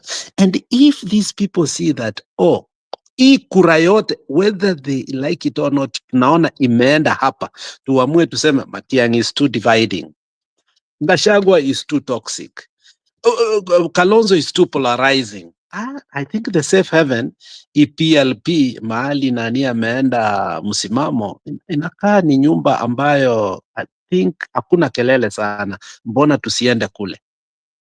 Because in 2002, when Raila got out of New Kanu, aliingia LDP. Nobody knew LDP. And even after the election, people didn't even know that even Saitoti was under LDP na hata watu wengine. We can still form a silent coalition. It is never too late to do that. But we must allow ourselves to make noise so that our disagreement will come to a point where we say, you know what, Gachagua, you are only helpful when it came to throwing jabs. Matiang'i, you are only helpful because we want you to be a technocrat. Kalonzo, you're only helpful because we want a peacemaker. But then it needs all of you to work as a team. And if you have to work a team so that we can still have a working coalition, so that in the end of the day, we don't want anybody to be impeached. We don't want anybody to mistreat anybody in the next government. We can have a government that works for us for 5 years. We don't want you to have your house. Now you are na house yake, mwingine asikue nayo. Vile mnataka Matiang'i aende bila nyumba, alafu akikuja vile Gachagua alikuja achanga. No, we must sort out our mess. We talk, we say these are the problems we have been having, because political parties are vehicles to power. That is how democracy works. That is why everybody is looking at their party. And somebody asked a good question. What about Gachagua gets more seat, but the president is somebody's get? Don't you think this person is going to have a hard time? Those are the things we need to be talking about and ask ourselves. How can we have a government that is not hanging, that can still work for us for 5 years? Because if we get a president that can work for us for 5 years, who, like the Botswana president, or at least Nani HH in Zambia, has tried from where Nani left from Nani, this guy Edgar Lungu, who died. At least he has died for the first time in a country of Africa. And unapata Labor Day, somebody getting 10% raise. When did you hear the last time Kenyans are getting 10% raise consecutively 2-3 years? I mean, it's not heard of in Africa anymore. In fact, we hear impeachment, so on and so on. So HH has tried. So if we want such kind of government, we must direct the narrative. But for us to direct the narrative, we must allow the conversation that is having until David and I agree that, you know what, me and Jeru agree, you know what, Ruto must go. But when he goes, what next? The same Jimmy Wanjigi asked, when he goes, what next? Are we forming another government that we are going to impeach another person, or it's not going to work for us just because we wanted Ruto to go, or we want to form a government that will work for us? We need to kill these two birds at the same time. I think Msimamo used a word earlier, killing two birds at a go earlier when he started. That's what we must do, knowing that we need a functional government, but at the same time, it will last for 5 years, but will be productive and progressive towards our agenda. And our agenda are education, healthcare, na pesa kuingia mfukoni. We can have a party that can do that, Mr. Pogon. It is not impossible. Asante kwa kuni-rectify. Asante kwa kunisomesha. Alex, uangalie nini? Alex. Alafu Alex, umeona hiyo message? Kushughulikia hiyo message nimeweka hapo kwa nini private chat. Kuna issue yenye natakana kuresolve hapa hivi. Kuna ile yenye nilikuwa nimesema kuhusu mtu alikuwa amesema kuhusu Matiang'i atafanya kazi na Ruto. Sorry sana, haikuwa ni Joe Linda mwenye alikuwa amesema ni Jim Ombati. So Jim Ombati, bebana na mzigo wako. Pole sana, nimebebesha mwingine mzigo ambayo ilikuwa inatakana ikuwe ni wako. Wewe ndio mwenye umesema kuwa Matiang'i huenda akafanya kazi na Ruto. Msimamo. Alafu Alex, ukirudi na pia Msimamo, mjaribu kunisaidia kitu. Kuna yenye tumejaribu kusema, nimekuwa nikisema we need to control the narrative. Hebu mtu ajaribu ku-expound on that, kuelezea ni nini yenye tunamaanisha, kwa sababu unajua kuna vitu vingine tunaweza ongea alafu inapita juu ya kila mtu. Mara nyingi najua kueleza maswali than kuelezea zaidi. Vitu zingine hatuna ile, hatujui kuelezea sana, tunajua kuelewa ile yangu tu, lakini kupatia watu wengine inakuwa kidogo ngumu. So Alex, naona Madam Njiru pia yuko, mwenye atachukua next ongelee hiyo. Msimamo? Niwe radhi, sija kunukuu zaidi hapa mwisho. Hili swali lako la mwisho hapa sija kunukuu vizuri. Nilikuwa ninasema, yes. Unanisikia vizuri? Ndio. Nilikuwa ninasema tulikuwa tunatakana tumejaribu kuongelea hapa sana repeatedly ya kuwa we need to control the narrative. Ni nini yenye tunamaanisha kwa kusema hivyo ya kuwa tunatakana ku control the narrative? Nasijui kwa Kiswahili inasemekana. Hebu sema kwa Kiswahili, sielewi. Mada. Hiyo peke yake ndio naweza kusema. Narrative. Tunatakana kuchukua usukani wa mada, kitu kama hiyo. Tunamaanisha nini? Yaani mimi najua mada si ni mjadala, lakini kama ni narrative, si narrative ni ile kwamba kukinzana kwa mawazo ama ni kama dhana. Narrative ni dhana, kitu Kiswahili ni dhana. Okay. Yes. Okay, tumeiongelea. Wacha niiweke ina context. Yes. Ndio ikuwe rahisi sana kuielewa. Kulingana na hii siasa yetu vile inaenda hivi. Na jinsi ambavyo wanasiasa wanajibeba na vile sisi tunawasikiza na vile sisi tunatakwa, tuko na matakwa yetu. Viongozi wenye wanataka kutuongoza wako na matakwa yao, na hiyo yote inaleta mjadala moja kubwa. So kuna wale wenye wanajionyesha ni kama wao wanataka mambo iende hivi, na sisi kama Wakenya pia kuna vile sisi tunataka mambo iende. So ndio tulikuwa tunasema kwa hayo yote tunatakana sisi tuwe juu ya mada, sisi tuwe wenye usemi. Sio wao. So hebu ifanue. Asante kwa hilo. Ndio maana nikaguzia hii dhana. Kwa nini nimegusia hii dhana haswa? Baada ya kujiuliza hili, na ni dhana ni ile kwamba sasa hivi sisi tulikuwa na mfumo fulani, hulka fulani ambayo ilikuwa tumeijenga katika msingi mzima na siasa zetu. Unaona? Lakini kadri vizazi vinavyozidi kusonga, tunakuta kuna siasa inabadilika. So dhana ile tulikuwa nayo ya wanasiasa, mbinu ambazo walikuwa wanazitumia wanasiasa nao sometimes yani inakuwa kwa sasa hivi mitego mingine iko peupe mno kiasi kwamba inaonekana tu. So ile dhana kwamba tunaiangalia kwamba ni kwamba sasa hivi lengo kubwa haswa ya hii ni mwananchi kuwa na usemi. kwa sababu ndio mbaya hapa, ndio amefungwa kamba hapa, ndio yuko katikati, yani hajapewa mbavu na amefungwa kamba na mwanasiasa na katiba ama sheria. So mwananchi kwa hapa katikati, kwamba yeye ndio amefungwa kamba hapa, unaona. So kuna yale matarajio sasa ya huyu mwanasiasa na mwananchi. Sasa katika hiyo dhana sasa hivi tumefika kwamba yani mawazo makubwa yanalenga kwamba tunahitaji kuwa na uhuru fulani hivi katika taifa letu, kwa sababu uwezo tunao, rasilimali tunazo,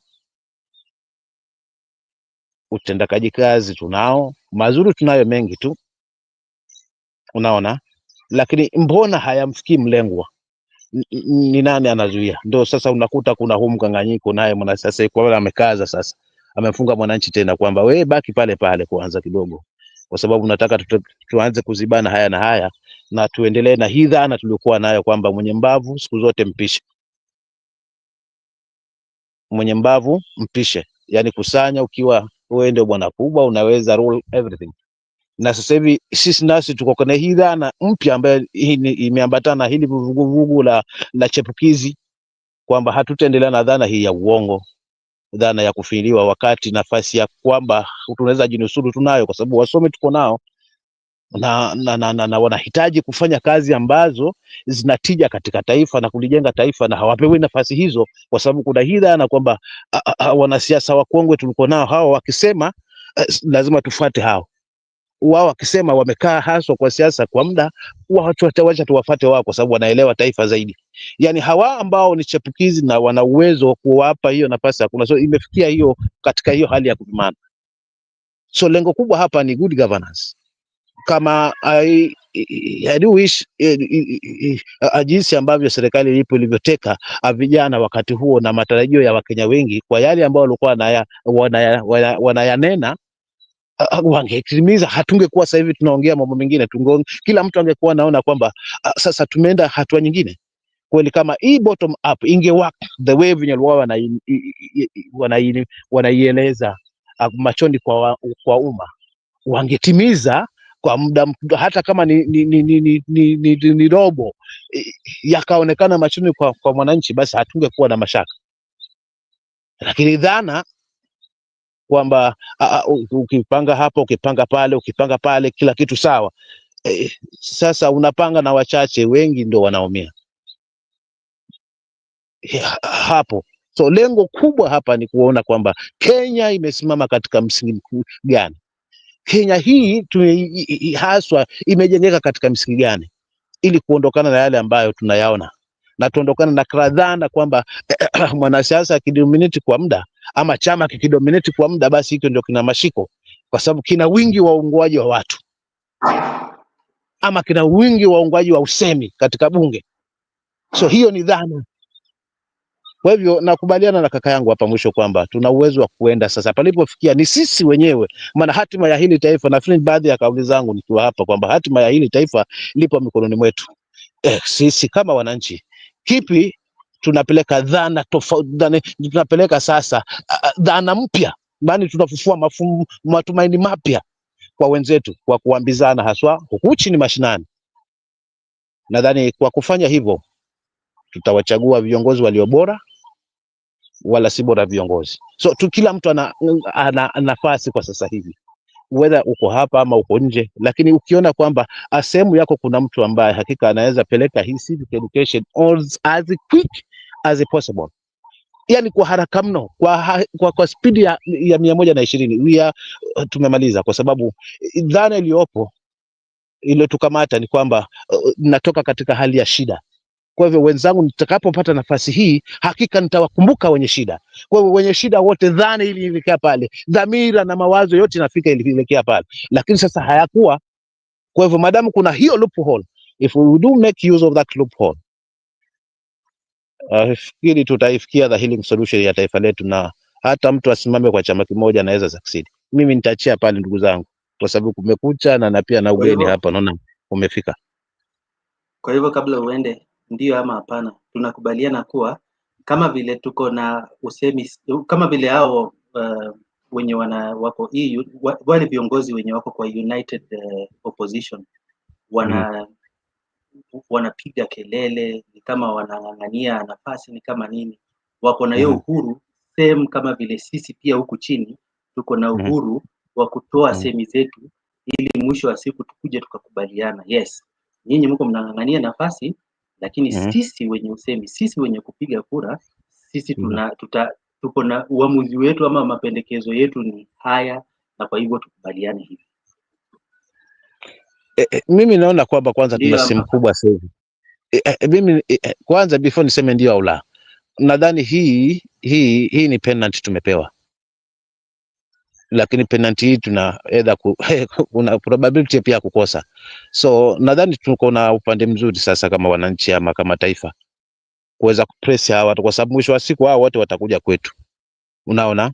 So mimi naweza nikasema kwa kiasi kikubwa upande wangu kwamba kama wananchi tuko the safe side, kwa sababu sasa hivi ndio tumebaki kama macho kwa wote hawa wanasiasa, either hawa wa United Opposition ama hata hawa wengine ambao wako kwa serikali.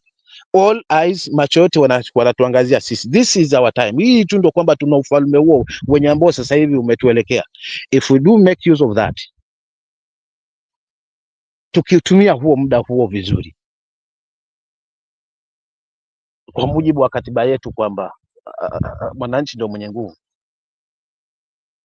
kwa kuungana na kuacha tofauti ya ungome, kuangalia hawa wanasiasa, kwa sababu mwisho wa siku hawaaminiki. Mimi siyo kama nitaeleweka hapo, maana pengine nimeruka haswa zaidi na Mungu mwingine kuliko hilo swali, lakini nijaribu kuleta tu hayo maneno haswa katika jicho hilo, alafu utaniambia kwamba katika jibu lako mwananchi, sisi wananchi ama mimi nadhani tuko sehemu salama, ni wakati wetu tuko juu ya wao, tuko juu ya wanasiasa. Naona ni kama umetoka sana kwa hiyo swali. Ndio nilikuwa nimeuliza swali tu direct ya ndio ama hapana, ya kuwa kama vile yao. Kwanza tuelewe, unaona hiyo kelele yenye iko kati ya Matiang'i, Gachagua na Kioni na nani ni ile ubabe. Unaona, kila mtu anataka ajulikane kama yeye ndio leader wa United Opposition, sawa? Ndio. Ili kutakapoundwa serikali yenye inakuja, wao ndio wakuwe na usemi, sawa? Na kila mtu wako na hiyo. Hata saizi Boniface Mwangi anatamani ya kuwe yeye sasa, unajua amejitokeza pia yako kwa opposition, but sio hiyo United moja yenye wale wako, so yeye yuko kwa hiyo kelele, but hata yeye anatamani pia akuwe ndio kusema kwa opposition saizi yenye itaenda kuunda serikali ya kesho. Tunakubaliana kuwa wako na uhuru wa kupiga hiyo kelele, na sisi kama Wakenya tuko na uhuru ya sisi kutoelewana kwanza, kila mtu alete hosia wake, ili mwishowe tuje tukubaliane kwa yale ambayo ni nyeti yenye inatuunganisha sisi kama Wakenya. Shida yetu ni gani? Direction yenye tunachukua ni gani? Unaona? So tunakubaliana kuwa hayo yote inakubalika. Sasa hapa nataka kuelewa vizuri kwamba ni kati ya mwananchi na mwanasiasa katika hili swali lako la yes au la, si ndio? Kwa sababu umesema kwamba hawa, umezungumza wanasiasa, then umechukua sisi kama wananchi. Yani nimeweka upande mbili. Unajua sawa, unaona sisi, unaelewa, sisi kama wananchi sasa hivi tulikuwa tunaongea hivi, sisi ndio wapiga kura. Sisi si ati tunataka kusimama. Of course kuna mmoja wa wili kati yetu kwa sasa hivi ndio kusema sisi. Sio ndio kusema. Yes, sisi ndio kusema, sisi ndio wapiga kura, sisi ndio waajiri wao. Sisi ndio waajiri wao. Wale wako wanajaribu kujipigia debe ili tuweze kuwatambua. Ndio ninasema, nilikuwa ninauliza, wako na uhuru wa hiyo kupiga hiyo kelele kama vile pia sisi tuko na uhuru. Yes, mimi na wewe msimamo kutoelewana kwa sasa. Wewe uko kwa Gachagua, mimi niko kwa Matiang'i. Wewe uko kwa Martha Karua, mimi niko kwa Justin Muturi. Alex hapo kwa Tawe. Tunakubaliana hiyo, so that vile muda unaendelea kusonga mbele, kila kitu kuje tukubaliane, yenye tunataka ni hii. Wenye wako upande wa DCP wanasema hivi, wenye hao wanasema hivi, lakini mwisho wa siku mwelekeo ni huu. Si tunakubaliana ni sawa hivyo ama sio sawa? Tufai kuwa tuna nini, kufai kuwa na mzozano kwa wakati huu? Hatufai kuwa na mzozano kwa wakati huu, hususwa sisi kama wananchi juu ya hawa ambao wanapiga kelele, ili tuwasikize, kwa sababu tumewasikiza vya kutosha na wametuambia mapema, yani wanatueleza mapema kimafumbo. Siasa haina chuki, siasa usiweke kwa akili, weka kwa mapafu ipumue. Kikiumana wanakwambia let's accept and move on, wanarudi tena kwa pamoja. So tukianza kuzozana mitazamo, tuone kwamba huyu, sisi ni watu wa hapa, sisi ni watu wa hapa, mtu wetu ni huyu na lazima ni huyu, tusipoangalia katika hali ya usawa kwa kurudi pamoja, kwamba mwisho wa siku sisi ndio tumefungwa kamba, tumeisha. So sisi hatufai kuwa katika mgawanyiko kabisa juu ya hawa wakipigana, wakizozana, wacha wazozane, wacha waje kila mtu na akili yake, ndio tutampima ni nani mkweli katika hawa watu wanazozana. Lakini sisi wananchi tubaki kama kabila moja, ndio maana ninakuregesha mahali nipo, one Kenya, one nation, one people. Tubaki katika huo msingi mmoja hapo katikati, lakini ajayo wao wacha wazozane tu. Lakini sisi wananchi hata siku moja tusiwahi kuingia katika viatu vyao, kwamba wanadamu mtu wetu. Sisi tunahitaji uongozi bora, kwa sababu kikimfinya Mluya ndio kinamfinya Mkosti, kikimfinya mwingine wa kule ndio kinamfinya mtu mwingine kule. Ndio maana tuko katika hii junction sasa hivi, tumevikwa taji sasa hivi, kila mtu anakuja na mbinu yake kwetu. Kwa hivyo wasitugawe kimaneno, bali tuangalie katika jicho pana zaidi la mtazama kwa ajili ya taifa. Mimi nitaachia pale Pogo, kwa sababu sitajua kama nitakuwa nimekujibu sahihi, lakini hayo ndio nimeajaliwa kunena kwa leo. Asante. Asante sana Msimamo. Isipokuwa nimeisema kwa Kiswahili, I think nimesema word wrong, kuzozana ama sijui kukosa kuelewana, but nilikuwa namaanisha tu kama vile sisi tuko watu tofauti, wewe unatoka huko Coast, mimi penye natoka, tuko kila mtu wako na mtazamo tofauti sana ya siasa ya Kenya. Yale yenye inakusukuma wewe kama Mpwani hainisukumi mimi kama mwenye natoka Pokot, haisukumi mtu kama Njiru mwenye natoka nini. Kwa hivyo mtazamo yetu ya wale wenye wanataka hiki nyang'anyiro ya kukua kiongozi wetu kuja kutoka huko mbele ni tofauti sana. So si kuzozana, lakini ni ile kila mtu analeta hoja yake, ndio tuelewani kwa sasa kabisa, tuelewani. Hata ukiangalia kwa mjadala vile tuko hapa hivi, kuna vile hatupatani kabisa kwanza, but hiyo kuiongea nilikuwa ninauliza kama inakubalika, of which kwangu mimi naona inakubalika, ya kuwa tukose kuelewana, but kwa kutokosa kuelewana kwetu tuko tunaleta yale hoja zetu, ni nini yenye tunataka, ni vipi yenye tunaona, so that mwishowe tuyaunganishe. Ile yenye natuunganisha tuzishikanishe pamoja, yenye tuunganishi tutafute mbinu yenye tunaweza kaa bila hizo kwa sasa, so that mwishowe tuko na jina moja ya yenye tunaifront mbele, tunasema okay, direction ni hii. Unaona? Na wale wanasiasa wao pia wako wanapigania position. Kila mtu anataka apate hiyo nafasi ya kukua president saizi. Unajua hiyo ndio tunaangalia. So kila mtu wako analeta hoja yake, kila mtu anajaribu kupima nguvu, lakini mwishowe kila mtu atajua ni aje, mimi nguvu yangu iko kubwa, lakini yangu inaweza kuwa ya kudeputize. Yangu inaweza kuwa ni labda unipatie nafasi. That's why nilikuwa nasema pale mbeleni, tukiangalia mbele 2027 kuna uwezekano kweli ya kuwa na chama moja yenye itaenda ichukue hii uongozi bila kushikana na vyama vingine. Kwa mimi mwenyewe kama Pogon ni la, sijui kwako iko upande gani, lakini kwangu ni la, kwa sababu yale yenye iko saizi I think 2027 iko very very different na 2022.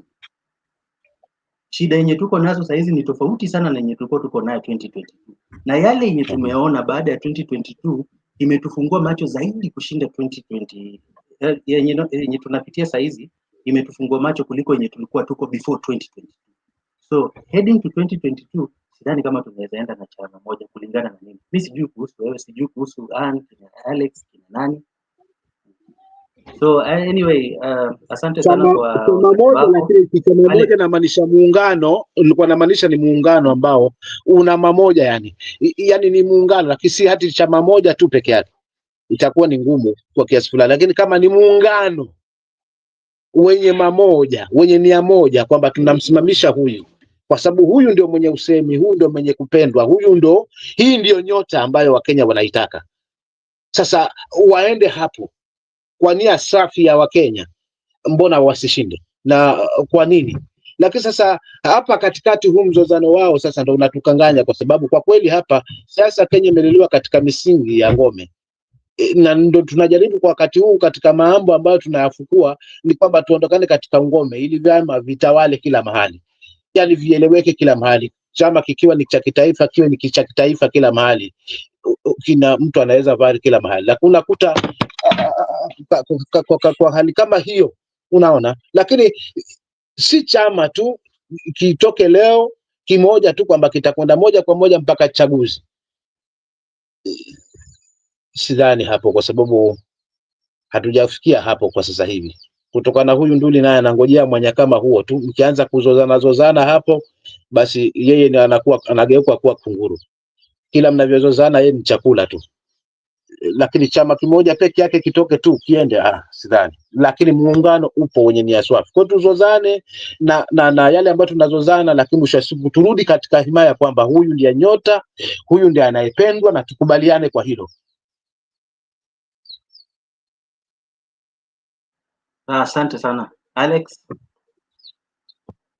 Manjeru. Mimi nitasema vile nitafuatilia opposition. Unajua vile walikuwa wanataka, unaona, Raila ndio alikuwa amechukua Nyanza yote, na tunajua hivyo ODM.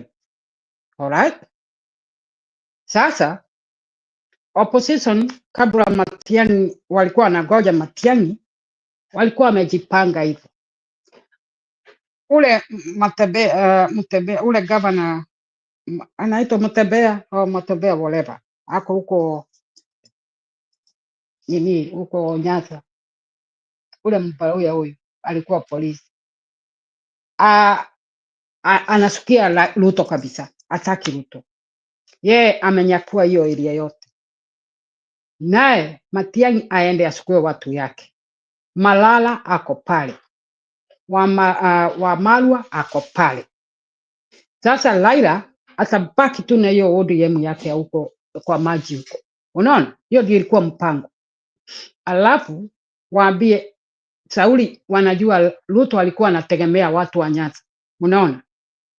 Sasa hii plan ilikuwa pale, wao watu walikuwa wamejipanga. Wewe Kalonzo, enda pande yako na uende Mombasa ukataze, na mimi na Karua tukataze mlima huu, Ruto ataingia hapa na tuende Nyanza as well. Tukisimamisha mlima hivi, tunaenda huko tunawakuta, tutakuja Nyanza as well to make sure hata huo Raila atapata kitu. Sauli alifanya Gen Z madharau, na mnajua hivyo vile alifanya, unaona. Sasa Jubilee, na wanasema kweli, nimesikiza hiyo habari ya Jubilee kabisa. Kioni alienda mkutano ya hiyo opposition mara mbili, wakasema akienda pale anasema ni Matiang'i, hataki kusikia wazee, na hao wote sio watoto. Anasema tu ni Matiang'i. You can't choose one person a whole country. Lazima huyu Matiang'i akuje ajitokeze. Alikuwa tu ati anawaambia ni Matiang'i, hataki hata kupanga, wapange plan ndio wagonge huyu Ruto na Raila. Sasa ndio huyu Matiang'i amekuja sasa, anawachilia hii kura za huko. Sijui kama Maraga atasikua, siende. Malala ako huko anapigana, Wamalwa ako huko. Nimeona Bon Kalwala ametoka kwa UDA, iko kwa news ametoka. Haya, ukiona Nairobi, Babu Owino ameondokea ODM as well. Sasa walikuwa wamejipanga vizuri hivi, na Ruto angekuwa na chance. Kwa watu wote, wewe enda pande hii, tafuta Alikisa. Unajua kuenda huko sio ati kwenda bure. wanajiandikisha na hiyo chama iko pale, watu wanajiandikisha. Sasa Ruto angepata pahali ya kuingilia. Na devil ni nani ameingilia hii? Shauri ya Kioni. Kioni anafikiria tutaki Jubilee. Yeye ndiye hataki kuingiana na watu, anataka tu Jubilee ikuwe mbele. Siende yakae chini kama wale wengine, akakataa. Unaona? Saa hizi ndio anasema hata wale wengine tutasikana. Wakati wa Kenya wamekuwa na hasira baya already. Wameona kuko na vita, kufurutana. Haya, ya pili. Nataka muone vile watu wetu wa Kenya wanadanganywa na huyu mtu. Hebu muniambie jana kuambia watu wa Meru ati atajenga hiyo itakuwa city na hii highway itakuwa hapa para. Iko kwa budget.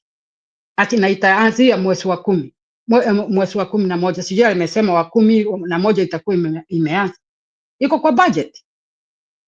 Inatakana watu wetu ili wasomeswe law. Sauli wajui wako kwa village. They know nothing. Ndio na shida.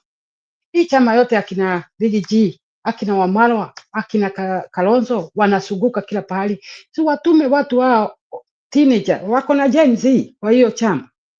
Wanaenda kila kijiji, wanaongea na wazee wetu na wababu wetu. Wanawaambia ukweli iko wapi. Sauli hao ndio wanadanganywa na 200 wanaletewa maharagwe, wanaletewa nini? Wakukula tu siku 2. Alafu wanakaa na maisha yao ingine 5 na tabu. Wakuwe wanaenda huko kwa village. Na hiyo ndio inatakana. Gen Z nimewasikiza juzi walikuwa wanasema wataenda kunyang'anya mama zao zote ID. Unaona hao watoto vile wako na ujuzi. How comes they think that? We're going to take our mother ID. They not going to sell it. You see? Kwa nini hawa wanatuambia ni opposition? Wangekuwa na hiyo plan. Wapage hiyo grupu wako nazo opposition wako na agency huko. Wanawapea gari moja, wewe enda area hii, mkiwa 4, ongea na hii village, enda hapa. Don't give ID. Ama waandikisha kwa hiyo chama, Sauli wakiandikisha wawezi kwenda kwa chama kingine. Wanakaa de. Haya, ya 3. Sioni ni haja ati hii opposition waseme ni nani. Na mnajua vile kuko dangerous. Ruto anaua watu. Mnaona huyo lawyer ameuawa tu. Na tujajua ni nani. MP mwingine akauawa hapo wa huko Nyanza, hapo kwa City Mosali. Tujui ni nani. Sasa akijitokeza hivi aseme mimi ndio nadirana na wewe 2027, Ruto anamuua. Wallahi atamuua. Kwa hivyo hiyo ni siri. Na ndio wataki kusema ni huyu. Sauli hata akiuawa, kwa nini anafanya kampeni anadirana yeye? Sauli Ruto anaita hii ni kampeni. Mimi najua Gachagua anauza chama yake. Hakuna kampeni wanafanya. Ule Kalonzo anaongeza tu watu wake ajase. Na kumwambia anafanya vibaya kwa Wakenya. Yeye afanye kazi, sio kwenda kusimama kwa gari kwanza kusema tutajenga hii sasa hii itakuwa city. Where is the budget of that? Unaona pale tunadanganywa. Na hiyo ndio inaniuma. Sauli Ruto tu anaamuka nitaenda kuwadanganya hivi. Saa zingine nikiangalia Gachagua hata akiwa na hasira vile anaongea na asikiza vizuri kwa kini sana vile anasema. Anasemanga huyu anaandika hivi, anakuandikia vile atadanganya. Hakuna kitu ya ukweli pale. Alisema hii kitu yote ilikuwa ni campaign. I agree with Gachagua. Sasa hizi hebu niambie wewe ndugu yangu. Jana Sunday anaamuka huko anasema ati watajenga hiyo itakuwa city. Ametoa wapi hiyo? Ati na highway itawekwa pale nini ya whatever. Where is the budget of that? Mimi sijaona bunge wametoa hiyo kwa budget, si kuiona. Na anaambia watu waache campaign. Yeye anafanya nini kwa gari juu? Si aende kanisa na aende nyumbani kwake. Aende akae kwa ofisi ama aende akalala. Anaonaga watoto yake nini? Ama hiyo bibi yake.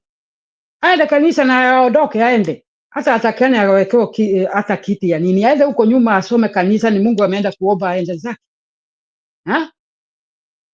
Kwa hivyo asikuwa anaambia watu si unaona sasa anatukana na mtu mkubwa kama huyo, anaambia watu wana akili. Who doesn't have a brain? Yeye anatukana watu na yeye hataki kutukanwa. Alituambia siku nyingine ati anaambia wananchi hata wajai kufika airport na walalamika. Unaona hii matusi yake? Anajigia watu hivi ati ako na PhD. So what? I don't have a PhD and I don't leave that country. Na nilifika hapa. Sasa hiyo ni maneno, huyo ni mtu kweli, huyo ni mtu. Hata saa zingine Uhuru alikuwa mzuri, amevumilia sana. Sauli alikuwa na haya na mama yake ako pale kutukanana hapo na Ruto. Alikimia tu.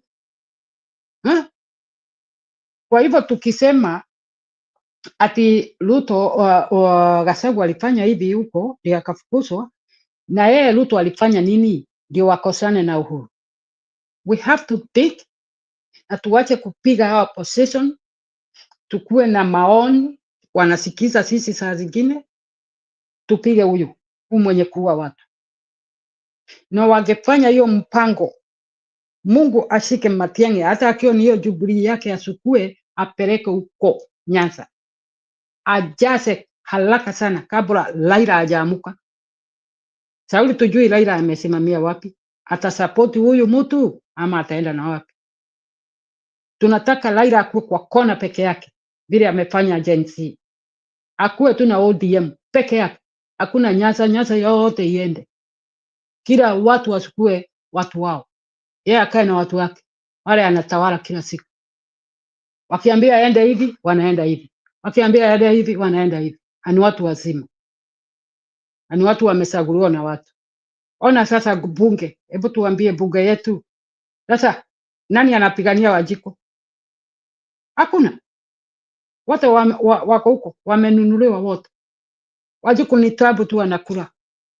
Wanasikia huruma, wanapelekea Wajiko maharagwe. Na ile maharagwe inapikwa siku mbili hivi. Kwa hivyo inatakana hawa watu wetu wasomeshwe kabisa. Hii makosa yote mimi nawekelea Wajiko. Number 1. Na mtu akiwa na kosa na niulize kwa nini nimesema. Ni Wajiko ajui ni nini anafanya. Anadanganywa tu namna hiyo. Wengine wana TV, waoni news, wajui. Wanadanganywa tu. Ona huyu Kibiki, ati anasema anaenda kufanya Meru, hiyo Embu pale walikuwa ati wafanye city, na huko kwa hakuna barabara. Tunaonyeshwa hata mashule inaanguka. Ona hii ujinga iko huko. Na watu wanamkimbilia tu, na mashule watoto wanasomea nje. Tulionyeshwa hakuna hata barabara ya kwenda kwa kina Kibiki. Na alikuwa center, alikuwa nini? Unaona? Kama yeye akisimamishwa na koti, wabunge wote walikuwa huko. Pesa yote ya CDA hiyo basi wamepeleka wapi? 10 years walipeleka wapi? Wakati ya Uhuru walikuwa napewa hiyo pesa na watoto wanasoma nje. Hakuna class, hakuna hata sijai kuona watoto wanateseka kama hao. Na anajiita akona ni profesa. Unaona? Mimi vile nitasema na hii yote hii tabu na wekelea Wajiko, na Wajiko sio ati ajui, ni kukosa kujua. Wajiko ajui anafanya nini, anadanganywa tu kila siku, anaumizwa tu, anakufa kama ubo, kama takataka tu, anapanga laini kwa jua, anawasagua, lakini wanamfanyia vile anataka. Wajiko need more educated about this. Sauli Wajiko ndio ajui nini inaendelea. Ile tu ndio nitasema. Sauli saa hii hata tuko na chance kubwa sana ya kupiga Ruto. Kupiga Ruto kabisa.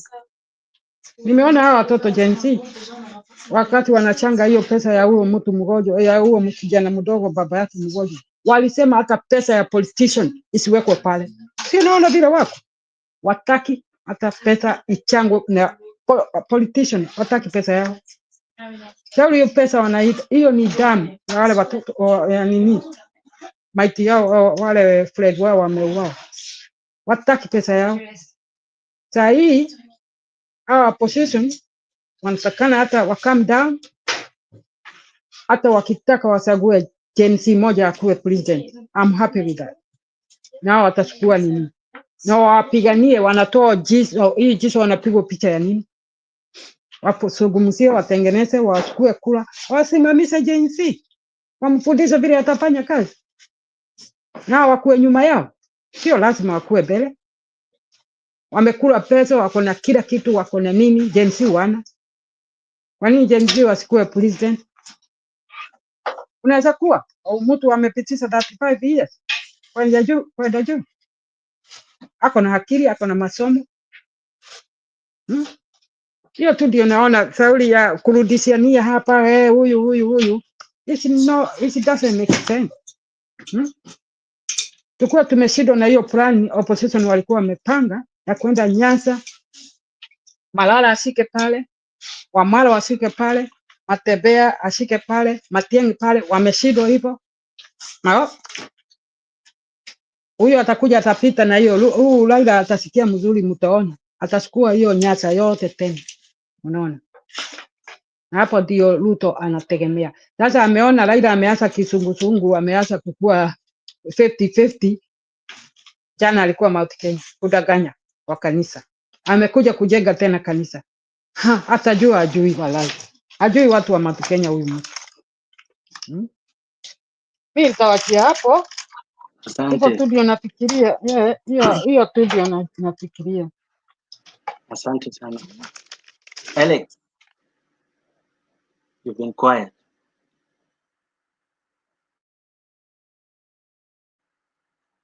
Alex uko? Anyway, karibuni sana wenye nimeona wameingia kina Deborah Mumbi. Karibu sana. Na ikiwezekana panda kwa mjadala. Alex. Amelala.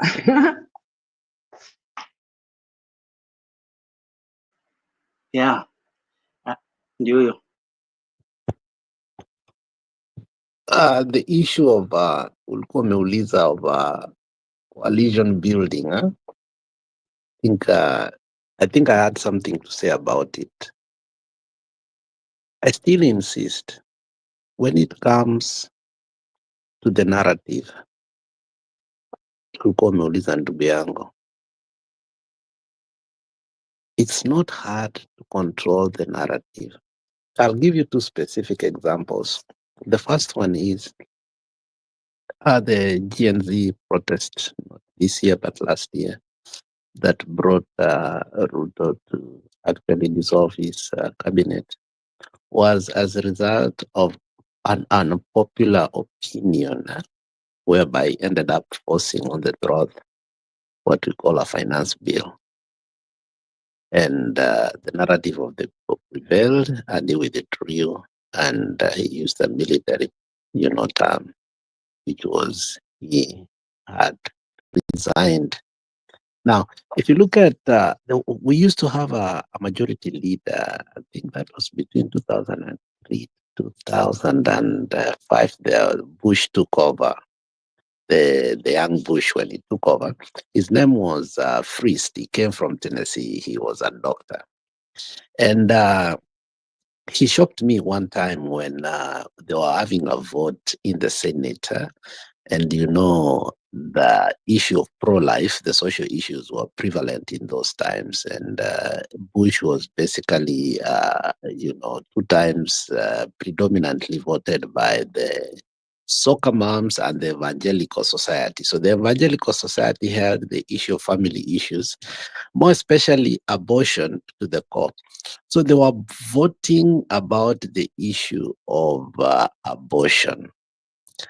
And Frist, being a medical doctor, but being a conservative, the way abortion was being defined in terms of the fetus, the Republicans did not agree to abortion, but because Frist, being a majority leader, was a doctor, was a medical doctor, I think a gynecologist, if I'm not wrong. I think you can go to the record and see. He gave a very candid speech that I'll never forget. He said, the people have chosen me to come here to represent them. And I also voted for myself on the issue. I carry their voice, but at the same time, my voice is within here. So I will not vote what my conscience and my vote too, and what I went to education. And I know that what life begins ABCD. Now, when we talk about narratives, we have to remember that we have elected these people to go and represent us, because all of us cannot be in parliament. So an individual, it's representing about 50, 60 to 100,000. If you are from Kiambu, probably even more. One individual carries the voice of all these people. So sometimes it becomes difficult when they go against what they are supposed to represent. But when they are consistently not carrying the voice of the people, then the question begs in, are they carrying the voice of the people? Are we the ones who are actually directing the what? The narrative. Now, more often than not, I'll say this, unfortunately, in a Kenyan politics, the moment people are seeking for electoral offices, they act like they are going to speak for us. The moment they take power, they switch and they become like a club. And the current problem we have, a political crisis, is we are not being represented. They act like they're representing for us. They act like it is our voice that is voting in parliament, not their voice. But actually, they are bought and they do what? So when I say we must direct the narrative, is to take back that power so that what the majority people want within. You can have your personal opinion in regard to education, but if your constituents, and I've seen here, for instance, we have a government shutdown in this country right now. And obviously there were Democrats who voted with the Republicans to keep the government open. The government shutdown simply means like they're also having their finance bill vote, whereby they are voting if they are going to do what? They are going to fund the government to continue. Unfortunately, even if they have the majority, they have in the Senate, in the Congress, in the lower house, and the Oval Office, where now, and I want you to listen to me, Pogon, where the voice of the people matters is when a party will vote for the cause of the people, and they can actually stop the government from functioning. So when we say the narrative, people need to know that a narrative is something that is so powerful. When the voice of the people is spoken through our members of parliament, in parliament, we can simply bring a government down. But unfortunately, that does not work. So we want to use unscrupulous means now to make sure that our narratives is done what? It is hard. And that is why when more often than not, when we talk about the narrative, people may not truly define what a narrative is. A narrative simply means our voice through our leaders. But when our leaders do not hear, then we must force it through their throats. And one of the ways I'm saying now that we need to start controlling the narrative is, if you look at the current squabbles that you're seeing within the opposition, is simply we have let loose our leaders to decide for us. It's not like they are listening what we are saying. The current leadership problem whereby one person does this, one person does this, is because they have the audacity to carry our voices and do whatever they want with it. And we are happy that, oh, this is what Gachagua wants for us, this is what Matiang'i wants for us, this is it. But collectively, is that all of us what we want? I think Pogon brought a very cogent point last time and said, if you took your phone and went through the villages and asked the people, who do you want to represent us? We will all be shocked. Why? Because the voice of the people, which is the narrative, is being ignored. But now what is perpetuated is what? The amplified voice of the leaders, which is actually against the narrative of the people.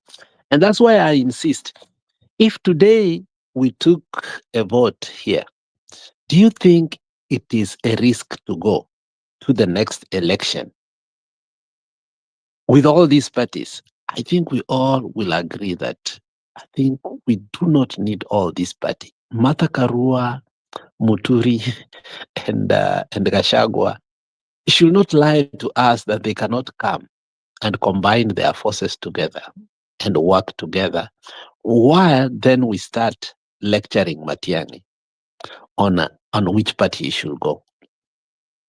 I think, and I do believe, if the voice of the people was to work, which is the narrative of the people, today we should not be having the many churches that we're having in Kenya, and more so the many political parties.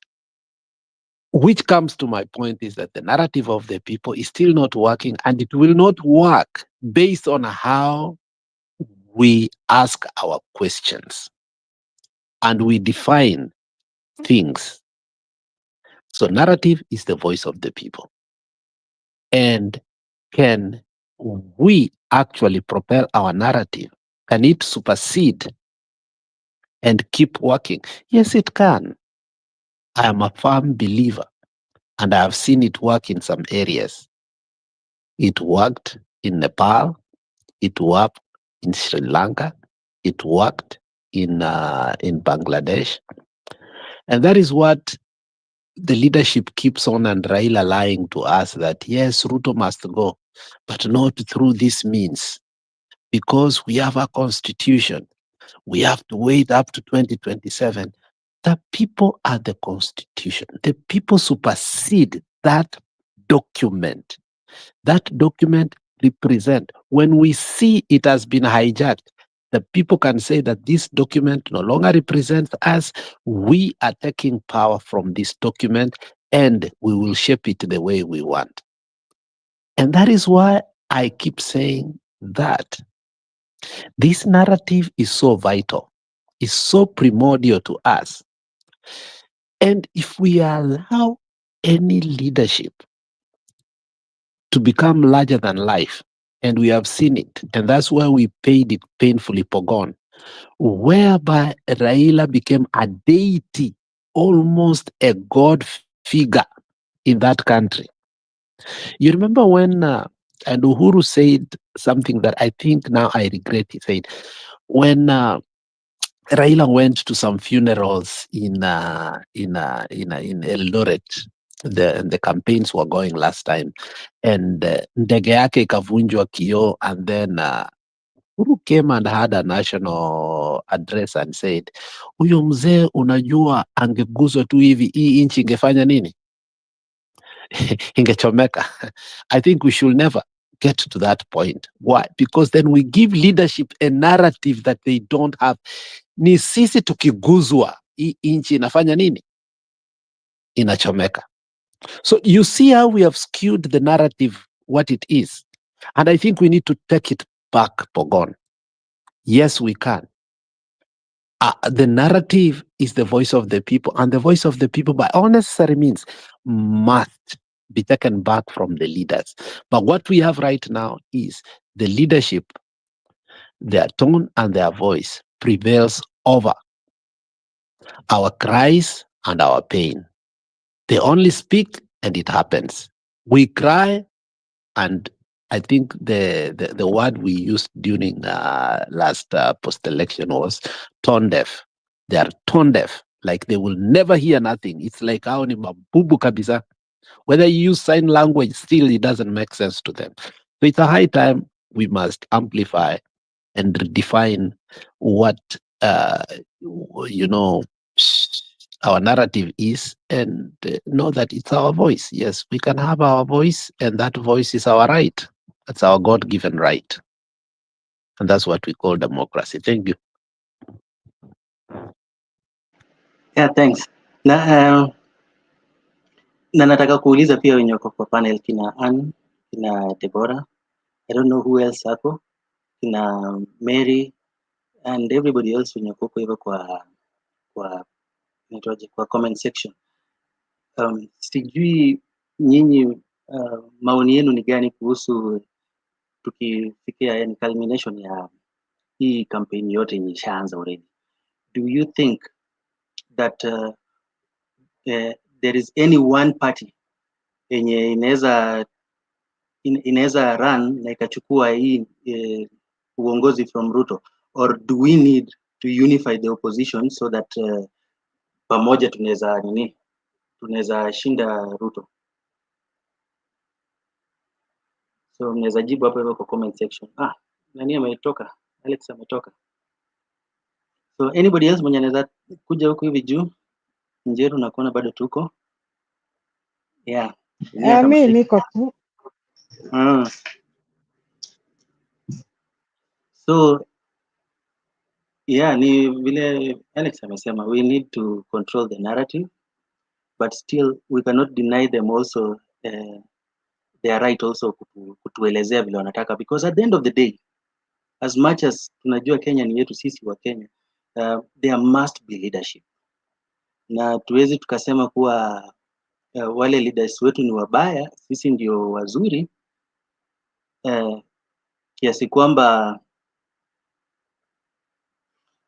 Njiru unaweza add nani msimamo amekuja, sisi ndio wazuri yenye hatuna watu wenye wanaweza kutuongoza. Remember, hao watu wote wenye wanajiita viongozi wametoka tu kati yetu, ni watoto wetu, ni mandugu zetu, ni baba zetu, ni mama zetu, ni madada zetu.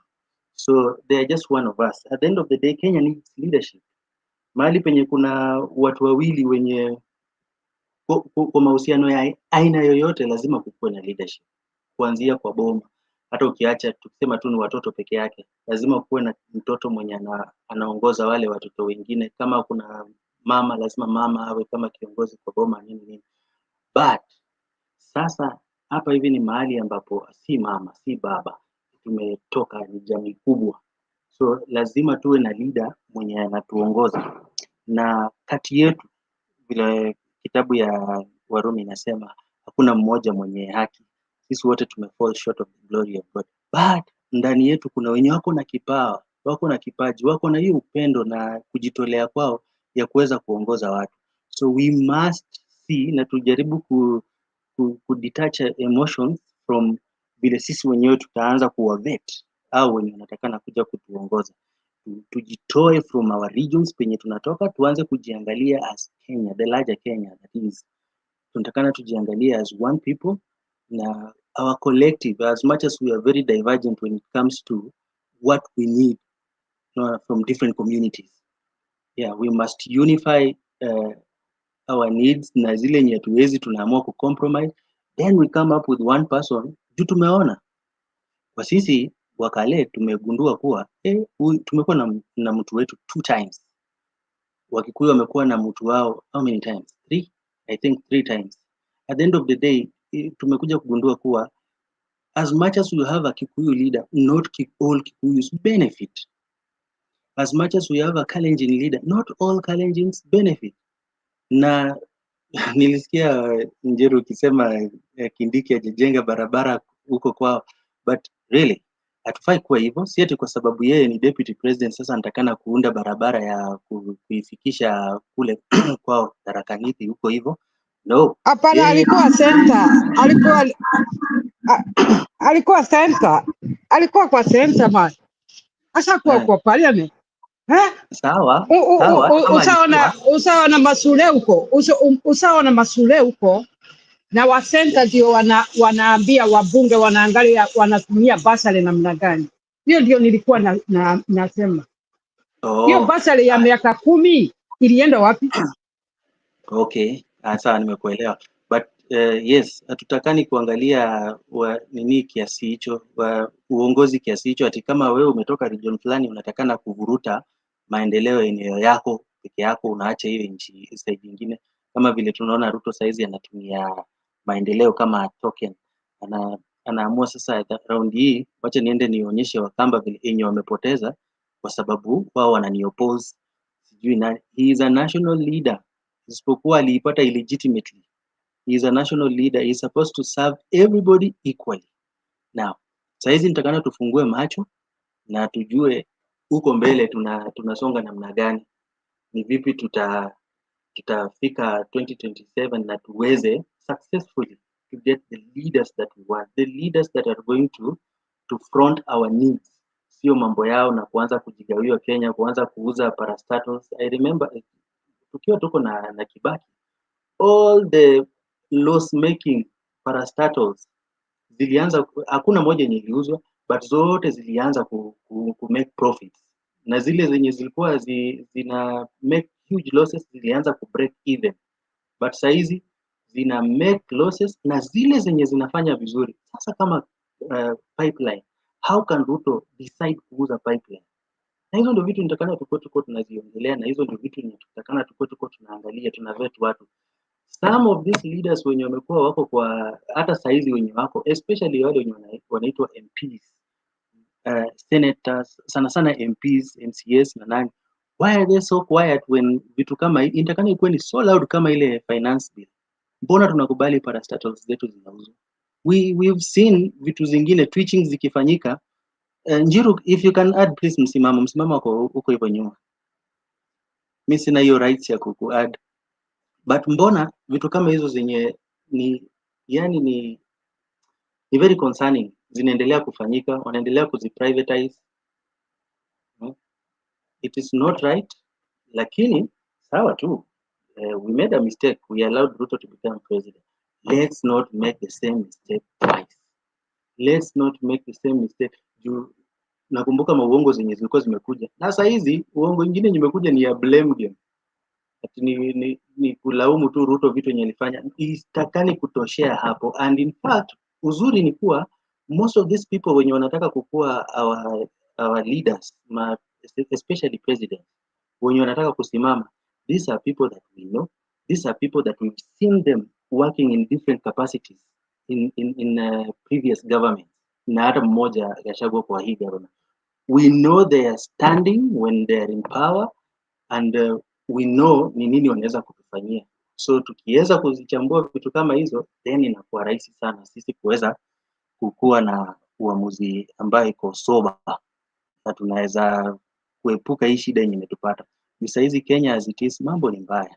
Biashara zote zina make losses, maduka nyingi zinafungwa, watu walijenga nyumba na pesa nyingi sana, lakini sasa hizi inabidi unapatiana rent pesa kidogo, so that for you to break even, for you to recover the money that you had invested in an establishment or in a property you may put up, it will take you 10 or tens of years.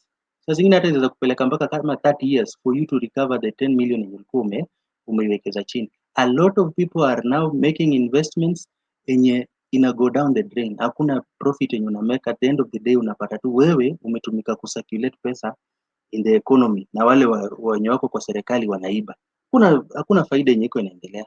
So hizi ndio vitu yenye nitakana iko ina drive the reason why tunaamua kuvote in 2027.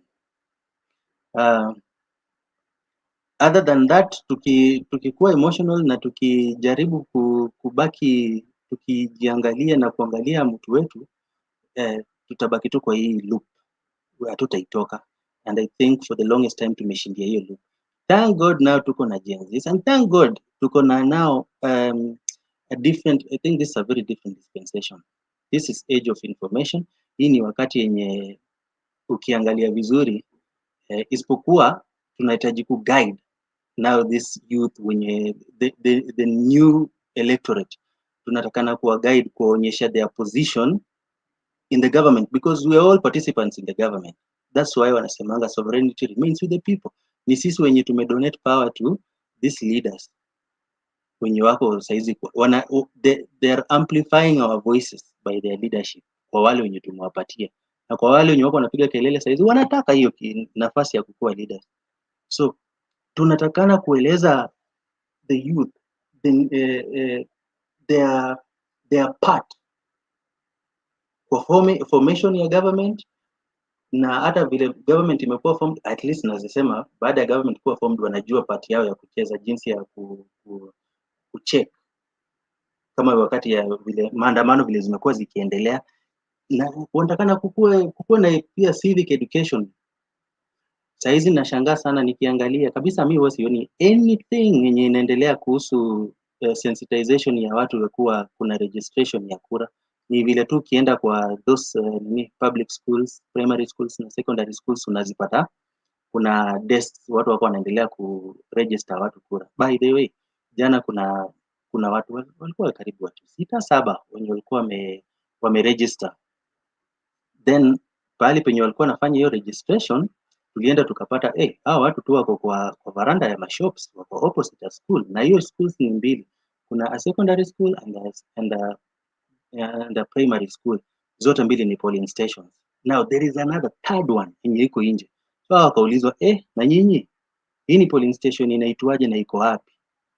Wakasema jina, but kuelezea penye watu watapigia kura sasa wakawa wanaanza kutapatapa. Anyway, kulikuwa na a lot of noises so that they did not explain themselves so well. We had to call in our leaders, na wakakuja, and the police had to take their equipments na hizo makaratasi zao pamoja na majina yao watu wenye walikuwa wameregister, because we wanted to know where are these people going to vote. The registration you can do it hata chini ya miti, no problem, but the voting lazima kuwe kuna voting station. Now that hii SHA imetuonyesha kuwa tuko na ghost hospitals. Kuna hospitals zenye zina benefit na hizi pesa za SHA na they do not exist physically, meaning tutakuwa tuko na another polling stations zenye zitakuwa ni ghost polling stations. They will not exist in the voting, but they will exist in transmitting results, wenye tujua watakuwa wanatokea wapi. So we need to be vigilant on that side.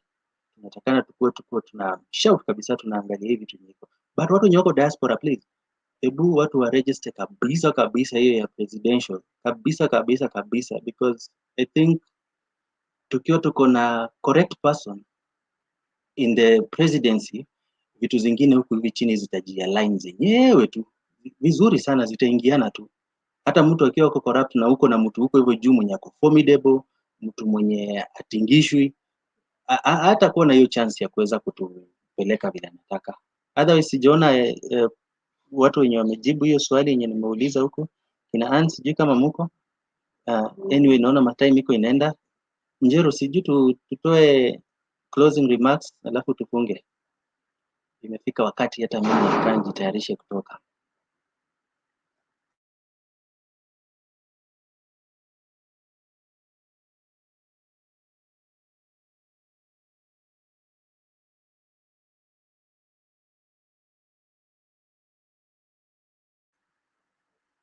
Njiru? Hello Njiru? Sorry. Sasa unataka tufunge? Yeah, naona tufunge. Ebu Ann bado uko? Ann uko wapo hivyo, bado unatusikiza? Lakini nilikuwa nataka tufunge. Tufunge uende ulale, ndio. Utarudi jioni ama unaenda kazi? Mimi nitafunga niseme vile unasema ni kweli, and then ile nitawekelea kabla hujaenda.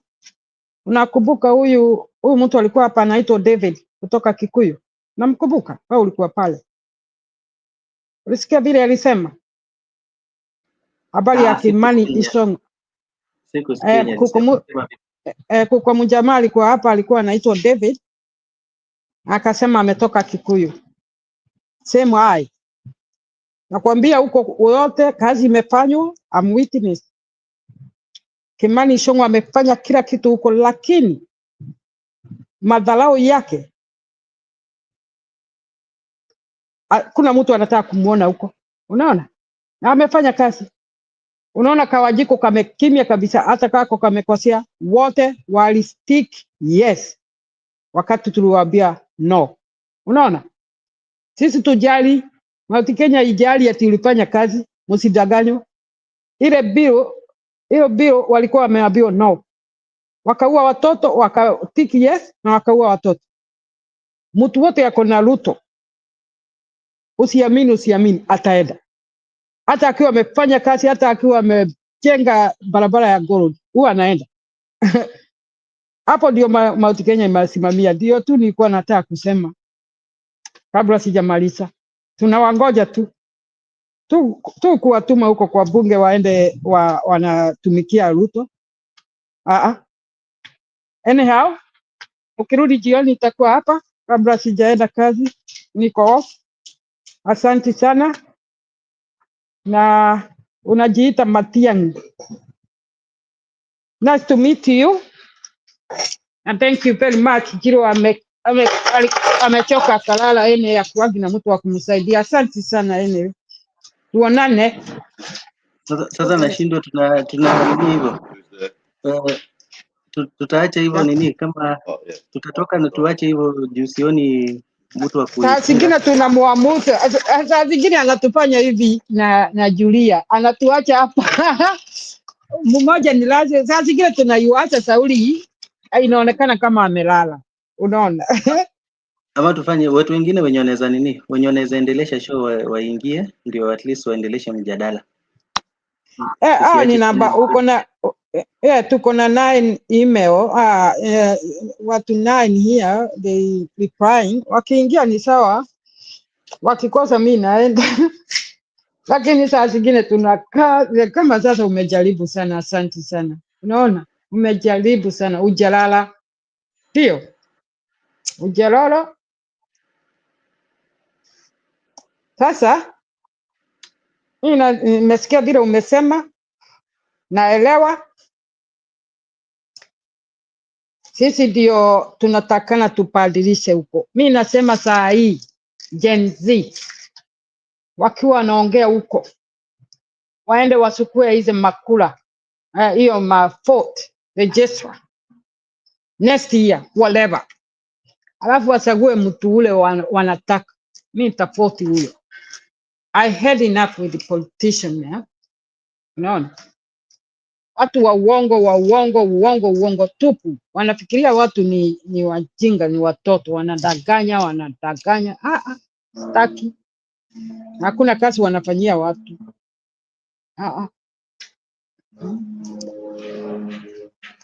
Kama wacha ulisema kitabu hapa, sijui ni wewe ama ni msimamo alisema. Hebu imagine speaker anafanya campaign. Speaker mzima hivi Weta na ule King wanaenda kufanyia Ruto campaign. How? Hata CS minister watakani wakuwa kwa campaign at all. They independent people. How they not a politician? And if unaona Ruto alisagua politician wote akaweka hiyo kitu wamekalia, itakani ikuwe politician. Inatakana normal people kama huo Matiang'i. Matiang'i sio politician. Huo ndio wanatakana wakuwe kama speaker. Na ndio unaona Muturi 10 years alikuwa speaker. Usamuona kwa gari juu akifanyia Uhuru campaign? Never. Hata watu wengi wakujua nini Muturi ni nani. Alikuwa speaker, akimaliza kazi yake anaenda zake. Wewe Uhuru mwende huko na Ruto mfanye campaign, I don't care. Muturi never do that until alimaliza kazi yake. Sasa hebu niambie nani opposition? Nyumba mbili opposition na government wanakaa pamoja wakule. Wanjiku wanateseka tu pale. Hakuna mtu wa kulilia Wanjiku. Si unaona? Hii ndio inauma sana.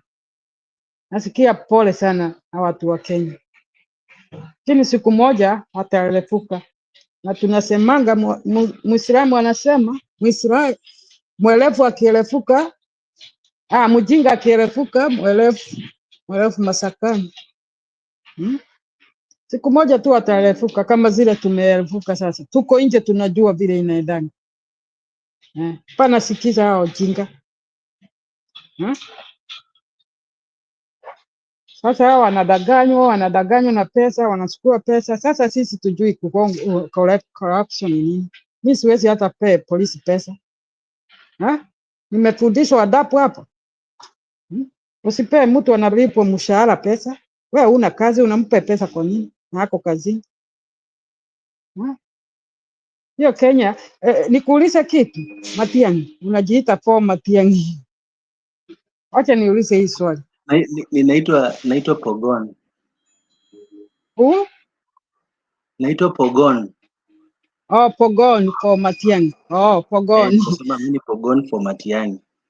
Hebu nikuulize, na hii si ukabila ama nini? Unaona kama vile Kibaki alikuja, si ulikuwa mkubwa ama ulikuwa mdogo? Nilikuwa mkubwa. Mimi niko naelekea 40.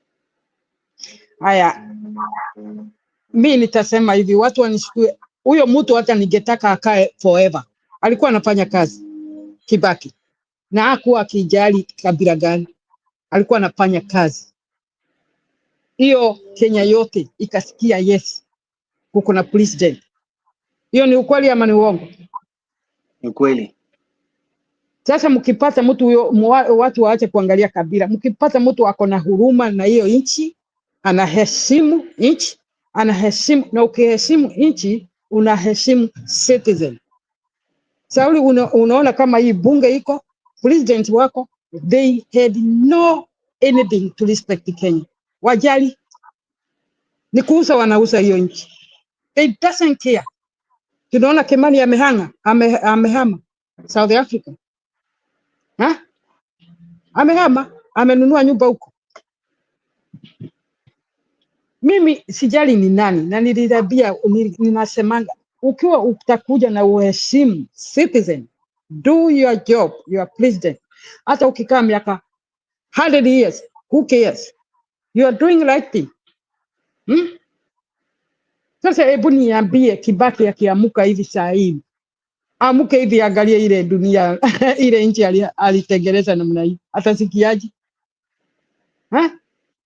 Wameikula, wamekopa, sasa wameanza kuuza kila kitu, ati airport wanauza hiyo hai, na wanakopa tu na wanauza. Wanapeleka pesa wapi?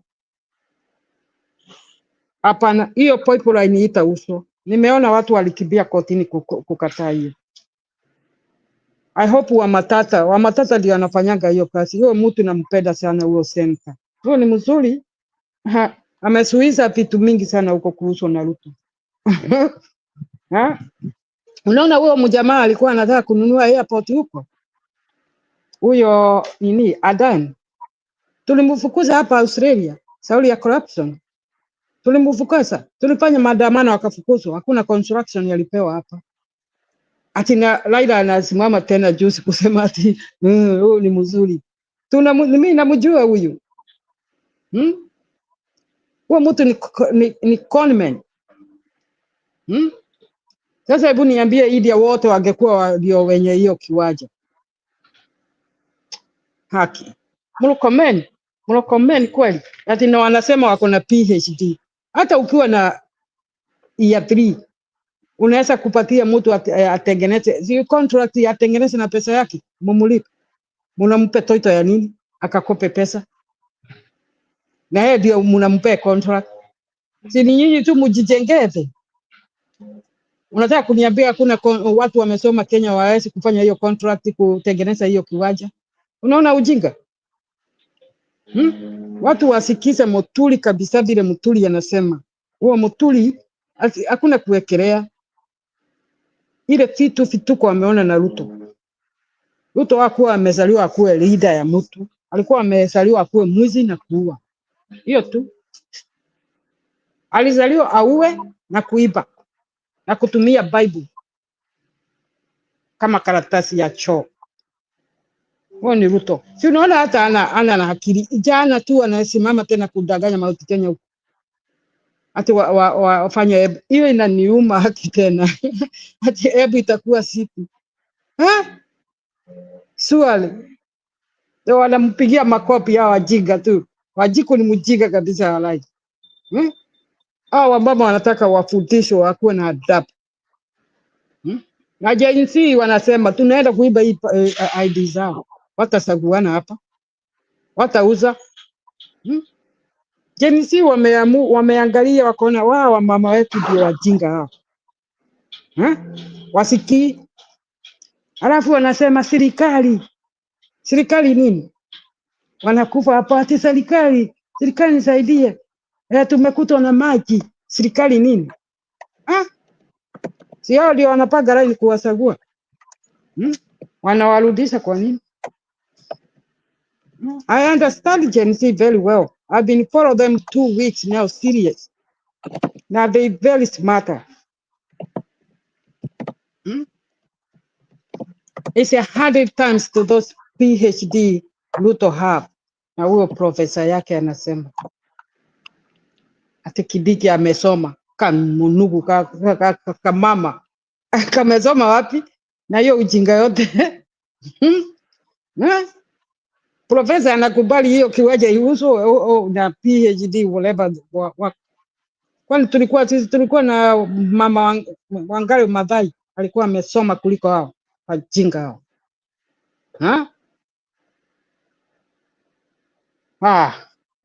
Watu hiyo serikali yote wanatakana wote waende kufagia kabisa, wote waende. Ama Kenya wame make decision. Wacha niwaambie siri. Tume make decision already. Wote hata wafanye kazi watarudi. Mpaka warudishe hao watoto waliua. Wakirudisha hao wasiba na wale missing watasaguliwa tena. We don't care what they're doing. We need the children, our children back. Na hiyo tutasamehea, itakaa miaka mingi sana nikisamehea hiyo. Mungu kwanza awasamehee ni kuua, sio mimi.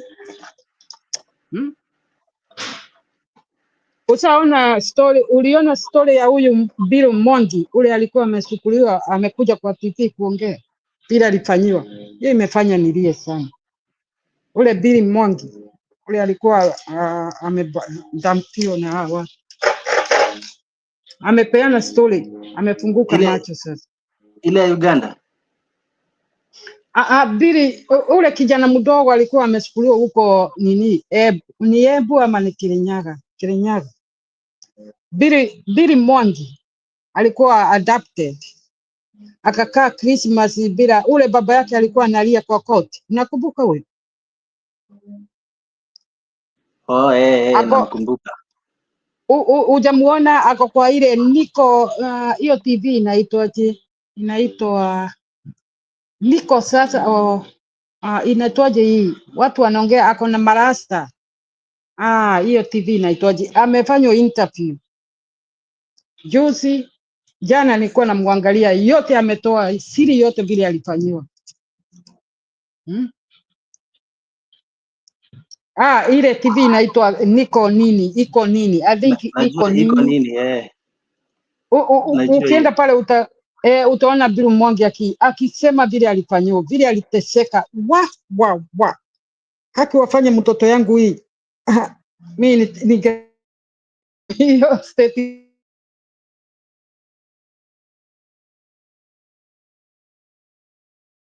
ameweza mtoto mdogo sana huyu, lakini sio mjinga.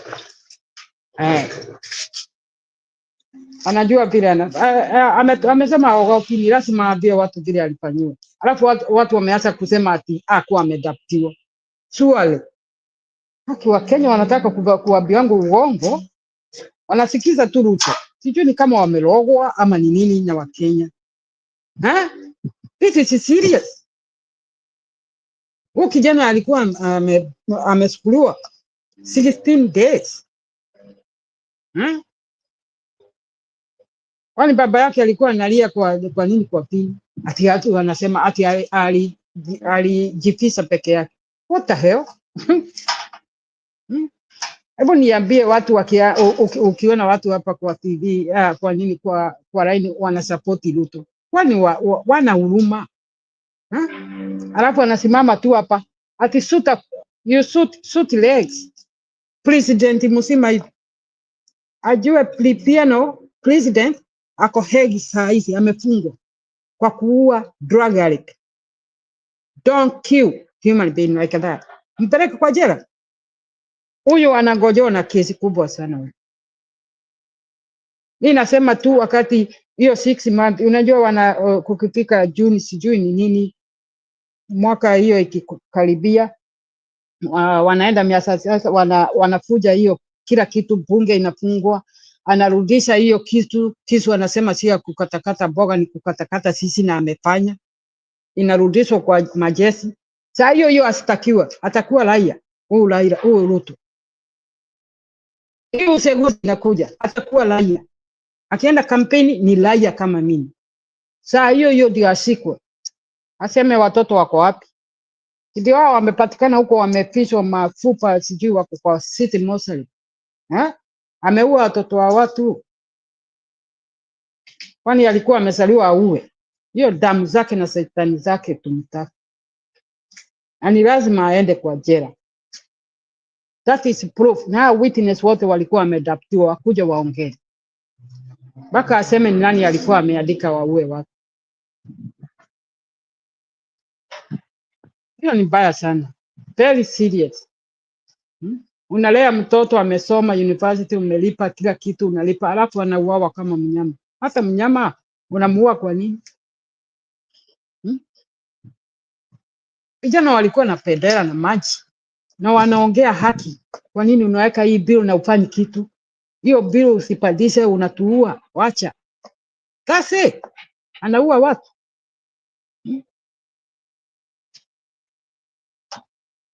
Sasa tena ni kukopa. Hebu niambie hiyo pesa yote amekopa. Unajua Ruto amekopa 3 trillion tangu hiyo miaka 3. 3 trillion. Amefanya nini?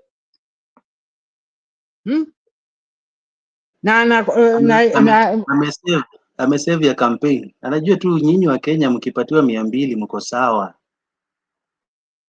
Hiyo ndio ujinga ya Wajiko kabisa. Hiyo yani pesa wanachukua 200 kila mwaka 5 unalipwa 200.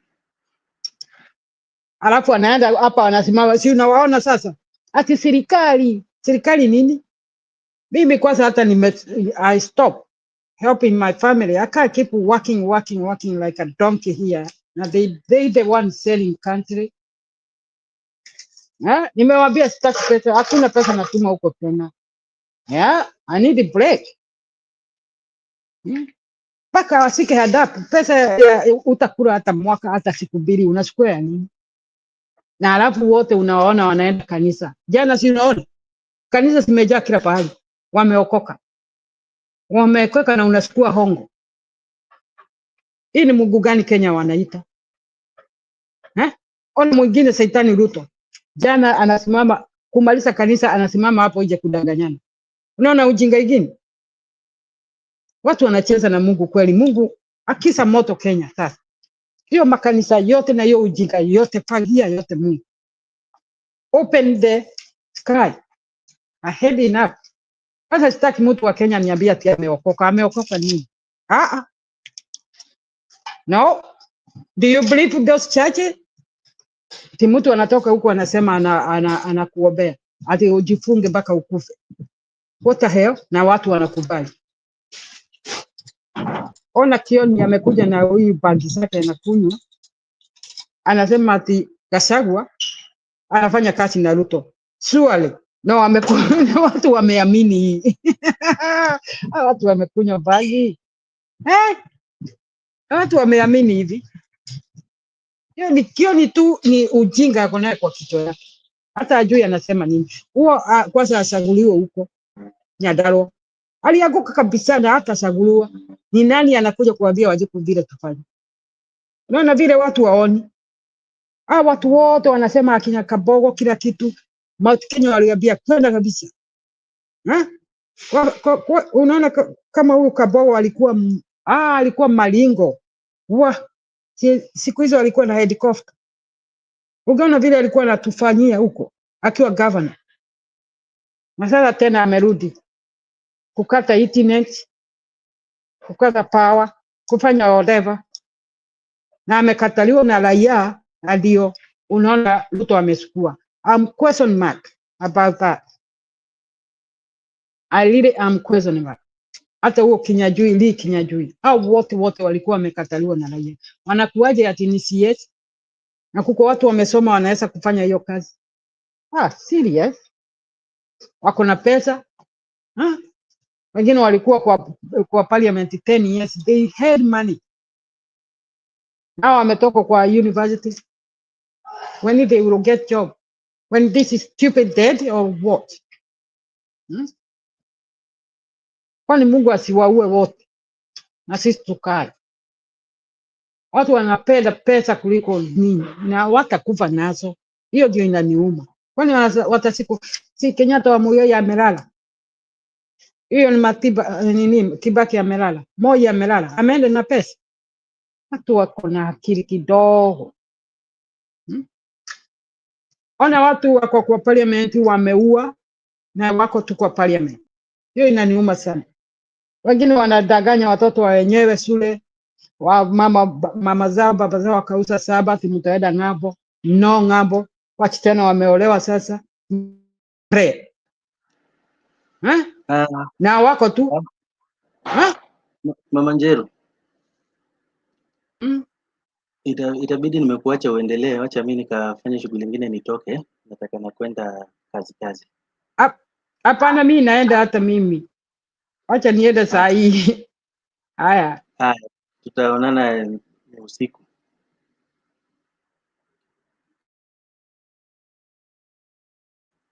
So Alex, naona Apopsi Mau,